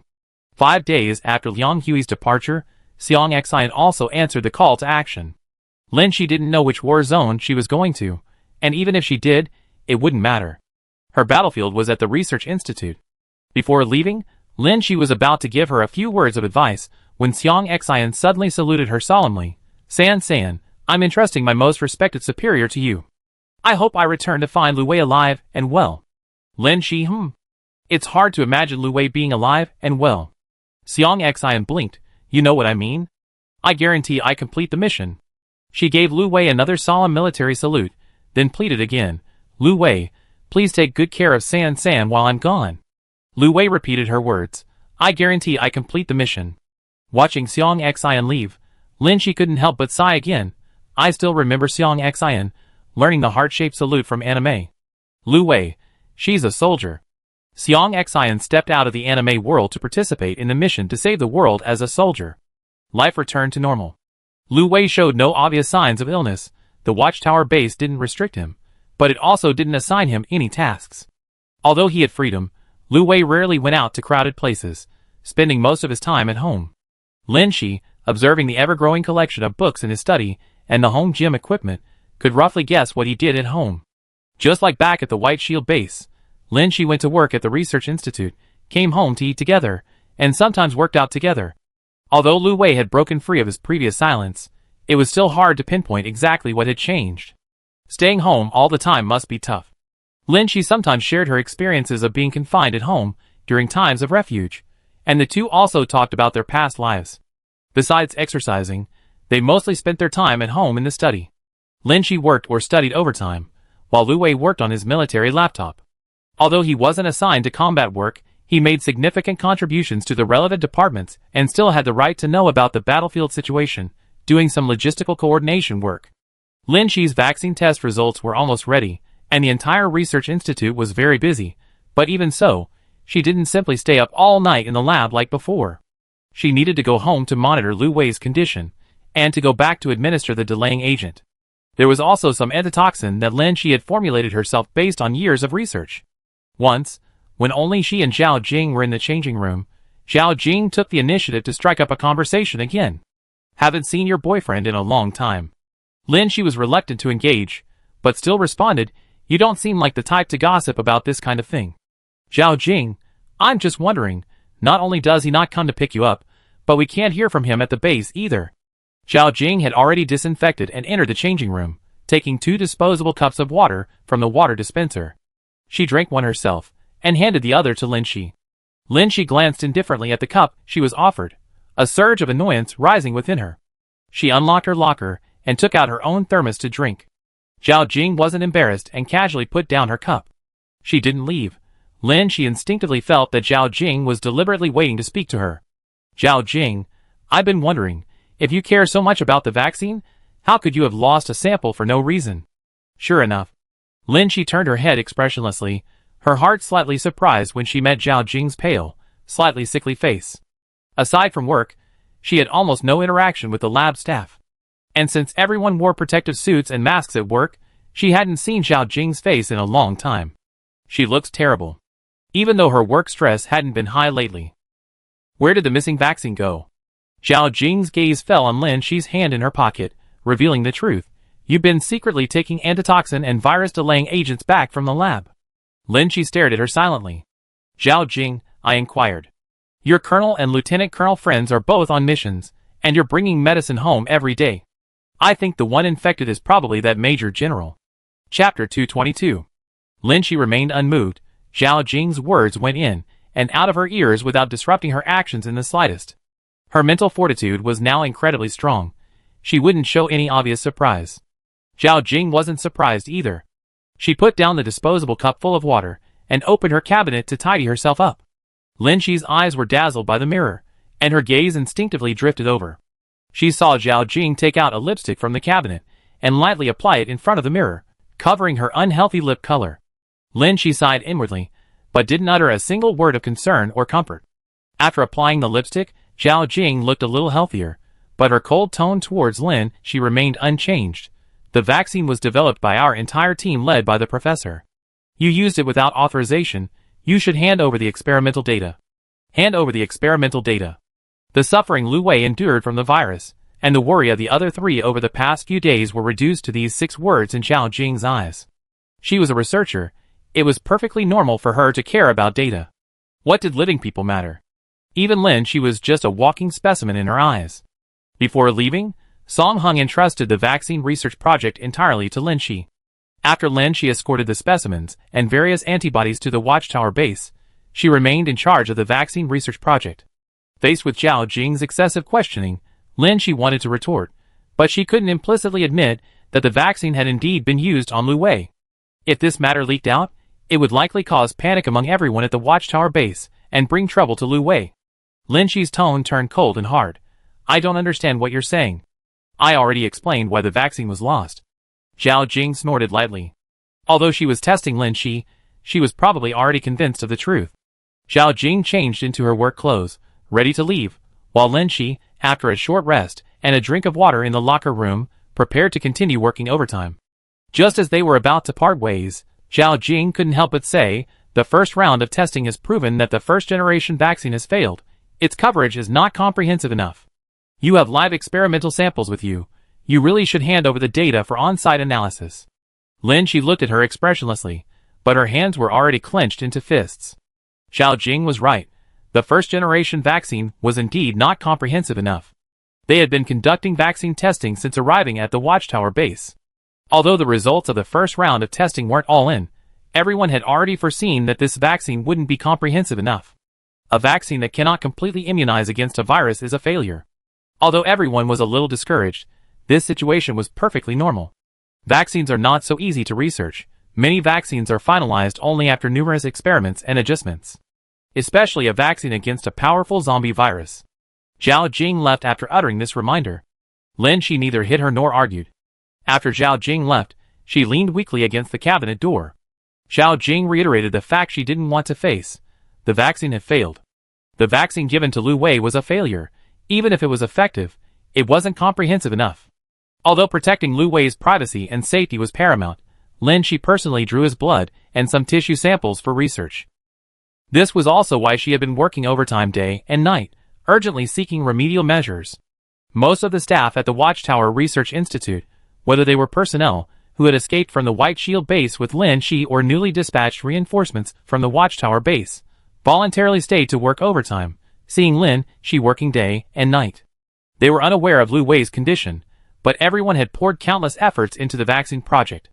Lin Shi didn't tell Lu Wei the vaccine test results. She worked long hours every day, but always made time to check on Lu Wei and administer his medication. Strangely, since arriving at the Watchtower base, Lu Wei had never asked Lin Shi about his own health, only cooperating with her daily vital sign checks and medication injections. If Lin Shi put herself in Lu Wei's shoes, she might have constantly asked the doctor how she was, whether she was normal, and if there were any signs of infection or mutation. But Lu Wei didn't ask. Lin Shi worked tirelessly to combine reagents and prepare the new vaccine. Although Lu Wei consistently tested positive, he hadn't started mutating yet, so perhaps it could still be treated. She tried to reassure herself this way, but this only added endless pressure to herself. After days of hard work and overtime, Lin Shi was exhausted, and her complexion visibly worsened. Everyone said her condition was very similar to Song Heng's in the past, obsessed with vaccine research and never letting up. During a shift break, Lin Shi briefly changed out of her lab coat to go to the entrance to collect her dinner, but unexpectedly saw a familiar figure. Lu Wei had actually appeared at the research institute. He had been in isolation since leaving the isolation room, rarely leaving his room, yet now he was at the institute's entrance. Several staff members, who had worked at the Dawn base, recognized him, and they greeted him warmly upon seeing an old friend in a foreign land. Some people stopped to observe him. Lin Shi stepped forward, blocking Zhao Jing's view. "What are you doing here?" "Lu Wei, just came to see you." Lu Wei, a little bored, came out for a stroll. "You've been working overtime a lot lately." Lin Shi nodded. This wasn't the Dawn Research Institute. Lin Shi wasn't required to perform administrative tasks. Her overtime was solely for one thing, vaccine research. "Lu Wei, although I'm not a researcher, I know research can't be completed in a short time. Don't put so much pressure on yourself." Lin Shi lowered her head guiltily, unable to meet his eyes. The cafeteria was crowded and noisy, and cooking at home was too much trouble, so they quickly ate a meal in the commercial area. It felt like they were back at the White Shield base pretending to be a couple. "Let's spar in the training room later," Lin Shi suggested. "How are you feeling?" Lin Shi, "I'm fine." With nowhere to release the pressure, she wanted to sweat, to fight, to vent. The Watchtower base provided Lu Wei with living conditions befitting a major general. His apartment was on the military floor, but he rarely ventured outside the military residential area. Lin Shi, being a staff member, lacked access to the military training area. Xiang Xian and Liang Hui were both away on missions, so no one brought her in. This was her first time in the sparring room. From the moment they entered the military area, passers-by couldn't help but glance at them. Lu Wei's rank was evident from his attire, but no one had seen this unfamiliar young major general before, and they all became curious about his identity. The training area wasn't in the core military area, so Lu Wei couldn't swipe his ID card to bring Lin Shi in. They found an empty classroom, filled with soft bags to spar. Unlike training at home, doing handstands, Lin Shi and Lu Wei sparred very rarely. The last time was when Lin Shi was drugged at the Dawn Research Institute and felt lost about her future. Lu Wei accompanied her to the training room to vent her frustrations. This time, she was still under immense pressure. Lu Wei, standing before her, didn't mention any health issues, but being sidelined and isolated at home for so long would make anyone uncomfortable. Lin Shi, who spent most of her time at the Research Institute, maintained a regular fitness routine, but rarely used combat techniques. Exhausted and lacking stamina after days of work, she struggled greatly. The difference in strength between her and Lu Wei was vast. Even though Lu Wei held back some of his strength, she still couldn't gain the upper hand. Moreover, she noticed that even when Lu Wei held back, the pain of his punches was undeniable. After several defeats, she began to desperately resort to brute force, but her technique became increasingly erratic. After another forceful attack that nearly resulted in her being hit by Lu Wei's attack, he couldn't help but remind her, "Your advantage isn't in strength. Adjust your breathing and use technique." Lin Shi's combat style was mostly designed for fighting zombies. Zombies generally lacked combat skills, relying mostly on brute force and bites. While they were lethal, skillful fighting could exploit their weaknesses. But Lu Wei was a living, breathing person, an opponent with rich combat experience, whose fighting skills and strength surpassed Lin Shi's. She didn't want to hit his eyes, and she couldn't. Some self-defense techniques were difficult to land, and Lin Shi didn't want to use those against Lu Wei. Sparring and learning meant she could only expend energy and sweat profusely while searching for fighting techniques. For a moment, Lin Shi even foresaw a future battle with an intelligent zombie. Lin Shi gradually mastered some techniques. Breaking free in the scuffle, she leaped and kicked Lu Wei with her right leg, her face instantly turning pale. She landed a solid kick on Lu Wei, but the pain almost made her cry out, forcing her to stop sparring.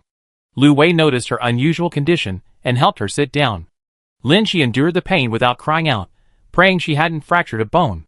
Just then, the training room door opened, and several young men of similar age entered. The leader was a colonel. They looked at the two on the floor, their gazes shifting as they landed on Lu Wei. Their expressions changed, indicating they recognized him.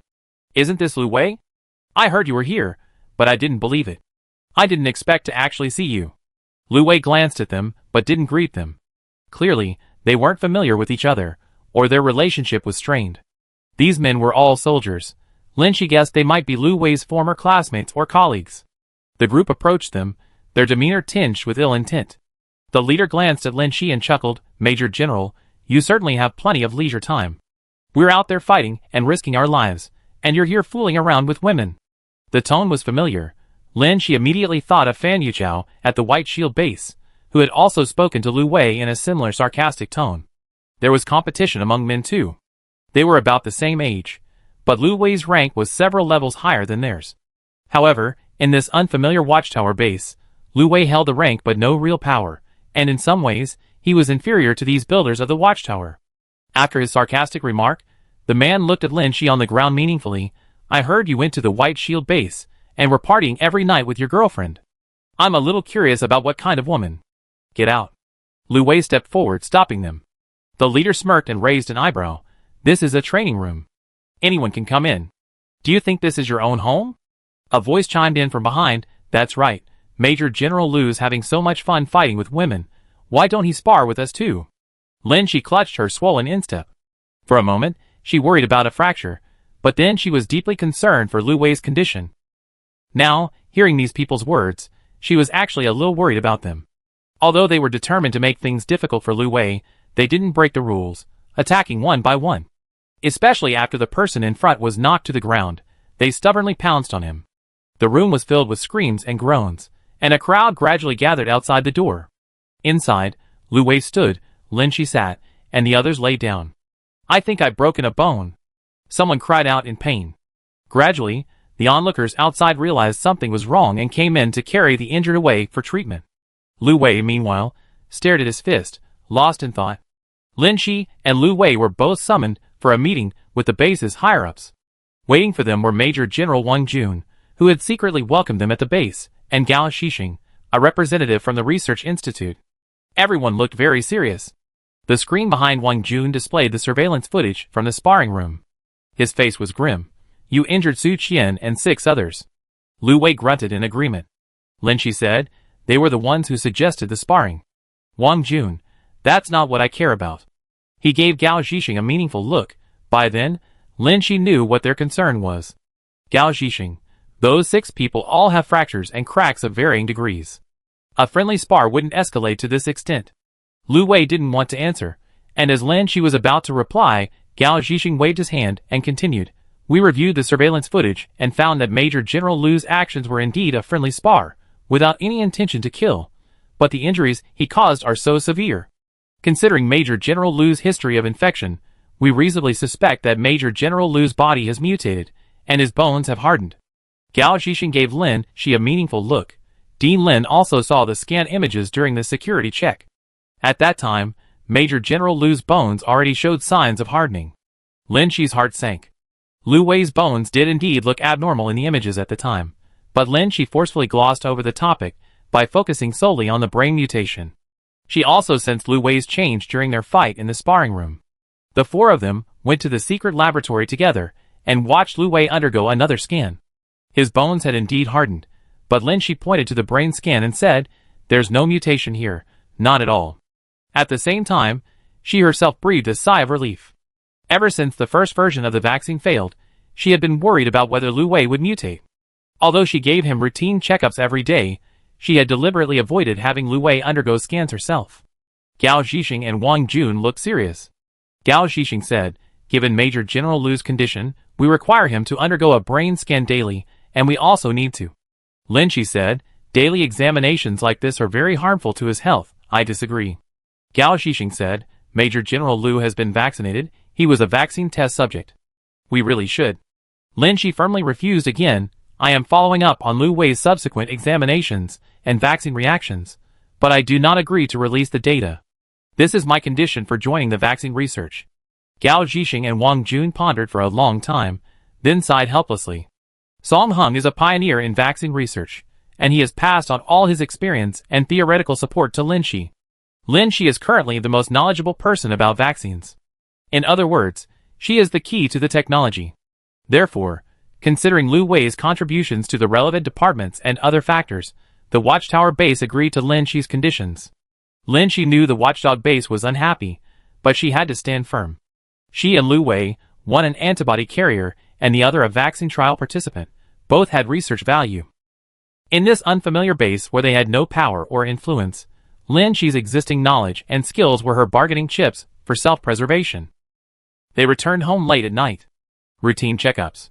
Lin Shi checked Lu Wei's heartbeat by feeling his pulse or carotid artery, measured his blood pressure with a machine, and finally gently pressed her cheek against his to check his breathing. The methods used at home were very primitive. Lu Wei remained silent the whole way.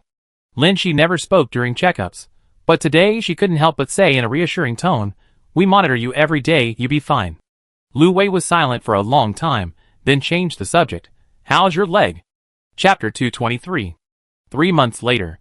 Under Lin Shi's leadership, the laboratory improved the vaccine formula and developed a second-generation vaccine, which is currently undergoing testing. Life within the base has remained largely unchanged for the past 3 months. Most people work diligently, earning points, contributing to the base, and dedicating themselves to humanity. Liang Hui and Xiang Xian have both been promoted, gradually gaining prestige within the Watchtower base. They returned several times, but their return dates vary depending on their missions, and the 4 of them haven't reunited. Lu Wei hasn't shown any new changes since being diagnosed with osteosclerosis. He appears no different from a normal person. After receiving Lin Shi's report that Lu Wei has no mutation characteristics, and the results of a machine scan, the Watchtower base has even gradually lowered its guard against him and begun assigning him work. Everyone is working diligently. But the world hasn't become a better place because of their dedication. Outside the base, a biological war is raging. Bases led by White Shield Base are attempting to establish independent regimes, or perhaps harbor greater ambitions to rule the post-zombie world. Bases actively responding to the calls from relevant departments are resisting White Shield Base under their guidance. Outside, mutated zombies and war rage everywhere. As Lin Shi listens, her mind drifts back to her secluded days in Cloud Village. There, the mountains and rivers are beautiful, silent and still. There are no people, no animals, and no zombies except for her. She is like the only living thing abandoned in a paradise, while outside, the paradise has become a living hell. In the blink of an eye, the results of the second-generation vaccine testing are also coming in. Although the testing is not yet completely finished, Lin Shi knows that this time it has also failed. She had long known that scientific research was not something that could be accomplished overnight, and that it couldn't be rushed. But the thought of someone's life slipping away added invisible pressure to her. Besides regularly going home to give Lu Wei injections and check on his health, Lin Shi worked tirelessly day and night in the lab. Xiang Xian, who came to visit, couldn't enter the lab's inner area, but she spotted Lin Shi coming out of the fitting room to get a drink and rest. Most of the other staff members, who came out with her, had changed into their regular clothes and left work. Only Lin Shi and a few others rested briefly before preparing to put on their protective suits again to enter the lab. Xiang Xian brought Lin Shi dinner, and after Zhao Jing left, she quietly asked Lin Shi what happened to her. Zhao Jing looked more radiant than before. Lin Shi remembered Zhao Jing's pale face earlier, and shook her head helplessly. She knew that Zhao Jing's exposure to radiation would definitely have an impact on her health, but she didn't know the extent of the impact. She also noticed the change in Zhao Jing's appearance. Although Zhao Jing and she didn't get along, Zhao Jing had always been a strong-willed person. Lin Shi thought her actions might be to hide her pale face. Lin Shi held her lunchbox, eating without tasting anything. Xiang Xian looked distressed and couldn't help but rub her face. San, your face is all droopy. Can you take a rest? Since she returned, Lin Shi had been holed up in the lab working overtime, and she felt that her San was driving her crazy again. Lin Shi just silently shook her head. She desperately needed a real vaccine. Xiang Xian sighed. You're like this again. Why doesn't Brother Lu try to persuade you? Lin Shi paused, then continued chewing her tasteless food. It's hard for someone who's in such a deep abyss to radiate positive energy. It's already quite remarkable that Lu Wei hasn't shown any negative energy. Lin Shi thought to herself. Although Xiang Xian hadn't said anything explicitly after returning, she could tell that Lin Shi and Lu Wei were not in good spirits, but she was powerless to do anything about it. The war also brought her immense pressure. Xiang Xian suddenly remembered Lu Wei saying that Lin Shi was someone who didn't know how to release stress the last time she released stress. Xiang Xian patted Lin Shi's shoulder and suggested, Xiong'er will be back soon. How about we have hot pot together at home when he gets back? They had all survived the battlefield, and the cruelty of war and the shadow of death didn't need much explanation. All four of them understood, so they cherished their time together immensely. Lin Shi nodded. She didn't know what Xiang Xian was planning. Her mind was only on the vaccine. Chapter 224. Liang Hui arrived safely at the base. His team had suffered heavy casualties, and orders were issued for them to rest and recuperate at the base temporarily. Liang Hui and Xiang Xian would also spend some time at the base. Due to their outstanding achievements and heavy casualties during the war, the military urgently needed replacements for various positions, rendering the peacetime promotion system inapplicable. More than half a year passed. Liang Hui was promoted to senior colonel, one rank below Lu Wei's major general, and Xiang Xian became a colonel. They had begun to establish their own power base. One ordinary afternoon, Lin Shi discovered that some things were missing from the laboratory. The laboratory had too many reagents and specimens. Anything that Lin Shi noticed must be related to the vaccine. She began to check the records and, sure enough, found that along with the reagents, copies of the first-generation vaccine samples had disappeared, and even some virus samples were missing. Virus samples in each laboratory were strictly controlled. Lin Shi bore primary responsibility for the loss of these items in their laboratory. But more than the vague notions, Lin Shi was uneasy about what the person who took the samples intended to do. She quickly messaged Liang Hui, and soon after, Liang Hui and Xiang Xian appeared together in the lab. Access to classified surveillance required Liang Hui, while investigating suspicious individuals required Xiang Xian. Lin Shi's strengths lay only in focused scientific research and combat. That evening, at the end of the workday, Lin Shi posted a notice asking the former members of the Dawn Research Institute to stay for a meeting. Several familiar faces exchanged glances and stayed. Some were puzzled, while others kept their heads down. I have things to do after get off work. Just send me a meeting summary if it's important. Xiao Jing ignored them, picked up her things, and prepared to leave. After speaking, she glanced at the group of people Lin Shi was watching. Chu Shuran and Liang Yu stood up and walked behind Xiao Jing. The rest of the group remained silent and lowered their heads. Lin Shi immediately understood. The people from the Dawn Research Institute had split into two factions. One had chosen Lin Shi, and the other had chosen Xiao Jing, but everyone seemed reluctant. Hand over your things, Lin Shi said coldly to Xiao Jing, not having time to consider their thoughts. You're not leaving. Liang Hui's men were all guarding outside. Only he and Xiang Xian had entered armed. This matter concerned the disputes and secrets of the Dawn Research Institute group. The situation couldn't be revealed to outsiders until it was cleared up. Hearing Lin Shi's unyielding tone, Xiao Jing sneered. Is that so? Liang Hui watched as the two girls were on the verge of a fight. Lin Shi's face was grim, and it seemed she was about to punch Xiao Jing at any moment, while Xiao Jing, seemingly fearless, was ready to continue provoking Lin Shi. In Liang Hui's eyes, although Xiao Jing wasn't likable, she was also a vulnerable woman, and he didn't want to watch women fight, especially with Xiao Jing being the one who got beaten up. He stepped forward and said, We all been colleagues since Nanhua University. Don't be so tense. Just hand over your things. Xiao Jing retorted, What right do you have to meddle? Liang Hui sighed, thinking that maybe he should just let Lin Shi beat her up. Chu Shuran, clutching her bag timidly, caught Liang Hui's attention. Ignoring Xiao Jing, he walked over to Chu Shuran. Excuse me. Colleague, what are you carrying?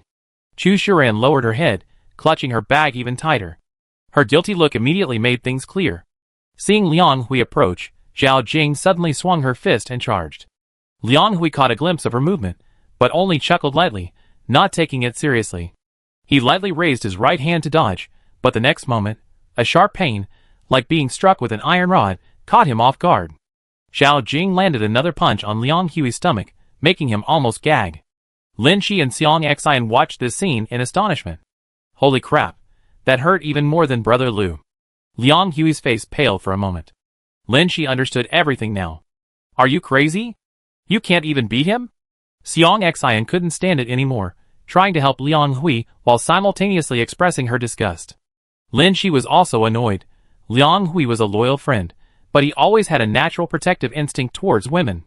Just like when he faced Lin Shi's zombie, he joked with Lu Wei that it was a female zombie, and they should be gentle with her. Although he didn't like Zhao Jing, in his eyes, women with strong fighting abilities, like Lin Shi and Xiang Xian were rare. Zhao Jing was just an unarmed female clerk. He didn't take her seriously, and didn't expect her attacks to be so painful. Lin Shi knew he was right. Zhao Jing's attacks hurt even more than Lu Wei's. Because Lu Wei would hold back when sparring with him, not hitting him hard, but Zhao Jing clearly lacked combat experience. That attack was a desperate, all-out strike.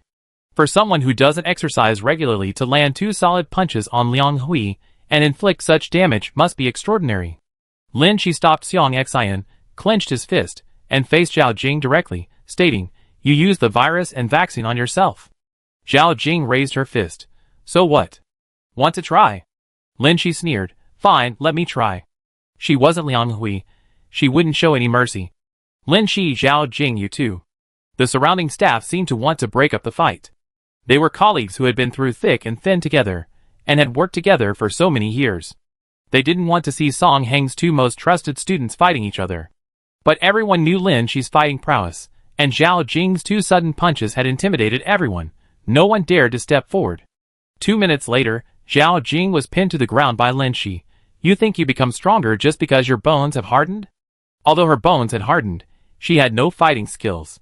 Liang Hui had been beaten so badly because he was caught off guard, but Lin Shi had used her combat experience. Beating a steel man without any skills was still easy. Zhao Jing adjusted her askew wig, staring at Lin Shi with an unfriendly expression. Suddenly, a commotion erupted outside. Through the glass door, Lin Shi saw Liang Hui's men confront another group. A familiar-looking colonel drove Liang Hui's men away, replacing them with a new batch of guards. This familiar colonel was the one whose bones Lu Wei had broken in the sparring room last time. He nodded to Zhao Jing outside, then established a cordon. This was an action Lin Shi didn't understand. She questioned, "What exactly are you doing?" Zhao Jing, having tidied herself, gave her a sarcastic smile. "I'm copying you." While rubbing her sore wrist, Zhao Jing sighed. It's certainly much easier to find a backer, someone high up, at the base. The permissions I requested, the labs I requested, have all been approved. Lin Shi squinted at her. Zhao Jing, familiar? Junior sister. You were like this back at Dawn Base. Teacher was right, you are indeed smart, indeed capable. But I don't want to follow you anymore. She took a document out of her bag and showed it to Lin Shi. It was a new transfer order, with instructions on a new experimental project, including lab arrangements and the appointment of the person in charge. Zhao Jing was going to be in charge of that new biochemical project. Lin Shi trembled with anger. This was no longer something that could be resolved by beating Zhao Jing up. She even pulled out her pocket pistol. Zhao Jing looked at her, seemingly amused. Are you going to kill me? Why don't you kill your Major General Lu? I remember back at the Nanhua Research Institute, junior sister killed her infected colleague quite swiftly. Why the change in how you treat infected people now? Slap. Lin Shi finally reacted, punching Zhao Jing in the mouth, not in the face, just the lip. Xiang Xian angrily said, Lin Shi and Lu Wei have helped you several times, and you dare to talk like that. Zhao Jing moved her burning lips. She already knew she couldn't beat Lin Shi and Xiang Xian in a fight. The guards outside seemed about to come in when they saw the commotion, but Zhao Jing gestured for them to stop. Zhao Jing walked up to Lin Shi and continued what she hadn't finished saying. At Dawn Base, you abused your position as a major general, acting arrogantly and overstepping your authority to become the director. I just wanted to have my own independent laboratory. Since we already torn off the mask, I have nothing to be afraid of anymore. I don't like you. You seem to be doing everything for the good of the Research Institute and everyone else, but you're the most hypocritical person. Slap. Lin Shi punched Zhao Jing in the mouth again. Why didn't you kill Major General Lu immediately after he was infected with the virus? Slap. Slap. Lin Shi punched her twice. Zhao Jing didn't fight back, her eyes bloodshot and her state somewhat manic. Heh. Aren't you going to argue? Chu Shuran couldn't stand it anymore and timidly tried to mediate in a low voice. Zhao Jing, please stop. Please stop talking, okay? Lin Shi is also very tired from research. Zhao Jing, however, became more and more engrossed in her argument. Tired. What was she doing when we were researching the vaccine at the White Shield base? She was out having a fling with that Lu Wei, indulging in debauchery, bringing a bunch of disgusting drugs to the base, and she still had the nerve to pretend to be serious about research. Now she knows she needs to speed up vaccine research. It's only because Lu Wei was also infected with the virus and she's anxious. What were you doing before? I'm so fed up with your pretentious act. Chapter 225. Almost every time Zhao Jing spoke, Lin Shi punched her in the mouth. Liang Hui, Xiang Xian, the guards outside, and the colleagues inside, no one could intervene. Everyone knew that Zhao Jing and Lin Shi had long harbored resentment. Before, with Song Hung present, they could maintain a facade of peace, but now, without anyone to restrain them, it finally exploded. Everyone in the conference room knew the reason for their grudge, but no one dared to step forward to mediate. Zhao Jing touched her numb lips and sneered again. Did you enjoy hitting me? Too bad, it only hurts me for a while, my body won't swell up. Earlier, Zhao Jing had mentioned the White Shield base, and Lin Shi recalled some details. Besides the vaccines, she had also taken several boxes of experimental data and precious specimens from the White Shield laboratory.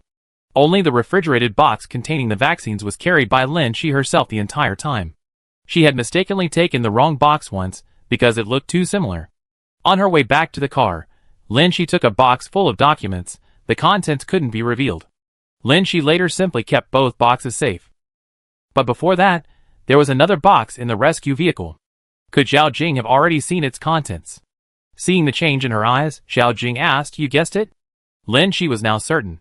She had stolen the vaccine and virus to conduct those biochemical projects on the documents, and the test subjects were herself, and perhaps also Chu Shuran and Mingyu who followed her. Lin Shi didn't want to ask, but still helplessly said, why did you do such a thing? Zhao Jing laughed twice, calmed down for a moment, straightened her wig, and said, Zhang Qiangqiang's child in the Dawn experiment, that little zombie, hasn't grown up in 2 years. Lin Jie's zombie form retained the original functions of its organs, showing no signs of decay in the 2 years since. What does this mean? It means that organ aging stops after infection with the zombie virus. The zombie virus is an anti-biological virus. Most infected individuals become zombies, like killing machines, their bodily function ceasing, their bodies controlled by the virus-manipulated brains to bite and kill. The zombies are active, but they don't grow or age. Zhang Qiangqiang's zombie baby remained the same, as did Lin Jie's. Chu Shuran interjected, Lin Shi. We all been exposed to radiation, we got cancer. Lin Shi then realized that everyone except Zhao Jing was in poor condition. Those deep within the base, rarely seeing the sun, had very pale skin, but these staff members, after removing their masks and hats, revealed obvious signs of illness. Mingyu sighed, helplessly saying, Zhao Jing showed us the biochemical design. We think it's feasible, at least it can keep us alive. Zhao Jing, I was very hesitant about doing this. Until I saw Major General Liu, he was in excellent condition, showing absolutely no signs of infection. Lin Shi's raised fist suddenly went limp. Chu Shuran looked at her with timid eyes. Lin Shi, don't blame us. We just want to live. My organs are already rotting. I don't want to wait to die. I want to live. The girl's face was exactly as Lin Shi remembered. At the Nanhua Research Institute, after drinking some poisoned milk, Chu Shuran had pleaded with Lin Shi to give her more medicine to prevent turning into a zombie. Chu Shuran, so terrified of becoming a zombie, had now willingly chosen to become infected. Lin Shi's clenched fists relaxed and fell limply to her sides. She was probably exhausted. After working several nights in a row, hearing these words left her brain unable to process them. Why are you begging her? This was our own choice. Zhao Jing's gaze pierced Lin Shi like a knife. When the radiation leaked, there was only one radiation protection suit. The teacher gave it to her, and she didn't get sick. You don't know the pain until you experience it yourself. She won't understand us. Even the teacher. These words implicitly blamed Lin Shi for Song Heng's death. Xiang Xian helped the limp Lin Shi up and yelled at Zhao Jing, I'm speechless. Did Lin Shi release the radiation? Did Lin Shi steal your radiation protection suit? Would you have had radiation protection suits without Lin Shi? Would you not have gotten sick? Zhao Jing was speechless, turning her face away from Xiang Xian. Lin Shi looked at the other staff members, who hadn't followed Zhao Jing. They were sitting on Lin Shi's side, forced to choose sides in this storm, and they had chosen Lin Shi. Lin Shi carefully observed their appearance, roughly knowing they were also sick, and asked you. One of them waved his hand. We haven't been injected with any drugs or viruses. Another said, although I really want to live, I still want to be a human being. An eerie silence fell over the conference room. Lin Shi's head was throbbing. She was definitely not going to be able to concentrate on her research today. She said to Zhao Jing and the others, I don't want to kill you. You better take care of yourselves. Keep good records of your vital signs and analyze the data. Seeing Lin Shi preparing to leave, Zhao Jing insisted, you said all you need to say. Finish before you go. What else do you want to say? Don't always act like you're always right, and don't want to argue with us. Zhao Jing seemed to want to unleash all her resentment and anger at this moment of rupture. Chu Shuren couldn't stop her. Zhao Jing, you're the most hypocritical and selfish person. The teacher actually thinks this team should be handed over to you. The first-generation vaccine was developed by our entire team, but you appropriated the results and didn't let us participate in the analysis of core data, using your position as dean to act arrogantly. You not only used the vaccine without permission, but you also prevented us from studying Lu Wei even though there were live human trials. Liang Hui came to his senses and raised his fist. Damn, I really can't hold back anymore. I even want to hit a woman. Xiang Xian imitated Lin Shi and directly struck. Study. All you know is studying living people. Zhao Jing gave Lin Shi a nasal laugh. Your selfishness isn't new. When they discovered you might have antibodies, you refused to contribute a sample for the experiment. You protect yourself so well, and you don't let Lu Wei participate in the research either. Then you pretend in the lab to be someone who's poured their heart and soul into research, making everyone praise you as the professor's true disciple. Actually, you're not. You're just a selfish, hypocritical person who loves everyone praising you. Lin Shi stopped Xiang Xian's beating. She calmly looked Zhao Jing in the eyes. Then please don't be selfish or hypocritical. Please study your own living sample properly. Zhao Jing gave her a deep look and left the meeting room. Chu Shuren and Meng Yu paused for a moment, then followed Zhao Jing. Xiang Xian patted Lin Shi's back gently, comforting her. San, don't be angry. You can't reason with a stubborn person. Let's ignore her. Lin Shi closed her eyes and whispered, stubborn person? The farce ended, and Lin Shi went home and collapsed onto her bed, exhausted. Lin Shi didn't take Zhao Jing's words to heart. She didn't think she had done anything wrong. Zhao Jing was someone destined to be a clerk in this world. When should she have died? Lin Shi didn't know. Perhaps she had died when the zombie outbreak occurred in Nanhua, or perhaps she had survived. They wouldn't have been able to develop a vaccine because they lacked antibody samples. And Lin Shi wouldn't have saved the world if she hadn't been trying to survive, much less pursued a research career, and therefore wouldn't have discovered she possessed antibodies. She wasn't a born researcher. She researched vaccines simply to survive. Zhao Jing wasn't either. In peacetime, she might have enjoyed research, enjoyed the respectable yet challenging work, but she lacked a certain research spirit. Only Song Hung was someone unmoved by external things, someone whose heart was solely focused on research. Chapter 226. The base has opened a new amusement park. Let's go ride the roller coaster together. Xiang Xian suggested Lin Shi take a break and release some stress. In front of neatly arranged bottles and jars, Lin Shi picked up a test tube and shook it, her weary eyes focused on the swaying liquid. No! I still have work to do, and I never ridden a roller coaster before. Xiang Xian pleaded, leaning against the glass. Oh, that's why you want to go, you haven't. Liang Hui chimed in, the base put Brother Lu to work at the amusement park. Let's go see him together. Imagining Lu Wei's job at the amusement park, Lin Shi felt a little curious. While resting in the changing room, she was practically dragged by Xiang Xian to the base's amusement park. It was an indoor amusement park, the biggest ride being a roller coaster that went up 16 stories underground. It was terrifying. Lin Shi had seen Dawn Base, White Shield Base, and now Watchtower Base. Even the best-equipped bases didn't have amusement parks like this. Had Watchtower Base's energy resources become this abundant? Lin Shi wondered, still somewhat dazed, as Xiang Xian and Liang Hui helped her to her roller coaster seat. She finally came to her senses. Didn't you say Lu Wei worked at the amusement park? Where is he? The roller coaster had just begun to slowly ascend. Liang Hui, his palm pressed against his eyebrows, peered out and said, let me look. Lin Shi followed his gaze downwards, and her earlier curiosity about energy was now answered. As the roller coaster rose, her view widened, and Lin Shi saw the entire amusement park's power generation center. A group of zombies were chained together, guided by people to pull the entire power generation system, like a herd of donkeys pulling a millstone. Liang Hui's gaze also fell upon the group of zombies. He suddenly pointed, gesturing for Lin Shi to look. Brother Lu is over there. Among the zombie workers, Lin Shi saw Lu Wei. Her eyes were filled with disbelief. But as the roller coaster rose higher, the zombies gradually shrank into a cluster of black dots in her vision. Lin Shi felt short of breath, vehemently resisting what was about to happen. Stop, stop, don't go up. She patted Xiang Xian beside her. But no one listened. The roller coaster had reached its peak and stopped, everyone swaying slightly forward due to gravity. Stop! Lin Shi frantically waved her hands. San, don't be afraid, we're not wearing seatbelts and we're not scared. Xiang Xian's relaxed voice reached her ears.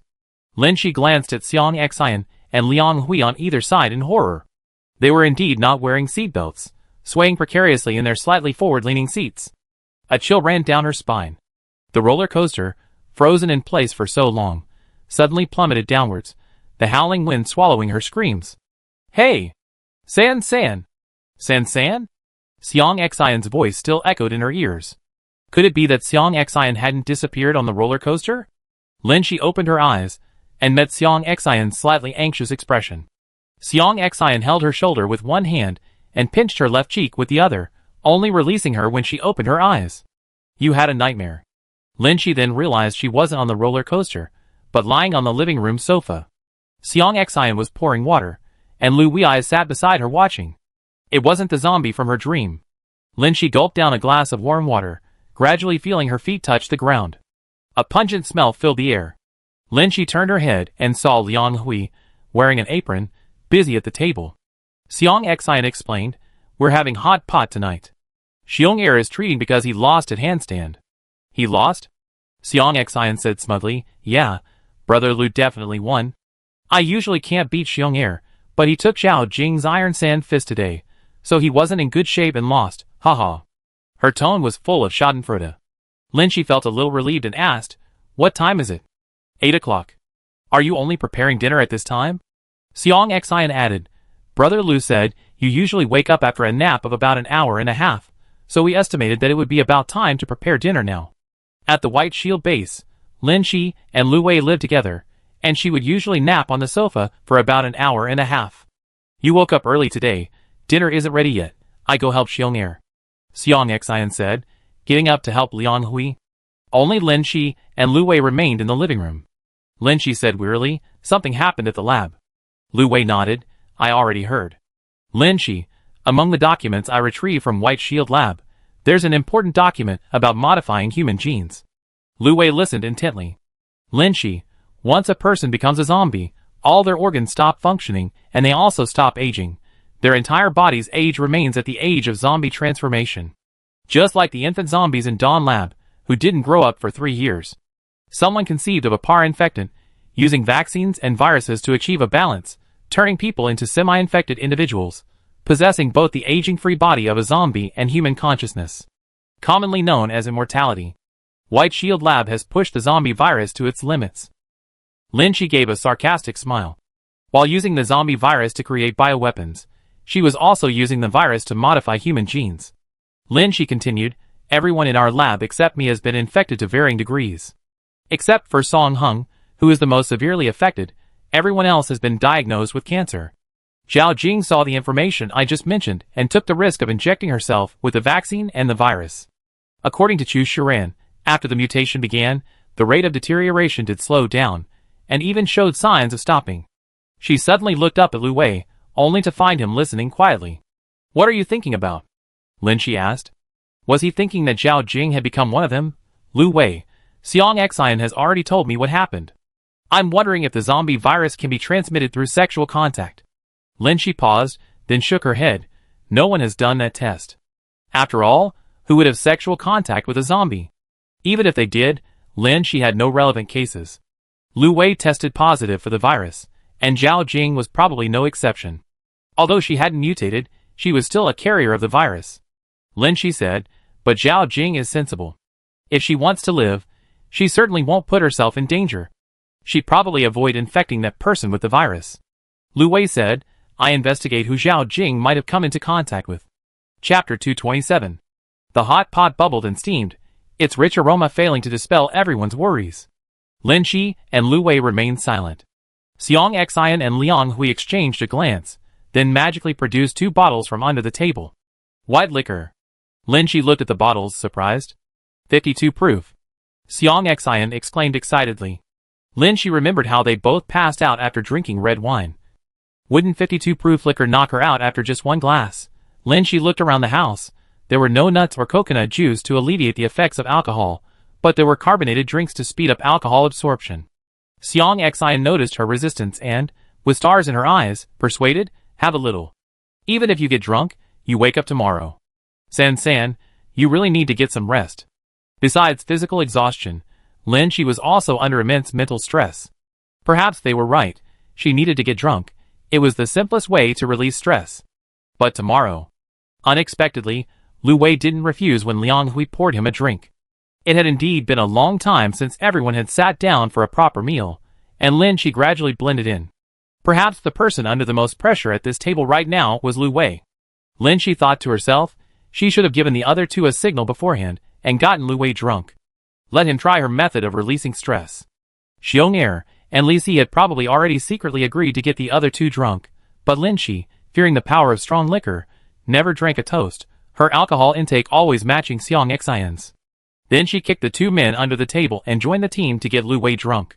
Lu Wei accepted everything without hesitation, drinking very readily.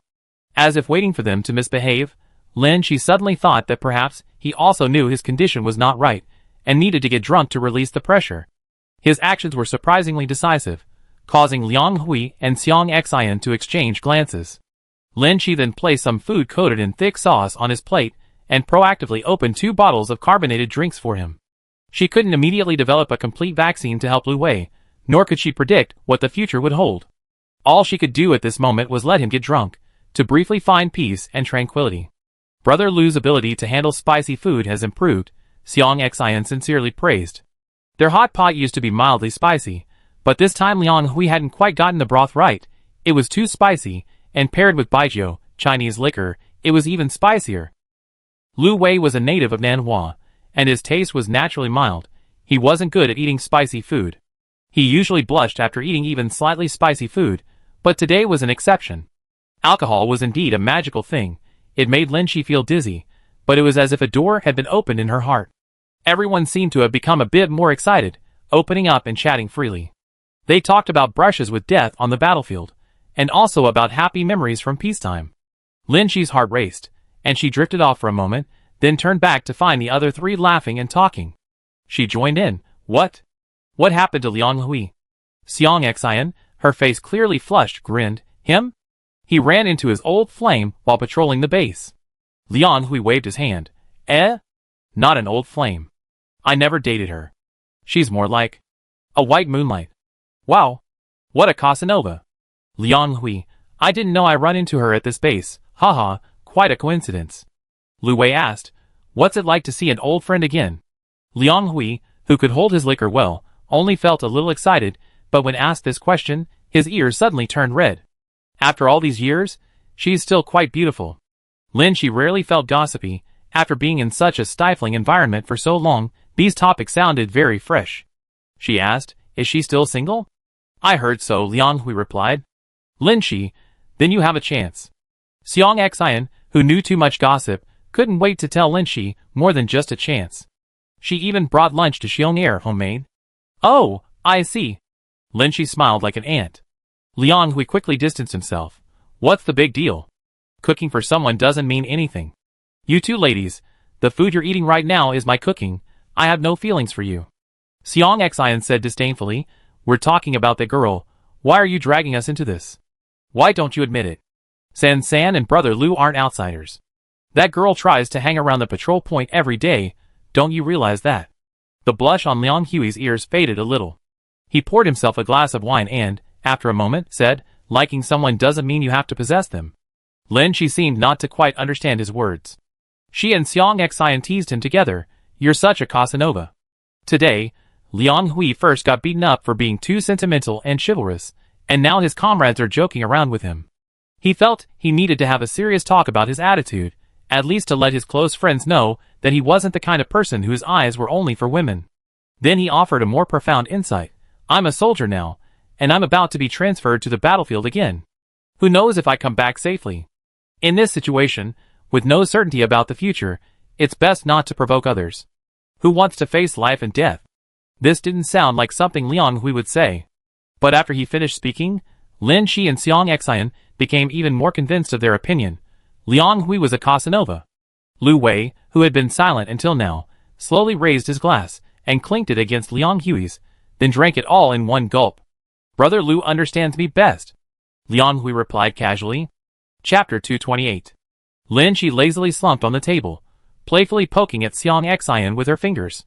Neither of them could hold their liquor well. This time, Lin Shi hadn't gone too far with Xiang Xian. Their levels of intoxication were about the same. The task of cleaning up the mess had to be left to the boys. Lin Shi listened to 2 footsteps bustling around for a while. Finally, when the kitchen door closed and quiet settled down, Lin Shi's eyelids were already drooping. Liang Hui's voice, lowered slightly, rang out. I move Xiang Xian you. He seemed to be gesturing something above Lin Shi, a dark shadow flashing past her eyelids. Then someone supported Lin Shi's shoulders. Lin Shi struggled to lift her head, turning to look at Lu Wei behind her. Today's routine checkup hasn't happened yet. Lu Wei responded. After Liang Hui returned, this living room was his room for the night, so the routine checkup was done in Lu Wei's room. Lin Shi used the table for support to stand up, feeling that she could still walk. But with each step, she felt the world tilt at a 45-degree angle. She took 2 unsteady steps, her head spinning and her legs barely obeying her commands. Lu Wei supported her. Upon entering the room, Lin Shi slowly took out the blood pressure monitor and began operating it, then checked her pulse and respiration. She was supposed to measure her pulse by placing 2 fingers on her carotid artery, but Lin Shi's wrist was too weak to make the necessary contact. The alcohol had numbed her nerves, and even if she couldn't count accurately. So she simply rested her face gently against Lu Wei's chest. Since that's how she listens to breathing anyway, she might as well stay a little longer today and listen to his heartbeat as well. Do you need help timing? Lu Wei's voice came from above, accompanied by a slight vibration in his chest. Lin Shi waved her hand weakly. I'm very professional. A professional doctor doesn't need to measure for a full minute. They can determine the general situation based on the heart rate. As soon as her head started to feel comfortable, drowsiness washed over her. Lin Shi forced her eyelids open, focusing on counting her heartbeats. After what seemed like an eternity, Lin Shi finally came to a clear conclusion. I'm drunk, but my heart isn't even racing. She was unaware that she was slowly slumping to the ground. Lu Wei helped her straighten up, saying, You're not drunk anymore. Huh? Lu Wei repeated, You're not drunk anymore. These words echoed in Lin Shi's mind several times. When she finally understood the meaning of those words, her body, still flushed from the alcohol, suddenly felt a chill, instantly sobering her up. She sat up, staring blankly at Lu Wei. Lu Wei had fair skin and clear eyes.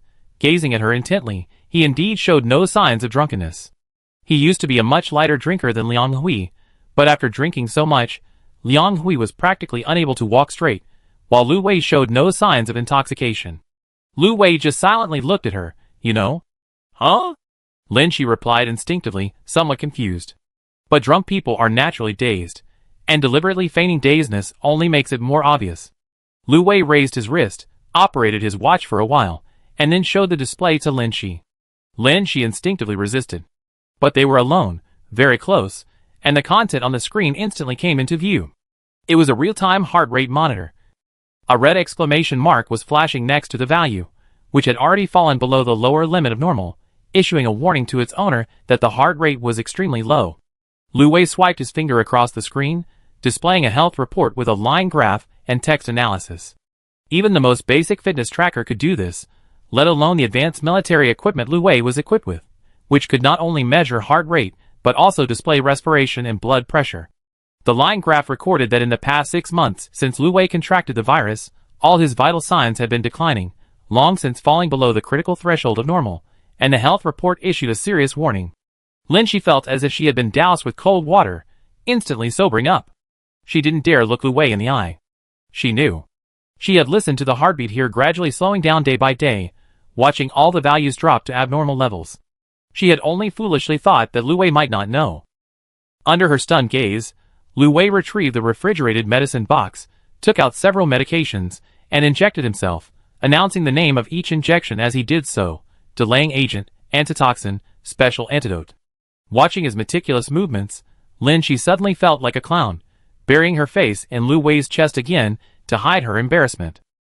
More than shame, she felt heartbroken and powerless for Lu Wei's situation. Lu Wei knew his condition, but he never exposed it, cooperating with her daily routine checks, remaining silent and pretending everything was fine. Why was he suddenly bringing these things up now? Lin Shi, relying on that bit of indulgence and her abnormal drunkenness, didn't look up, tears streaming down her face onto another person. She remembered Liang Hui's words about life and death separation. They hadn't reached that point yet. She had only witnessed someone's life slowly slipping away. An eerily tense atmosphere descended. Lin Shi didn't know how much time had passed. Her head remained unmoved. She didn't see a pair of hands, about to fall on her back, pause in midair, hesitating for a long time before slowly placing them on her shoulder, gently patting it, as if to comfort her. Lin Shi heard his voice, muffled, come from her chest. Starting tomorrow, I tell you about my vital signs. I also administer my medication on time. Let me know if you need me to cooperate with sampling. Lin Shi didn't answer. Lu Wei simply continued to pat her shoulder. You have more important things to do. He only said 2 sentences, but Lin Shi already understood. She simply leaned against him, taking advantage of her drunkenness. His body temperature had dropped, becoming lukewarm. Lin Shi was awakened by the alarm clock, opening her eyes to find herself lying with Xiang Xian in another bedroom of the house. She rubbed her head, throbbing from a hangover, picked up her watch and put it on, only to see a new message, her real-time vital signs. Lu Wei had shared the information from his watch with hers in real time. From now on, she wouldn't have to find time to see Lu Wei every day. She could know all the data in real time. There are more important things to do. Lin Shi got up to wash up. The living room was empty. Liang Hui had already left, Xiang Xian was still asleep, and Lu Wei's bedroom door was closed. His condition was unknown. Lin Shi looked at the rice cooker on the table, its keep warm light on. She opened it and ladled out a bowl of porridge, the rice and water perfectly blended, leaving the rest for Xiang Xian. She went to the research institute with utmost concentration. She wasn't late. Except for the staff on duty, this was everyone's workday. Many people had clocked in and were gathered at the bulletin board at the entrance, pointing and whispering. Upon seeing Lin Shi, everyone's gaze shifted. Some avoided her eyes, others gossiped. Lin Shi glanced at the notice. It was about the addition of a new laboratory to the research institute, and Zhao Jing's appointment letter. Someone whispered, they're both researching vaccines. Why is Zhao Jing opening a separate lab? Yeah, what kind of backing do the people at Dawn Research Institute have? They're all managing labs now? History always repeats itself. Only Lin Shi, once the center of gossip, was now an observer. She ignored them, and went straight to her lab. Some people were missing.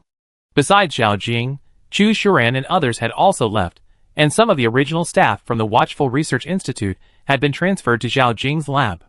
Most people were confused. How could the elite team at Dawn Research Institute that developed the vaccine have suddenly split up overnight?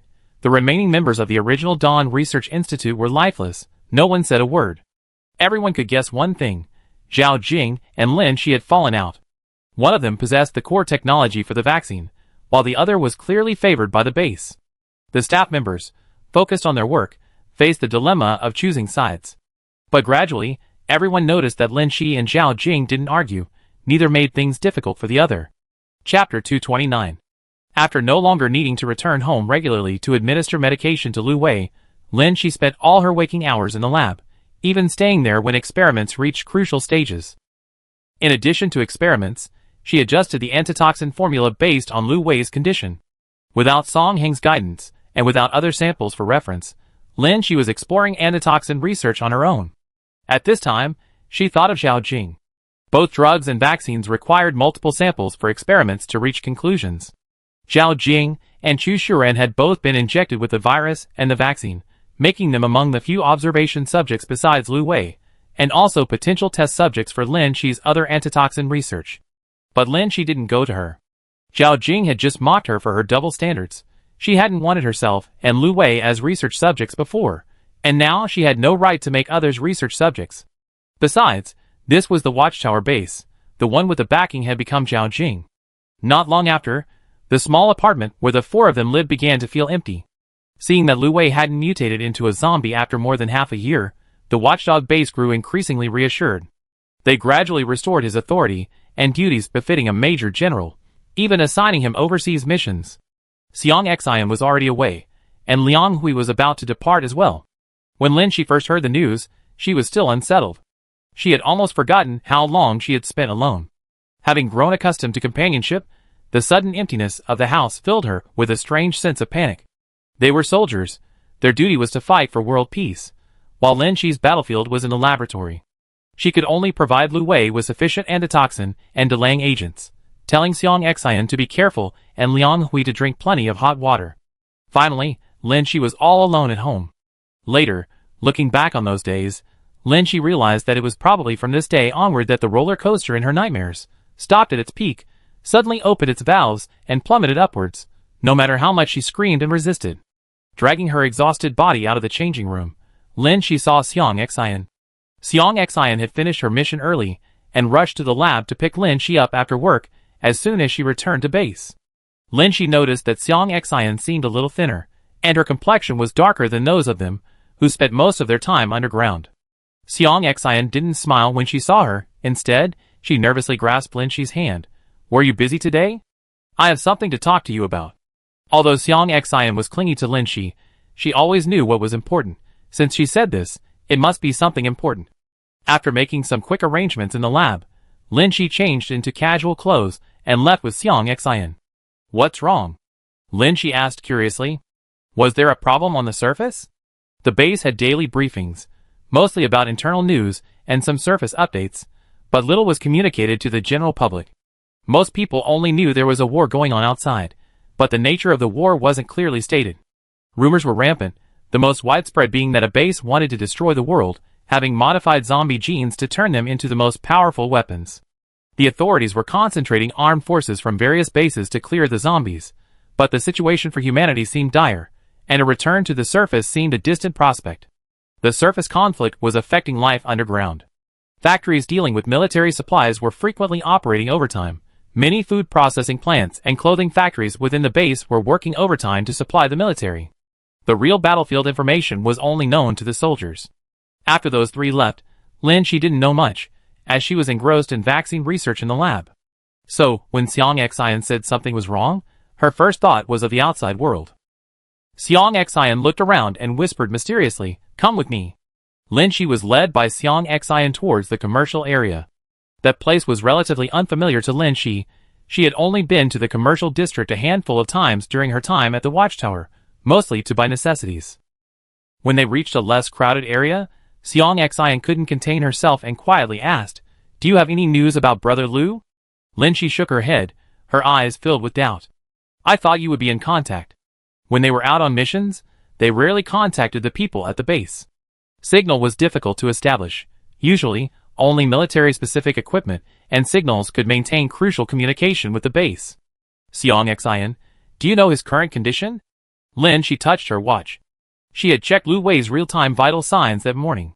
The numbers weren't good, they had dropped slightly since before, but they were still functioning normally, meaning Lu Wei himself wasn't in danger. She could only describe it to Xiang Xian as, "He's still alive." Xiang Xian's eyes flickered, showing hesitation, fear, and anxiety. "I heard about it as soon as I got back. Something big is going to happen at the base. While I was on a mission, I heard about a new type of super soldier."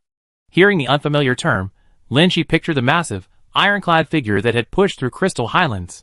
"They say the super soldier has the advantages of both zombies and humans, can think, and has hardened bones. They're very powerful in combat." I was thinking, could they be talking about Brother Lu? Lin Shi's vision went black. They quickly found a small restaurant to eat at. The restaurant wasn't large, and the seats were close together. They could easily overhear the conversation next door.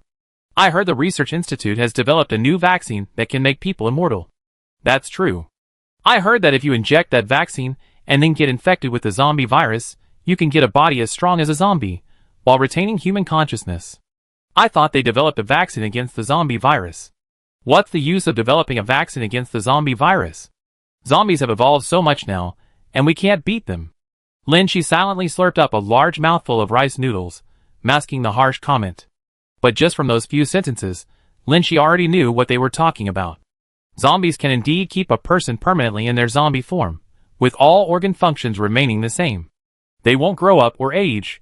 Currently, it seems that as long as the brain isn't attacked, it's a state of immortality.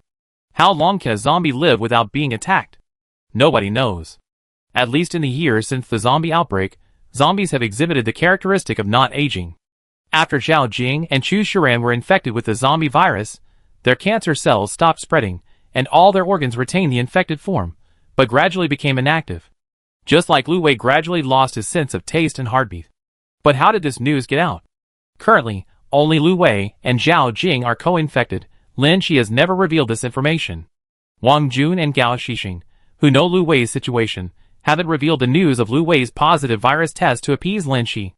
Zhao Jing herself is infected, and she probably wouldn't reveal the news to protect herself. Xiang Xian took Lin Shi to another place. This was a church-like organization. Since the zombie outbreak, many people have been displaced, separated from their families, and have come to the base like walking corpses. The base doesn't have temples or churches, but a new sect has gradually emerged here.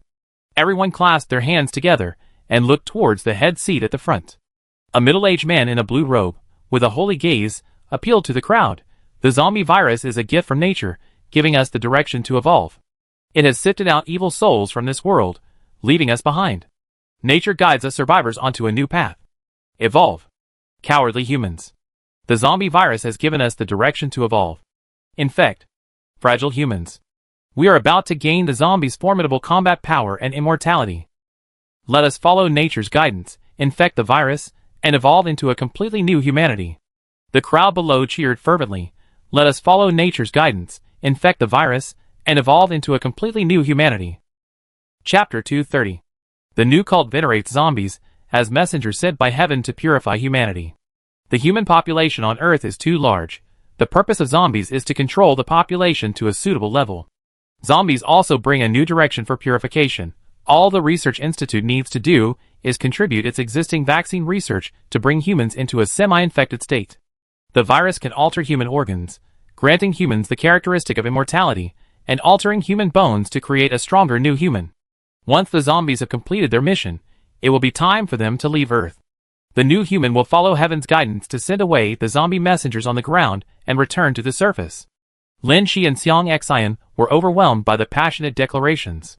Looking at the numb and fanatical expressions of the believers, Lin Shi felt a chill run down her spine. The two practically rushed back to the Research Institute. Since Zhao Jing had her own laboratory, the Research Institute has been increasing its manpower for security every day. Just like when Lin Shi was at the Dawn Research Institute, Xiang Xian and Qian Zitao were also transferred to guard it. These people all recognized Lin Shi and Xiang Xian. Although they let them pass, they became wary upon seeing their aggressive demeanor. Lin Shi went straight to Zhao Jing's laboratory. Only Lin Shi, Zhao Jing, and Gao Xixing knew about the semi-infected state of the zombie virus. Gao Xixing was a highly respected academician from the former Watchtower Research Institute. Since Lin Shi's arrival, he had been helping with vaccine research in her lab. Even knowing that Lu Wei was a positive semi-infected individual, he didn't make things difficult for her. He even helped Lin Shi maintain strict confidentiality, and required her to regularly check Lu Wei's infection status to ensure the base's safety. It's unlikely that Gao Xixing leaked this information. So only Zhao Jing remained. Zhao Jing had read the manuscripts from the White Shield labs about human evolution, and only she was qualified to conduct research in that direction. Lin Shi had always thought Zhao Jing had only temporarily become a half-infected person to survive, but developing a vaccine was the goal of everyone in Song Heng's team. She assumed Zhao Jing was still conducting vaccine research in another lab. Her oversight prevented her from noticing the unusual work in Zhao Jing's lab. Now, the half-infected research had been going on for several months, and news of it had spread to the public. There might have been some encouragement from the base's higher-ups and the Research Institute. As she passed the armed personnel, she calculated how many bullets she had in her pocket pistol, whether she could use them to kill the pathogens in the lab in an emergency, and then leave the base with Xiang Xian. She almost certainly knew the answer. It was impossible. With Lu Wei and Liang Hui gone, she and Xiang Xian were outnumbered and outmatched. Even if they could eliminate Zhao Jing, the two of them wouldn't be able to leave from the 16th basement level. How would she survive after leaving the base? How could she reunite with Lu Weiliang and Liang Hui? How could she save this rotting world? Her mind was a complete mess, yet her consciousness had already driven her into Zhao Jing's laboratory. At her sudden arrival, everyone in the lab slowly stopped what they were doing. Zhao Jing adjusted her glasses, hands in her pockets, looking at the menacing Lin Shi. Lin Shi's hand in her pocket touched the pocket pistol. She hesitated. She still hesitated. Xiang Xian, however, nudged Lin Shi's arm with her elbow, interrupting her movement, and quickly drew her sidearm, aiming and firing at the group. San, we can't escape. We must stop the semi-infected research. I shoot them. The base won't touch you then. You have to hold on and wait for them to return. Lin Shi looked at Xiang Xian beside her in surprise. Even knowing Xiang Xian was older than her, even though Xiang Xian always called her little sister, in her heart, Xiang Xian was always the one who revolved around her. While she was still thinking about how to escape unscathed with Xiang Xian, the battle-hardened soldier Xiang Xian had already made his decision. Stop the semi-infected experiment. Save Lin Shi first. Bang! Bang! Screams and wails mingled in the laboratory. When the gunfire stopped, only Zhao Jing remained, hands in her pockets, standing still. Lin Shi looked at the people on the ground. They were all covered in blood, but only the surface was bleeding slowly. The bullets hadn't penetrated the bone, inheriting the characteristics of hardened zombies. Zhao Jing curled her lips slightly, adjusting her glasses. I've been thinking about the day you storm in and shoot me, so I wear bulletproof goggles every day. The hardened skull of the semi-infected protected her brain, only her eye sockets weren't covered by bone. Xiang Xian used the same marksmanship she used against hardened zombies against Zhao Jing, but it was clearly ineffective. Her pistol had already fired blanks. She was out of bullets. Lin Shi stared intently at Zhao Jing. She was a semi-infected, somewhere between a zombie and a human. Her organs were still functioning. Perhaps a shot to the heart would kill her human body. Just as she was about to draw her pocket pistol, footsteps sounded behind her. Drop your weapons. Hands up! Su Qian and his men rushed in. Lin Shi's hand, holding the gun in her pocket, froze. Xiang Xian was out of bullets, unarmed and ready to defend herself. Zhao Jing looked at Lin Shi's hands. Of course you can resist, but you and Xiang Xian will definitely not leave the research institute alive. Indeed. Zhao Jing gave the guards a look, and several men immediately stepped forward to try and restrain Lin Shi and Xiang Xian. Xiang Xian, I did the attack all by myself. Zhao Jing nodded, signaling the guards to release Lin Shi, and said to the female soldiers behind her, confiscate her gun and search her weapons. With Xiang Xian as a hostage, Lin Shi's pocket pistol, and the 2 knives she carried were confiscated. Zhao Jing discussed a few words with them, and Su Qian waved his hand to take Xiang Xian away, leaving only Lin Shi in the laboratory.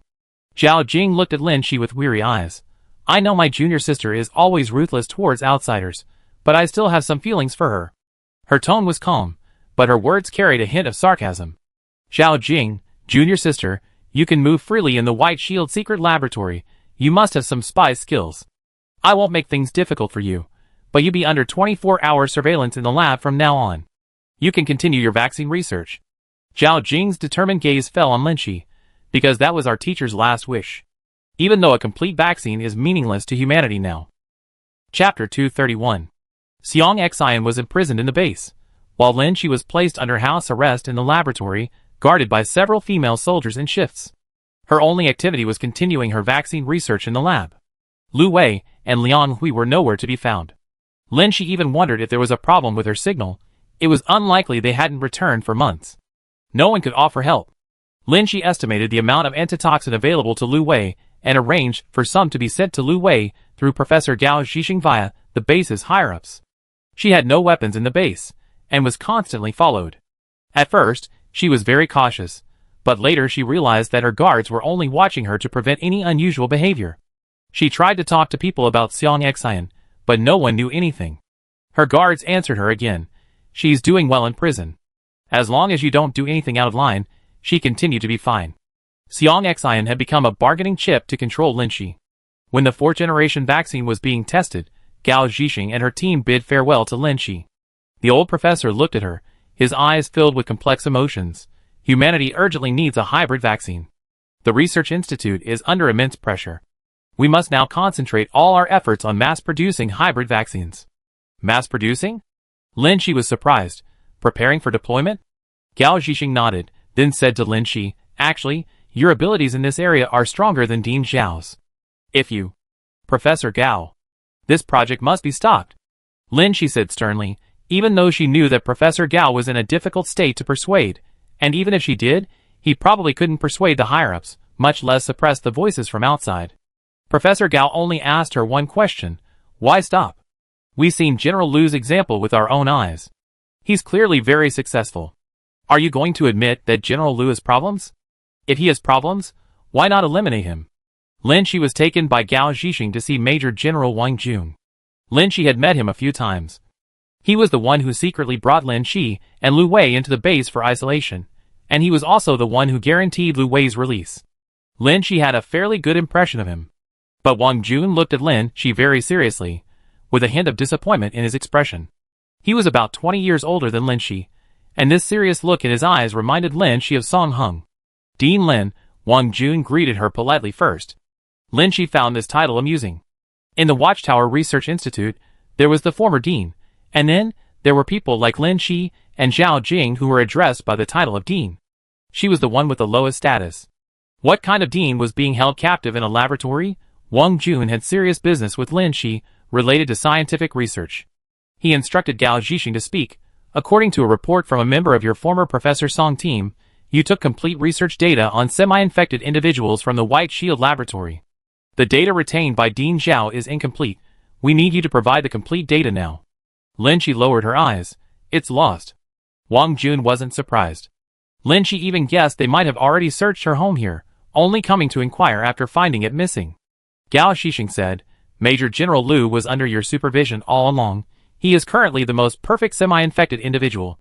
The base now requires you to join the semi-infected individual research group. Lin Shi shook her head. That's an inhumane experiment. Wang Jun, nothing is more inhumane than zombies. His expression was extremely serious. The ground war has been going on for a long time.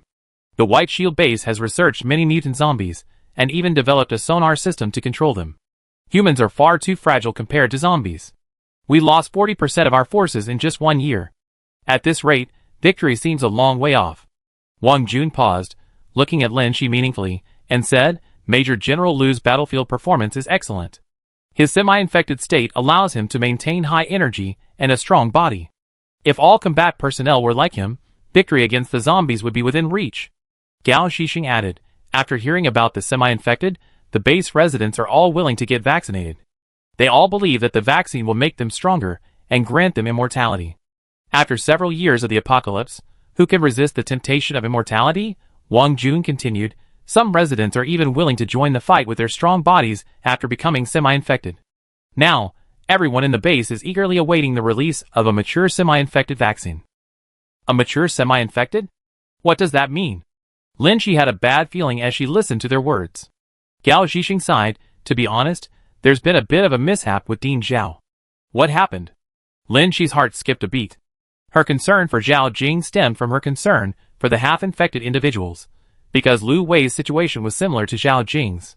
She even asked directly, is Lu Wei alright? Wang Jun nodded, Major General Lu is fine. He returned to base 2 weeks ago. Lin Shi was stunned, seemingly unable to believe it. Lu Wei has already returned to base?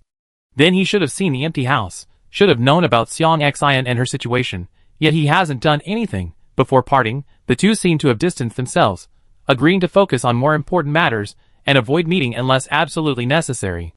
But what was going on now? Was Lu Wei under house arrest and surveillance like them? Wang Jun seemed to have important matters to attend to, and couldn't stay long, so he got up to leave. Lin Shi pressed, can I see Lu Wei? Wang Jun nodded, in a while. However, after some time, Lin Shi didn't see Lu Wei but was instead taken to a secret conference room. The conference room was filled with people, all high-ranking officials from the base. The person in charge was Jiang Wenxian, one of the base's decision-makers. He was also the backer of Zhao Jing, whom Lu Wei had investigated. However, they had only just discovered that Lu Wei and Liang Hui had been transferred out of the base, and they hadn't yet been able to formulate a countermeasure. Lin Shi looked at the three-way interrogation situation before her with a heavy heart. Jiang Wenxian's sharply defined nasolabial folds made him seem unapproachable. Beyond his imposing presence, there was a palpable menacing aura. Lin Shi even saw a hint of mutation. She was somewhat dazed, and the question inappropriately popped into her mind. Can the zombie virus be transmitted through sexual contact? Jiang Wuxian had been in close contact with Zhao Jing. Was he a half-infected? He glanced at Lin Shi. I heard that Dean Lin is still unwilling to join the half-infected project? Lin Shi remained silent. Jiang Wuxian. I heard from Zhao Jing that Dean Lin is a person who doesn't understand the bigger picture. Major General Wang and Professor Gao have already tried to persuade him. The half-infected project is crucial for human evolution. Things went wrong with Zhao Jing, and now the base requires you to lead this project. Lin Shi shook her head. Jiang Wuxian clicked his tongue. I don't have that much patience to reason with you. Don't be stubborn. The situation was unfavorable, and Lin Shi could only resist silently. Jiang Wuxian sighed. I heard that Dean Lin is an orphan. Lin Shi's eyes flickered, and she couldn't help but blurt out, hack your grandpa. This curse came unexpectedly, bluntly, and deafeningly, stunning everyone present. Jiang Wuxian seemed to have never been spoken to like this before. His face turned pale, making him appear even more sinister. He said darkly, orphans, after all, inevitably develop a dependence on their friends. Dean Lin should think about Xiang Xian, who's still in prison, and Liang Hui, who hasn't returned from a mission. Lin Shi clenched her fists. Jiang Wuxian was threatening her. Seeing her growing anxious, Jiang Wuxian chuckled with satisfaction. Dean Lin's friends are all fighting to eradicate zombies and restore peace. You are all contributors to the base. Dean Lin, why don't you learn from them? Human semi-infected transformation is inevitable. Dean Lin has the ability to turn Major General Liu into a stable semi-infected body.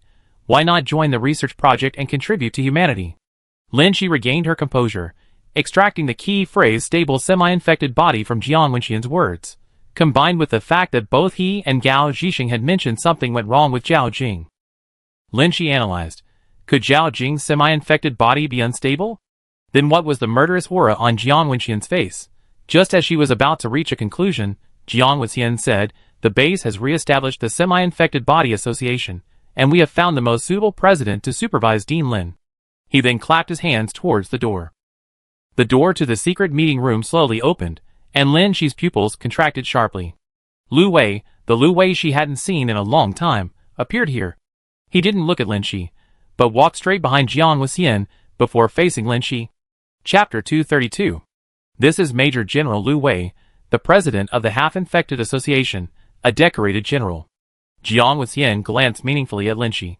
Dean Lin has been out of touch with the times lately, unwilling to accept new things. She doesn't know that our Major General Liu, due to his physical mutation, has demonstrated even greater strength on the battlefield, demonstrating the outstanding abilities of half-infected individuals. Jiang Wuxian took a sip of tea. Speaking of which, President Liu's half-infected transformation was entirely supervised by Dean Lin. Now, it's President Liu supervising Dean Lin. You two are a perfect match, complementing each other perfectly. Lin Shi listened quietly, maintaining a calm expression. After hearing Jiang Wuxian's introduction, Lu Wei said, You flatter me, sir. He walked towards Lin Shi under the gazes of everyone. Lin Shi struggled to control her expression, watching the person before her walk from the enemy camp towards her. The Lu Wei before her was the new president of the Half-Infected Association, sent by Jiang Wuxian to supervise her. Deeply troubled, Lin Shi had been waiting for Lu Wei and Liang Hui to return and bring a new turning point, but she never expected to be met with this Lu Wei. Wang Jun said that Lu Wei had already returned to the base, but instead of immediately offering help to Lin Shi and Xiang Xian, he appeared when she was being threatened by Jiang Wuxian. Lu Wei, whom she hadn't seen for several months, seemed unchanged, only his demeanor was more aloof. San. This was the first time Lin Shi had heard Lu Wei address her like this. He stopped in front of Lin Shi and slowly took her hand. The touch of those hands was cool, lower than human body temperature. The unfamiliar address made the tone of his words even more unfamiliar. Lu Wei comforted her, saying, Your technology can create new humans. You can control the infection process. The soldiers will become like me, with tougher bodies and greater adaptability, yet still retaining human consciousness. Your technology doesn't create monsters, it creates a new kind of humanity. Lin Shi stared back at him, stunned. Although my body has changed, my brain has remained the same, Lu Wei said earnestly. Lin Shi gazed intently at him, trying to glean some other information from his eyes. But Lu Wei's expression remained unchanged. He simply held Lin Shi's hand and gently comforted her. Put aside those worries and focus on studying this semi-infected. San, you are our hope. Under everyone's gaze, Lin Shi suppressed the flickering in her eyes. Lu Wei took a half step forward, holding Lin Shi's hand tightly, and gently pushed her face towards his heart with his other hand. Lin Shi leaned against Lu Wei's chest again, her heartbeat slower than the last time she heard it. Her stiff limbs spoke of Lin Shi's nervousness and confusion. Lu Wei knew this side of Lin Shi all too well. The others awkwardly looked away, some were puzzled, others gasped in surprise. No one had expected such a tender embrace in such a serious setting. Jiang Wenxian coughed lightly. President Lu, what are you doing? Lu Wei held the stiff person in his arms without letting go, calmly saying, Please excuse my rudeness, sir. Absence makes the heart grow fonder. Lin Shi and I haven't seen each other for a long time. Hearing this, Lin Shi's head moved slightly. Don't be shy, everyone knows our relationship. Lu Wei patted her head. Jiang Wenxian chuckled, seemingly a little embarrassed. This makes us onlookers feel awkward. Lu Wei stopped abruptly, releasing Lin Shi to let her sit down, while he himself took the empty seat beside her. Seeing the two of them sitting properly, everyone present breathed a sigh of relief. The awkwardness had finally subsided. Jiang Wenxian said, Dean Lin, what's your decision? You need to give us an answer. Lin Shi, Lu Wei answered for her. Lin Shi is a serious researcher. From the moment I was infected, she's been worried about all the risks and therefore unwilling to conduct experiments on semi-infected individuals. Although he sat down, he didn't let go of her hand, turning his head to say to her, Don't worry, I'm fine. We survived such a dangerous situation at White Shield Base. White Shield Base. Lin Shi seemed to understand something. Lu Wei then said to Jiang Wenxian, Commander, please give me a moment to speak with her alone. Jiang Wenxian didn't want to lift Lin Shi's confinement, but he had no good reason to refute Lu Wei's words, so he could only say, I long heard that Major General Lu and Dean Lin have a deep bond, inseparable at all times. I hope you can be of one mind this time too. Lu Wei gently raised his hand, which was clasped with Lin Shi's. We will. Jiang Wenxian watched their actions and sighed. You haven't seen each other in a long time, so I won't disturb you any longer. He then got up to leave. Lu Wei glanced at the two female guards, who had been following Lin Shi. Jiang Wenxian chuckled. Since Chairman Lu has said that Dean Lin can go home with you, but the chairman is usually quite busy and can't be with the dean all the time, I, the person specifically sent to protect Dean Lin's safety, still have to stay with her to prevent another attack on the laboratory. This was a subtle hint, without naming names. Jiang Wenxian clearly hadn't given up on Lin Shi and wasn't prepared to restore her personal freedom. The guards remained, but starting today, Lin Shi's movements were no longer confined to the laboratory. Chapter 233. Lin Shi was led by Lu Wei to an unfamiliar residence. They passed through several security checkpoints to enter. It was a more private place than their previous residence. Lin Shi guessed that this might be a concentrated living area for semi-infected individuals, or perhaps the residence of the base's high-ranking officials. The two female guards following her stopped at the second-to-last door. The door used facial recognition technology. The lock opened, and Lu Wei and Lin Shi entered the room one after the other. Click. The moment the door closed, Lin Shi almost couldn't help but rush forward. Lu Wei quickly turned and hugged her. Brother. Lin Shi froze on the spot. What was he doing in the room? What was Lu Wei's situation? Although his action was a hug, apart from his arm encircling her, his other body parts didn't touch her. It wasn't even as intimate as their actions in the conference room earlier. Lu Wei raised a hand and gently stroked Lin Shi's head from the side, the cool touch brushing against her earlobe. He looked at Lin Shi earnestly and said, It's been months, how come you gotten so thin? Lin Shi blinked, gazing intently at him and replying cooperatively, I grown thin for her. Lu Wei looked away, not responding. Lin Shi hesitated, waiting for Lu Wei to speak. Lu Wei squeezed her upper arm, then took a step back and began to undress. The temperature in the underground base remained between 12 and 20 degrees Celsius year-round, varying slightly depending on the floor and season, so most people wore inner layers and outer garments. He undressed, and Lin Shi undressed too. A moment later, two people appeared on the ground, competing in push-ups. After an unknown amount of time, Lin Shi was panting heavily. She had indeed lost weight over the past few months, and being confined to the lab under constant surveillance, she had had almost no time to exercise, resulting in a decline in her physical fitness and muscle function. Lu Wei, on the other hand, seemed to do push-ups effortlessly. Lin Shi couldn't immediately determine if this was due to a viral infection. She couldn't continue any longer and lay on the floor, silently adjusting her breathing. Lu Wei stopped as well. Can you get up? He asked. Lin Shi rolled her eyes speechlessly and said reluctantly, Carry me to the bathroom? Yes. Lin Shi quickly rolled over and went to the bathroom herself. Lin Shi had been under immense pressure for the past few months, and suddenly engaging in such high-intensity exercise, coupled with Lu Wei's insistence, left her exhausted. The shower only intensified her weariness. She felt somewhat lost in this unfamiliar place, having just escaped the supervision of others. Lu Wei laid down beside her. Sleep. I'm here. Lin Shi carefully observed his expression. Lu Wei also stared back at her intently. The exhaustion was real, as was the brief moment of peace and the greater unease. Lin Shi couldn't sleep. She had so many questions she wanted to ask, but no one knew where to begin. Just like at the White Shield base, the two lay quietly. Lu Wei tucked her in and suddenly said, "Bring the little blue pills next time." Lin Shi, Lu Wei, bring more. He continued, "You know that my body has undergone some changes as a half-infected person, but the little blue pills are still useful." Lin Shi looked into his eyes, silently trying to understand his meaning. "Lu Wei, the effect is slightly reduced. You need to use a few more pills." Lin Shi's mind flashed back to the supervision guidelines Lu Wei had given her in front of Jiang Wenxian in the conference room earlier. As the initial and most successful half-infected individual, Lu Wei would supervise all of Lin Shi's half-infected research, including drug trials. This was also a safeguard for both Lin Shi and Lu Wei.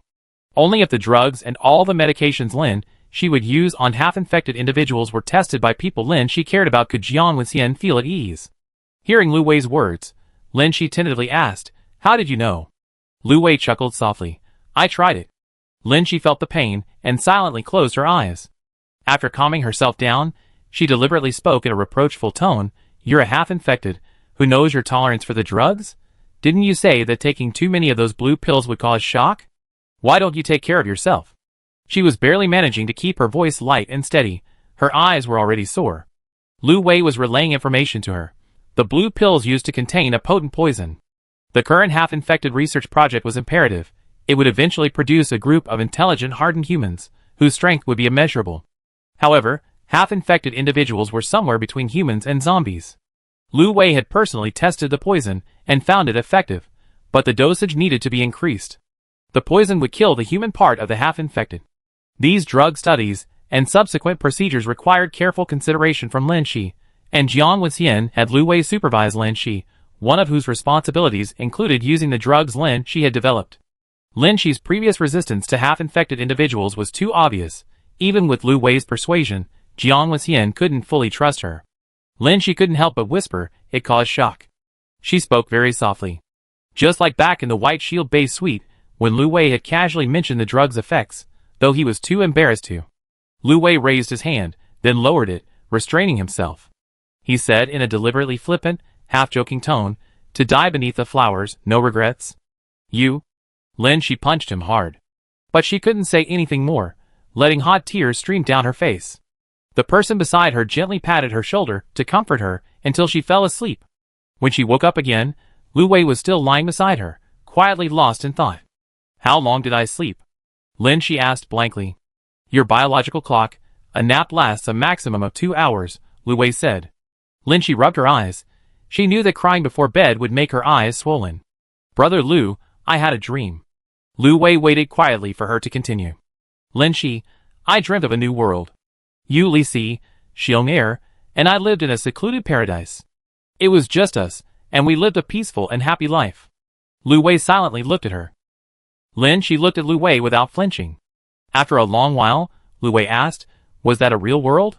Was there anyone else?" "No." Lin Shi shook her head, suppressing the sting of her nose, but tears still rolled down her cheeks uncontrollably. "Just us. I don't want to care about anyone else." Lin Shi missed that secluded and peaceful little village in Yunxiang terribly. The mountain was large enough to build several more houses, enough to accommodate us. Lu Wei looked at her silently for a long time, without questioning or doubt, but his eyes held a hint of bewilderment. "Then why did you wake up? That peaceful and tranquil night, why did you wake up?" Chapter 234. Lin Shi hadn't slept through the night without waking up in a long time. Although this room wasn't a shelter, it kept the guards, who were constantly monitoring her, at bay, and the support of her companions allowed her to temporarily relax from her tense state. The next day, when they left the room, the female guard who had just finished her shift was waiting for them at the gate. Lu Wei led Lin Shi back to the secret meeting room from the previous day. Waiting for them was almost the same group as yesterday. Jiang Wenxian, sitting at the head of the table, took a deep breath upon seeing them, seemingly suppressing his impatience. "You two are here really early," someone said sarcastically. In their view, they were there to interrogate and pressure Lin Shi. They were the superiors, and they hadn't expected the person being interrogated to arrive so late. Someone tried to chime in, but was silenced by a glance from Jiang Wenxian. Jiang Wenxian, having held a high position for many years, rarely encountered this situation, but he quickly came to terms with it. Everyone has weaknesses. This stubborn and unyielding Lin, she seemed capable of breaking her principles. He had neither the interest nor the time to eavesdrop on Lu Wei's every move, but his subordinate submitted a written report. Their conversation wasn't lengthy, but to Jiang Wenxian, it was somewhat cheesy and sentimental. Phraseless phrases like "I wasted away for her," "to die beneath the flowers," and "a paradise in my dreams." Nothing unusual. Two people with big ambitions were simply engaging in romance. In Jiang Wenxian's eyes, the female clerk wasn't particularly passionate, and Lu Wei, so young and already impotent. Their relationship could only offer a superficial connection. Indeed, youth. Although Jiang Wenxian thought this, he didn't let his guard down around Lu Wei and Lin Shi. When he opened his mouth, the deep nasolabial folds on his cheeks twitched noticeably, deepening with the movement of his facial muscles. Even his calm tone carried a sense of unease. How did Chairman Lu's persuasion go? "Lu Wei, don't worry, Chief." Jiang Wenxian's gaze shifted to Lin Shi, his eyes questioning. Lin Shi didn't want to say anything insincere to show loyalty. As long as the meaning was conveyed, that was enough. Hearing her reply, the others seemed slightly relieved, but Jiang Wenxian continued to scrutinize her. "Oh!" Jiang Wenxian took a sip of tea. "I'd like to know how Chairman Lu managed to persuade him." After all, the surveillance report he seen didn't contain anything about the experiment, but he couldn't reveal the surveillance. Lin Shi calmly raised her eyes, meeting Jiang Wenxian's gaze without haste. "Jiang Wenxian, after all, Chairman Lu has been a half-infected for a long time. Everyone has already tried to persuade him, and Dean Lin used to be completely unyielding. It's simply that while being half-infected causes the loss of some human characteristics, it still offers significant advantages in combat power and longevity. Lin Shi has always known about Lu Wei's situation, but was unwilling to promote the half-infected concept." "Would these words be effective if Lu Wei said them?" Lin Shi calmly said. "Some things, of course, can only be said by Lu Wei. For example, he has become a half-infected, possessing the ability to live forever.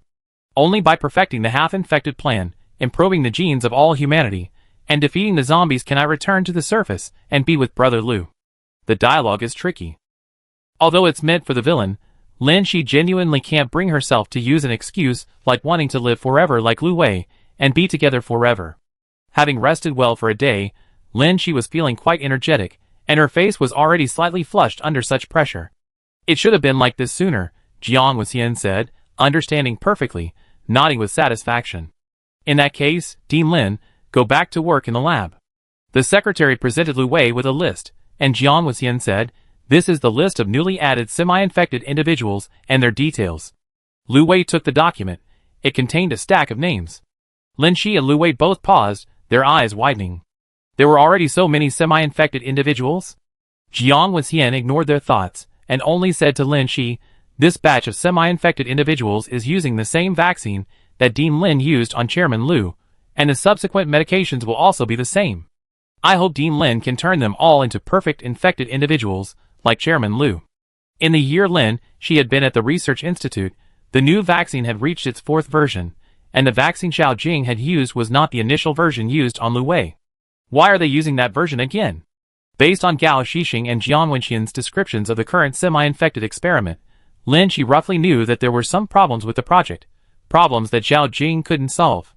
So they thought of Lin Shi, the clerk who seemed to have successfully transformed Lu Wei, and that's why they came to force her to join the experiment. Lin Shi cut to the chase. "Where are the problematic samples?" Jiang Wenxian replied coldly.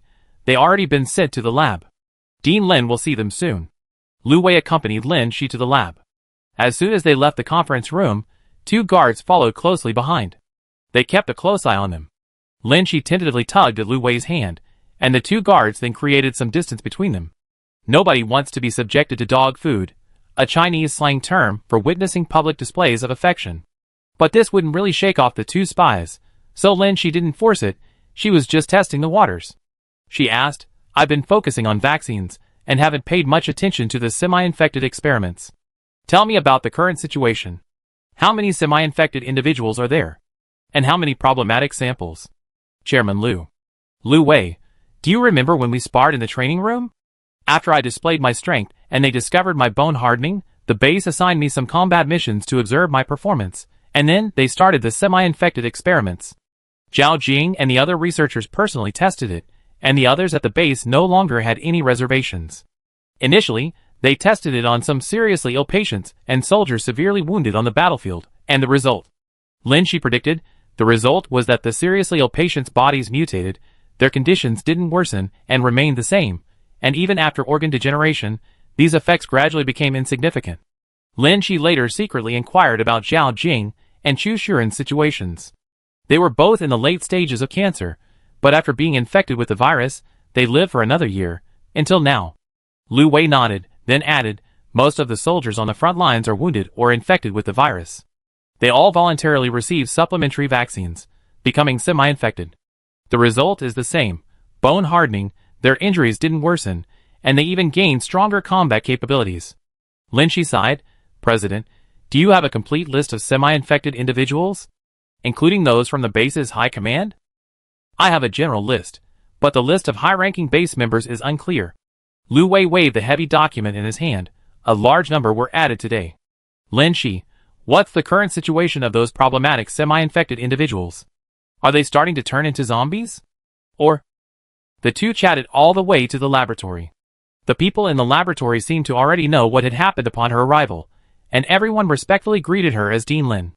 Chu Shuren's eyes flickered, unable to look directly at Lin Shi. Lin Shi entered the biochemical laboratory without hindrance and saw the problematic samples that Jiang Wenxian had mentioned. Zhao Jing and several live samples were restrained on the experimental table. Chapter 235. Lin Shi saw the group of people at the lab table through the glass. Zhao Jing's face was all too familiar, almost jarringly so. At that moment, Zhao Jing also saw Lin Shi and Liu Wei surrounded by the crowd outside.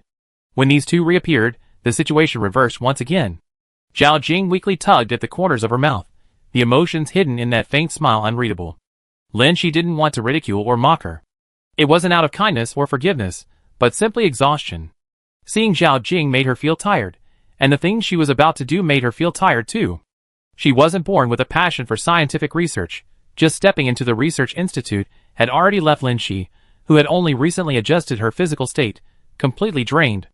As the president of the Semi-Infected Association, Liu Wei gave a brief speech before leaving the research institute.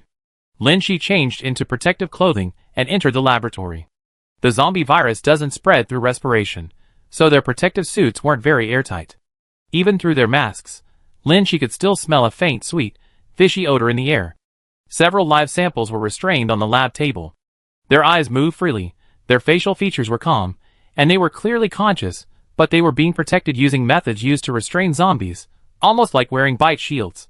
Lin Shi checked each live sample one by one. These were infected individuals who had developed problems. Next to each infected person were corresponding data and records. Most showed signs of impaired consciousness and difficulty controlling their limbs. More severe cases involved complete loss of consciousness and uncontrollable behavior, the full-fledged zombie. There were also a few exceptions. For example, a cancer patient voluntarily received an undeveloped vaccine and contracted the virus in an attempt to stop his disease from worsening.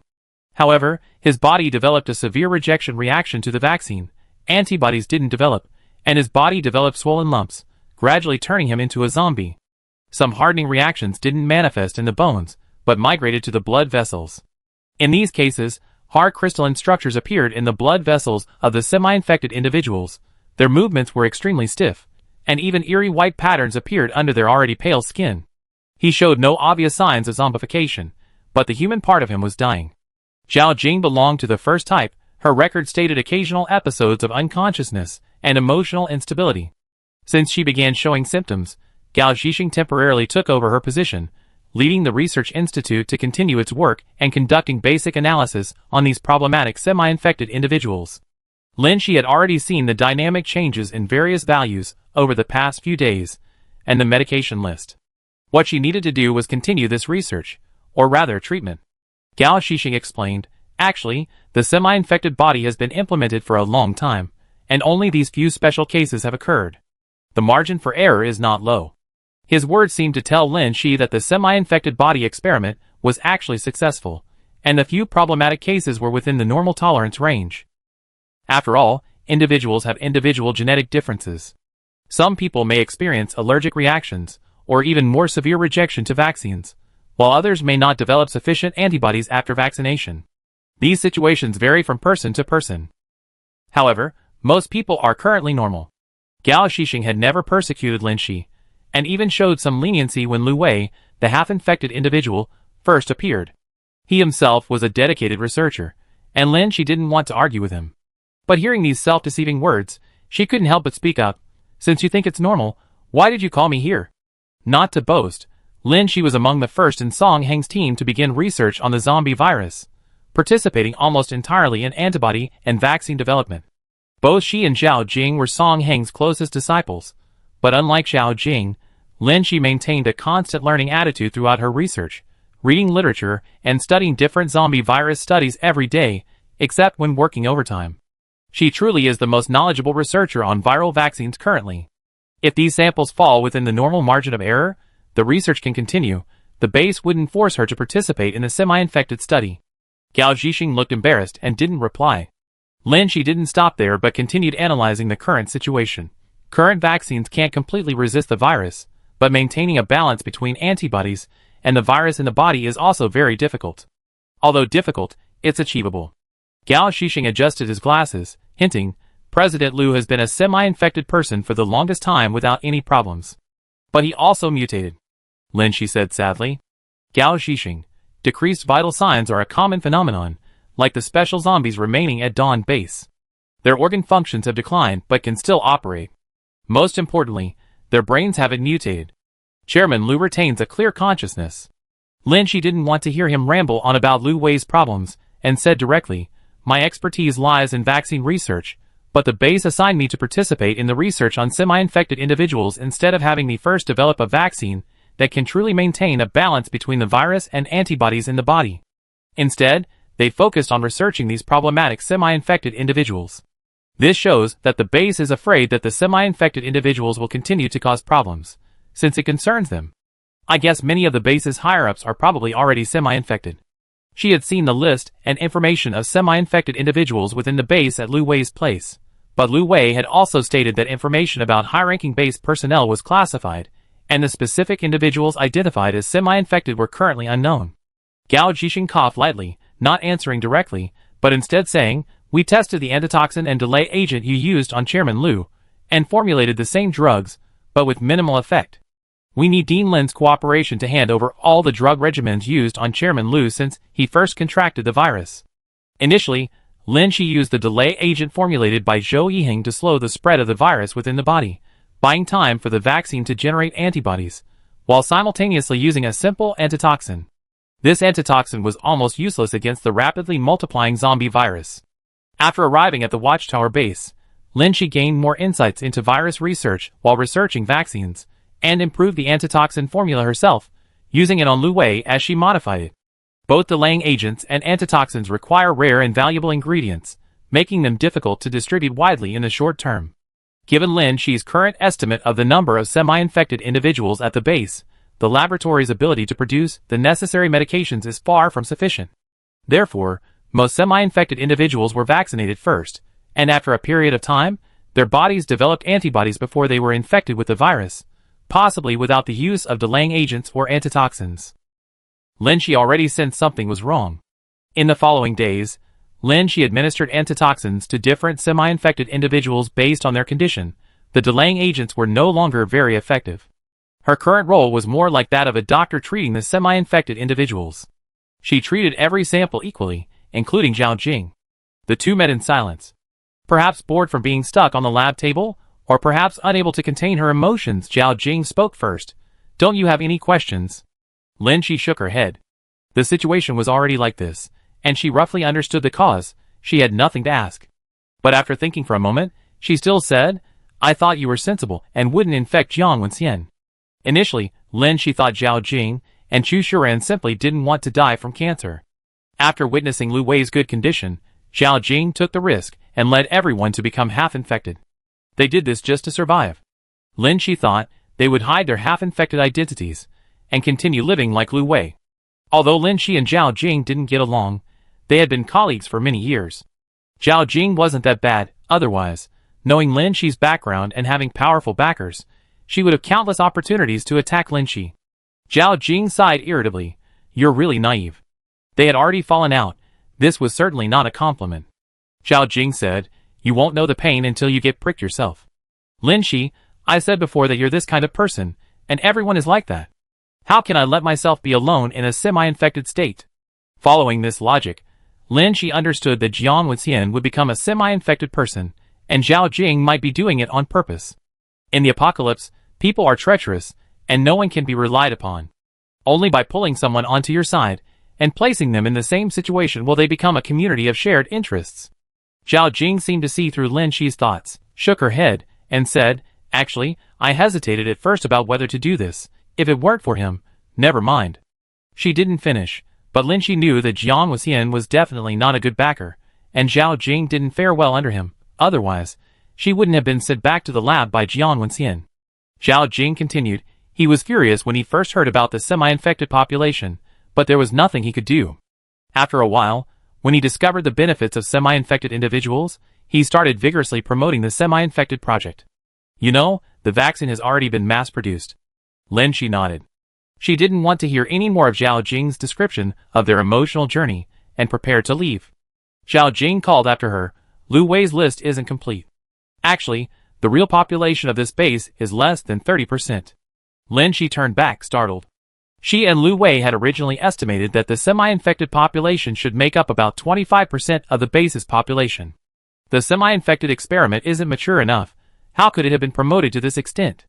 Zhao Jing, many people have died in the years since the apocalypse.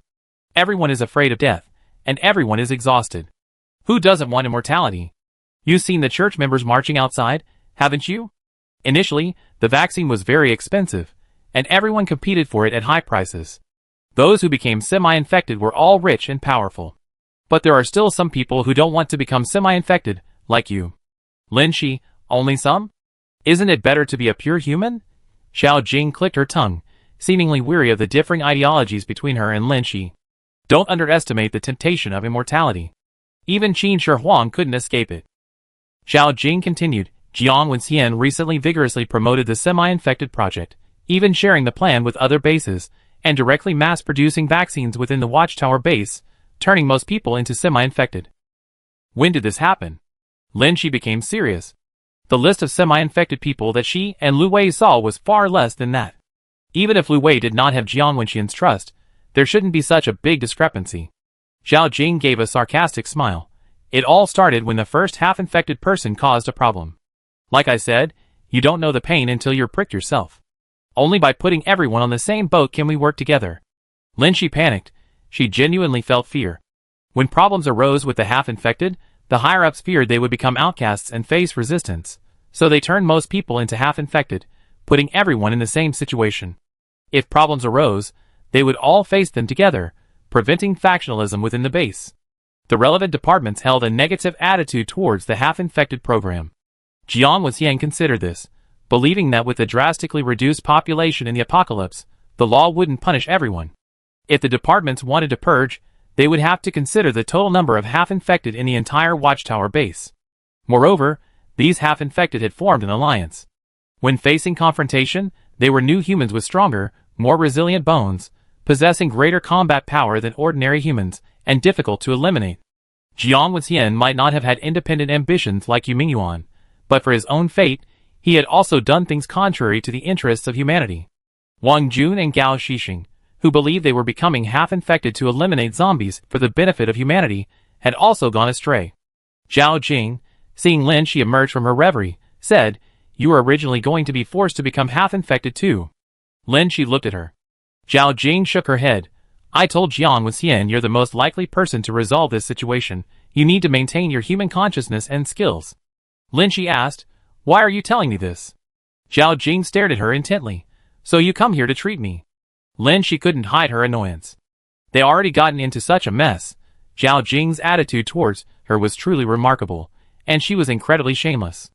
Zhao Jing spoke slowly and deliberately. I just want to live. Like you, I want to live. Lin Shi shook her head. Living is hard. I have neither the ability nor the obligation to save others. This was her reflection over the past few days. Maybe, Zhao Jing sighed self-deprecatingly, but even on her deathbed, the teacher still thought you were hope. Ironically, I also thought you might be able to lead everyone out of danger again. That's why she showed mercy earlier. After seeing Lin Shi, Lu Wei managed to get a chance to see Xiang Xian. But Xiang Xian refused to visit him in prison, so Lu Wei had no chance to help her. Lu Wei specially went home to get her itabag and said seriously, "Your brother-in-law has come to see you." Hearing the guard relay her words, Xiang Xian paused, then hugged her itabag. "I only went to see you because of this, you traitor." Lu Wei, San and I are both working for the Semi-Infected Association. Come with us. Xiang Xian blinked, silently processing Lu Wei's words. Then she shouted, "No way. I have things I'm good at. I'm a detective. What use would I be in the Semi-Infected Association?" Lu Wei, Xiang Xian exclaimed excitedly, "I'd rather go to jail than associate with you. You two scoundrels." Chapter 236. Lin Shi carefully considered the antitoxin formula and dosage, administering it to several semi-infected individuals in the lab, along with large doses of a virus-delaying agent. Zhao Jing and the others have temporarily stopped experiencing confusion. Except for the special case with crystallized cells, the zombification process in the other cases has temporarily halted. Currently, no vaccine can completely immunize against the zombie virus. This is precisely why the virus and antibodies can coexist in the human body, forming semi-infected individuals. These semi-infected individuals are like Lin Jie and the former Lin Shi. They all have antibodies in their bodies. The virus will corrode the parts that the antibodies cannot completely immunize against, achieving a balance. But what will this balance look like? Probably half human, half zombie. The worst-case scenario is like Lin Jie, retaining some human bodily functions, but losing consciousness, or like Lin Shi, who is completely zombified but retained consciousness. But the final form should be better than Lin Shi and Lin Jie's, because even if the vaccine isn't the complete version, it incorporates various existing antibodies, making its immunity stronger than Lin Shi and Lin Jie's. Then, there will be slight differences based on individual variations. In other words, the current state of semi-infected individuals is temporary. The virus will eventually spread throughout the body. Those with more antibodies might retain some consciousness and bodily functions, while those with fewer antibodies. Zhao Jing wasn't surprised, but her tone was somewhat agitated. Lin Shi sighed. After all, the vaccine isn't perfect.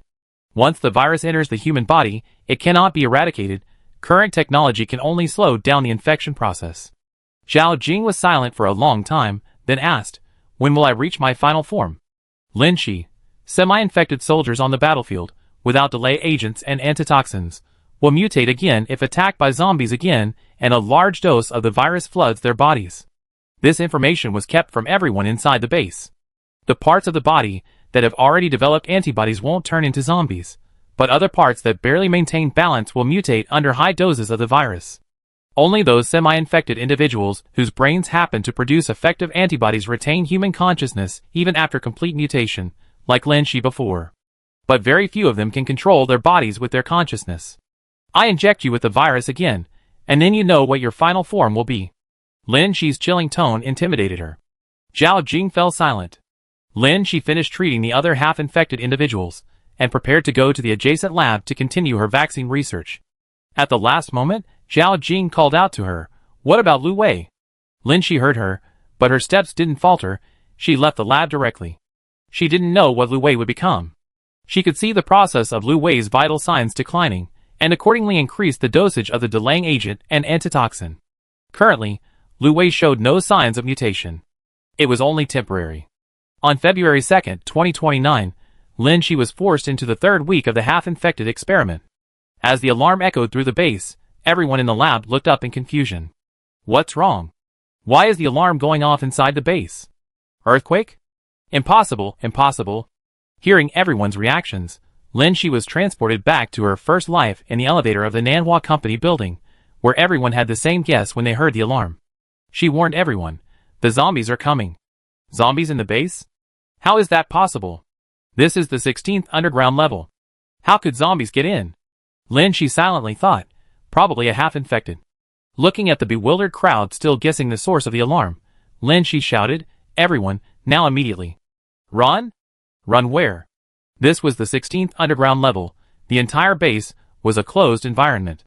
Without special permission, no one could leave. Moreover, the exit was on level B1. They didn't know which level the zombie outbreak was on. If it was on an upper level, running upwards would only block their way out.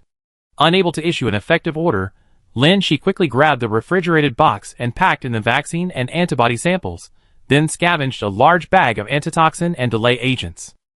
Seeing her actions, everyone followed suit, carrying precious samples from the lab, but the most important samples had already been taken by Lin Shi. The samples trapped on the lab table struggled upon seeing this. They weren't fully mutated yet, and still appeared human. Chu Shuran and Meng Yu didn't abandon Zhao Jing. Taking advantage of Lin Shi's distraction while she was packing, they released Zhao Jing from her restraints on the lab table, and also released the others. Everyone followed Lin Shi out of the research institute, the alarms blaring. Outside, chaos reigned. The guards at the gate had broken formation, and were fighting off the charging zombies. These zombies didn't have the ferocious expressions Lin Shi had seen in the wild. Their limbs were relatively coordinated, and they even retained some fighting skills. This meant that fighting them would be much more difficult for humans. They were half-infected, perhaps still retaining some human consciousness, but that consciousness was very faint. Their hardened limbs and subconscious fighting skills made them formidable enemies. The defenders who tried to stop them had their skin torn, and their bodies began to convulse. After a brief struggle, they gradually mutated, turning into new zombies. Looking at the long corridor and the ever-increasing number of zombies, Lin Shi didn't think she could lead everyone through. Even if she abandoned them, it would be extremely difficult for her to cross the zombie horde unscathed alone. And which direction should they go after passing this corridor to find a way out? Lin Shi quickly made a decision. Back to the research institute. Lock the doors. The researchers in the research institute were all deep within the base's safe zone. Their interactions with zombies were almost always limited to imprisoning them on lab tables for research. They had almost never seen so many ferocious zombies. As researchers, they knew the terror of hardened zombies, and were also aware of their lack of combat skills. Seeing the zombies, they had already begun to retreat. Hearing Lin Shi's words, they quickly retreated to the research institute and locked the doors. The doors of the research institute were almost all very sturdy, fireproof, theft-proof, and radiation-proof. The zombies couldn't get in. Temporarily retreating to safety, everyone was still anxious, exclaiming, "Where did these zombies come from? And there are so many of them." Lin Shi scanned the group, her face grim. Half of the staff members were half-infected. Jiang Wenxian needed the research institute to remain vigilant, so he hadn't implemented a forced half-infection plan at the time. Some people voluntarily became half-infected, while the other half of the staff were taking a wait-and-see approach, wanting to observe the half-infected for a while longer before considering evolution. Zhao Jing received her gaze and instantly understood. She lowered her head, unable to meet Lin Shi's eyes. She also felt guilty towards Chu Shuran and the others, not daring to reveal the origin of the zombies, since she was the one who initially led the group to voluntarily become half-infected. Chapter 237. Lin Shi's watch rang. "Lin Shi, are you at the research institute?" Lu Wei's voice was tense. "I am. We're trapped in the research institute," Lin Shi replied quickly. "How many zombies?" Lin Shi glanced at the security camera at the gate. The soldiers outside had also mutated. When they couldn't see people, they weren't as uncontrollable, just wandering around aimlessly, like soldiers on unconscious patrol. After all, they were half-infected and had been vaccinated. Their behavior wasn't as exaggerated as that of ordinary zombies. Lin Shi roughly counted, 23. There was a moment of silence from Lu Wei. Lin Shi knew this predicament was difficult. The B-16 underground level was a top-secret area. If even this place had fallen, it meant the entire base had fallen. The zombies were like fish in a barrel. This wasn't the Dawn base that Lu Wei had single-handedly built up. He lacked manpower, and it would be difficult for him to come and rescue Lin Shi. Meanwhile, he certainly wouldn't abandon Lin Shi and try to escape on his own, because he had already stated that Lin Shi possessed scientific research technology and was the hope of this world. But how could they reunite and resolve their predicament? On the other side, Gao Zhixing also received greetings from the base's higher-ups, seemingly confirming the research institute's situation and preparing to send rescuers.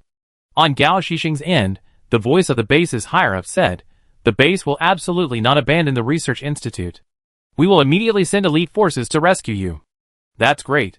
I knew the base wouldn't abandon us." Someone cried tears of joy. Lin Shi's thoughts were complicated. The idea of taking advantage of the chaos to escape the watchtower base with Lu Wei had just crossed her mind, but she was also torn by their current predicament of being surrounded by zombies. The good news was that someone was coming to rescue them. The bad news was that even if they were rescued, they still wouldn't be able to escape. She also thought of Xiang Xian, who was trapped in prison.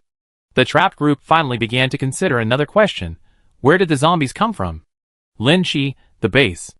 Just as she was about to tell everyone the truth, a staff member, holding his phone, trembled and said, "My friend is in the B7 residential area. He said there's a large-scale zombie outbreak there." Large scale? How large? It said that the upper residential areas have already fallen. The residential areas have the most people. If they fall in there, doesn't that mean there are a lot of zombies in this base? So why are there zombies in the residential areas? Lin Shi's thoughts were interrupted by the tense commotion.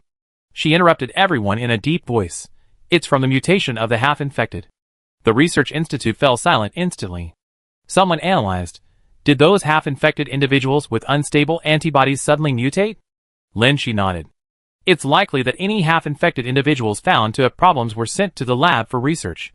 Some people didn't want their families to be researched, so even if they discovered that a half-infected person's condition was unstable, they chose to conceal it, and thus the mutation eventually broke out. At this moment, she no longer concealed the truth. Actually, the state of a half-infected person is always unstable. The reason they haven't mutated yet is because they've been using antitoxins and delay agents. These two drugs are relatively rare and can't be provided to everyone, so the possibility of mutation is highest in the civilian areas. Several half-infected individuals exchanged glances. Dean Lin, do you mean we're not mutating because of medication? Lin Shi looked at their expectant and disapproving eyes, and resolutely shook her head. Chu Shuren's voice trembled. Then can we continue this state indefinitely with medication? She kept administering delaying agents and antitoxins to maintain his semi-infected state and prevent him from mutating into a zombie. Lin Shi shook her head. I don't know. Lu Wei had been semi-infected the longest. Lin Shi had started medication on him early and had strictly adhered to the regimen, but his vital signs had consistently declined without stabilizing. She didn't know what his final state would be, but she roughly felt it wouldn't work, because the virus had already entered his body and couldn't be completely eliminated. Even if she could concoct a drug that completely eradicated the virus, could his vital signs be reversed after taking it? Lin Shi couldn't make an accurate prediction about the powerful zombie virus. Look at the surveillance footage. Someone suddenly pointed excitedly at the screen. Lin Shi also turned her gaze towards it. She saw the zombies wandering in the corridor suddenly seem attracted by something, collectively moving in one direction. They weren't in such a hurry. It didn't seem like they were attracted by prey. Lin Shi narrowed her eyes. Everyone watched intently as the zombies in the corridor gradually disappeared, followed by a group of people who quickly arrived. They were indeed human. Seeing Lu Wei leading the group, Lin Shi immediately breathed a sigh of relief. However, he also noticed Lu Wei's strange behavior. Normally, rescuing someone should be an urgent matter, but he kept stopping, his head even tilting uncontrollably a few times. The people who came with him were having the same reaction. Lin Shi had a bad feeling. Was he about to mutate too? Something's wrong with him. Dean Lin, don't open the door, Gao Shixing shouted. Lin Shi knew this too. Everyone had noticed the group's strange behavior, and after hearing Lin Shi's analysis, they were all worried that these people might be half-infected individuals about to mutate. Lin Shi didn't open the door, but instead opened the communication system and asked, "Are you alright?" Lu Wei calmed down. "I'm fine, no mutation. Let's go quickly." Lin Shi believed him without hesitation. Since they were already in this predicament, if Lu Wei couldn't bring help then... The moment the door opened, half of the staff covered their heads, their bodies trembling uncontrollably, frequently glancing into the depths of the corridor. The other half, including Lin Shi, didn't react. Lin Shi and Lu Wei exchanged a glance, and simultaneously mouthed sonar. Those staff members who reacted, like the people Lu Wei brought, were all half-infected. The zombies from before had been attracted by the sonar system. Those sound waves were used to control zombies. Half-infected individuals were also affected, only pure-blooded humans didn't react. The Watchtower base was also researching this kind of system. Lu Wei rubbed his head to calm himself. The sonar is unstable. We can't completely control the zombies. Let's get out of here now. Lin Shi carried the cooler out the door, followed by the research team. But where were they going? Su Qian, Jiang Wenxian's trusted subordinate, had come with Lu Wei. Su Qian said, "The commander sent us to rescue everyone. Everyone, Come with me to meet up with the commander. Lin Shi and Lu Wei exchanged a glance, and Lu Wei nodded. They couldn't stay at the watchtower base. Once they met up with Jiang Wuxian, they wouldn't be able to leave. Escaping in the chaos was the best opportunity. But their eyes met, the enemy outnumbered them, and they were all hardened, semi-infected individuals. Lin Shi would be at a disadvantage in a fight, and he also had to avoid being scratched and infected by the semi-infected. Lin Shi handed Lu Wei several syringes. Ever since receiving Lu Wei's hint that the little blue pills are useful, Lin Shi had secretly prepared the highly toxic substance from the little blue pills and increased the dosage, all for the purpose of quickly attacking the half-infected people and causing them to die quickly as their human half. Chapter 238. Armed personnel led the way, with the research team following behind. After successfully traversing the corridor, the group was about to enter a complex area with intersecting passageways. Danger could strike at any moment. The team leader, Su Qian, stopped and turned to look at Lu Wei. President, please come to the front. Lu Wei was the strongest member of the team. Su Qian might not know that he and Lin Shi were planning to escape, but the danger ahead required Lu Wei to lead the charge. From this moment on, Su Qian kept a close eye on Lu Wei, making all their actions difficult. Lin Shi gripped something in his hand. Although he had prepared potent poison, he didn't want to engage in conflict unless absolutely necessary. On one hand, they weren't confident of victory against so many hardened, semi-infected soldiers. On the other hand, these semi-infected soldiers were there to evacuate the research team. If Lin Shi and Lu Wei killed them all, the remaining research team would be defenseless. With the sonar system unstable, if the zombies turned around, none of the researchers would escape. Lin Shi couldn't save so many people, nor could she take them away. These armed forces could only protect them temporarily. Their current location was still cramped and unsuitable for escape. A conflict would easily alert the enemy, leading to a two-way pursuit by both zombies and Su Qian. Lu Wei took a step forward, temporarily stabilizing Su Qian. Lin Shi quickly stepped forward and grabbed Lu Wei. Su Qian squinted at her. Lin Shi hunched her shoulders, clinging to Lu Wei's arm, and said in a trembling voice, "Brother Lu, don't go, I'm scared." She pursed her lips, afraid she wouldn't be able to hold back, but the trembling only added to the authenticity of her fear. Hearing her say this, the former staff members of the watchtower base unanimously agreed, some whispering, "I'm scared too." Zhao Jing, Chu Shiran, and Meng Yu stared blankly at Lin Shi, barely suppressing their expressions. Hiss. Su Qian clicked his tongue impatiently and hissed, "President Lu, don't forget what our mission is." "I won't forget. Protect the core technology of the Research Institute." Lu Wei, holding Lin Shi's hand, said very seriously, "For both public and private reasons, we should protect her." The core technology mainly refers to Lin Shi. Su Qian glared at them irritably, but could only bite the bullet and go to the front. At this critical moment, he couldn't say "I'm scared too" like others. Lin Shi, however, secretly slipped the potion she was holding into Lu Wei's hand. The spoils were divided, but to cover their fear and facilitate their escape, their hands remained linked. Footsteps and roars could be heard ahead. Armed personnel shifted formation, forming a circle to protect the research team. Despite the situation, their tense steps betrayed their inner fear. They had just fought a battle with a mutated half-infected zombie. These zombies not only possessed the obvious characteristics of hardened zombies, but also retained some human habits, such as fighting skills. Although the unmutated half-infected also had hardened bones, their skin was still human, making them easily infected by cuts. At this moment, everyone valued their lives. Throughout the long corridor, groups of researchers in white coats fled for their lives. Lin Shi briefly thought of the Nanhua Research Institute. As expected, a zombie appeared at the fork in the road. Everyone recognized this zombie. It was one of the garrison on level B16. His face was clean, his features didn't even twitch, only his eyes were empty, and his hands, covered in blood, clenched futilely in the air as he approached the crowd, shouting, "Run!" He was a zombie who still retained some consciousness, but couldn't control his body. Then, a group of newly mutated zombies appeared one after another. The soldiers who had formed a circle to protect the researchers had to step forward and fight the zombies. The unarmed researchers, seeing the carnage before them, screamed in terror and instinctively scattered. A good opportunity. Lu Wei grabbed Lin Shi's hand tightly from the group of researchers in white coats, running and attacking the oncoming zombies, to avoid being separated from them. Lin Shi's other hand tightly protected the refrigerated box in her arms. They didn't know how many zombies were in the base yet. This wasn't the time to linger. Their primary task was to escape with the vaccine and technology. Escape the base, then where to go? How to escape? Lin Shi didn't have time to exchange information with Lu Wei. As she fought off another wave of zombies to clear a path, she heard footsteps. Looking back, she saw most of the staff and soldiers, even Su Qian, were following them. They didn't seem to have been scattered by the earlier riot. She heard someone in the crowd say, "This Chairman Lu is quite capable. Following him might save our lives."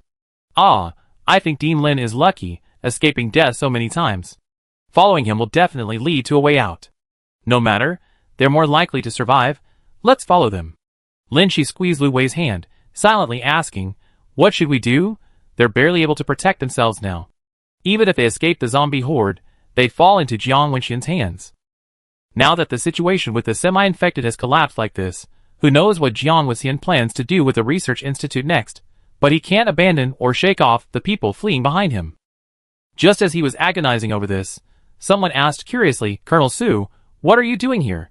Maybe you're fleeing with the chairman too." "Nonsense!" Su Qian retorted angrily, "I'm protecting you. Besides, protecting the core technology is also my mission." He targeted Lin Shi in the crowd. Although everyone was wearing white lab coats, Lin Shi was a relatively tall female staff member, and her hairstyle made her stand out. While she wouldn't be immediately noticeable among the group of people in white, she wouldn't be lost if one's gaze remained fixed on her. They were heading towards an elevator on floor B16, where the number of zombies and survivors was increasing. The B16 display next to the elevator flashed. The elevator was about to arrive. Lin Shi had a bad feeling. "Retreat. Find somewhere to hide." Jin Li spoke, and the Guardian led the retreat, the others quickly entering nearby convenience stores and electrical rooms where there were no zombies, closing the doors behind them. This elevator was the closest to the research institute, and also the largest civilian elevator. The moment the elevator doors opened, twitching zombie arms emerged one after another from the cracks, followed by nearly 100 zombies surging out like a tide, causing a stampede. Had zombies not been unable to breathe, they would likely have suffocated. The writhing mass of zombies quickly adjusted, and began hunting living people nearby, while those without prey wandered aimlessly. As the elevator doors closed and ascended, many zombies remained at the entrance. "This elevator's broken," Lin Shi muttered. The civilian elevator was the only means of transportation within the base. If one elevator went up, the next one wouldn't arrive for another 20 minutes. What if another wave of zombies arrived then? Or what if something else happened in the meantime? They couldn't wait here. Lin Shi released Lu Wei's hand, placed the cooler box beside them, took off her lab coat, and tossed it aside, letting her hair down. She had once had short hair, for ease of management and combat. But in this life, she frequently participated in scientific research, and shoulder-length hair allowed her to tie it up easily while working with her head down, so she had always kept it that length. Taking off the white lab coat and slightly changing her hairstyle would at least help them avoid pursuers. Lu Wei glanced at the closed back door and gestured with his eyes. Lin Shi nodded. They planned to use the shelves as cover to escape directly. Just then, a person appeared at the end of the shelves. Zhao Jing, wearing a patient gown with an experimental sample number. Lin Shi stared intently at her. Was she here to stop him from escaping? Or to escape with him? If the former, he'd just kill her; if the latter. Zhao Jing approached step by step. Lu Wei held a potent poison, ready to be used. Zhao Jing wasn't skilled in martial arts. The two of them could silently kill the half-infected. Zhao Jing seemed to have considered this as well. She slowly crouched down, a meter away from Lin Shi, maintaining a safe distance. Lin Shi quickly picked up the cooler from the ground, staring warily at Zhao Jing. Zhao Jing sensed this gaze, but ignored it. Instead, she picked up Lin Shi's lab coat and took something from her backpack, handing it to her. Lin Shi looked over and saw the miniature gun that Zhao Jing had confiscated from her. They weren't the only ones in this convenience store. Someone else was hiding on the next shelf and would soon be moving over. Zhao Jing didn't say anything, but stepped aside to make way. Without delay, Lu Wei grabbed Lin Shi's hand again, and the two dashed out the back door. As they exited, Lin Shi couldn't help but glance back. She saw Zhao Jing take out scissors from her bag, cut her hair to shoulder length, and then put on the lab coat Lin she had thrown away and a mask. Chu Shiren and Meng Yu, who had been searching for Zhao Jing, arrived here. Looking at the person by the shelf, they blurted out, "Lin." Zhao Jing turned her head. Chu Shiren leaned closer to see her eyes clearly and asked in a low voice, "Zhao Jing, what happened to you? Where's Lin Shi?" "She's gone." Meng Yu's eyes widened. "Gone?" Chu Shiren froze, stunned. They had been following Lin Shi the whole time. just like when they had followed her to escape dangerous areas countless times. She was too embarrassed to ask Lin Shi for help again, and only wanted to silently follow her away. But now Lin Shi was gone, and Zhao Jing simply watched her leave, without following or calling out to them. Zhao Jing seemed to understand her thoughts, and only whispered, "We can't keep up." Those two were incredibly strong and agile. In the current situation, they themselves might not even be able to escape, let alone take others with them. Her feelings towards Lin Shi were complex. She disliked her while simultaneously using her, yet ultimately saw her as a source of hope, like a teacher. She didn't know where her path lay, but looking at the refrigerated box Lin Shi was protecting, she knew it represented another important pursuit besides her own life. After leaving the convenience store, Lin Shi and Lu Wei encountered wandering zombies. Few survivors remained. The mutated half-infected zombies were less impulsive and mindless than the original zombies. Some could still converse, some exhibited zombie characteristics, but could barely control their bodies to avoid killing, and others, though unconscious, retained fighting techniques. After a series of close calls, Lin Shi and Lu Wei arrived at the prison where Xiang Xian was being held. Hearing footsteps, Xiang Xian was clinging tightly to the bars, trying to peek out. Seeing the two approaching hand in hand, she was so excited she almost got her head stuck in the bars. In this critical situation, loud noise was forbidden, so Xiang Xian could only wave her arms in greeting. While Lu Wei used the laser gun Lin Shi had taken from the research institute to cut the lock cylinder, Lin Shi carried a cooler and kept watch. The base was in chaos after the large-scale zombie outbreak. The guards were long gone, making it virtually impossible to open the locks through normal means. Fortunately, the watchtower base wasn't converted from a military base. It was originally built as a refuge, primarily serving to house refugees and protect humanity. When people first arrived at the base, they had all narrowly escaped death. Having finally found safe shelter and food, and with the military protecting them, few dared to cause trouble. Later, order was established under the base's semi-military management. People's living space was narrower than on the ground, with regular patrols on each floor, resulting in very few crimes. The prison had a low turnover rate. The prison facilities were basic, because even if prisoners wanted to escape, they couldn't go very far within the base. Therefore, the locks and bars weren't particularly sturdy. For Lu Wei and Lin Shi, who had undergone special agent training and were proficient in weaponry, rescuing someone was not difficult. "This gun is nice." Xiang Xian coveted the gun in Lu Wei's hand after coming out. Lin Shi explained, "It's used in the lab to dissect hardened zombies. It's very inefficient." "Never mind the gun for now. Have you figured out the route?" After joining the semi-infected experiment, Lu Wei and Lin Shi gained some privileges and visited Xiang Xian several times. Lu Wei even managed to get Xiang Xian released. But Xiang Xian sternly refused. Just like the coded messages Lu Wei and Lin Shi exchanged in the room, Xiang Xian cursed dog couple, a joking remark she made when Lin Shi couldn't beat Lu Wei at a handstand at the White Shield base, and dragged Xiang Xian into it as a substitute for paying for the meal. This implied that the two knew they were now spies. At the same time, Xiang Xian pointed out that her area of expertise was reconnaissance and hinted to Lu Wei to bring over the Ida bag, a type of anime bag, as she missed it. Having lived together for so long, the group knew that the Ida bag was brought by Xiang Xian from Nanhua, and she would definitely take it if she could. The Ida bag, and the coded messages about her intelligence and reconnaissance skills hinted to Lin Shi and Lu Wei that she intended to stay in prison and had already discovered an escape route. Xiang Xian had no important luggage. Shouldering the Ida bag, she took the gun Lu Wei handed her and ran, shouting, "I'm going to have a real-life version of the Shawshank Redemption, but in reality, I've been relegated to be Mario. Follow me." Aside from the possibility of encountering zombies in prison, which made conversation inconvenient, the group remained alert, maintaining a triangular formation, focusing solely on escape rather than fighting. After passing through several checkpoints, they arrived at a valve. On one side of the valve was a clean base area, and on the other side were simple industrial-style walls and a complex network of pipes. After being imprisoned for a while, Xiang Xian had been reassigned to be a pipe cleaner. These pipes supplied the base with essential oxygen and water, running throughout the entire base.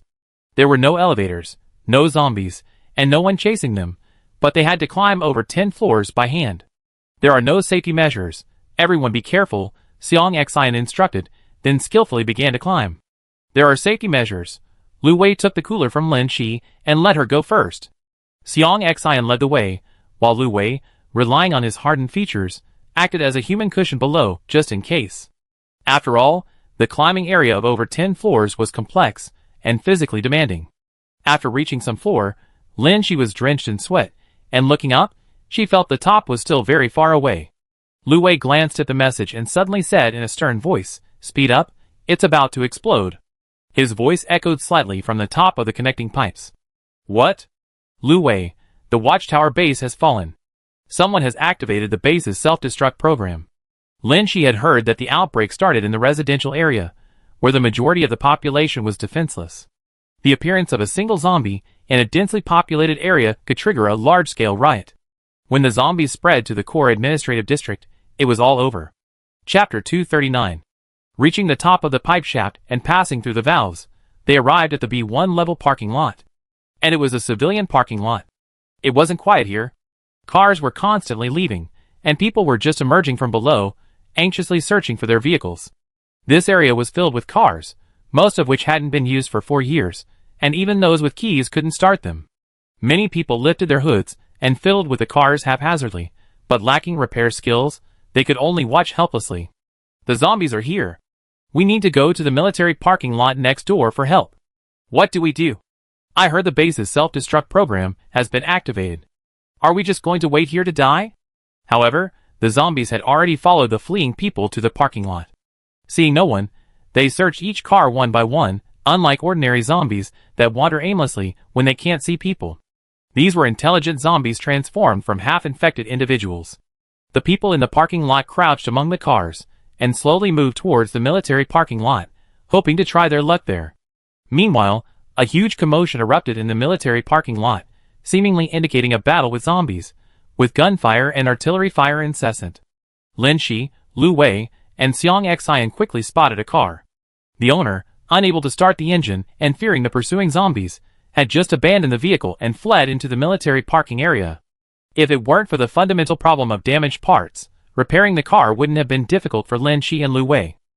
Shi found a car with a key in the ignition, but a reasonably functioning engine, and fiddled with it for a while. Xiang Xian took up a favorable position to observe the situation, while Lu Wei was ready to eliminate any threats. More and more zombies and survivors arrived at the parking lot. When the number of people and zombies was small, survivors could use the vehicles for cover. However, when both people and zombies hid, the vehicles became obstacles to the survivors' escape, and more people were attacked and turned into zombies. The mutated zombies, being half-infected, aren't as sluggish. They briefly remember what their prey looks like, carefully observing car windows, and even crouching down to check under the vehicle for anyone hiding. Many people's impression of zombies is still that of mindless creatures only attracted by sounds and movements.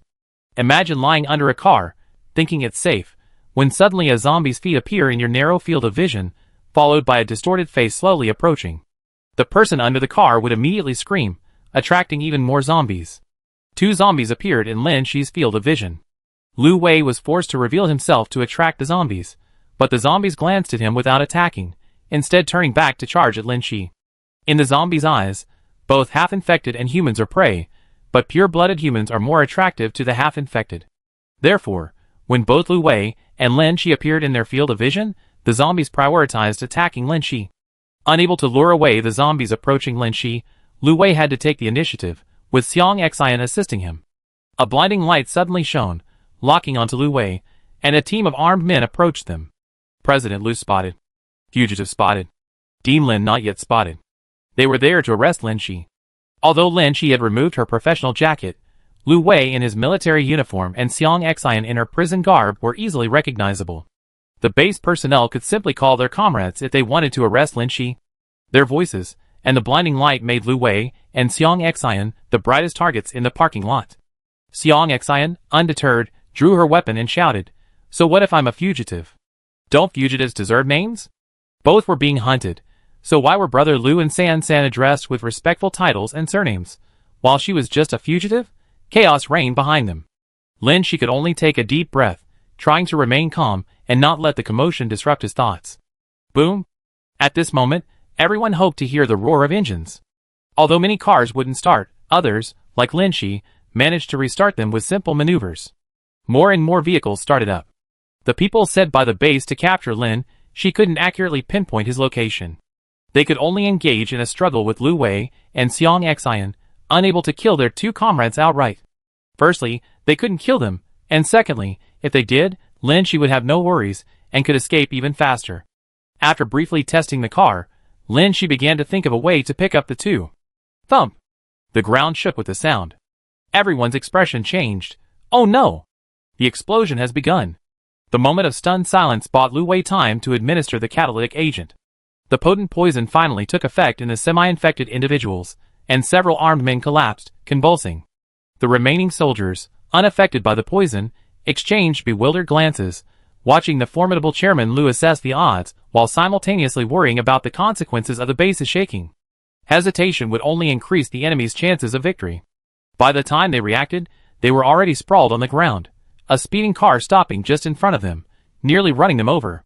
However, neither Lu Wei nor the driver had the will to fight. In the brief moment of hesitation, Lu Wei and Xiang Xian got into their respective cars. Lin Shi drove the small car weaving through the traffic, her ability to skillfully drive trucks making driving the small car effortless. Because the base's self-destruct mechanism had been activated, the staff opened the base's gates, and both military and civilian vehicles rushed away from the base. The ground had begun to shake violently. Xiang Xian, while surveying the situation, exclaimed excitedly, "The ground is collapsing. The cracks are chasing us." The watchtower base was vast, with sturdy staircases.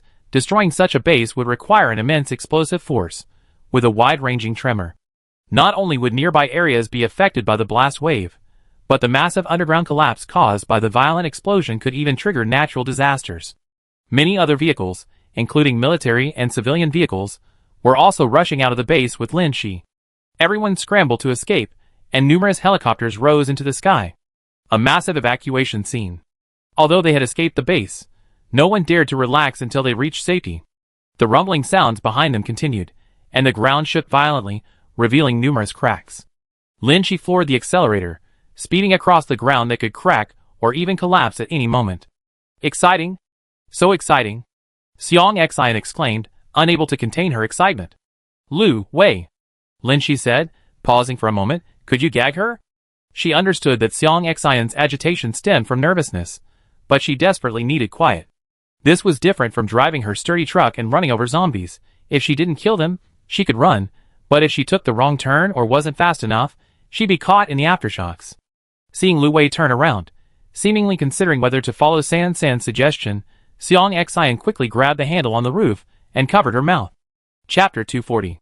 With a final roar, the earth trembled violently, and the side of the watchtower base, along with the surrounding land, collapsed into a massive crater.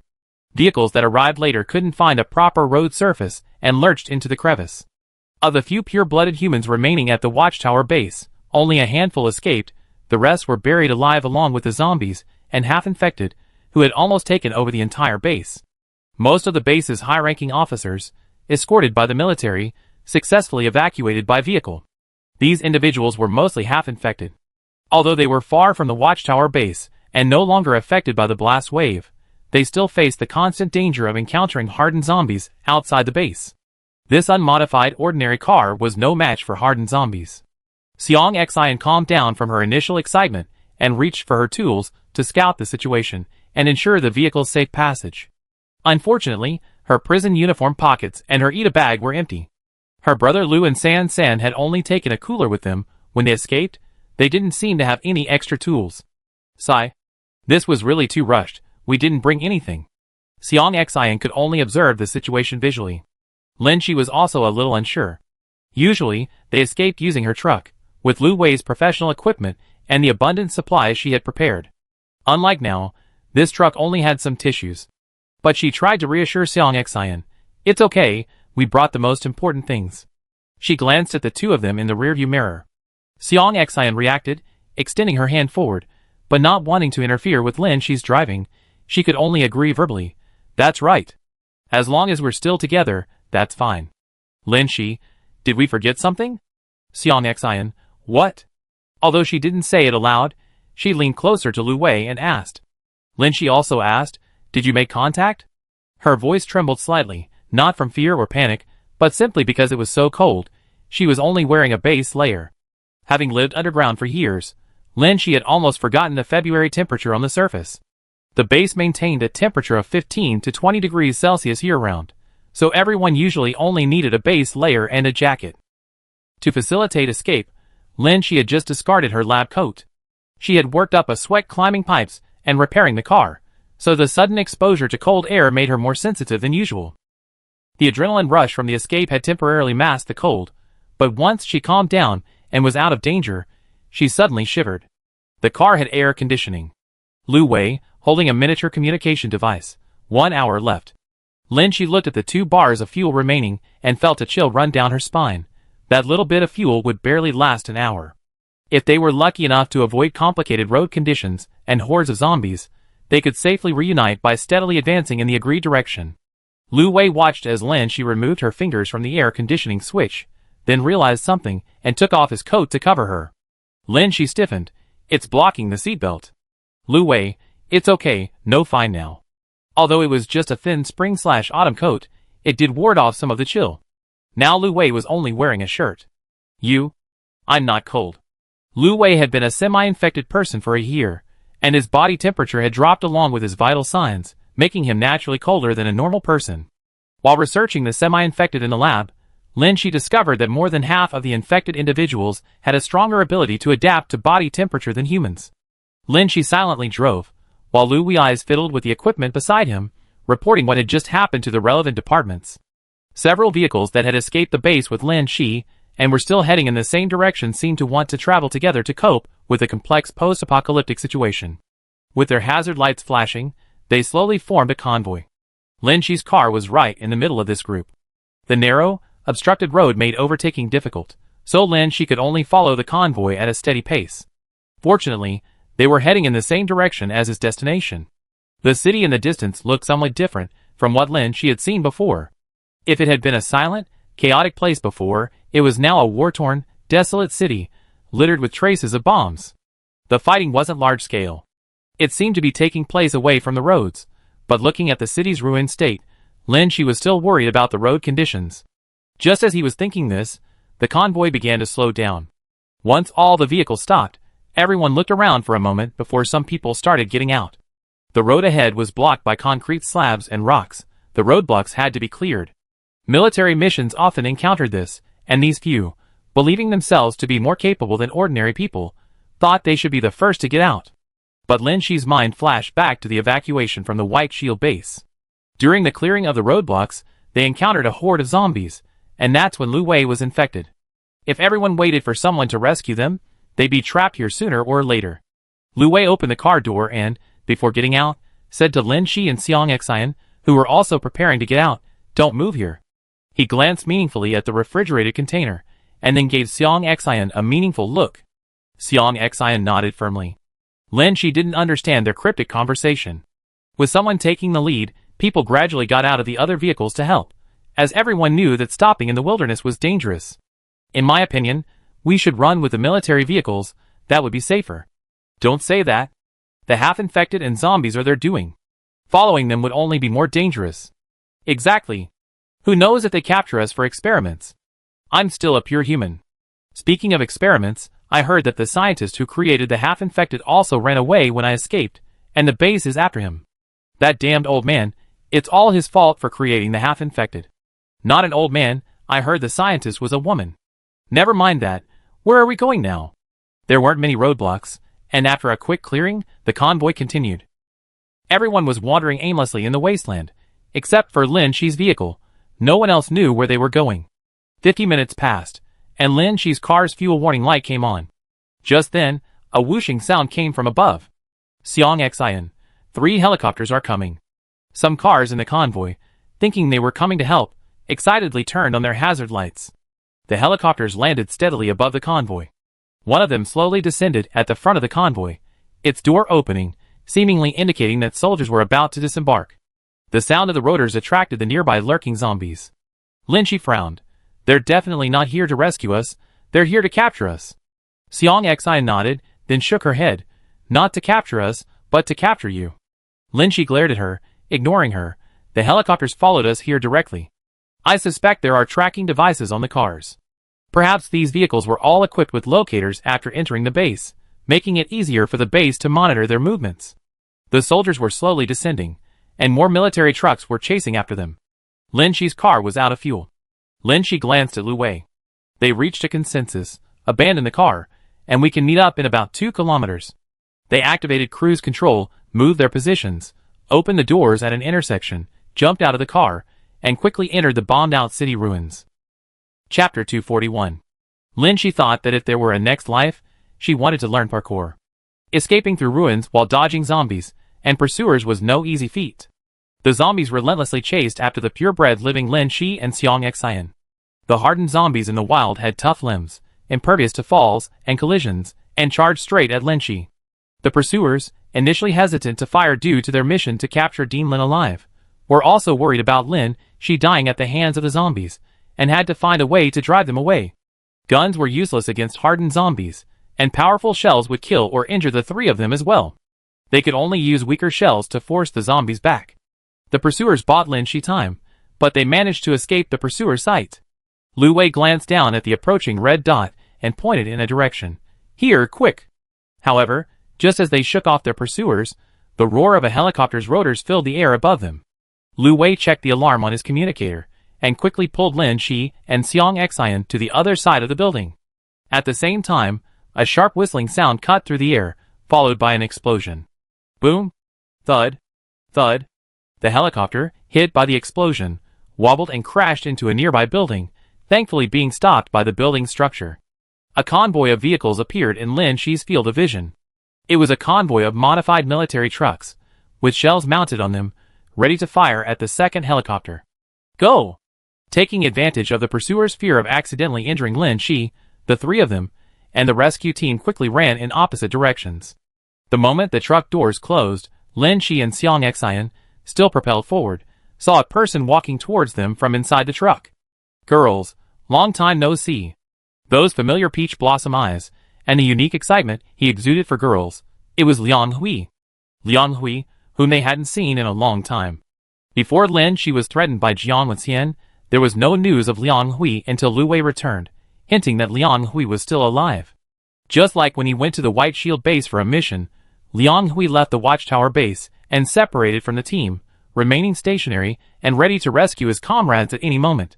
Having just experienced a life-or-death escape and then reunited with old friends, Lin Shi and Xiang Xian didn't hesitate until Liang Hui's arms caught them, stopping their forward momentum. Then, they both moved away simultaneously. TCH. Someone chuckled softly beside them. Liang Hui looked awkwardly at his empty arms, took a few steps forward, and wrapped his arms around Lu Wei. Then let me hug brother Lu. Lu Wei resisted the urge to kick him away. Liang Hui also consciously stepped back. You're so cold. This was a statement. Liang Hui observed his attire. You're only wearing one piece of clothing? He turned around and noticed Lin Shi wearing an ill-fitting military jacket. Suddenly, he remembered something. That's right, you guys came from the base. He then searched the car, trying to find clothes for the 3 who had just escaped from the base. The girl who had just scoffed said, there aren't any extra clothes here. Lin Shi went over. It was a somewhat familiar face. She searched her memory for that face. At the same time, the girl was also staring intently at her. It was that scrutinizing gaze that made Lin Shi remember. This was Yang Yicheng's subordinate. Back then, Lin Shi had just experienced the drugging incident by Song Heng's team at the Dawn base. She was taken out by Lu Wei, and on the way, they met with Yang Yicheng and retrieved a special zombie. Among the people Yang Yicheng was with was a woman, the very woman standing before him. The girl, too preoccupied to pay Lin Shi any attention, turned to Liang Hui and said, don't rush to find clothes, we're still in danger. Although Liang Hui was known for his joking nature, he was incredibly reliable when it came to business, and upon hearing her words, he quickly returned to his seat. Although the vehicle had begun to move, the sounds of artillery shells and gunfire outside continued unabated. The original crew members inside were meticulously operating their instruments. Lin Shi surveyed the group in the vehicle and finally spotted the person who had been directing the operation from the front, ignoring them. Yang Yicheng. It seemed this rescue was being generously sponsored by Yang Yicheng. Everyone in the vehicle had established positions and a stable coordination. Lin Shi, Lu Wei, and Xiang Xian, who had just boarded, had no assigned roles, and could only sit nearby to observe the situation. About 10 minutes passed, and the commotion outside gradually subsided, the vehicle beginning to move steadily forward. Yang Yicheng got up and switch seats with the girl from before. Lin Shi would never forget that face, no matter how many lifetimes she lived. Yang Yicheng and Lu Wei, if you ignore their faces and only look at their physiques, are remarkably similar. Lu Wei has a colder demeanor, while Yang Yicheng used to be a sunny person with a bright smile and prominent canine teeth. However, after years in the apocalypse, he has developed a ruthless aura. Lin Shi remembered the sharp look in those eyes when he aimed. He nodded to Lu Wei, glanced at Lin Shi and Xiang Xian, and finally his gaze settled on Lu Wei. Having dealt with zombies for many years, his intuition told him that Lu Wei was suspicious. Lu Wei didn't offer a specific explanation, but instead introduced them, following Yang Yicheng's questioning gaze. This is Colonel Lin Shi and Colonel Xiang Xian. Yang Yicheng nodded in return, indicating that he had greeted them. A female voice came from ahead. Why did the Major General introduce a colonel with military rank after an ordinary person? This girl had a slightly nitpicking tendency. Xiang Xian glared at her. What business is it of yours what these details are? I know. Yang Yicheng leisurely raised his communication device, displaying a wanted poster page with Lin Shi's picture on it. After all, she's a vaccine researcher that many bases are trying to capture. It said that the rampant half-infected population at the Watchtower base was caused by her. Oh! The female voice said maliciously, a scientist who did evil, and we went to so much trouble to save her. Lin Shi looked at her photo on the wanted poster, a little confused about Yang Yicheng's intentions. Lu Wei stepped forward to block her. The initial half-infected population was unintentional on Lin Shi's part. The rampant half-infected population at the Watchtower base wasn't caused by her. She's a vaccine researcher. Song Hung is dead, the Watchtower Research Institute is buried deep underground, and now Lin Shi is the person who knows the most about vaccines. The various bases had heard of her, and whether for the semi-infected experiments or the vaccine, they all wanted to bring her back. Yang Yicheng, seeing Lu Wei's wary expression, didn't press the matter further, his serious demeanor softening slightly. She's also your girlfriend.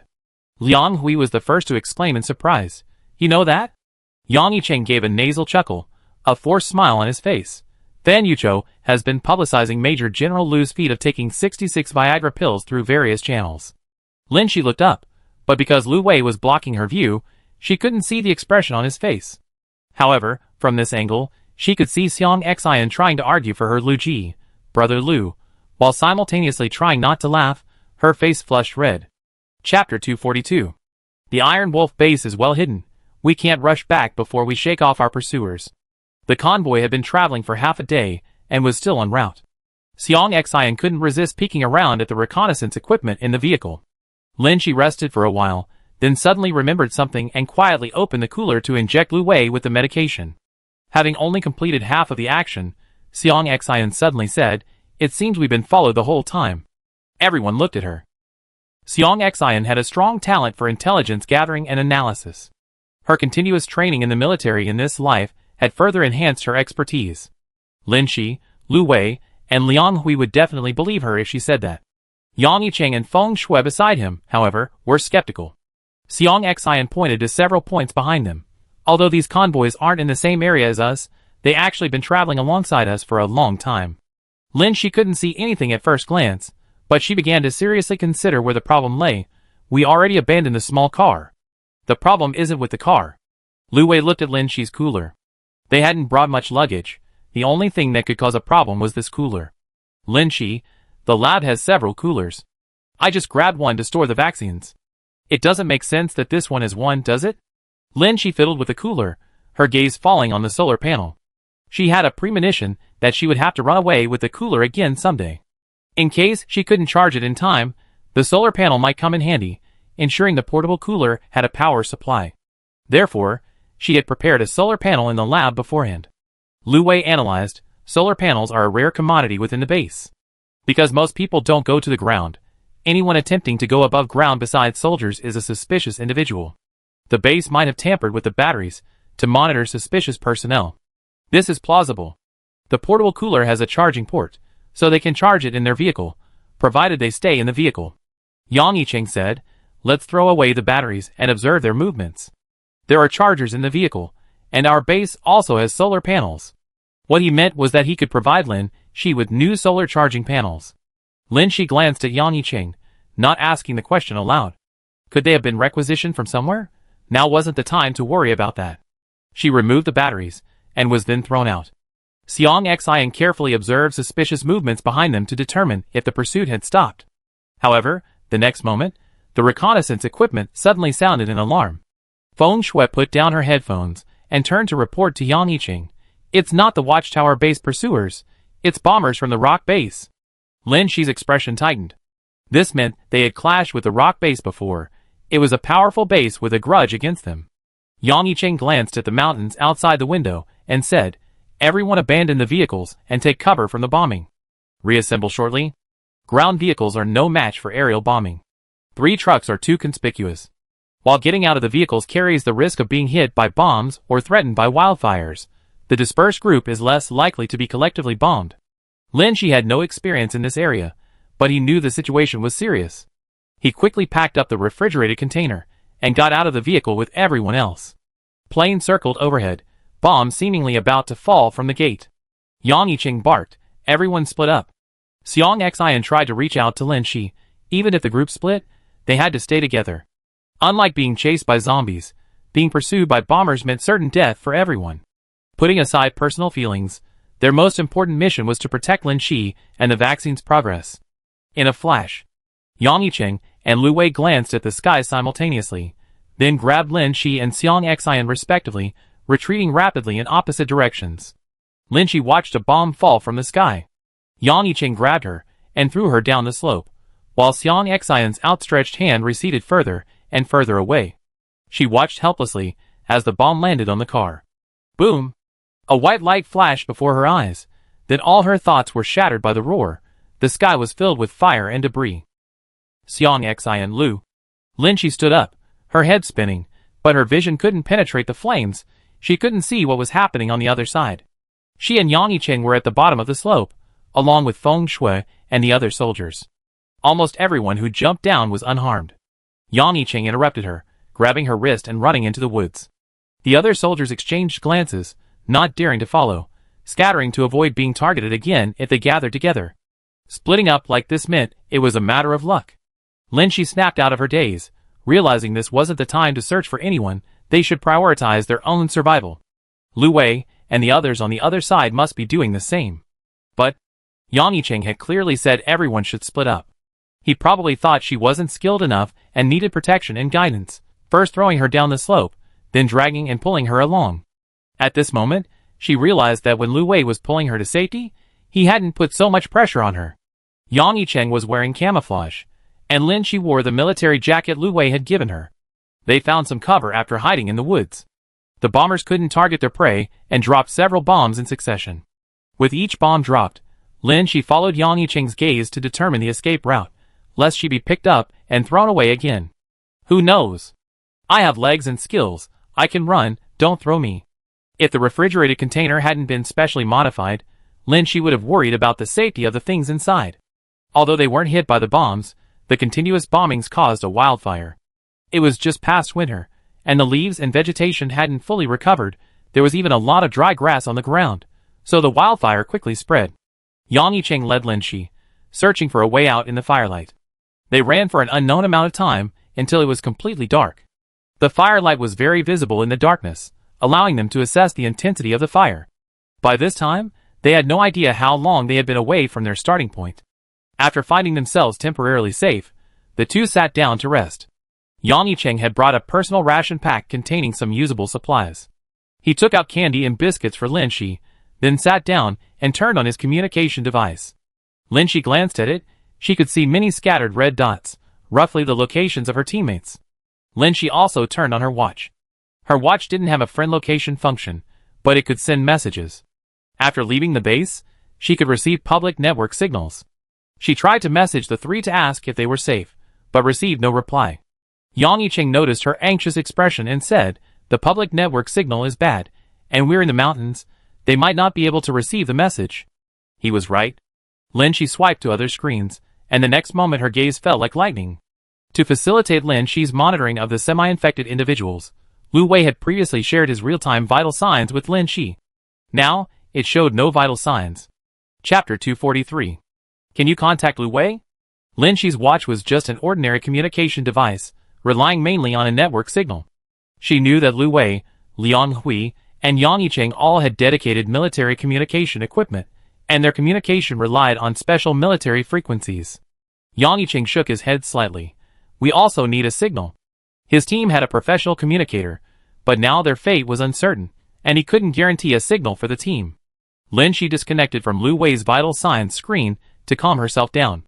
Then she opened a candy wrapper and ate a piece to replenish her strength. When the first explosion occurred, the three of them took cover on the other side.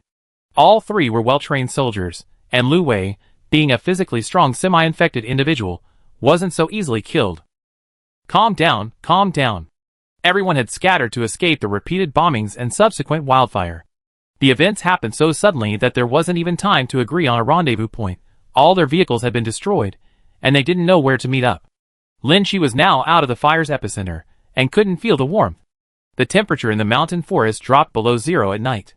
Lin Shi, wearing only 2 layers of clothing, was no match for the cold. Hunger and cold made her feel drowsy. She curled up, resting her head on her arms to reduce heat loss. Yang Yicheng glanced at her, assuming she was sleepy, and hesitated before saying, "Rest for a bit, then we find someone to meet up with along the stream." Lin Shi replied, "No need to rest, let's find someone quickly." If she fell asleep in this condition, while she wouldn't necessarily die, she would most likely wake up with a headache and fever. It was better to meet up sooner, and have peace of mind. Yang Yicheng was somewhat surprised. He probably hadn't expected Lin Shi to be able to persevere after the intense run that had exhausted her. He knew Lin Shi was the scientist who invented the semi-infected. Although he had seen Lin Shi with a gun accompanying Lu Wei into the wilderness 2 years ago, he had never thought she possessed much combat capability. Therefore, when the explosion occurred, fearing this person with no combat experience would be injured, he pushed her down the slope. Lin Shi carried the cooler tightly forward. Although she lacked wilderness survival experience over the years, she had maintained a daily training regimen. After living with Lu Wei recently, under the guidance and training of the semi-infected person with superior physique, Lin Shi's physical abilities were once again unleashed. Using the light from the wildfire, Yang Yicheng led Lin Shi, following the map, towards the vicinity of the largest river in the mountains. As they moved along the river, Lin Shi felt the temperature drop further. A dark shadow was seen floating downstream in the flowing water. Yang Yicheng alertly gripped his gun and went to investigate. It was a person, already shot and dead. Blood was still gushing from the body, indicating it had only been dead a short time. Based on the deceased's clothing, Yang Yicheng deduced, someone from the rock base. Lin Shi looked at the bullet hole in the deceased's forehead and said, he died from a gunshot wound to the head. He wasn't a half-infected. Half-infected individuals have hardened bones, making them immune to ordinary bullets. Yang Yicheng gave her a cryptic look. Although the Watchtower base shared the half-infected research technology, only 3 bases have actually cultivated half-infected individuals. Lin Shi didn't know which version of the vaccine formula the Watchtower base had leaked. In any case, they were all unsuccessful vaccines. Only by achieving complete immunity to the virus can antibodies and the virus coexist in the body, temporarily forming a semi-infected state. However, to date, there is no vaccine that allows the virus and antibodies to coexist and form a stable infected state. The success rate of this project is even lower than that of a vaccine that truly immunizes against the virus. Which 3? Lin Shi asked. Watchtower, Dawn, and White Shield. How is Dawn base? Lin Shi remembered that Xiang Xion's parents went to Dawn base. Yang Yicheng. The internal situation is unknown, but it hasn't fallen yet. Dawn base is nearly 600 kilometers away. Lin Shi, carrying vaccine samples and being hunted, is barely able to protect himself and has no energy to care about others. He can only pray that Dawn base's semi-infected plan hasn't been fully implemented. As long as most people haven't become semi-infected like at Watchtower base, there is still hope of controlling the situation. The two continued along the river and saw several more corpses, some belonging to armed personnel from Rock Base, and others wearing badges similar to Yang Yicheng's. It seems the two sides have already clashed. There might still be personnel from the Rock Base lurking in the mountains, increasing the difficulty of Lin Shi's survival in the wild. Lin Shi asked, is it aimed at you? Ever since Lin Shi escaped from the White Shield base and killed Yu Mingyuan, the outside world has been embroiled in various wars. This rock base might be an adversary of Yang Yicheng's Iron Wolf base. The bombing just now was aimed at us, but now it's aimed at you. Yang Yicheng glanced at her. You become a wanted target for all the bases. Whether it's for the vaccine or the semi-infected, every base wants to capture you and bring you back. If the goal was simply to eliminate the enemy through bombing as before, then sending people into the mountains for a thorough search was likely an attempt to capture Lin Shi alive. Facing Yang Yicheng's inscrutable gaze again, Lin Shi asked fearlessly, "And what about you? You're here to meet us? But are your motives pure?" Yang Yicheng stared at her intently, not answering but asking in return, "What do you think?" His presence with Liang Hui to meet Lu Wei and Lin Shi already indicated his stance, but in the apocalypse, people's hearts are unpredictable, and Lin Shi's initial impression of him was poor. Complete trust was impossible. She hadn't imagined that the person who once hunted her would now be her accomplice and escape, or even her escort. Yang Yicheng, however, disregarded her thoughts and asked, "Can you shoot?" Even having seen Lin Shi with a gun following Lu Wei, Yang Yicheng had never truly looked at this somewhat pale-looking woman. He had once thought Lu Wei was a worthwhile partner, but after witnessing him drunkenly meeting someone in the wilderness late at night, and hearing about the Viagra incident, Lu Wei had become less reliable in Yang Yicheng's eyes. Lin Shi being taken to the wilderness by Lu Wei suggested she might not be capable of protecting herself. Lin Shi understood his meaning and thought that perhaps she shouldn't force herself to protect her, she could manage. But now was clearly not the time for idle talk. Just as Lin Shi was about to reply, she suddenly pulled out her weapon and aimed into the depths of the woods. The silenced pocket pistol didn't make much of a sound, but Yang Yicheng turned around and saw a dark figure fall to the ground. Lin Shi answered his question with her actions. The two immediately ran in the opposite direction of the dark figure. Yang Yicheng handed her a gun. Its exterior was extremely sleek yet possessed a heavy metallic feel, a rare and excellent weapon. Unlike the pocket pistol Lin Shi used for self-defense, this gun had greater firepower and endurance. Although the dark forest was fraught with danger, it also provided Lin Shi and Yang Yicheng with natural shelter. However, each time they encountered an enemy, a signal flare would light up in the sky. Chapter 244. At dawn, Lin Shi and Yang Yicheng had escaped the mountains. As the sky brightened, the distant firelight became less noticeable, but the smoke from the forest still lingered. The rock base had dispatched countless soldiers, but to capture Lin Shi alive, they hadn't launched a full-scale attack. Lin Shi and Yang Yicheng escaped in scathed time and again, their positions marked by signal flares almost the entire time. To escape the signal flare range, the two fought and hit almost all night.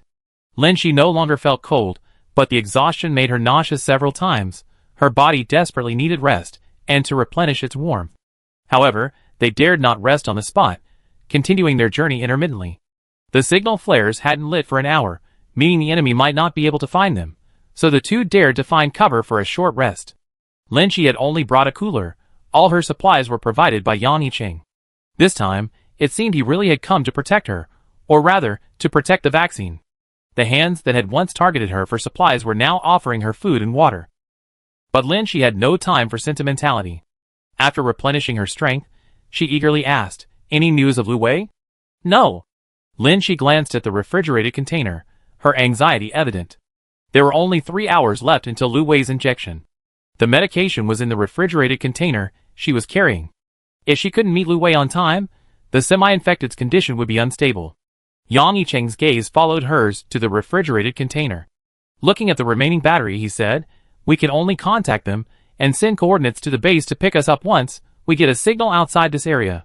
The coolant container's battery could last for another 6 hours, but the edge of the forest was still far away. Even after leaving the forest, they didn't know where they could find a signal, or how long it would take to reunite. Lin Shi had the foresight to prepare a solar panel beforehand, but it had been lost. She had no time to regret it. If it hadn't been lost, they might have been caught by pursuers from the watchtower base. The coolant container couldn't run out of power. It contained precious vaccine samples and previously extracted antibody samples. Most of the effective antibodies came from Lin Shi and Lin Jie. Lin Shi could still extract antibodies here, while Lin Jie was at the distant Dawn base. And the antitoxin and delay agent inside were the medications needed to sustain Lu Wei. Exhausted from a night of travel, Lin Shi had to drag her body forward. There were no pursuers, and still no news of anyone else. 3 hours had passed, and they hadn't reunited with Lu Wei. Now, Lin Shi was moving forward only by the will to protect the samples inside the coolant container. With her stamina depleted, a desperate sprint was no longer feasible. As her pace slowed, the hunger and cold intensified, and Lin Shi's hands trembled as she gripped the cooler. Suddenly, her hand felt lighter. Yang Yicheng had taken the cooler from her, and a heavy weight settled on her shoulder as his combat jacket was draped over her shoulders. Before she could speak, Yang Yicheng glanced at the readings on the cooler. "There's a farm beyond the woods. There might be a signal there, or... Since the zombie outbreak, the densely populated cities had the highest rate of zombie infection. Survivors had already moved to the underground base, while remote mountain villages were sparsely populated and had fewer zombies. Perhaps some survivors remained. If the water circulation system and crops are contaminated with the virus and not sterilized by high temperatures, people who eat them will slowly mutate into zombies. If they can find living people, they can definitely find a place to charge the devices. The hope is slim, but there's no other way now. Lin Shi can't just watch her research efforts go to waste because the refrigerator runs out of power. She quickened her pace, while constantly trying to contact the other three. After leaving the mountains, the messages were slowly sent successfully, but there was no reply. Perhaps there was no signal where the other three were. Having not slept for a day and a night, Lin Shi and Yang Yicheng were exhausted, but neither dared to slow down. They passed 2 remote villages, checking them one by one, but found no living people or solar chargers. As darkness fell again, the refrigerator sounded its power-out alarm. Night descended, extinguishing the flames of hope. Yang Yicheng's face was grim. The base is setting off now. It will take about 5 hours to pick us up after bypassing the war zone. The equipment in his hands was also running out of power. If the convoy sent by the base arrived safely, they could charge it in the vehicle. Lin Shi shook her head slightly. It's too late. The preservation conditions for vaccines, antibody samples, and medications are very demanding. We can't wait 5 hours. Yang Yicheng, there are still 4 kilometers to the next village. He trudged on, preparing to continue. Lin Shi didn't speak. What good would reaching the next village do? The chances of finding anyone alive were almost non-existent. Having gone 2 days and 1 night without sleep, she was exhausted both physically and mentally. Her energy was severely depleted, and her nerves were on edge. She was truly on the verge of collapse. Darkness gradually fell, and soon the road ahead was pitch black. The dilapidated house before her formed a huge, dark shadow. Yang Yicheng took a few steps, but hearing no footsteps, he turned back impatiently. Let's go. Lin Shi, supporting herself on her knees, slowly focused her gaze on the rural self-built house, not far away. She pointed to the dilapidated house with her index finger. There might be someone there. It was a house without doors or windows, and even the roof was missing several pieces. Yang Yicheng glanced at it, and shook his head helplessly. You're hallucinating. Let's go. Lin Shi pointed to the plants in the nearby field. These are radishes. Yang Yicheng looked at the field carefully. He seemed unfamiliar with crops, only recognizing a multitude of different kinds of weeds. Lin Shi, however, noticed something. These are all radishes. Although they're not growing in large quantities, radishes can't just appear out of thin air. Someone must have planted them. Looking closer, there were indeed some crops in the fields on both sides, but they were not neatly arranged, and the weeds hadn't been removed. A bunch of green plants mixed together, and with the cover of night, Lin Shi hadn't noticed them at first glance. Yang Yicheng squinted at the spot Lin Shi pointed to. There's a hole there. There were uprooted radishes, and even leaning weeds could be seen deep in the grass, as if someone had trampled on them. Lin Shi and Yang Yicheng's gazes simultaneously locked onto the dilapidated house. They had just checked every house. Either no one was home, or there were several human skeletons inside. Only this house, with no doors or windows and completely transparent, had been skipped. A spark suddenly ignited in Lin Shi's heart. A basement. She felt there must be a basement beneath that house, and definitely someone living there. That person was very well disguised, using the dilapidated house as cover to live in the basement. Instead of tidying up, they cultivated the fields in a wild, unregulated manner, carefully concealing their presence. Chapter 245. The house had no doors or windows. A quick glance revealed its entire interior. It was practically bare, the few pieces of furniture worn and dilapidated by natural weathering. Lin Shi carried the cooler box quickly inside, while Yang Yicheng gripped his gun tightly, remaining vigilant. Without a door, they entered without hindrance. The ground was covered in layers of dirt and dust, leaving clear footprints. Inside, there was a pile of junk, the top layer of old bottles covered in dust, but no handprints. Yang Yicheng gestured for Lin Shi to stop, then pointed his gun downwards, quietly approached, and slowly lifted the partition concealed by the bottom of a plastic bottle.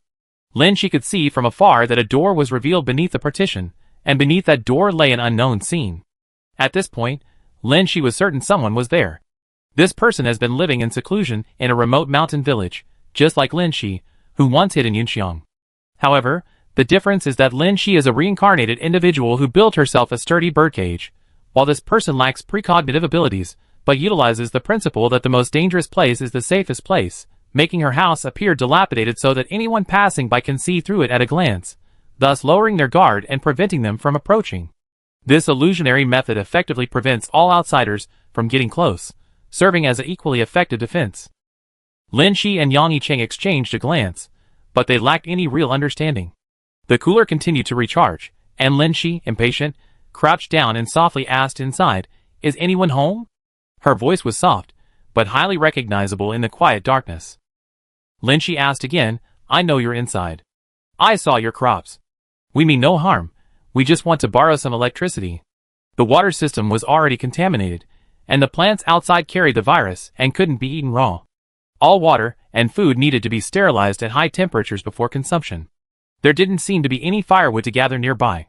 The person inside must have survived by using electricity for sterilization. Still no response. Yang Yicheng gestured for Lin Shi to step back, then took out a sturdy gun with a large grip from his backpack, preparing to forcefully knock on the inner door. Lin Shi hesitated, stopping him, and continued speaking to the other side of the door. "Hello, I'm a researcher, escorting vaccine samples for the zombie virus. The refrigerator is almost out of power. Could you please lend me some?" From this very secluded dwelling and farming method, Lin Shi knew that inside was a survivor with no ambition, terrified of being discovered, and unrelated to the half-infected plan. Still no response from inside. Yang Yicheng coldly watched her anxious expression after she didn't respond, then raised his gun, ready to forcibly demolish the door. "Hey! You inside? We mean no harm. We just need to borrow electricity. Please open the door quickly." Lin Shi tried to communicate again. Crack! Yang Yicheng smashed the wooden door with the hardest part of his gun. This basement door was an interior door, not made of anti-theft material. The impact dented it, leaving it in grave danger. No! The refrigerator had lost power an hour ago, and the temperature inside wouldn't last long. Lin Shi was more anxious than anyone else, but seeing Yang Yicheng's actions, she instinctively tried to dissuade him. Bang! Yang Yicheng raised his hands high, completely ignoring Lin Shi. A hole was smashed in the door. Just as the raised gun was about to fall again, Yang Yicheng suddenly stepped back, shoving Lin Shi to the ground in the process. Then, several pebbles flew out of the hole with a whoosh, nearly hitting both of them. Those were pebbles launched from a slingshot. A low, hoarse female voice came from inside the doorway. "Get out of here, or I kill you." Although she spoke harshly, the weak voice and slight tremor at the end revealed her inner fear. After realizing it was just pebbles from a slingshot, Yang Yicheng was no longer worried. He placed his flashlight on the nearby pile of garbage to illuminate the room. This action was somewhat risky. The light would attract zombies, but this remote mountain village might not have any. Another danger was that the light would attract living people. What if the pursuers were nearby? Therefore, Yang Yicheng's actions were exceptionally ruthless. Using the light, Lin Shi could see the person inside the door. It was a haggard face, now contorted with terror. The doorway was being smashed wider and wider by Yang Yicheng, revealing a layer of security bars underneath. Lin Shi cried anxiously, "He's going to smash your door to pieces. Open the door. Lend us some electricity." The girl inside, seeing the door completely shattered, was terrified, but she dared not scream. Instead, she trembled and cried out, "You bunch of robbers. If you come in, you just take over my place. I won't fall for that again. Stop. Get out." The refrigerator beside Lin Shi was emitting its final warning, indicating that the internal temperature was nearing its critical point. Lin Shi gritted her teeth and said, "Listen, this refrigerator desperately needs charging. It contains a sample of a zombie vaccine, the most advanced scientific achievement humanity has ever made. It must be preserved. I promise I only lend you electricity, I won't harm you." The girl inside exclaimed, "Who believes that? You already broken my door." Yang Yicheng completely ignored them, continuing to pound on the security bars. The bars were metal, not as easy to break as a wooden door. The old security door began to bend after being repeatedly struck in the same spot. Lin Shi's resolve wavered. She didn't want to harm the girl inside, but a voice inside her urged, "Open the door quickly, get the charging pad." At this moment, she couldn't help Yang Yicheng break down the door, nor could she stop him from entering. She could only weakly plead, "Open the door quickly, the vaccine really can't." "I don't believe it." Seeing her defenses about to be breached, the girl inside fought back desperately, wildly firing her slingshot at Yang Yicheng and Lin Shi. After they dodged it, she pulled out a knife and axe, sticking them out over the bars to attack Yang Yicheng.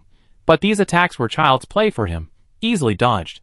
Her actions, though incapable of harming Yang Yicheng, could cause him trouble and prevent him from continuing to attack the railing. The refrigerator's last 2 alarms were silenced before they finished, meaning the box was completely out of power, and the internal temperature was about to become unbalanced. Lin Shi's eyes widened. No! Vaccines, antibodies, and antitoxins. Yang Yicheng's gaze hardened. The hard butt of his gun no longer pounded the railing, but instead turned the muzzle to aim inside.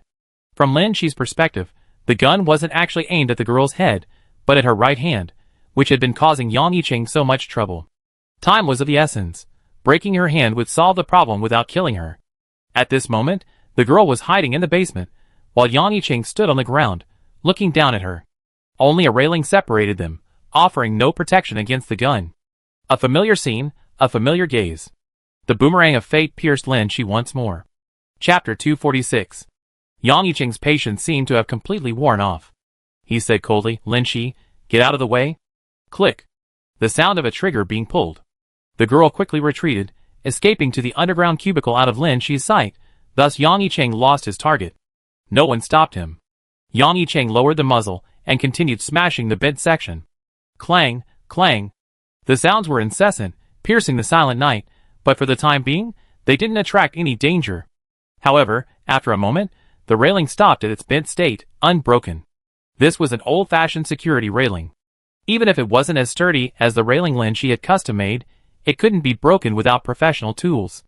Unless the Iron Wolf base's reinforcement convoy brought professional tools, but by then, the vehicles would have arrived, and Lin Shi could go to the vehicle to charge her phone. Similarly, by then the refrigerator would have cooled down, and the contents inside would likely have become inactive. Yang Yicheng knocked a few more times in vain, letting out a disappointed sigh. Forced entry was hopeless.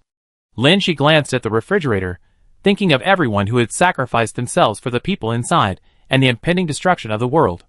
Looking at the sturdy bars, a voice inside her complained, "Why won't you open the door? Why won't you lend us a little electricity?" But the people inside had clearly witnessed all sorts of evil in the apocalypse, and they wouldn't open the door no matter what. Lin Shi understood. After all, she had been in the same situation before. But when people's positions differ, she still had to try her best to fight for herself. She lunged forward, gripping the bars, and said to the people inside, "I beg you, open the door and lend us electricity. The refrigerator contains humanity's only hope to defeat the zombies." The girl's legs had gone weak at the sight of the gun barrel. She felt a slight sense of relief when she hid and realized Yang Yicheng couldn't break down the door, or even aim at her. Now, she angrily retorted to Lin Shi, "What do humans have to do with me? So many people have bullied me since the zombie outbreak. Why should I save all of humanity? Who knows if your vaccine is real? Who knows what you do if you open the door? I've seen plenty of killing and looting before. I'm just an ordinary person. I could have lived a good life. I just wanted to live peacefully here. Why did you come to destroy everything?" Lin Shi, unsure if it was too late, made a final plea. "You can live here, but you never see another living person again. So what?" Lin Shi, 4 years. Haven't you felt lonely? How many more years can you endure this? Not long. Lin Shi knew. Silence fell inside, as if they were also deep in thought. The girl inside immediately attacked Lin Shi and Yang Yicheng with stones. Though angry, her eyes revealed surprise and relief at finally seeing living people. She must have also wondered what was happening to the outside world, yet dared not venture out to investigate. Lin Shi had said everything she could. What should she do? Time was ticking away. She couldn't get through the door. The refrigerated container would soon give way. If only the vaccine sample was damaged, Lin Shi had the experience to reconstitute it. But if the antibody sample was destroyed, there was nothing she could do. These specific antibodies needed to be collected again, and in the current situation of zombies and war, collecting them was no easy task. And what about the delay agents and antitoxins? Lin Shi's head was throbbing with pain. She squatted to the side, clutching her hair. Yang Yicheng clicked his tongue and stepped in. "If you don't open the door, my men will be here soon and will definitely tear this house down." Lin Shi glanced at him in surprise. "So what? What's the point?" Although she hadn't spent much time with Yang Yicheng, she knew he wouldn't do anything pointless or purely self-destructive. The next second, Yang Yicheng added, "If you contribute the charging pad, I guarantee I won't hurt you and can even take you back to the base, where there's a better standard of living." There was a moment of silence inside, then the girl inside cried out angrily, "What kind of guarantee is yours? You're a robber, who knows if you're telling the truth?" Yang Yicheng was speechless. "Besides, who cares about your crappy base?" Yang Yicheng, I seen online that people say the base kills people, explodes, and oppresses women. You wouldn't survive going there. Although the base has an internal network, preventing those inside from receiving public network signals, there are always resourceful individuals who manage to spread rumors through the public internet. The girl said indignantly, "I'd rather commit suicide than live such a dangerous life." Yang Yicheng, then can you open the door now and commit suicide? No. Yang Yicheng, my people will arrive in a few hours, and you won't survive either. Anyway, there's no point in you living. Lin Shi knew Yang Yicheng probably wouldn't actually do that, otherwise, he wouldn't have given up attacking Lin Shi's house after failing to take the solar panels in her previous life. According to him, he would have brought in more weapons to blow up Lin Shi's house to vent his anger. As expected, the girl wouldn't be mistreated, she would continue living after they left. Lin Shi, I seen the crops in the fields outside. The quantity is small. You're barely surviving here, already malnourished. And the harvest is getting worse every year, you starve to death sooner or later. Unlike Lin Shi, who had ample food supplies and seeds, this girl didn't grow much, and she didn't raise any animals. She probably hadn't had enough to eat for years, and her quality of life was extremely poor. Lin Shi continued to persuade her, you continue to live here in hunger and cold. When the zombies destroy humanity, you never leave this basement. The person inside was seriously considering the problem, neither refuting nor crying. Lin Shi added, going to the base might not be the best option, but at least it's an unknown path. If you contribute the charging pad, I trade my life for yours, okay? If there's danger, I protect you, I die first.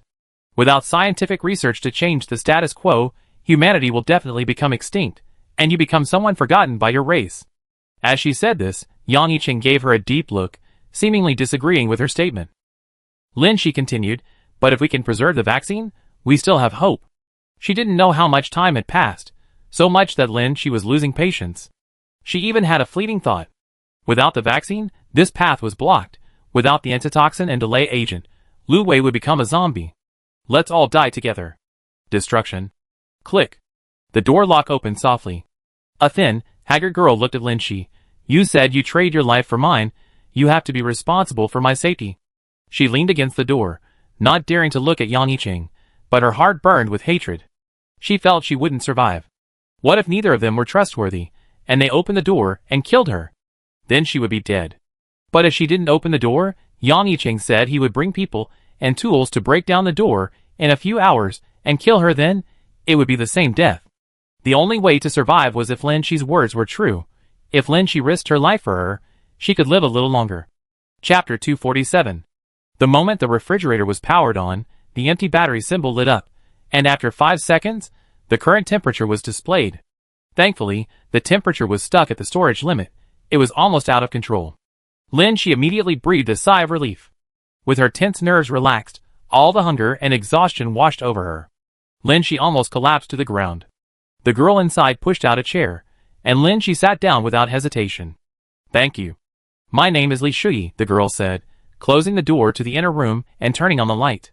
Lin Shi subconsciously raised her weak hand to cover her eyes, but when she lowered it, she found Li Shui staring intently at her. You look so pale. Are you from the base? Li Shui asked. Lin Shi nodded.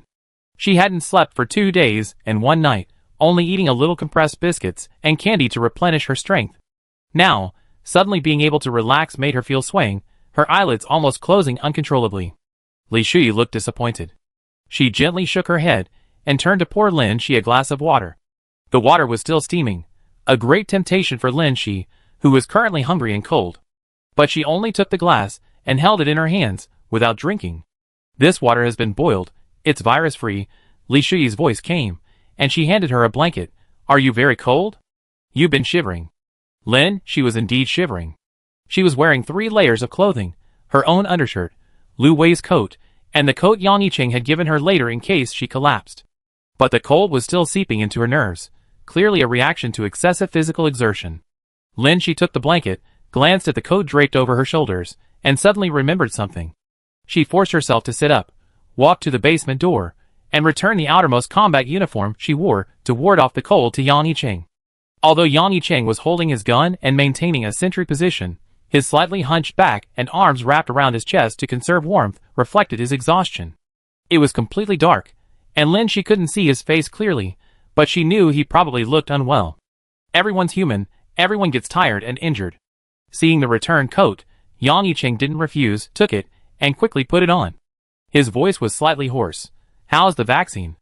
"Lin Shi, it's fine." It was too cold outside, so Lin Shi went back down, leaving Yang Yicheng alone at the cold basement doorway. Li Shuyi didn't invite Yang Yicheng into the inner room, and Yang Yicheng didn't seem inclined to go in either.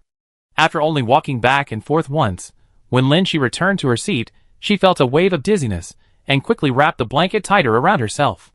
Li Shuyi looked Lin Shi up and down again. She herself was haggard and emaciated, but Lin Shi wasn't much better off. Lin Shi looked listless, her skin pale and bloodless, and her ill-fitting coat made her appear extremely weak. Li Shuyi shook her head in disappointment. How could someone who looked so frail protect others? Lin Shi, however, paid no attention to Li Shuyi's thoughts, focusing intently on the slowly rising battery on the cooler, forcing herself to stay upright through sheer willpower.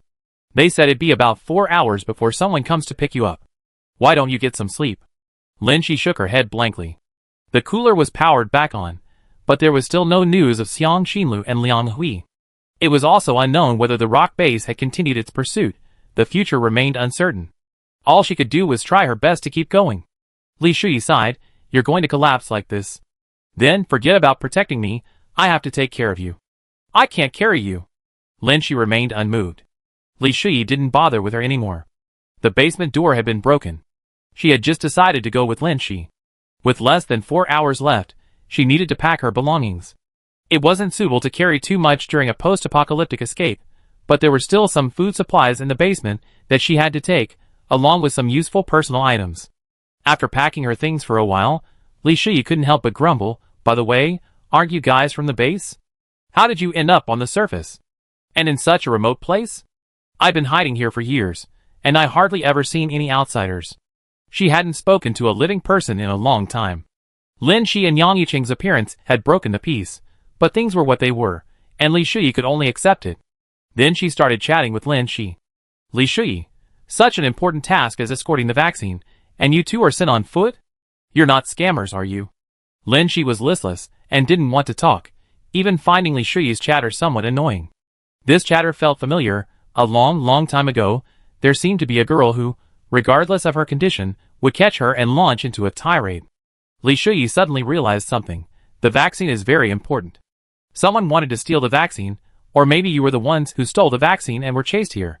Lin Shi's dry eyes twitched. She had guessed the outcome of the chase, but not the reason. But Li Shuyi only cared about the result. "You're really being chased. Will they come to me? Is it safe for me to stay with you?" Lin Shi was speechless for a moment. Li Shuyi glared at Lin Shi. "I don't care. You said you protect me. Even if they chase us here, you die before me." Lin Shi snorted softly. Yang Yicheng outside spoke up. "Lin Shi can't make this trade. Breaking through the security bars was difficult. The existing tools might not be enough." They didn't know if the vaccine and antibodies would be enough to hold out until reinforcements from the Iron Wolf base arrived. Lin Shi had to do everything she could to buy time. Losing her life would have serious consequences. But if Lin Shi lived but lost her current research results and all the drugs, wouldn't that be worse than dying outright? She had to weigh the two evils, and choose the more acceptable one. At least for now, the research results were preserved, and her life wasn't in immediate danger. Li Shuyi glanced angrily at the door, fearing Yang Yicheng but daring not to contradict him. She could only question Lin Shi. "You promised." Yang Yicheng's tone was cold and hard. "Her life is important. I can't trade it for yours." "What do you mean? Are you going back on your word?" Li Shuyi shouted. Lin Shi swayed precariously, and before collapsing, she heard Yang Yicheng's voice drift back. "What I mean is, if your life is in danger, I protect you." Chapter 248. Lin Shi woke up with a jolt. Her vision was completely dark. As her consciousness gradually returned, she realized she was on the field bridge she and Yang Yicheng had just been to, the village where Li Shuyi lived. Her gaze shifted to Li Shuyi, who was walking beside her with her head down, looking around cautiously like a wary cat. Lin Shi herself had been carried into the vehicle, a silver-white refrigerated container placed beside her, continuing to charge. She was saved. The Iron Wolf base's support personnel had arrived. Lin Shi was temporarily protected by the convoy, and the refrigerated container now had a stable power source. Her head was still throbbing. From escaping the watchtower base, soaked in sweat and exposed to the cold wind, to the relentless escape, her body couldn't withstand the strain. With a ringing in her ears, Lin Shi heard several people talking. A familiar female voice seemed to be complaining, then Yang Yicheng's voice.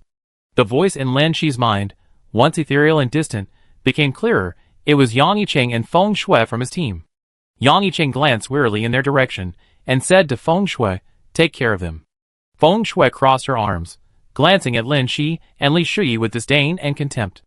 After speaking, Yang Yicheng grabbed a supply pack and ate something before leaning back and closing his eyes to rest.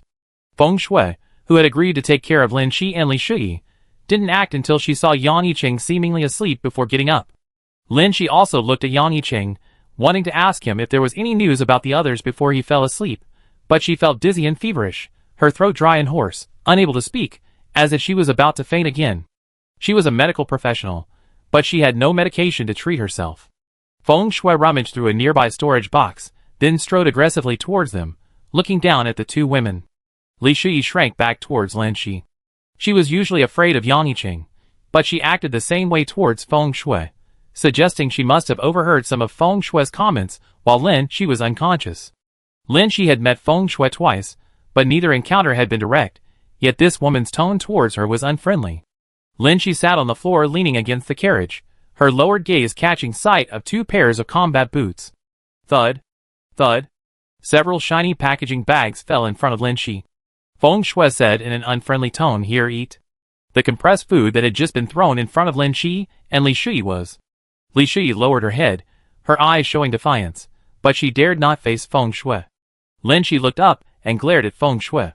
Hand-picked food. She had survived the apocalypse for a long time, almost never needing to ask for help. Even when she was ostracized and ridiculed at the research institute, no one would simply throw food on the ground for her to pick up. Feng Shui looked into her eyes, saw her worries, and chuckled, "What? Not eating?" Lin Shi, who had spent years at the base and had very fair skin, now had lips almost as white as her face. Her glaring expression seemed somewhat ridiculous to Feng Shui. Feng Shui squatted down, still taller than Lin Shi and Li Shui, who were sitting. She put down two bottles. "Honorable researcher, you don't need someone to help you open the bottle caps, do you?" Lin Shi's expression relaxed, and she naturally took the bottles and the food on the ground, opened them, and ate. At this point, what was the point of sacrificing her health for face and dignity? Her physical condition was extremely poor. Without medication, she needed to replenish her strength and boost her body's self-healing abilities to recover quickly. Who knew what unexpected situations might arise later? Seeing her do this, Li Ran imitated her, but under Feng Shui's gaze, her movements were unnatural and hesitant. Cold water down her throat, coupled with the dry, hard biscuits, made Lin Shi cough uncontrollably twice, her head starting to spin again. Feng Shui sneered, "The people in your base are really delicate." Lin Shi composed herself, not getting angry, and calmly asked, "What grudge do I have against you?" Although she knew that sometimes disliking someone didn't need a reason. "No." Feng Shui finally got to hear Lin Shi ask the question, and she chuckled, "Just annoyed with you." "Oh." Feng Shui glanced at Li Shui, who was happily eating compressed biscuits beside her, and then said to Lin Shi, "It's one thing to be a useless person, but you also have to drag our Captain Yang down with you." She glared at Lin Shi, "Look at the stupid thing you've done. Trading Captain Yang's life for her? We already had a hard time protecting you. We have no obligation to protect you." The cold water and dry food caused an adverse reaction in Lin Shi's weak stomach. Just as Lin Shi was about to retort to Feng Shui, she suddenly vomited, a glob of vomit landing on Feng Shui's clothes. Feng Shui looked at her clothes in disbelief, gritting her teeth. "Did you do that on purpose?" Lin Shi didn't seem to care. "I didn't ask you to protect me." She was replying to Feng Shui's earlier words. The woman in front of her was troublesome and difficult to deal with. She just wanted to eat something to regain her strength, but this person kept nagging and looking for a fight. Feng Shui sneered, "Don't you even know whose car this is? You're just eating and using this for free. Don't act all innocent after getting something for nothing. If you don't care about our protection, then get out of the car yourself." Lin Shi suddenly felt an impulse and stood up. She wouldn't impulsively get out of the car, but this person had repeatedly provoked her. She wasn't good at arguing, so fighting back with her fists was the only right thing to do. However, Feng Shui was clearly a skilled fighter as well. The punches thrown by the swaying Lin Shi seemed ridiculous to her. Lin Shi had some fighting skills, but she was too weak. Feng Shui quickly grabbed her by the throat and slammed her against the car wall. Lin Shi realized how weak she was, and Feng Shui, who had been accompanying Yang Yicheng on field missions, was no pushover. She was slammed heavily against the wall, Feng Shui's grip on her throat showing no sign of letting up. She was almost suffocating. Li Shui didn't dare speak. The others in the car were all on Feng Shui's side, watching the spectacle unfold. What's all this commotion? Only Yang Yicheng spoke in a low voice. Feng Shui released her grip, clapped her hands, and stood still beside him. Yang Yicheng opened his eyes, annoyed that his rest had been interrupted. He looked coldly at Lin Shi. I thought you were just indecisive, but now it seems you're both stupid and impulsive. He then gave Feng Shui a warning look. Feng Shui shrugged. She started it. Yang Yicheng's tone was chilling. You started it. Go back and put her in solitary confinement. Feng Shui was surprised that Yang Yicheng wasn't on her side. After a moment of surprise, she said angrily, It's all because of her that Lao and Xiaoming died. She's the one who brought all those people here? I just don't like her, so what? Lin Shi was thrown around, but after recovering, she grabbed the nearby cooler and held it protectively in her arms. Yang Yicheng glanced meaningfully at the refrigerated box. Didn't you hear what Lu Wei said? Feng Shui persisted. Who knows if what Lu Wei said is true? Besides, she's the one who first created the half-infected. Does that mean all of us who died at the hands of the half-infected army are to blame her? Yang Yicheng closed his eyes in annoyance. Feng Shui, what's wrong with saying a few words to her? She lost her temper and attacked first. I didn't intend to kill her. Yang Yicheng and Feng Shui talked for a while longer, but Lin Shi didn't listen. She simply turned on her watch and continued trying to contact her teammates. When she came to her senses, she suddenly noticed Li Shui staring at her. Li Shui, I got into a black cab. Lin Shi, it's okay, wait for my friend. Li Shui shook her head. No, I said I got into a black cab with you, sister. I didn't expect you to be so useless. You couldn't even beat them. How could I have believed your nonsense? Chapter 249. The convoy gradually picked up the other survivors of the bombing. Lin Shi rested for a while, regaining some strength, but the throbbing headache persisted. Each time the convoy stopped, she craned her neck to look for the survivors meeting outside, but unfortunately, none of them were the people she wanted to see. The journey continued intermittently, including an ambush by another base. By the time darkness fell again, Lin Shi felt exhausted. The convoy finally stopped. Lin Shi's mood had shifted from anticipation to anxiety, but now it had returned to calm. However, in the dim darkness outside, she saw a familiar figure. Lu Wei, who had given her his coat, and was now only wearing a thin shirt, stood out in the crowd. Lin Shi suddenly felt a surge of energy and rushed out of the vehicle to join them. Lu Wei looked up and saw her. However, halfway there, another familiar figure rushed out. Xiang Xian, arms outstretched, was the first to rush towards Lin Shi. The silent night was unsuitable for making a sound. Everyone remained silent, their excitement at the reunion unspoken. Lin Shi glanced at Xiang Xian, then, to her surprise, rushed towards Lu Wei. Lu Wei, startled, raised his hands, seemingly to welcome Lin Shi. The next second, a slight stinging sensation shot through his arm, followed by an injection of medicine colder than his body. Lin Shi paused within the area of his arm, meticulously changing his dressing, administering several injections in succession. It had been 2 days since his last dose of medication. Lin Shi wasn't sure if Lu Wei's infection had progressed, so she could only try to recover by injecting all the missed medication. Are you all right? After doing all that, Lin Shi asked softly. She glanced meaningfully at Lu Wei's wrist. His watch was indeed gone, so she couldn't detect his vital signs. Lu Wei placed one hand on her shoulder and the other on her head, pressing her against his chest. A breath came from there only once in a long while, and his heartbeat was ridiculously slow. The others cast surprised glances. Lin Shi was also taken aback. What was going on? Didn't we agree to keep our distance and not listen to heartbeats like this? The subsequent hug was also to disguise ourselves as spies and avoid suspicion. But Lu Wei showed no sign of letting go. He was even trembling slightly. You're so cold, Lin Shi awkwardly described his body temperature. Perhaps the decreased organ function and body temperature of a semi-infected person make them more resistant to hunger and cold than humans. But he hadn't completely mutated and retained human characteristics. He couldn't completely ignore temperature and individual energy expenditure, and at this moment, he had reached his limit. You're so hot, Lu Wei said softly. Lin Shi, It's normal for you to think I'm hot. The body temperature of a semi-infected person usually doesn't reach 36 degrees Celsius, so Lu Wei thought it was normal for her to be hot. A sudden awkwardness ensued. Then a resentful face appeared before her. Xiang Xian, pouting, pried Lu Wei's arm aside and squeezed between them, hugging them with one arm each.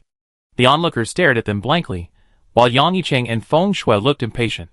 With someone joining their embrace, Lin Shi felt that Xiang Xian's arrival eased her awkwardness and confusion, but at the same time, she felt the scene was now even more bizarre. Xiang Xian's body trembled slightly, her expression looking both aggrieved and sad. She whispered, "You're cold, and you're hot. As a normal person, I can tell you're both not feeling well." Lin Shi, Lu Wei, Feng Shui couldn't help but interrupt. "How long are you three going to keep hugging in this awful place?" Lin Shi ignored her, but knew this wasn't the place to talk, so she let go first. Xiang Xian reached out and felt her forehead. San, have you taken your temperature?" Lin Shi roughly knew her physical condition. After being exposed to the wind and exerting herself like that, she could indeed have a fever. But she couldn't worry about that now. She said to the two of them, "This isn't the place to talk. Let's leave first. It's so good to see you're alright. We'll be all together when Xiong'er comes back." Everyone was getting into the car, and Lin Shi silently followed, not wanting to hold them back. Lu Wei and Xiang Xian also silently followed. Everyone else on the bus seemed to have assigned seats. Although a few were missing, Lin Shi tactfully avoided sitting next to them, and the three of them sat down beside Li Shuyi. Li Shuyi's gaze swept over the three of them, and she quietly asked Lin Shi, "These are your friends?" Her tone lacked admiration, revealing a hint of disbelief. A man wearing only a shirt on a freezing day, a woman in prison garb, and a seemingly reliable person, who was actually a pampered newbie. None of them seemed reliable. They gotten into an unlicensed taxi. Li Shuyi silently wept inside, maintaining a smile, and nodding to Lu Wei and Xiang Xian. Things had come to this point, and she understood. Yang Yicheng and Feng Shui, while capable, were unreliable. Lin Shi's group, though eccentric, might lead to some unexpected adventures if they followed them. Lin Shi said, "There's one more person." Seeing the car door about to close again, she asked Lu Wei and Xiang Xian, "Where's Xiong'er?" Xiang Xian lowered her head, while Lu Wei silently looked at her. Lin Shi hadn't understood yet. "You got separated?" Xiang Xian looked up, her eyes already red. Lin Shi froze. The four of them had been separated before. Since the zombie outbreak, they had cooperated seamlessly and trusted each other. If it was just a temporary loss of contact, she would only be a little anxious like Lin Shi had been before not. Thinking of this, she suddenly realized that Lu Wei and Xiang Xian's actions outside the car just now seemed unusual. Seeing Xiang Xian about to burst into tears, Lin Shi swallowed hard and turned to Lu Wei for confirmation. Lu Wei lowered his eyelashes. "We were together until he was hit by a stray bullet." In other words, they witnessed Liang Hui's death. There was no possibility of him disappearing. Having received a positive answer, Lin Shi froze. Even her gaze stopped moving. Liang Hui is dead? Liang Hui is dead. He died without warning. No, to be precise, Lin Shi had foreseen everyone's death since the apocalypse. Every mission resulted in casualties. Her partners were more capable than ordinary people, but no one could guarantee a safe return every time. Just like Lu Wei contracted the virus. Danger was ever present. No one could predict who would die. When the bombers dropped their bombs, Lin Shi and Yang Yicheng barely escaped the wildfire's range and evaded the pursuit of the rock base. Anyone could have died suddenly. Lin Shi suddenly felt weak and leaned against the car. She needed time to process the concept of death. She had died time and time again, long since losing any reverence for death. But when death happened to a friend, a familiar sense of powerlessness washed over her again. Just like the time when Lu Wei was infected with the virus and his fate was uncertain, someone was no longer visible. Lin Shi had a dream while she had a high fever. In her dream, someone suddenly told her that her father had passed away. Lin Shi didn't cry at that moment. She didn't react at all, or rather, she didn't believe it. Before she could process her emotions about her father's death, Lin Shi found herself standing in the intensive care unit, beside her mother, forever asleep. Her world collapsed. In her dream, she wailed and let the flames engulf her. In her panic, she suddenly felt a coolness dispel the heat. She couldn't see clearly. Perhaps she was holding her mother's corpse. Chapter 250. Cool water flowed slowly down her throat, and Lin Shi immediately felt refreshed. She slowly opened her eyes. Xiang Xian's furrowed brows relaxed. You're finally awake. Lin Shi looked around. She was still in the tank at the Iron Wolf base. Nearby, some people were resting with their eyes closed, while others were operating instruments and communicating with the base. She herself was leaning against Lu Wei, and Xiang Xian was feeding her water. How long have I been asleep? 5 hours. Xiang Xian held up a 5 with her hand, then added, your fever was terrifying just now. You almost warmed brother Lu up. Lu Wei's cold hand, which had been pressed against her forehead to cool her down, had indeed warmed up. Seeing that she was awake, he withdrew his hand. We're almost there. We can ask the medical department for fever-reducing medication later. Lin Shi responded listlessly. Liang Hui's death dealt a similarly heavy blow to Lu Wei and Xiang Xian. Everyone on the bus had experienced the death of comrades, but this was the first time she felt such overwhelming grief over the death of someone else. Song Hung and the others from the research institute, though their deaths weren't confirmed, were essentially gone too. This only stirred something in Lin Shi. Lin Shi couldn't help but recall Zhao Jing's words. Perhaps she truly was someone who only felt pain when the needle pricked her own skin. But most people are like that, especially after the apocalypse, making it even harder to empathize with others' feelings. Perhaps to avoid being tracked by other bases, the convoy arrived at the Iron Wolf base close to dawn. Lin Shi finally arrived at the Iron Wolf base, which she had heard about in her previous lives. Unlike what she had imagined, the Iron Wolf base wasn't an official base. It had few floors, but a considerable area, and its location was extremely secretive. Lin Shi hadn't even seen the way in. The Iron Wolf base had no security checks, and only 3 floors. One floor was used for parking vehicles and storing large equipment, while the remaining 2 floors were living quarters. Rooms were arranged around the perimeter, and the interior consisted mostly of common areas and training grounds, with a huge arena at the very center. 2 shirtless men were fighting on the arena, drawing applause from the surrounding crowd. Upon seeing Yang Yicheng and his group return from afar, everyone stopped what they were doing and nodded in greeting. But to Lin Shi's surprise, everyone here addressed Yang Yicheng as captain. A leader of a self-made warlord was only addressed as captain, not some extravagant title, nor the utterly rustic boss. Yang Yicheng returned, travel-worn, and quickly gave some deployment instructions to certain departments, then allowed those returning from missions to rest. He glanced at Lu Wei's group and then said to Feng Shui, arrange their accommodations. He didn't give many instructions, but instead gave her a warning look. Feng Shui grinned and said, okay, I promise I won't hurt her. The she referred to was Lin Shi. Feng Shui then gestured towards Li Shui with her chin. What about her? She was brought into the base because she contributed supplies. So will she be living with the others? Li Shui immediately understood that Lin Shi's status among the group was different, and she would be assigned separate accommodations. She quickly grabbed Lin Shi. I want to live with her. Yang Yicheng nodded wearily. Whatever. He also needed to adjust. After Yang Yicheng left, Feng Shui whistled to the 4 of them. Come with me. Feng Shui led them to the side and tossed them 4 keys. You can stay however you want. Live together if you want. Do drugs if you want. Lin Shi ignored her, grabbed a key, and opened the door, only to find 2 bunk beds in the room. Feng Shui hadn't left yet. Seeing Lin Shi standing in the doorway, she couldn't help but say, this place used to be full of people. Thanks to the scientists, they died in the war against the half-infected, which is why so many rooms are empty. She suddenly remembered something and clapped her hands. Oh right, the fever reducer is in the medical department. After taking the medicine, don't cry and whine while clinging to your boyfriend calling for your mother. You're a grown-up, ugh. Before leaving, she deliberately vomited as revenge for Lin Shi vomiting on her. Xiang Xian, behind her, imitated Feng Shui's arrogant posture and the way she spoke with her chin held high, rolling her eyes, in a similar exaggerated expression. Li Shui, watching, secretly chuckled. Lin Shi entered a room with a blank expression. This was the Iron Wolf base, someone else's territory, and given her current state, it wasn't appropriate for her to clash with Feng Shui until she recovered. Xiang Xian also entered the room, and a moment later, Lu Wei returned with a tray of food and fever-reducing medicine. Xiang Xian suddenly asked, Brother Lu, San, you two really aren't having an affair, are you? Lin Shi shook her head. Xiang Xian, then how about the 3 of us stay together? I want to sleep with you all. There were 4 beds, more spacious than the 4-person cramped truck. Lu Wei had no objections. After everyone had chosen their beds, all 3's gazes fell on the empty bed. The air seemed to freeze, everyone froze. They both thought of the same person. Let's eat. The first to speak was Lu Wei.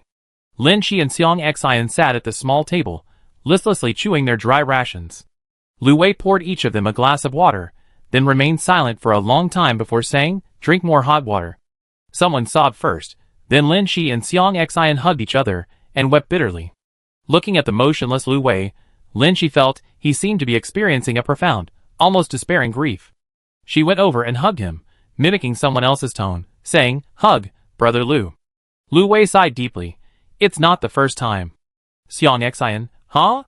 Lin Shi knew he was saying that Liang Hui dying in front of him like this wasn't the first time.